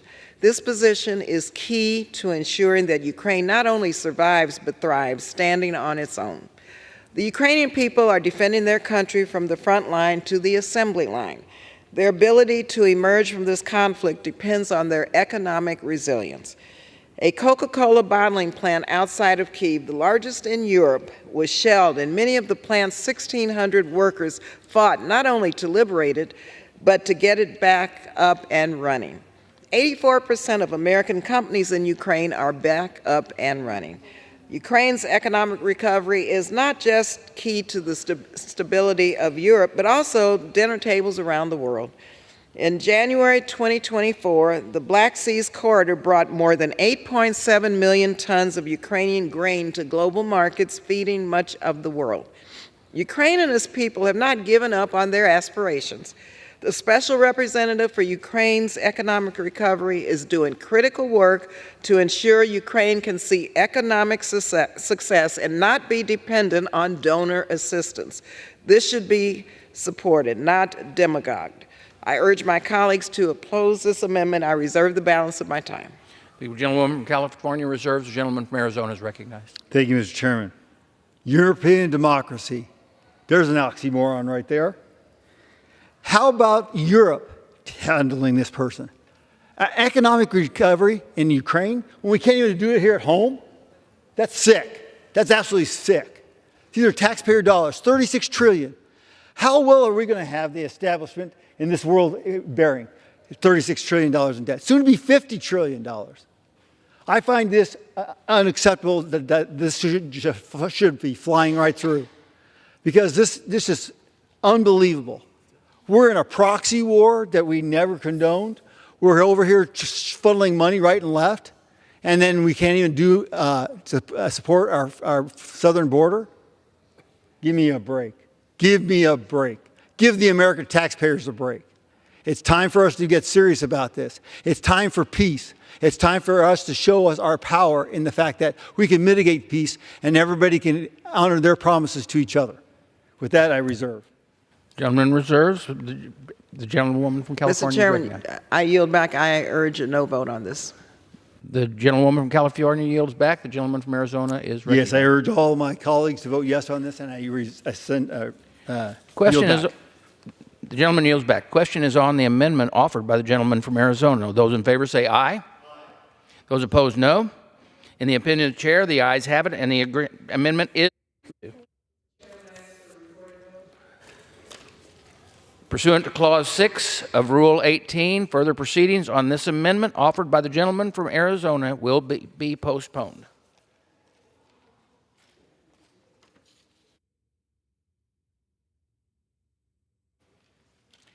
It is now in order to consider the amendment number 17 printed on Part B of House Report 118-559. For what purpose does a gentlewoman from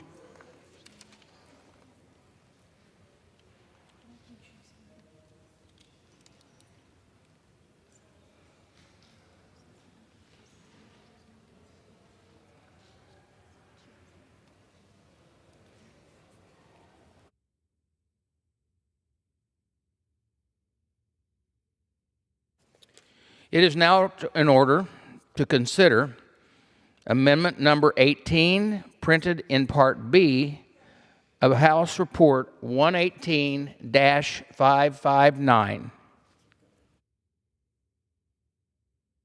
Does a gentlewoman from Georgia seek recognition? I have an amendment at the desk. Clerk will report the amendment. Amendment number 18, printed in Part B of House Report number 118-559, offered by Ms. Green of Georgia.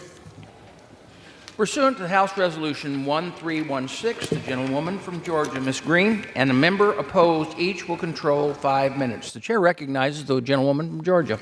Thank you, Mr. Speaker. My amendment reduces the salary of Samantha Power, the Administrator of the United States Agency for International Development, to $1. Samantha Power is a globalist left-wing activist who uses government positions to force the regime's views on the American people and the rest of the world. When Samantha Power took office in 2021, she set 3 priorities for the USAID in her new vision for global development. 1, broadening the coalition by increasing the number of diversity of voices at USAID. 2, focusing assistance more on the voices and needs of the most marginalized. And 3, making aid more responsive by better incorporating the perspectives of those on the ground.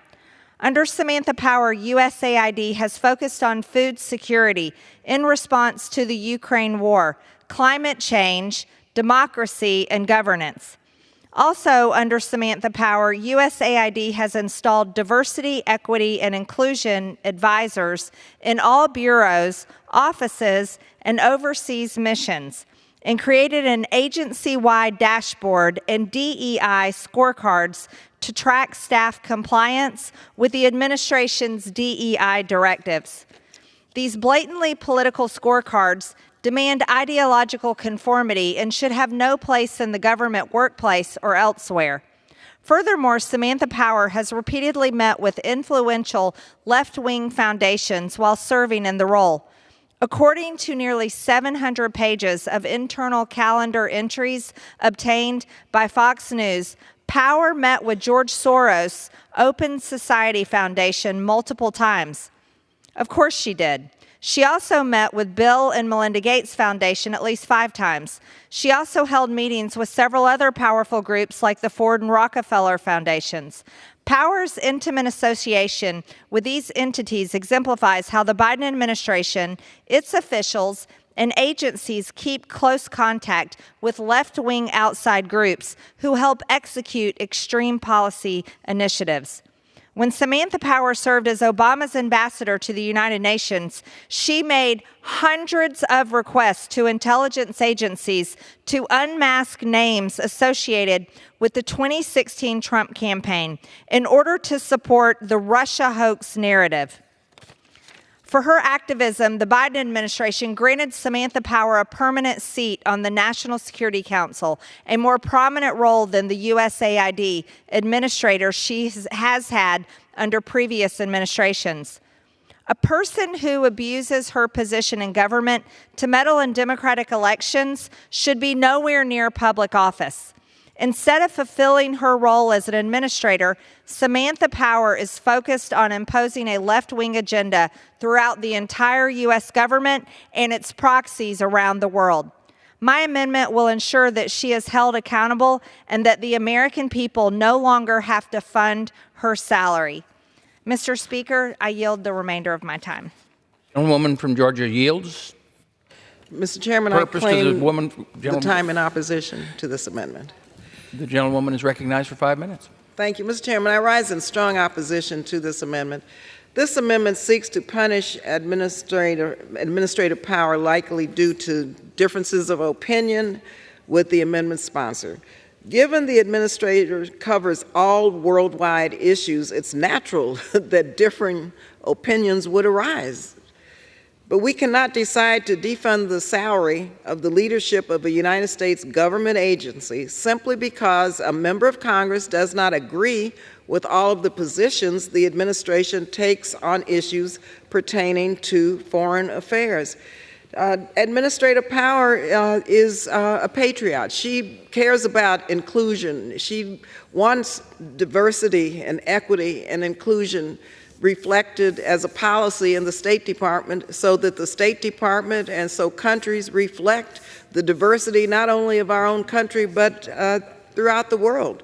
That means people like myself that would be part of this program.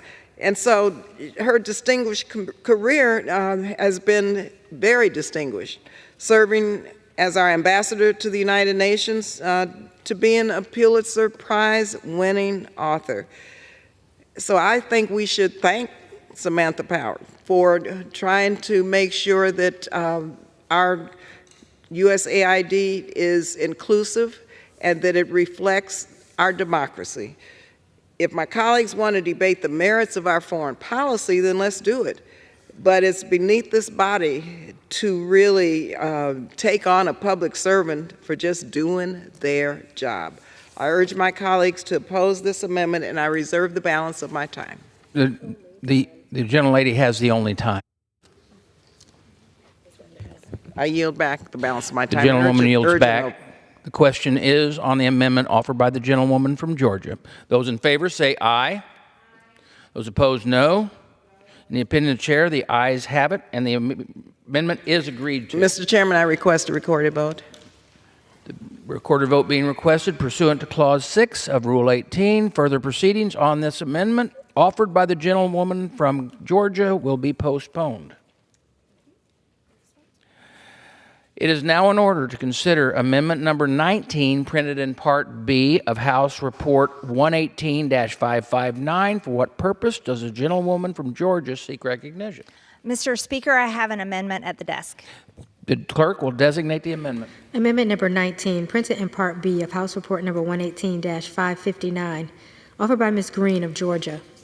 Pursuant to House Resolution 1316, the gentlewoman from Georgia, Ms. Green, and a member opposed, each will control 5 minutes. The chair recognizes the gentlewoman from Georgia. Thank you, Mr. Speaker. My amendment would ensure that no additional funding is appropriated for Ukraine through the State Department. To date, Congress has appropriated $174.2 billion in emergency supplemental funding. Of this amount, about $58 billion, which is 33%, has been provided through the Department of State and USAID.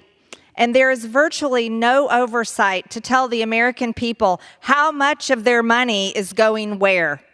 We know the money goes to humanitarian and economic assistance and other non-military assistance, but there is much fraud and abuse suspected and widely reported. The Economic Support Fund for Ukraine's government goes toward providing food, energy, and healthcare services for the people of Ukraine. It is also used to counter Russian disinformation and supporting small and medium-sized agro-businesses and natural gas purchases by Ukraine. According to some reports, Ukraine has actually been purchasing Russian natural gas from third parties during the war. It seems counterintuitive for the U.S. to sanction Russian oil and then send taxpayer dollars to Ukraine, only for them to turn around and use the money to buy Russian oil. USAID provides direct budget support to the Ukrainian government through 3 trust funds: the Multi-Donor Trust Fund, the Single Donor Trust Fund, and public expenditures for administrative capacity endurance. This budget support funds the salaries of healthcare workers, first responders, school employees, and assistance for pensioners and internally displaced persons in Ukraine. While our southern border is being invaded daily, Joe Biden cares more about protecting the borders of Ukraine than the country he swore to protect. About half of Americans think the U.S. is spending too much money helping Ukraine, according to the most recent AP poll. According to the recent CBS poll, over 60% of Republicans do not support additional aid to Ukraine, and even 1 in 4 Democrats don't support it anymore. After all, the American people are over $34.5 trillion in debt. But Joe Biden doesn't care about what Americans on either side of the political spectrum think. Joe Biden and his family have profited so much off of Ukraine's corruption that he must think it's only fair to return the favor. It is truly disturbing to watch American taxpayer dollars go down the drain, or actually, should we say, in foreigners' pockets for foreign purposes that are not our own. But President Biden is beholden to a foreign government. My amendment will ensure that no American taxpayer money is sent to continue an endless failed war in that corrupt country, which is murdering an unknown amount of Ukrainian men. And I urge my colleagues to vote in favor of my amendment, and I reserve the remainder of my time. I reserve my time, Mr. Speaker. Members are reminded to refrain from engaging in personalities towards the president. For what purpose does the gentlewoman from California seek recognition? Mr. Chairman, I claim the time in opposition to this amendment. The gentlewoman from California is recognized. Thank you, Mr. Chairman. I rise in strong opposition to this amendment. Russia's brutal and unprovoked attack on Ukraine is not just a threat to Ukraine and its neighbors, but to the world. If Russia succeeds in its aggression, other unprovoked attacks are inevitable. Ukraine's democracy is being undermined every single day. Entire cities have been demolished, women and girls are being sexually abused by Russian soldiers, and children kidnapped. Hospitals and schools, which should be safe havens, are being intentionally attacked. Thousands of innocent children and their families have been brutally murdered. Millions of Ukrainians have been forced to flee their country. Now, as I said earlier, I have visited Ukraine, and I immediately recognized the love of the Ukrainian people for their country and their democracy. Since the war broke out, I've met with Ukrainians in Poland to hear firsthand the dire situation that they face amidst Russian aggression. I've talked with civil society organizations funded by the United States who, facing danger and violence, are supporting refugees, vulnerable people, women, and children. I was deeply moved by their stories and their commitment. Colleagues, we must continue to ensure that Ukraine has the funding and support it needs to defend itself and that vulnerable people continue to receive life-saving assistance. I urge my colleagues to oppose this amendment, and I reserve the balance of my time. The gentlewoman from California reserves. The gentlewoman from Georgia is recognized. Mr. Speaker, how much time do I have remaining? The gentlewoman has 1 minute and 1/2 remaining. Thank you, Mr. Speaker. Hearing my colleague across the aisle talking about the rape and murder of women, I'd like to remind everyone that American women and children are being raped and murdered by illegal alien monsters that the Biden administration is allowing into the country, releasing into our country, paying for them to be travel through buses, planes, to all 50 states. And if this United States House of Representatives should care about any women and girls and children being raped and murdered, it should be American women, girls, and children. But this body cares most about Ukraine. I would like to remind everyone that just recently a Ukrainian group called Texty published a list of Ukrainian enemies that includes almost 400 Americans, including Republican U.S. lawmakers, conservative influencers, and media groups and anti-war activists. This group receives money from the U.S. State Department through a program called Tech Camp. So the State Department is funding a group called Texty that has published a Ukrainian, basically a kill list, and that involves Americans and lawmakers and conservative influencers and media groups. Unbelievable that American taxpayers would be used for this. This is outrageous, Mr. Speaker. I ask my colleagues, I ask the House to vote in favor of my amendment, and I yield. Thank you. The gentlewoman yields back. The gentlewoman from California is recognized. Mr. Chairman, support for Ukraine is in the interest of the United States. Also, we have to deplore women being raped and children being kidnapped anywhere in the world, including in Ukraine. Thank you, and I yield back the balance of my time. Gentlewoman yields back. The question is on the amendment offered by the gentlewoman from Georgia. Those in favor say aye. Those opposed, no. In the opinion of the chair, the noes have it. What purpose does the gentlewoman from Georgia seek recognition? I ask for the recorded vote, please. Pursuant to Clause 6 of Rule 18, further proceedings on this amendment offered by the gentlewoman from Georgia will be postponed. It is now in order to consider Amendment Number 20, printed in Part B of House Report 118-559. For what purpose does the gentlewoman from Georgia seek recognition? Mr. Speaker, I have an amendment at the desk. The clerk will designate the amendment. Number 20, printed in Part B of House Report Number 118-559, offered by Ms. Green of Georgia. Pursuant to House Resolution 1316, the gentlewoman from Georgia, Ms. Green, and a member opposed will each control 5 minutes. The chair now recognizes the gentlewoman from Georgia.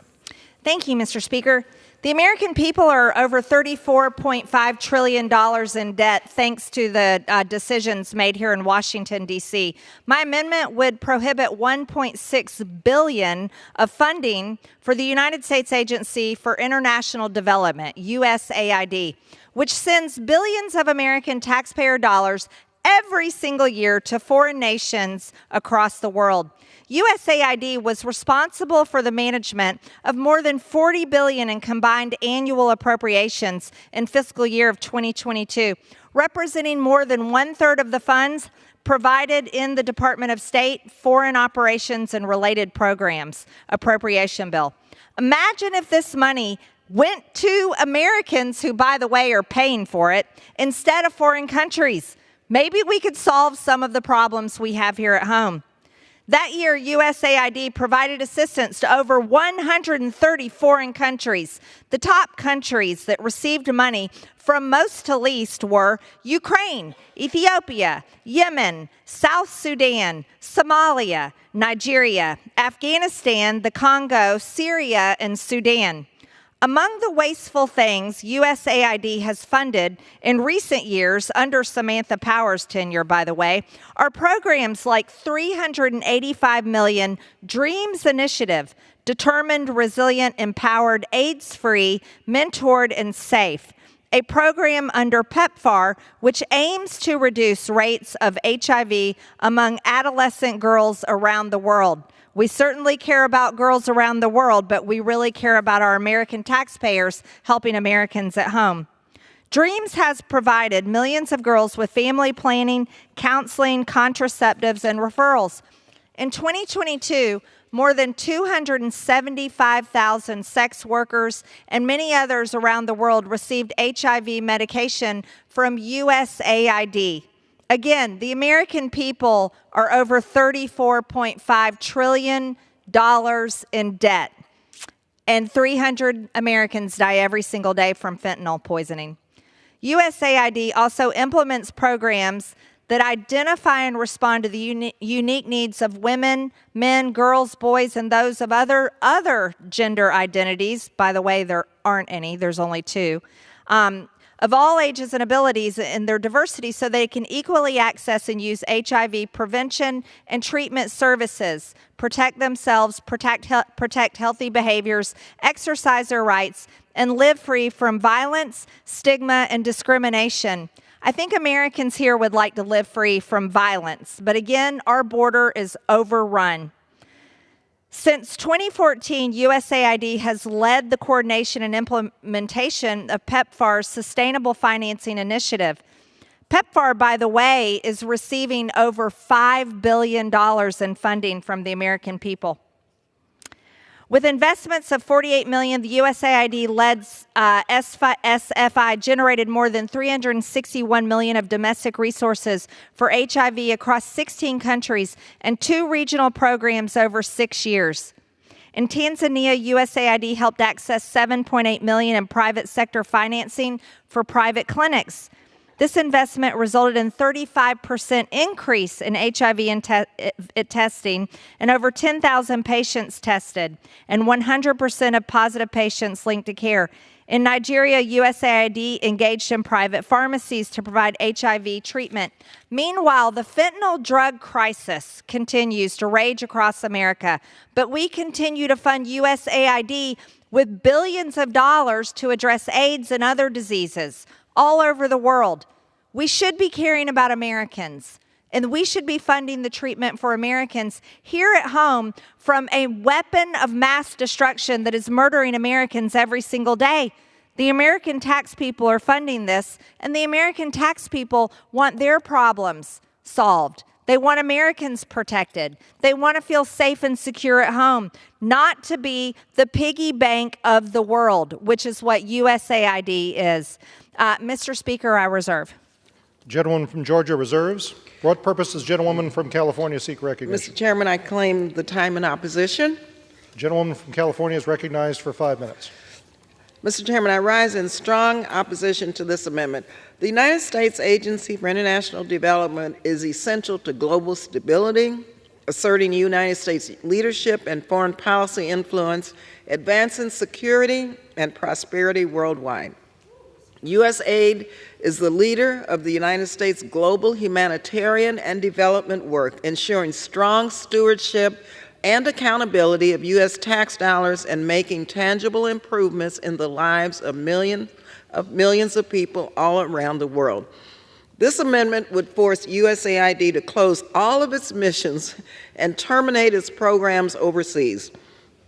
It's highly ironic that the Department of Defense, that this Congress cannot seem to give enough money to, would be the first people to decry the loss of these programs in building security and stability around the world. Without USAID, millions of children with malaria would go untreated, and hundreds of thousands of people would die of tuberculosis. Without USAID, millions of the most vulnerable people in the world would be hungrier, as well as lose access to quality education and clean water. USAID teams are working day and night to address catastrophic humanitarian crises in Gaza, Ukraine, Sudan, and beyond, and continued battering from a growing number of natural disasters during this particularly strong El Nino. This has led to a number of people requiring humanitarian assistance to increase by nearly a third, from 274 million in 2022 to 363 million at the end of 2023. With regard to PEPFAR, yes, I was the author of PEPFAR and worked with Republicans, primarily President Bush, to make sure that the United States was on the right side of history by just basically saving lives. We've saved over 25 million lives thanks to PEPFAR. And I think that's a real testament to how it was in the past in this House of Representatives, where Democrats and Republicans worked together to save lives. And I'm very proud of that effort. And I know that this amendment would harm that effort to achieve an AIDS-free generation by 2030. It's harmful. We must not reduce our development and humanitarian efforts. We wouldn't be able to counter the PRC's influence, Russia. What we're doing is opening the door for their expanded global influence also, if that's all you care about. So I urge my colleagues to oppose this amendment, and I reserve the balance of my time. From California Reserves, gentlewoman from Georgia is recognized. Mr. Speaker, how much time do I have remaining? Gentlewoman from Georgia has 30 seconds remaining. Thank you, Mr. Speaker. I'd also like to tell the House that USAID has been an arm of the Democrat Party. 96% of all political contributions from USAID employees go to the Democrat Party candidates or PACs. Also, just months before the national elections, over 1,000 USAID staff issued a statement echoing Democrat talking points. Here's the issue. Our government is not a charity. And the American people are the most generous people in the world, sending unknown amounts of money constantly to every cause to save people's lives. I urge the House to pass my amendment, support our country, America first, and with that, I yield. The gentlewoman's time has expired. The gentlewoman from California is recognized. Yeah, Mr. Chairman, let me just say that I realize the United States is not a charity, but I believe there are many in this country that believe we are our brother's keepers, we are our sister's keepers, and we have a duty to those less fortunate. And in fact, USAID is providing remarkable humanitarian assistance to those who need the United States' generosity and support. I ask for a no vote on this amendment, and I yield back the balance of my time. Gentlewoman from California yields back. The question is on the amendment offered by the gentlewoman from Georgia. Those in favor say aye. Aye. Those opposed say no. In the opinion of the chair, the noes have it. The amendment is not agreed to. For what purpose does the gentlewoman from Georgia seek recognition? I ask for a recorded vote. A recorded vote has been requested pursuant to Clause 6 of Rule 18. Further proceedings on the amendment by the gentlewoman from Georgia will be postponed. It is now in order to consider amendment number 21, printed in Part B of House Report 118-559. For what purpose does the gentlewoman from Wyoming seek recognition? Mr. Chairman, I have an amendment at the desk. The clerk will designate the amendment. Amendment number 21, printed in Part B of House Report number 118-559, offered by Ms. Hageman of Wyoming. Pursuant to House Resolution 1316, the gentlewoman from Wyoming, Ms. Hagman, and a member opposed each will control 5 minutes. The chair recognizes the gentlewoman from Wyoming. Thank you, Mr. Chairman. I rise in favor of my Amendment 21 to H.R. 8771, which blocks funds for the United Nations Food and Agriculture Organization, or FAO. The FAO exists within the UN system as a specialized agency, as it has 194 member states and has a mission to improve food quality and combat hunger in over 130 countries. This sounds like a good cause. So why my amendment? Simply, FAO is the current target of the Chinese Communist Party influence strategy within the multilateral system, facilitated by FAO Director General Qu Dongyu, a Chinese citizen and former Vice Minister of Agricultural and Rural Affairs of the CCP. It is no secret that the CCP is waging a multilateral influence operation with the intent to undermine the U.S. as a world power while reorienting the global system in its favor.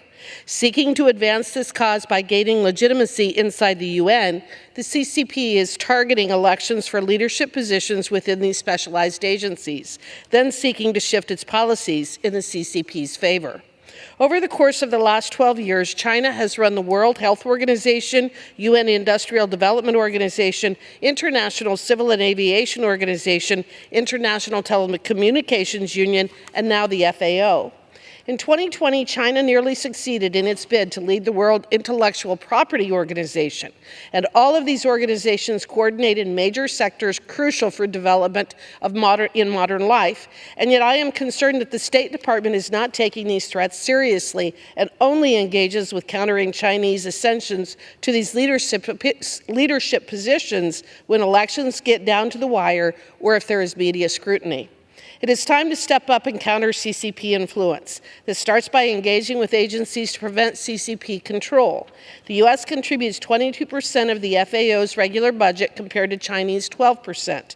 If we are going to foot the bill at international organizations, we should not do so at the expense of promoting the CCP. I urge my colleagues to support this amendment, and with that I reserve. Gentleman from Wyoming reserves. What purpose does the gentlewoman from California seek recognition? Mr. Chairman, I claim time in opposition to this amendment. Gentlewoman from California is recognized for 5 minutes. I rise in opposition to this amendment, which would prohibit funding to the Food and Agriculture Organization because the agency head is a citizen of the People's Republic of China. The FAO Deputy Director General is a U.S. citizen, and there are numerous Americans in high-level positions across FAO, all elevating United States priorities and interests. Americans have always held one of these 3 Deputy Director General positions. 735 million people face hunger worldwide. United States support to the FAO in 2022 provided assistance to 30 million people in places like Ukraine, Yemen, South Sudan, Somalia, and Afghanistan to address food insecurity, famine, and drought. FAO is also aggressively pursuing partnerships with American private sector companies working with Google on monitoring natural resources, Mars Inc. on antimicrobial resistance mitigation, and other on agribusiness. FAO collaborates with the United States land-grant universities on agricultural technology programs such as with Penn State on their desert locust early warning system and Mississippi State University on a reference center for antimicrobial resistance and aquaculture biosecurity. This amendment is another example of approaching the world as black and white. The FAO Director General was reelected last summer unopposed by the FAO membership. The United States pulling out from an organization that we have an interest in only is detrimental to us. Our ability to improve the operations of multilateral institutions and make sure their stances reflect our values hinges on the United States being an active, participating member of the organization. While I agree that reform should be considered regarding appointments at the UN, this is not the way to go about such a change. This amendment would reduce U.S. engagement in a United Nations agency based on where a leader is from. We need to pay our dues, contribute to UN agencies, and be an active participant. You don't have a say in what happens at the table if you're not at the table. I urge my colleagues to oppose this amendment, and I reserve the balance of my time. The gentlewoman from California reserves. The gentlewoman from Wyoming is recognized. I yield 30 seconds to the chairman. The gentleman is recognized. Thank you. I want to thank my colleague for bringing this important amendment to the floor. Look, the CCP's influence at the FAO, it's real. It's dramatic and it's real. And she mentioned in her opening statement, and I think she made a great job explaining it.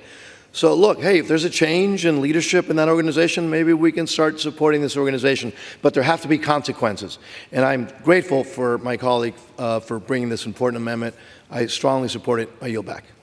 Thank you, and I reserve. A gentlewoman from Wyoming reserves. Gentlewoman from California is recognized. Mr. Chairman, how can we counter CCP influence if we pull out of these organizations? We also agree that the United States should be more serious about leadership.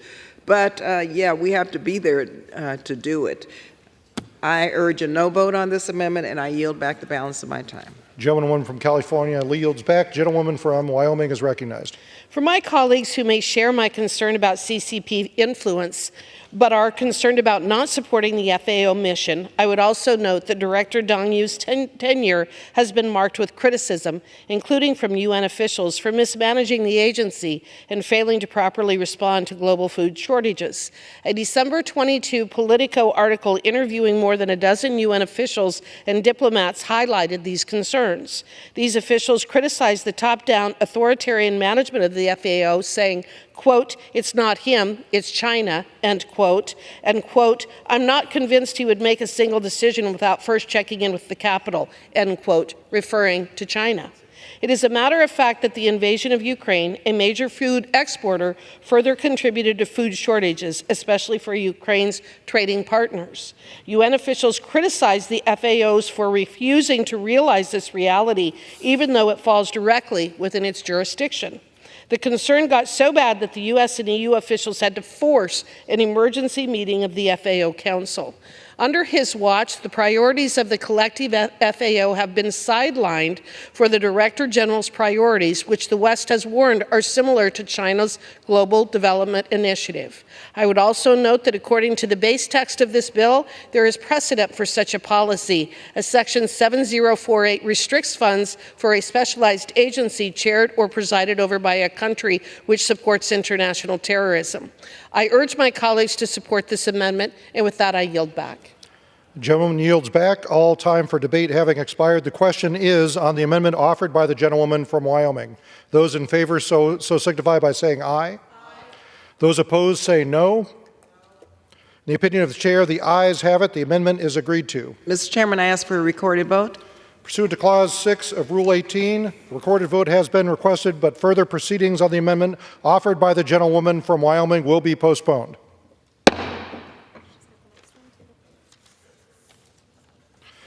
It's now in order to consider the amendment number 22 printed in Part B of House Report 118-559. For what purpose does the gentlewoman from Wyoming seek recognition? Mr. Chairman, I have an amendment at the desk. The clerk will designate the amendment. Amendment number 22, printed in Part B of House Report number 118-559, offered by Ms. Hageman of Wyoming. Pursuant to House Resolution 1316, the gentlewoman from Wyoming, Ms. Hagman, and a member opposed each will control 5 minutes. The chair recognizes the gentlewoman from Wyoming. Mr. Chairman, thank you. I rise in favor of my Amendment 22 to H.R. 8771, which prohibits funding for the United Nations International Organization for Migration, or IOM, activities in the Western Hemisphere. What's at stake with this amendment is twofold: ending the channels connecting the U.S. taxpayer dollars to activities facilitating mass migration to the southern border, and reclaiming Congress's control over the allocation of funding. The underlying bill allocates $2.4 billion for migration and refugee assistance to carry out Section 2A and 2B of the Migration and Refugee Assistance Act, which allows for membership and contributions for IOM and the UN High Commissioner for Refugees. Congress broadly allocates this pot of money for these purposes, and then the State Department and USAID have the discretion to allocate these funds as they see fit. While this process alone should raise concern about the Appropriations Authority, we should be even more concerned that this system is helping the IOM, which is facilitating mass illegal migration, creating the crisis at our southern border. We have uncovered the fact that the IOM is using contributions from countries, including the United States, to lobby the Biden administration to repeal and replace policies that secure the southern border. and who also engage in activities providing assistance that facilitate mass migration to that same border. Shortly after President Biden took office, IOM issued a statement in support of his executive orders, which set this administration off on its destructive border and immigration agenda. The IOM has also risen in support of the Biden administration's creation of unlawful categorical parole categories, the kind this body impeached Secretary Mayorkas for, and continued to criticize the U.S. for keeping Title 42 restrictions in place. The IOM also pressured the Biden administration to end the Remain in Mexico policy, which it considers, quote, inhumane and against international law. But of the most concern is how U.S. taxpayer dollars provided to the IOM are then being provided directly to illegal migrants, facilitating the mass migration to our southern border, causing this problem. I urge my colleagues to support my amendment, and with that I reserve. Gentlewoman from Wyoming reserves. For what purpose does the gentlewoman from California seek recognition? Mr. Chairman, I claim time in opposition to this amendment. Gentlewoman is recognized for 5 minutes. Mr. Chairman, I rise in strong opposition to this amendment. Both the Department of State and USAID rely on IOM's expertise as an implementing partner to support United States foreign policy priorities worldwide, including strengthening border security, countering trafficking in persons, combating the smuggling of migrants, providing humanitarian and emergency relief, assisting in voluntary repatriation. States Bureau of Population, Refugees, and Migration has funded the IOM to support migrants who have experienced violence, exploitation, and/or abuse, and includes victims of trafficking and unaccompanied and separated children. IOM does not facilitate, assist, or encourage illegal or mass migration in any way, period. By supporting the humanitarian needs of migrants, such as basic sanitation, health care, and food, it makes migrants less likely to resort to harmful coping strategies such as child labor, family separation, or forced marriage. This amendment would prevent support for IOM programming in Haiti, where it is the only agency providing emergency relief to returned Haitian migrants. More people are on the move globally, 117 million, than at any point in human history. And most of those displaced are taking refuge in neighboring low-income countries. IOM support the stability of our neighbors and partners that are struggling to host a larger number of refugees. The infrastructure, shelter, water, sanitation, health, and education of these states is overwhelmed. This aid relieves the strain and advances our national security interests. Left unaddressed, the strain will feed instability and trigger more violence in these regions. It's in the United States' interest that these vulnerable people are cared for, and hosting countries are willing to continue to receive them. I urge my colleagues to oppose this amendment. I reserve the balance of my time. Gentlewoman from California reserves. Gentlewoman from Wyoming is recognized. To add insult to injury, U.S. dollars provided to the UN are also sent to NGOs, which use these funds to provide cash, debit cards, food, clothing, medical treatment, shelter, and even, quote, humanitarian transportation to U.S.-bound illegal immigrants in Latin American nations and Mexico. In short, U.S. taxpayer dollars are being sent over our borders to the IOM, which is then using them to facilitate the crisis at our border. The IOM is using U.S. taxpayer dollars to push our government to lower its border security policies, and then aiding in programs rushing illegal migrants to the border, overwhelming the system in place, and helping facilitate the crisis we are facing. I urge all of my colleagues to support this amendment, and with that I reserve. Gentlewoman from Wyoming reserves. Gentlewoman from California is recognized. Mr. Chairman, I urge a no vote, and I yield back. Gentlewoman from California yields back. Gentlewoman from Wyoming is recognized. This amendment does not harm the United States' ability to help refugees as if it so desires. First, it keeps in place U.S. funding for IOM activities in other regions where there are refugee crises. It simply blocks U.S. funding for activities in the Western Hemisphere, which are harming our own border security. Second, if the United States wants to provide refugee services, it should do so directly, not rely on international organizations to administer these services. And to the extent that the U.S. does want to engage with international organizations, this does not mean it should not review how its funds are used and whether the organization is operating in the best interests of the United States. In this instance, the IOM is not, and the U.S. should not be complicit in bad policies that harm our country. With that, I yield back. Gentlewoman yields back. The question occurs on the amendment offered by the gentlewoman from Wyoming. Those in favor say aye. Aye.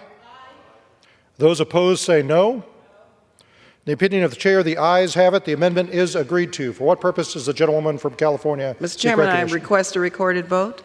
Recorded vote has been requested. Pursuant to Clause 6 of Rule 18, further proceedings on the amendment offered by the gentlewoman from Wyoming will be postponed.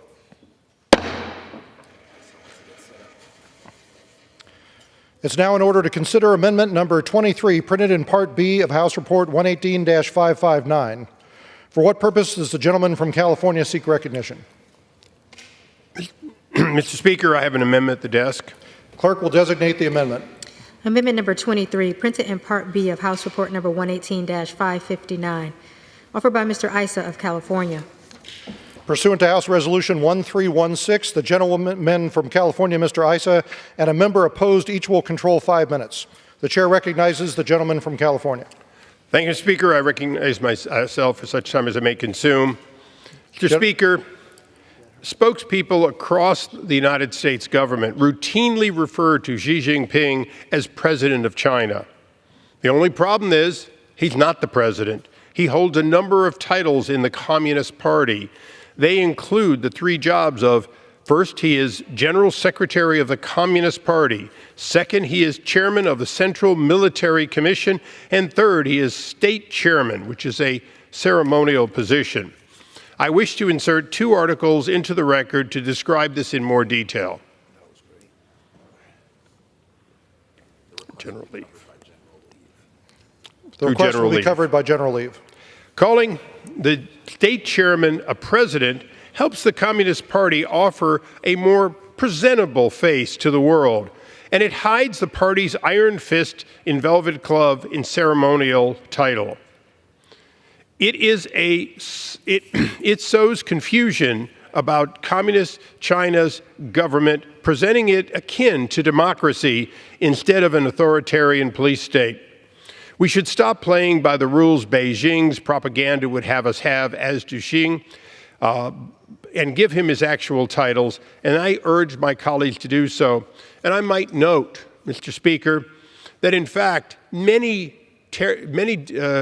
places that I don't particularly agree with, including President Bashar Assad and others, have the title. But if China doesn't give itself the title, and rather he is the head of the Communist Party, we should continue to call him that and not erroneously make him look like a Democratic leader. And with that, I reserve the balance of my time. Gentleman from California reserves. What purpose does the gentlewoman from California seek recognition? Mr. Chairman, I claim time in opposition. Gentlewoman from California is recognized for 5 minutes. I rise in opposition to this amendment, which prohibits funding for materials that refers to the General Secretary of the Chinese Communist Party by the title President. The United States House of Representatives does not get to pick what other countries call their head of state. This is not a serious policy. In the United States of America, we should not resort to pettiness and should treat others with respect, even when we have vehement disagreements. This is how you solve problems. I must reflect on the fact that this is the appropriations process, a process that is derived by the United States Constitution. It's a privilege to serve in this House and on the Appropriations Committee. This amendment does not meet the stature of this process. I urge my colleagues to oppose this amendment. I reserve the balance of my time. Gentlewoman from California reserves. Gentleman from California is recognized. Mr. Speaker, the gentlelady from California, who I greatly admire, is in fact, in this case, wrong. She's making a mistake that I hope to correct in this debate. Xi Jinping is not the president. That is not the title that their government gives him. As I said in my opening remarks, and I'll clarify, President Bashar Assad of Syria is a president. That's a title his country gives him. The president of Egypt is a president. There are plenty of presidents. We would not call Bibi Netanyahu president when he's the prime minister. And of course, we would call the president of Israel president. I'm only making the clear point that Xi Jinping has three titles, none of which includes, in any reasonable translation, the word president. He is a head of state. He is the chairman of his party. He is the chairman of, in fact, his military.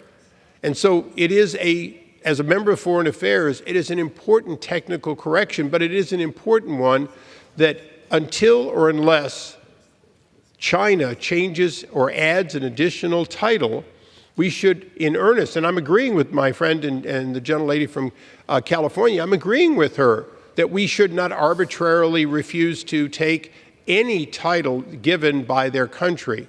But China could call him president if they wanted to. They do not. And my amendment only says we need to stop changing his title. So when the gentlelady says that we shouldn't arbitrarily or petty way change a title, I agree.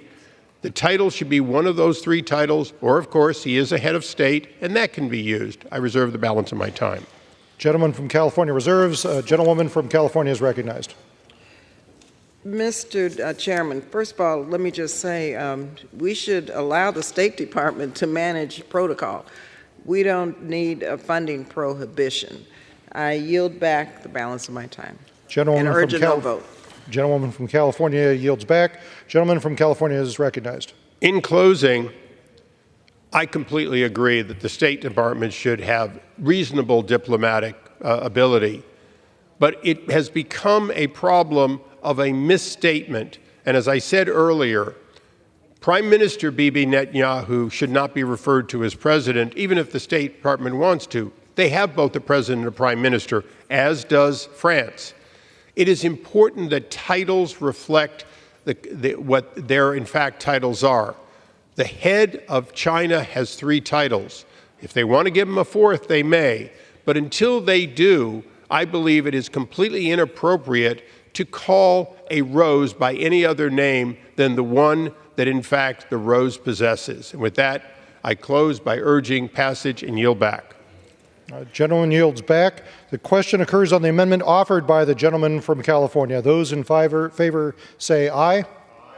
Those opposed say no. In the opinion of the chair, the ayes have it. The amendment is agreed to.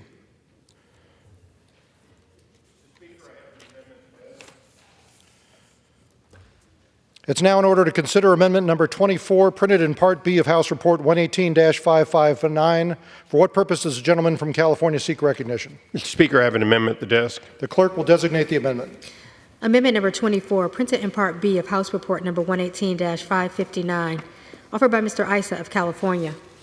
Pursuant to House Resolution 1316, the gentleman from California, Mr. Issa, and a member opposed, each will control 5 minutes. The chair recognizes the gentleman from California. Mr. Speaker, my amendment simply recognizes that over the last half century, things have changed. When I was a young private, Richard Nixon opened up the gate to China. A matter of less than a decade later, Jimmy Carter added them to the Science and Technology Agreement, recognizing that this emerging country needed our help, and that as we spread them and pushed them away from the Soviet Union, that this was one more way to work together. I commend what those men, those presidents did during their decades. But in the 6 decades since that time, things have changed. The fact is, China isn't just a competitor. They are, in fact, the world's greatest thief of technology, and cooperation simply leads to greater espionage and theft. So for that reason, it is time to end our agreement that gives them one-way access to our technology. Simply, we can no longer support the stealing of technology. Or in other words, in the words of Vladimir Lenin, the capitalists will sell us the rope with which we will hang them. That has not changed. Mr. Speaker, I urge that and reserve the balance of my time. Gentleman from California reserves. For what purpose does the gentlewoman from California rise? Mr. Chairman, I claim the time in opposition. Gentlewoman claims time in opposition. The gentlewoman from California is recognized for 5 minutes. Mr. Chairman, I rise in opposition to this amendment. This Science and Technology Agreement, or STA, with the PRC was extended for 6 months in March, and it does not commit us to a permanent agreement. The extension will allow the administration time to amend and strengthen terms of the STA. Without the STA, the United States would lose valuable insight into China's technical advances. Additionally, many scientific STA outcomes have been deeply beneficial to the United States and the rest of the world. This includes determining the importance of folic acid supplementation in preventing birth deaths and decreasing China's air pollution, which blows across the Pacific, contributing to our West Coast air pollution. Opponents of this agreement cite concerns that the PRC would exploit civilian research partnerships for military purposes. However, all legitimate concerns about information sharing can be addressed through modifications to the STA rather than eliminating it entirely. This is being actively negotiated now, and we need to give negotiators a chance to come to a stronger agreement. I urge my colleagues to oppose this amendment, and I reserve the balance of my time. California reserves. Gentleman from California is recognized. You know, my friend, the gentlelady from California, knows that the acid rain that falls on California and throughout the United States comes from the knowing and willful burning of coal with no scrubbers in China.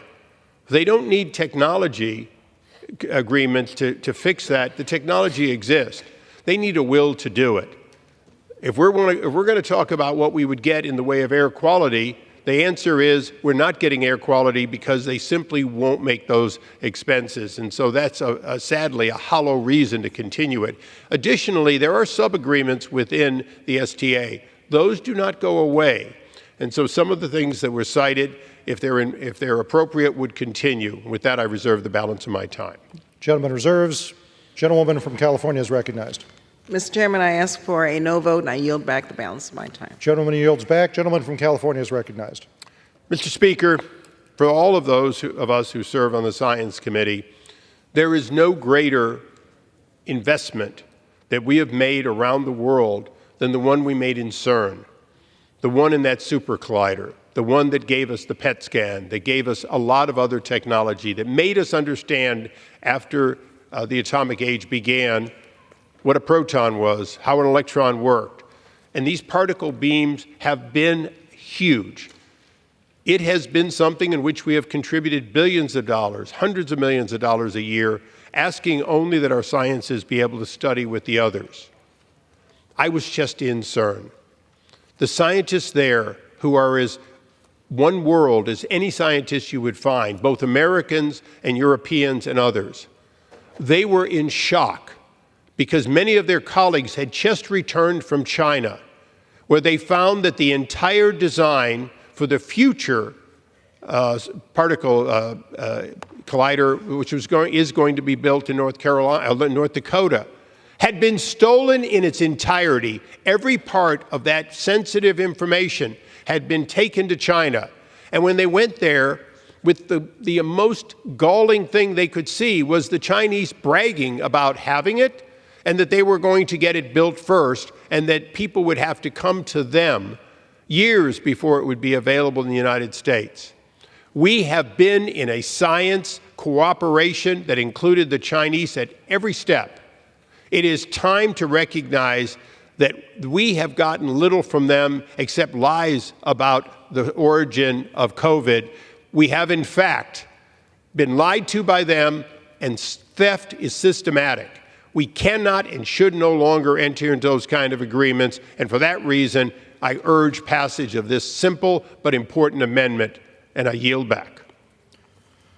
The question occurs on the amendment offered by the gentleman from California. Those in favor say aye. Aye. Those opposed say no. The opinion of the chair, the ayes have it. The amendment is agreed to. It's now in order to consider amendment number 32, printed in Part B of House Report 118-559. For what purpose does the gentleman from New York seek recognition? Mr. Speaker, I have an amendment at the desk. The clerk will designate the amendment. Amendment number 32, printed in Part B of House Report number 118-559, offered by Mr. Lawler of New York. Pursuant to House Resolution 1316, the gentleman from New York, Mr. Lawler, and a member opposed, each will control 5 minutes. The chair recognizes the gentleman from New York. Mr. Speaker, today I rise in support of my amendment to increase funding for the Peace Corps. This investment is a commitment to our nation's values and our role on the global stage, and we should not back away from it. The Peace Corps represent the best of America. It embodies our spirit and our generosity. It helps build communities across the globe and expose them to the good that America does in the world. These initiatives are more crucial than ever in today's world where American soft power, which the Peace Corps is a projection of, must be at the forefront of the pushback against authoritarian countries like Russia and China. As we consider the challenges and opportunities before us, let us come together to ensure the Peace Corps is equipped to continue its mission. Supporting this amendment means supporting sustained American leadership and goodwill across the globe. Thousands of Americans serve in the Peace Corps every year, and reducing their funding would prevent them from accomplishing their critical mission. I've heard from many constituents about their personal experiences with the Peace Corps, and they could tell you as good as anyone how impactful serving has been, and how many volunteers go on to incredible careers in public service. So I ask my colleagues, let's stand together to fund this vital program for the next generation of Americans and enhance our nation's legacy of making a positive impact worldwide. I urge all members to support this amendment and yield back. Does the gentleman yield back? I reserve. Gentleman reserves. For what purpose does the gentlewoman from California seek Mr. recognition? Chairman, I claim time in opposition. Gentlewoman claims time in opposition. The gentlewoman from California is recognized for 5 minutes. Thank you, Mr. Chairman. Probably this is the only amendment that I will reluctantly oppose. This amendment seeks to increase funding to the Peace Corps to the fiscal year 2024 level. And so I do agree with the premise that the Peace Corps should receive additional funding in this bill. The reality is that there is not enough funding for the offset where the gentleman is identifying this money, and that is the State Department diplomatic programs. It's already $1 billion below the fiscal 24 level. This amendment highlights that the allocation for this bill is just simply too low. We cannot expect to address the variety of global challenges to foster peace and support our diplomatic efforts with the 12% decrease in the top line of this bill. And so I support the mission of the Peace Corps fully. They are our best diplomats. I commend all of the volunteers who serve our country. I was recently in Africa and on a bipartisan delegation, and we met with many Peace Corps members, and they are serving this country, and they are helping in so many ways in the most vulnerable places on the planet. And so I want to thank them for that. This amendment, though, is just robbing Peter to pay Paul. I urge my colleagues to oppose this amendment, again, reluctantly. I reserve the balance of my time. Gentlewoman reserves. Gentleman from New York is recognized. Mr. Speaker, I respect my colleague across the aisle, but to my knowledge, my colleagues across the aisle never offered an amendment to increase funding for the Peace Corps, and this is an amendment that is before us to do just that.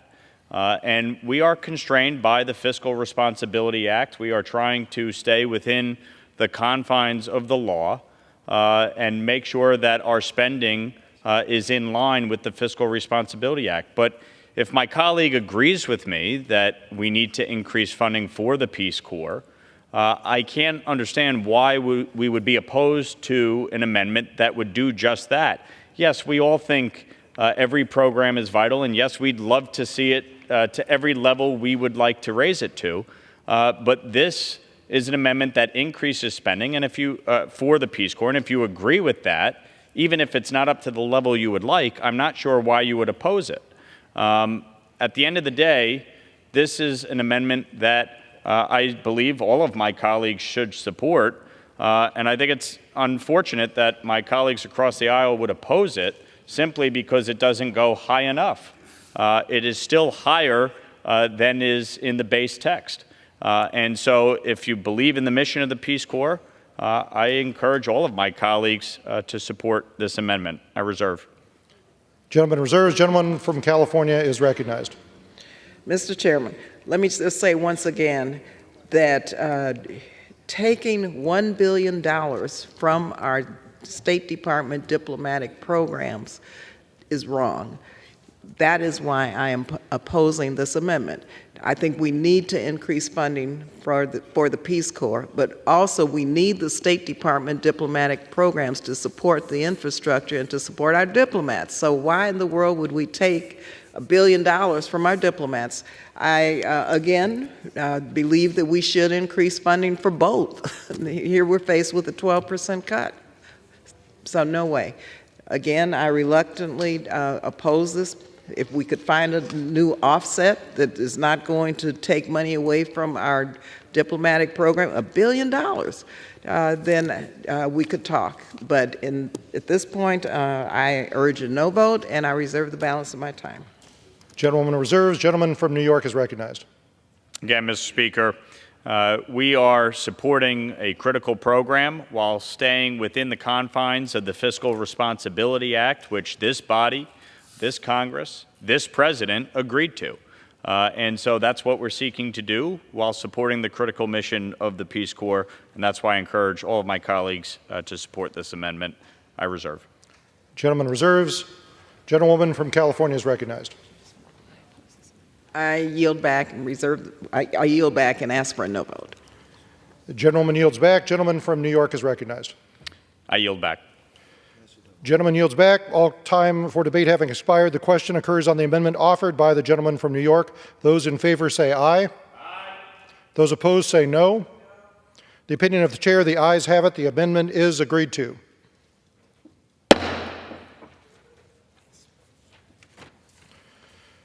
It is now in order to consider amendment number 35, printed in Part B of House Report 118-559. For what purpose does the gentlewoman from South Carolina seek recognition? Mr. Chairman, I have an amendment at the desk. The clerk will designate the amendment. Amendment number 35, printed in Part B of House Report number 118-559, offered by Ms. Mace of South Carolina. Pursuant to House Resolution 1316, the gentlewoman from South Carolina, Ms. Mace, and a member opposed, each will control 5 minutes. The chair recognizes the gentlewoman from South Carolina. Thank you, Mr. Chairman. I rise today in support of my amendment to ensure that no funds in the Department of State Foreign Operations Appropriations Bill from being obligated, expended, or otherwise made available to the United Nations High Commissioner for Refugees, or UNHCR. In 2022, the United States contributed a total of $2.2 billion to the UNHCR, which amounts or accounts for approximately 40% of total funding.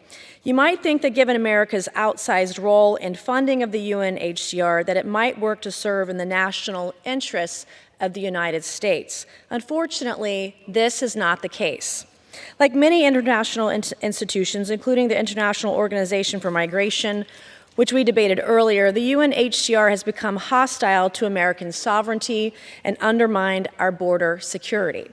UNHCR's 2018 report, which the Trump administration wisely voted against, emphasized a need to limit detention of migrants that arrive at our borders, which is inconsistent with federal law and inconsistent with our national interests.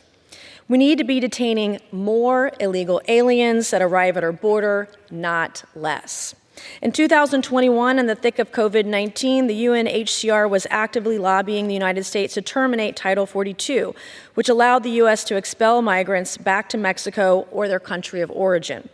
This was one of the most important tools to stem the tide of illegal immigration. While Americans were stuck in their homes under the onerous pandemic restrictions, UNHCR wanted to fling American borders wide open to illegal aliens.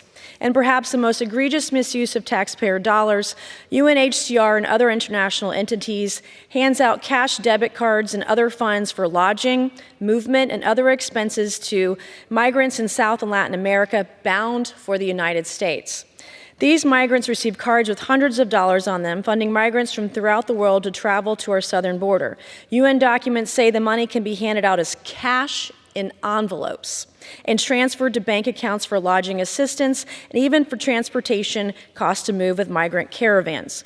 In one Mexican town on the road to the United States, UNHCR was doling out $400 payments every 15 days to migrants, funded on the backs of American taxpayers. These funds are unrestricted and unconditional and can be used for any purpose. America is experiencing the worst crisis at our southern border in our nation's history. And these policies UNHCR is advocating and the cash payments they are handing out to migrants are only making the problem worse. They call these payments cash-based intervention. Well, my amendment ensures that we give the UN High Commissioner for Refugees a cash-based intervention by cutting off federal funding. We cannot continue to fund the invasion of our own country, and I strongly urge the passage of my amendment, and I reserve. Gentlewoman reserves. For what purpose does the gentlewoman from California seek recognition? Mr. Chairman, I claim time in opposition to the amendment. Gentlewoman from California claims time in opposition. The gentlewoman is recognized for 5 minutes. Mr. Chairman, this amendment would zero out funding for the United Nations Office of High Commissioner for Refugees, which is a global organization established after World War II to help people who lost their homes. They work in 136 countries to provide life-saving assistance, including shelter, food, water, and medical care for people forced to flee conflict and persecution, many of whom have nobody left to turn to. Just last week, the United States recognized World Refugee Day, reaffirming our tradition as a beacon of hope for refugees and persecuted people around the globe. In the United States, refugees contributed almost $124 billion to the growth of the United States economy from 2005 to 2019. According to UNHCR, the overall forced displacement rose to 120 million in May 2024 and reflects the 12th year of a consecutive increase. At this level, the global displaced population is the equivalent of the 12th largest country in the world, which is about the size of Japan. Responsibility sharing is essential to meet humanitarian needs so that all people can live with hope and dignity. No single country can respond alone, and no country is untouched by the impacts of forced displacement. I urge my colleagues to oppose this amendment. I reserve the balance of my time. Gentleman reserves. The gentlewoman from South Carolina is recognized. Thank you, Mr. Chairman. And we should not be paying people to come here illegally.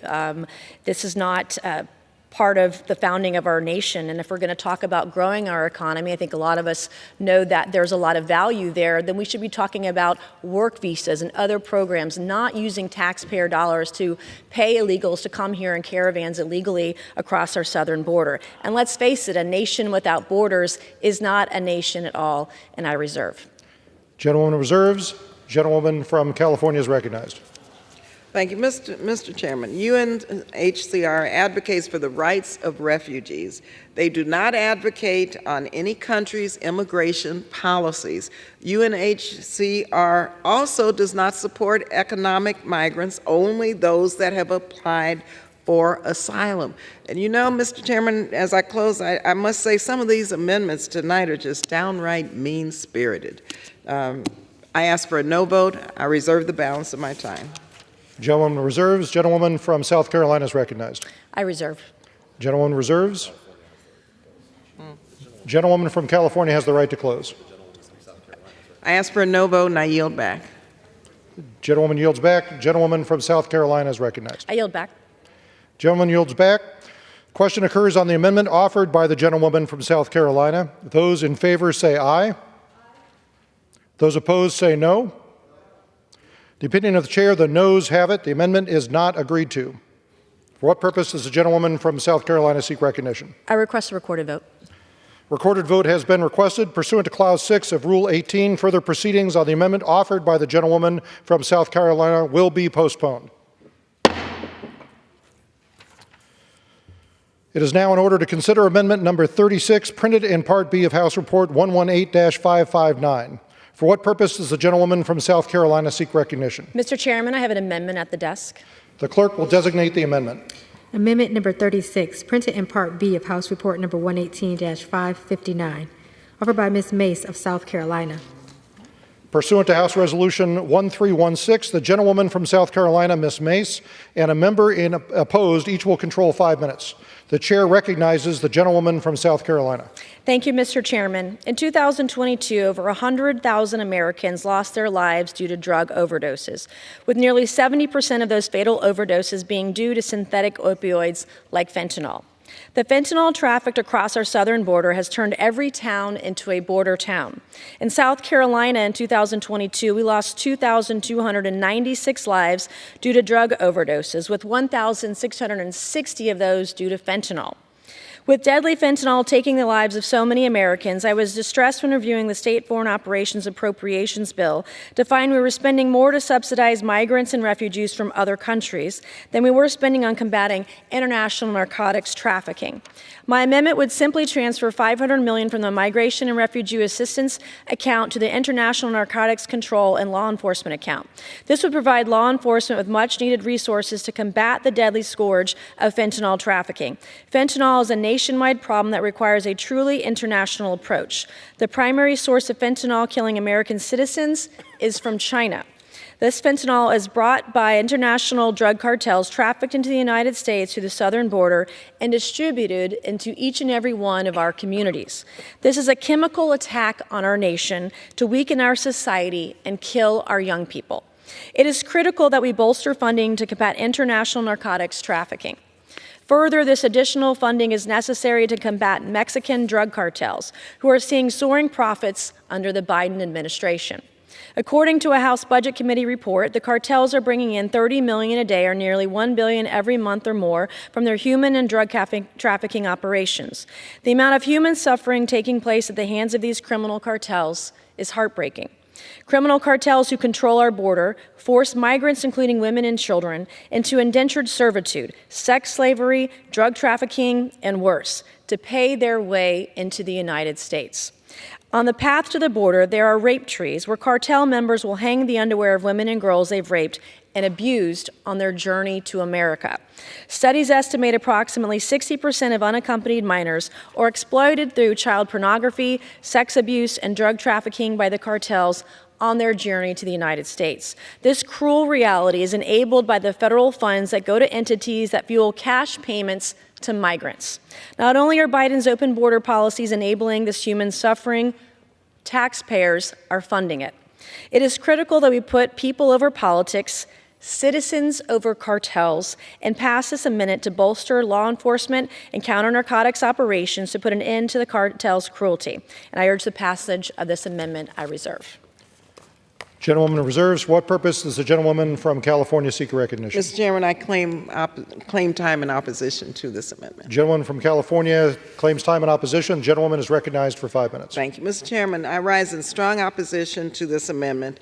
The Migration and Refugee Assistance account supports protection and assistance to ease the suffering of those that had to leave everything behind to become a refugee. Again, it's hard to describe the meanness in these amendments. The funding also contributes to broader USG and international efforts to resolve conflicts that cause displacement and provide solutions for people and families that cannot return home. This humanitarian aid, it saves lives and upholds the dignity of tens of millions of forcibly displaced and crisis-affected people, including refugees, victims of conflict, stateless persons, and vulnerable migrants. 1 in every 69 people, or 1.5% of the entire world's population, is now forcibly displaced.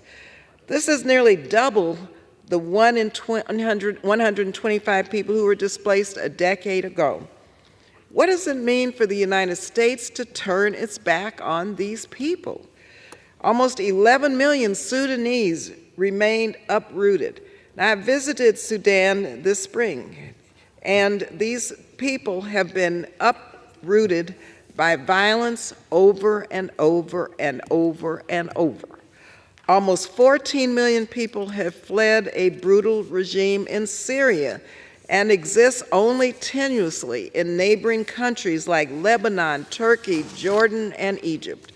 By cutting this assistance, nations hosting these refugees will not accept growing refugee populations in their countries, potentially destabilizing regions and threatening global stability and security.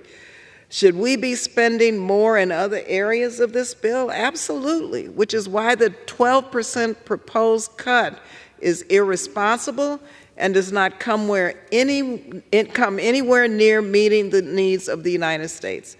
The migration and refugee account is already facing a $725 million cut. I urge my colleagues to oppose this amendment, and I reserve the balance of my time. The gentleman reserves. The gentlewoman from South Carolina is recognized. Protecting America and her citizens is it mean? It simply means that we are putting our nation and her people first, as we should, because we've sworn an oath to our Constitution. Putting our citizens and our nation's sovereignty, that above any other, is what we should be doing right now to combat what Joe Biden and his administration have done to the United States of America. We are literally using taxpayer dollars, paying people to come here illegally, who are then infiltrating into our communities, who are raping women, who are killing children. We read story after story on the news of violence happening in our communities. Fentanyl drug overdoses. In fact, 10 years ago, I didn't even know what fentanyl was, but in fact, last year I knew 2 people personally who died of a fentanyl overdose. Joe Biden and his administration is allowing this to happen right in every one of our communities today, and we have to put an end to it. That means moving money around, cutting funding to the programs that are allowing this to happen, and stop funding what's coming across our southern border. If we really truly care about America, then put your money where your mouth is and protect her citizens. And when we talk about threatening security, the videos this week of Southern California where Gavin Newsom said he was going to send the guard down to the border because, by golly, he was going to protect the state of California. The next day, a video of hundreds and hundreds of Chinese nationals coming into Southern California illegally. It's just absurd completely, and this body needs to do something about it, and I reserve. Thank you. The gentlewoman reserves. Gentlewoman from California is recognized. I ask for a no vote and I yield back the balance of my time. Gentleman yields back. Gentlewoman from South Carolina is recognized. I yield back. Gentleman yields back. Question occurs on the amendment offered by the gentlewoman from South Carolina. Those in favor say aye. Aye. Those opposed say no. The opinion of the chair, the noes have it. The amendment is not agreed to. Requests a recorded vote. Recorded vote has been requested pursuant to Clause 6 of Rule 18. Further proceedings on the amendment offered by the gentlewoman from South Carolina will be postponed. The chair understands that amendment number 38 will not be offered. The chair understands that amendment number 39 will not be offered.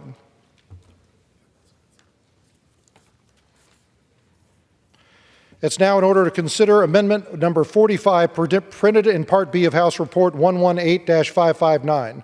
For what purpose does the gentleman from Florida seek recognition? Mr. Speaker, I have an amendment at the desk. The clerk will designate the amendment. Amendment number 45, printed in Part B of House Report number 118-559, offered by Mr. Moskowitz of Florida.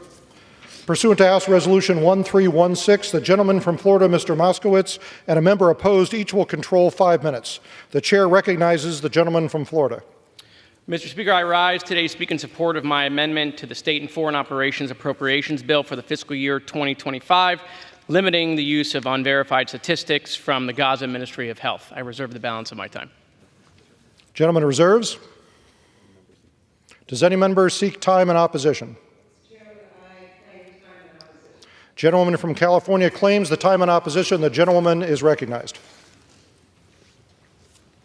I reserve. The gentlewoman from California is recognized. Mr. Chairman, I rise in opposition to this amendment. This amendment prohibits the State Department from using the statistics obtained from the Gaza Health Ministry, which is often the only information available about what is happening on the ground in Gaza. As much as we wish there were other sources, this ministry is the only official source for Gaza casualties and is the de facto authority there. Israel has sealed Gaza's borders, barring foreign journalists and others who could offer this reporting. The journalists and medical professionals who are there are unable to account for all of the bodies trapped under rubble and discovered in mass graves. The United Nations and other international institutions and experts, as well as the Palestinian authorities in the West Bank, say this ministry has made a good faith effort to account for the dead under the most difficult conditions. Their figures have been found to be credible in the past, holding up to United Nations scrutiny, independent investigations, and even Israel's tallies. When new information comes to light, as with the Office of Coordination of Humanitarian Assistance a few weeks ago, they are made. In order for the State Department to do its job effectively, it needs to work with real-time information. This amendment would severely inhibit the United States government's ability to assess the situation. I urge my colleagues to oppose this amendment, and I reserve the balance of my time. Gentlewoman reserves. The gentleman from Florida is recognized. I reserve. The gentleman reserves. Gentlewoman from California is recognized. I urge a no vote, and I yield back the balance of my time. The gentleman yields back. The gentleman from Florida is recognized. Thank you, Mr. Speaker. My amendment does not deny the tragedy that is going on in Gaza due to Hamas's horrific attack on Israel on October 7th. But at the end of the day, the Gaza Ministry of Health is the Hamas Ministry of Health. And the idea that the United States government would rely on a terrorist organization for statistics, for data, that is being utilized. There are better ways to do this. We could work with our international partners and the UN. By the way, the UN, which was relying on Hamas, the Gaza Ministry of Health, if you will, lowered their numbers just a couple of weeks ago by a significant amount, thousands, in fact. And so, I just believe that the United States should stop relying on a terrorist organization for information. Remember, it is Hamas's goal. It is Hamas's goal to sell propaganda to the American people, to sell propaganda to the world. And the idea that we would participate in it because there are no other credible sources, Hamas is not a credible source. Since when is Hamas credible? And so, look, I want to thank my colleagues, Representative Wilson, Representative Lawler, Representative Gottheimer, and Representative Miller for supporting my amendment. As I've said, this amendment will prohibit the State Department from using unverified statistics provided by Hamas-run Gaza Ministry of Health. I urge my colleagues to vote yes on this bipartisan amendment, and I yield back the balance of my time. Gentleman yields back. All time for debate having expired, the question occurs on the amendment offered by the gentleman from Florida. Those in favor say aye. Those opposed say no. The opinion of the chair, the noes have it. The amendment is not agreed to. For what purpose does the gentleman from Florida seek recognition? Mr. Chairman, I would ask for the yeas and nays for a recorded vote. The yeas and nays have been requested. A recorded vote has been requested. Pursuant to Clause 6 of Rule 18, further proceedings on the amendment offered by the gentleman from Florida will be postponed.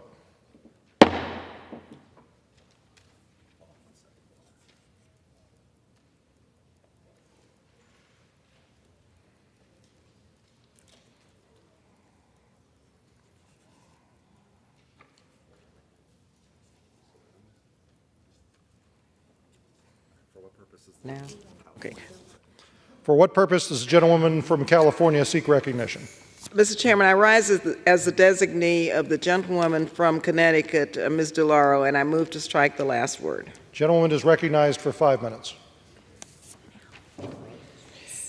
Mr. Chairman, I yield to the gentlewoman from Michigan, Ms. Tlaib. Gentlewoman is recognized. Thank you so much, my good colleague from California. I wanted to say how absolutely unconscionable that my colleagues are offering an amendment to prevent our U.S. government from even citing the Palestinian death toll. Since 1948, Mr. Speaker, there has been a coordinated effort, especially in this chamber, to dehumanize Palestinians and erase Palestinians from existence. The ethnic cleansing of Palestinians did not end in 1948. Today, Mr. Speaker, we are witnessing the Israeli apartheid government carry out a genocide in Gaza and in real time. And then this amendment is an attempt to hide it. Let me remind you all of the words of an Israeli defense minister who said, quote, we are imposing a complete siege on Gaza. No electricity, no food, no water, no fuel, everything closed. We are fighting human animals, end of quote. They don't even see Palestinians as human beings, Mr. Speaker. And here we are. My colleagues want to prohibit our own U.S. officials from even citing the Palestinian death toll. So let me read it into the record. Here are the latest casualties of Palestinians killed. 37,718 Palestinians, including more than 15,000 Palestinian children. And more than 86,377 Palestinians have been injured. 6 children, Mr. Speaker, 6 are killed in Gaza every single hour. But Palestinians are not just numbers. Behind these numbers are real people, mothers, fathers, sons, daughters, who have had their lives stolen from them and their families torn apart. And we should not be trying to hide it. These are innocent children and babies who have been bombed in their tents, burned alive, dismembered, and deliberately starved to death. Where is our shared humanity in this chamber? There is so much anti-Palestinian racism in this chamber that my colleagues don't even want to acknowledge that Palestinians exist at all. Not when they're alive, and now not even when they're dead. It's absolutely disgusting. This is genocide denial. Mr. Speaker, I know the majority of this chamber doesn't believe Palestinians should live or exist, but I won't remain silent as the only Palestinian American serving in Congress, while folks attempt to ever even erase those who were killed with our own weapons. So if I may, later at the appropriate time, I will submit for the inclusion into the congressional record the list of the Palestinians killed in Gaza. And Mr. Speaker, it is important to note this to everyone here. The list is too long that I can't even submit it because of the text limit. That's how many have been killed in Gaza, and now we're going to try to hide it.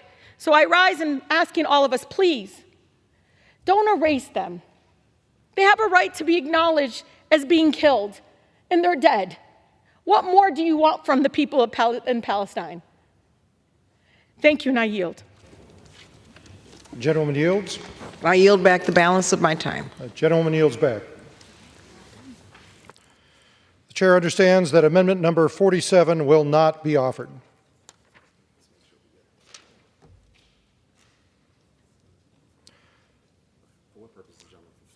For what purpose does the gentleman from Florida seek recognition? While commending the chair for a job well done, I would move that the committee do now rise. The question is, on the motion that the committee rise, all those in favor say aye. Those opposed say no. The ayes have it. The motion is adopted. Accordingly, the committee rises.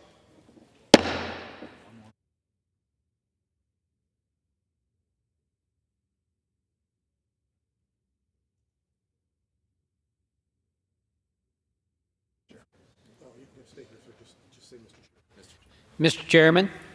Mr. Speaker, the Committee of the Whole House on the State of the Union, having had under consideration H.R. 8771, directs me to report that it has come to no resolution thereon. The chair of the Committee of the Whole House on the State of the Union reports that that committee has had under consideration H.R. 8771 and has come to no resolution thereon. The chair lays before the House an enrolled bill. H.R. 1240, an act to transfer administrative jurisdiction of certain federal lands from the Army Corps of Engineers to the Bureau of Indian Affairs to take such lands into trust for the Winnebago Tribe of Nebraska and for other purposes.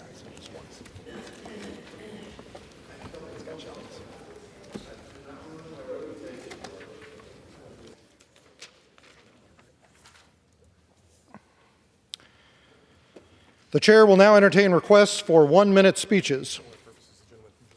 For what purpose does the gentleman from Georgia seek recognition? I ask unanimous consent to address the House for 1 minute and to revise and extend my remarks.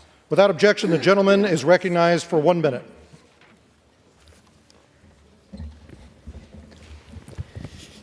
Mr. Speaker, I rise today to celebrate the life and service of Sergeant Kennedy Sanders from Waycross, Georgia. Sergeant Sanders was one of the 3 soldiers who tragically died during a drone strike in Jordan at only 24 years old. This Sunday, June 30th, would have been her 25th birthday. Her obituary reads, "Her commitment to duty and love for her country were evident in every action, making her a true jewel among us." Verse 25 of Proverbs 31 described the virtuous woman's attire as strength and honor, and Sanders wore those virtues with grace and resilience. Her grandfather, who is also a veteran, spoke about the importance of Memorial Day and honoring those who sacrificed their lives for our country. He spoke so highly of her character as a remarkable and fearless leader. Sometimes we take our freedom for granted, but in these solemn moments, we must remember to be eternally thankful for those who dedicate their lives to serving our nation. Kennedy Sanders was, and still is, a leader and a hero. She gave the ultimate sacrifice for her country, and we will never forget that.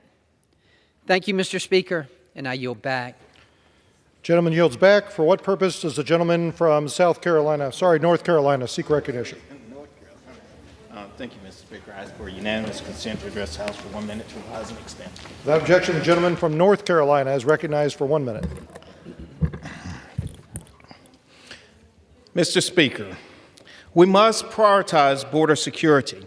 After visiting the border 3 times since taking office, it was indeed an eye-opening experience.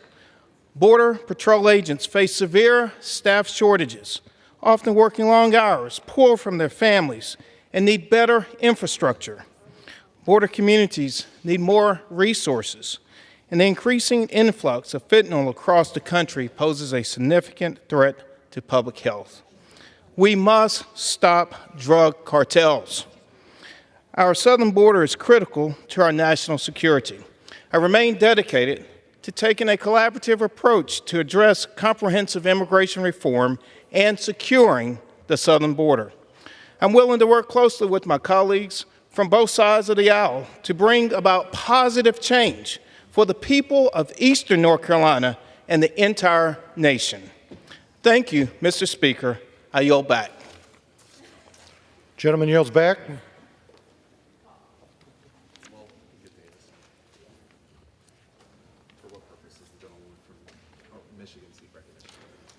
For what purpose does the gentlewoman from Michigan seek recognition?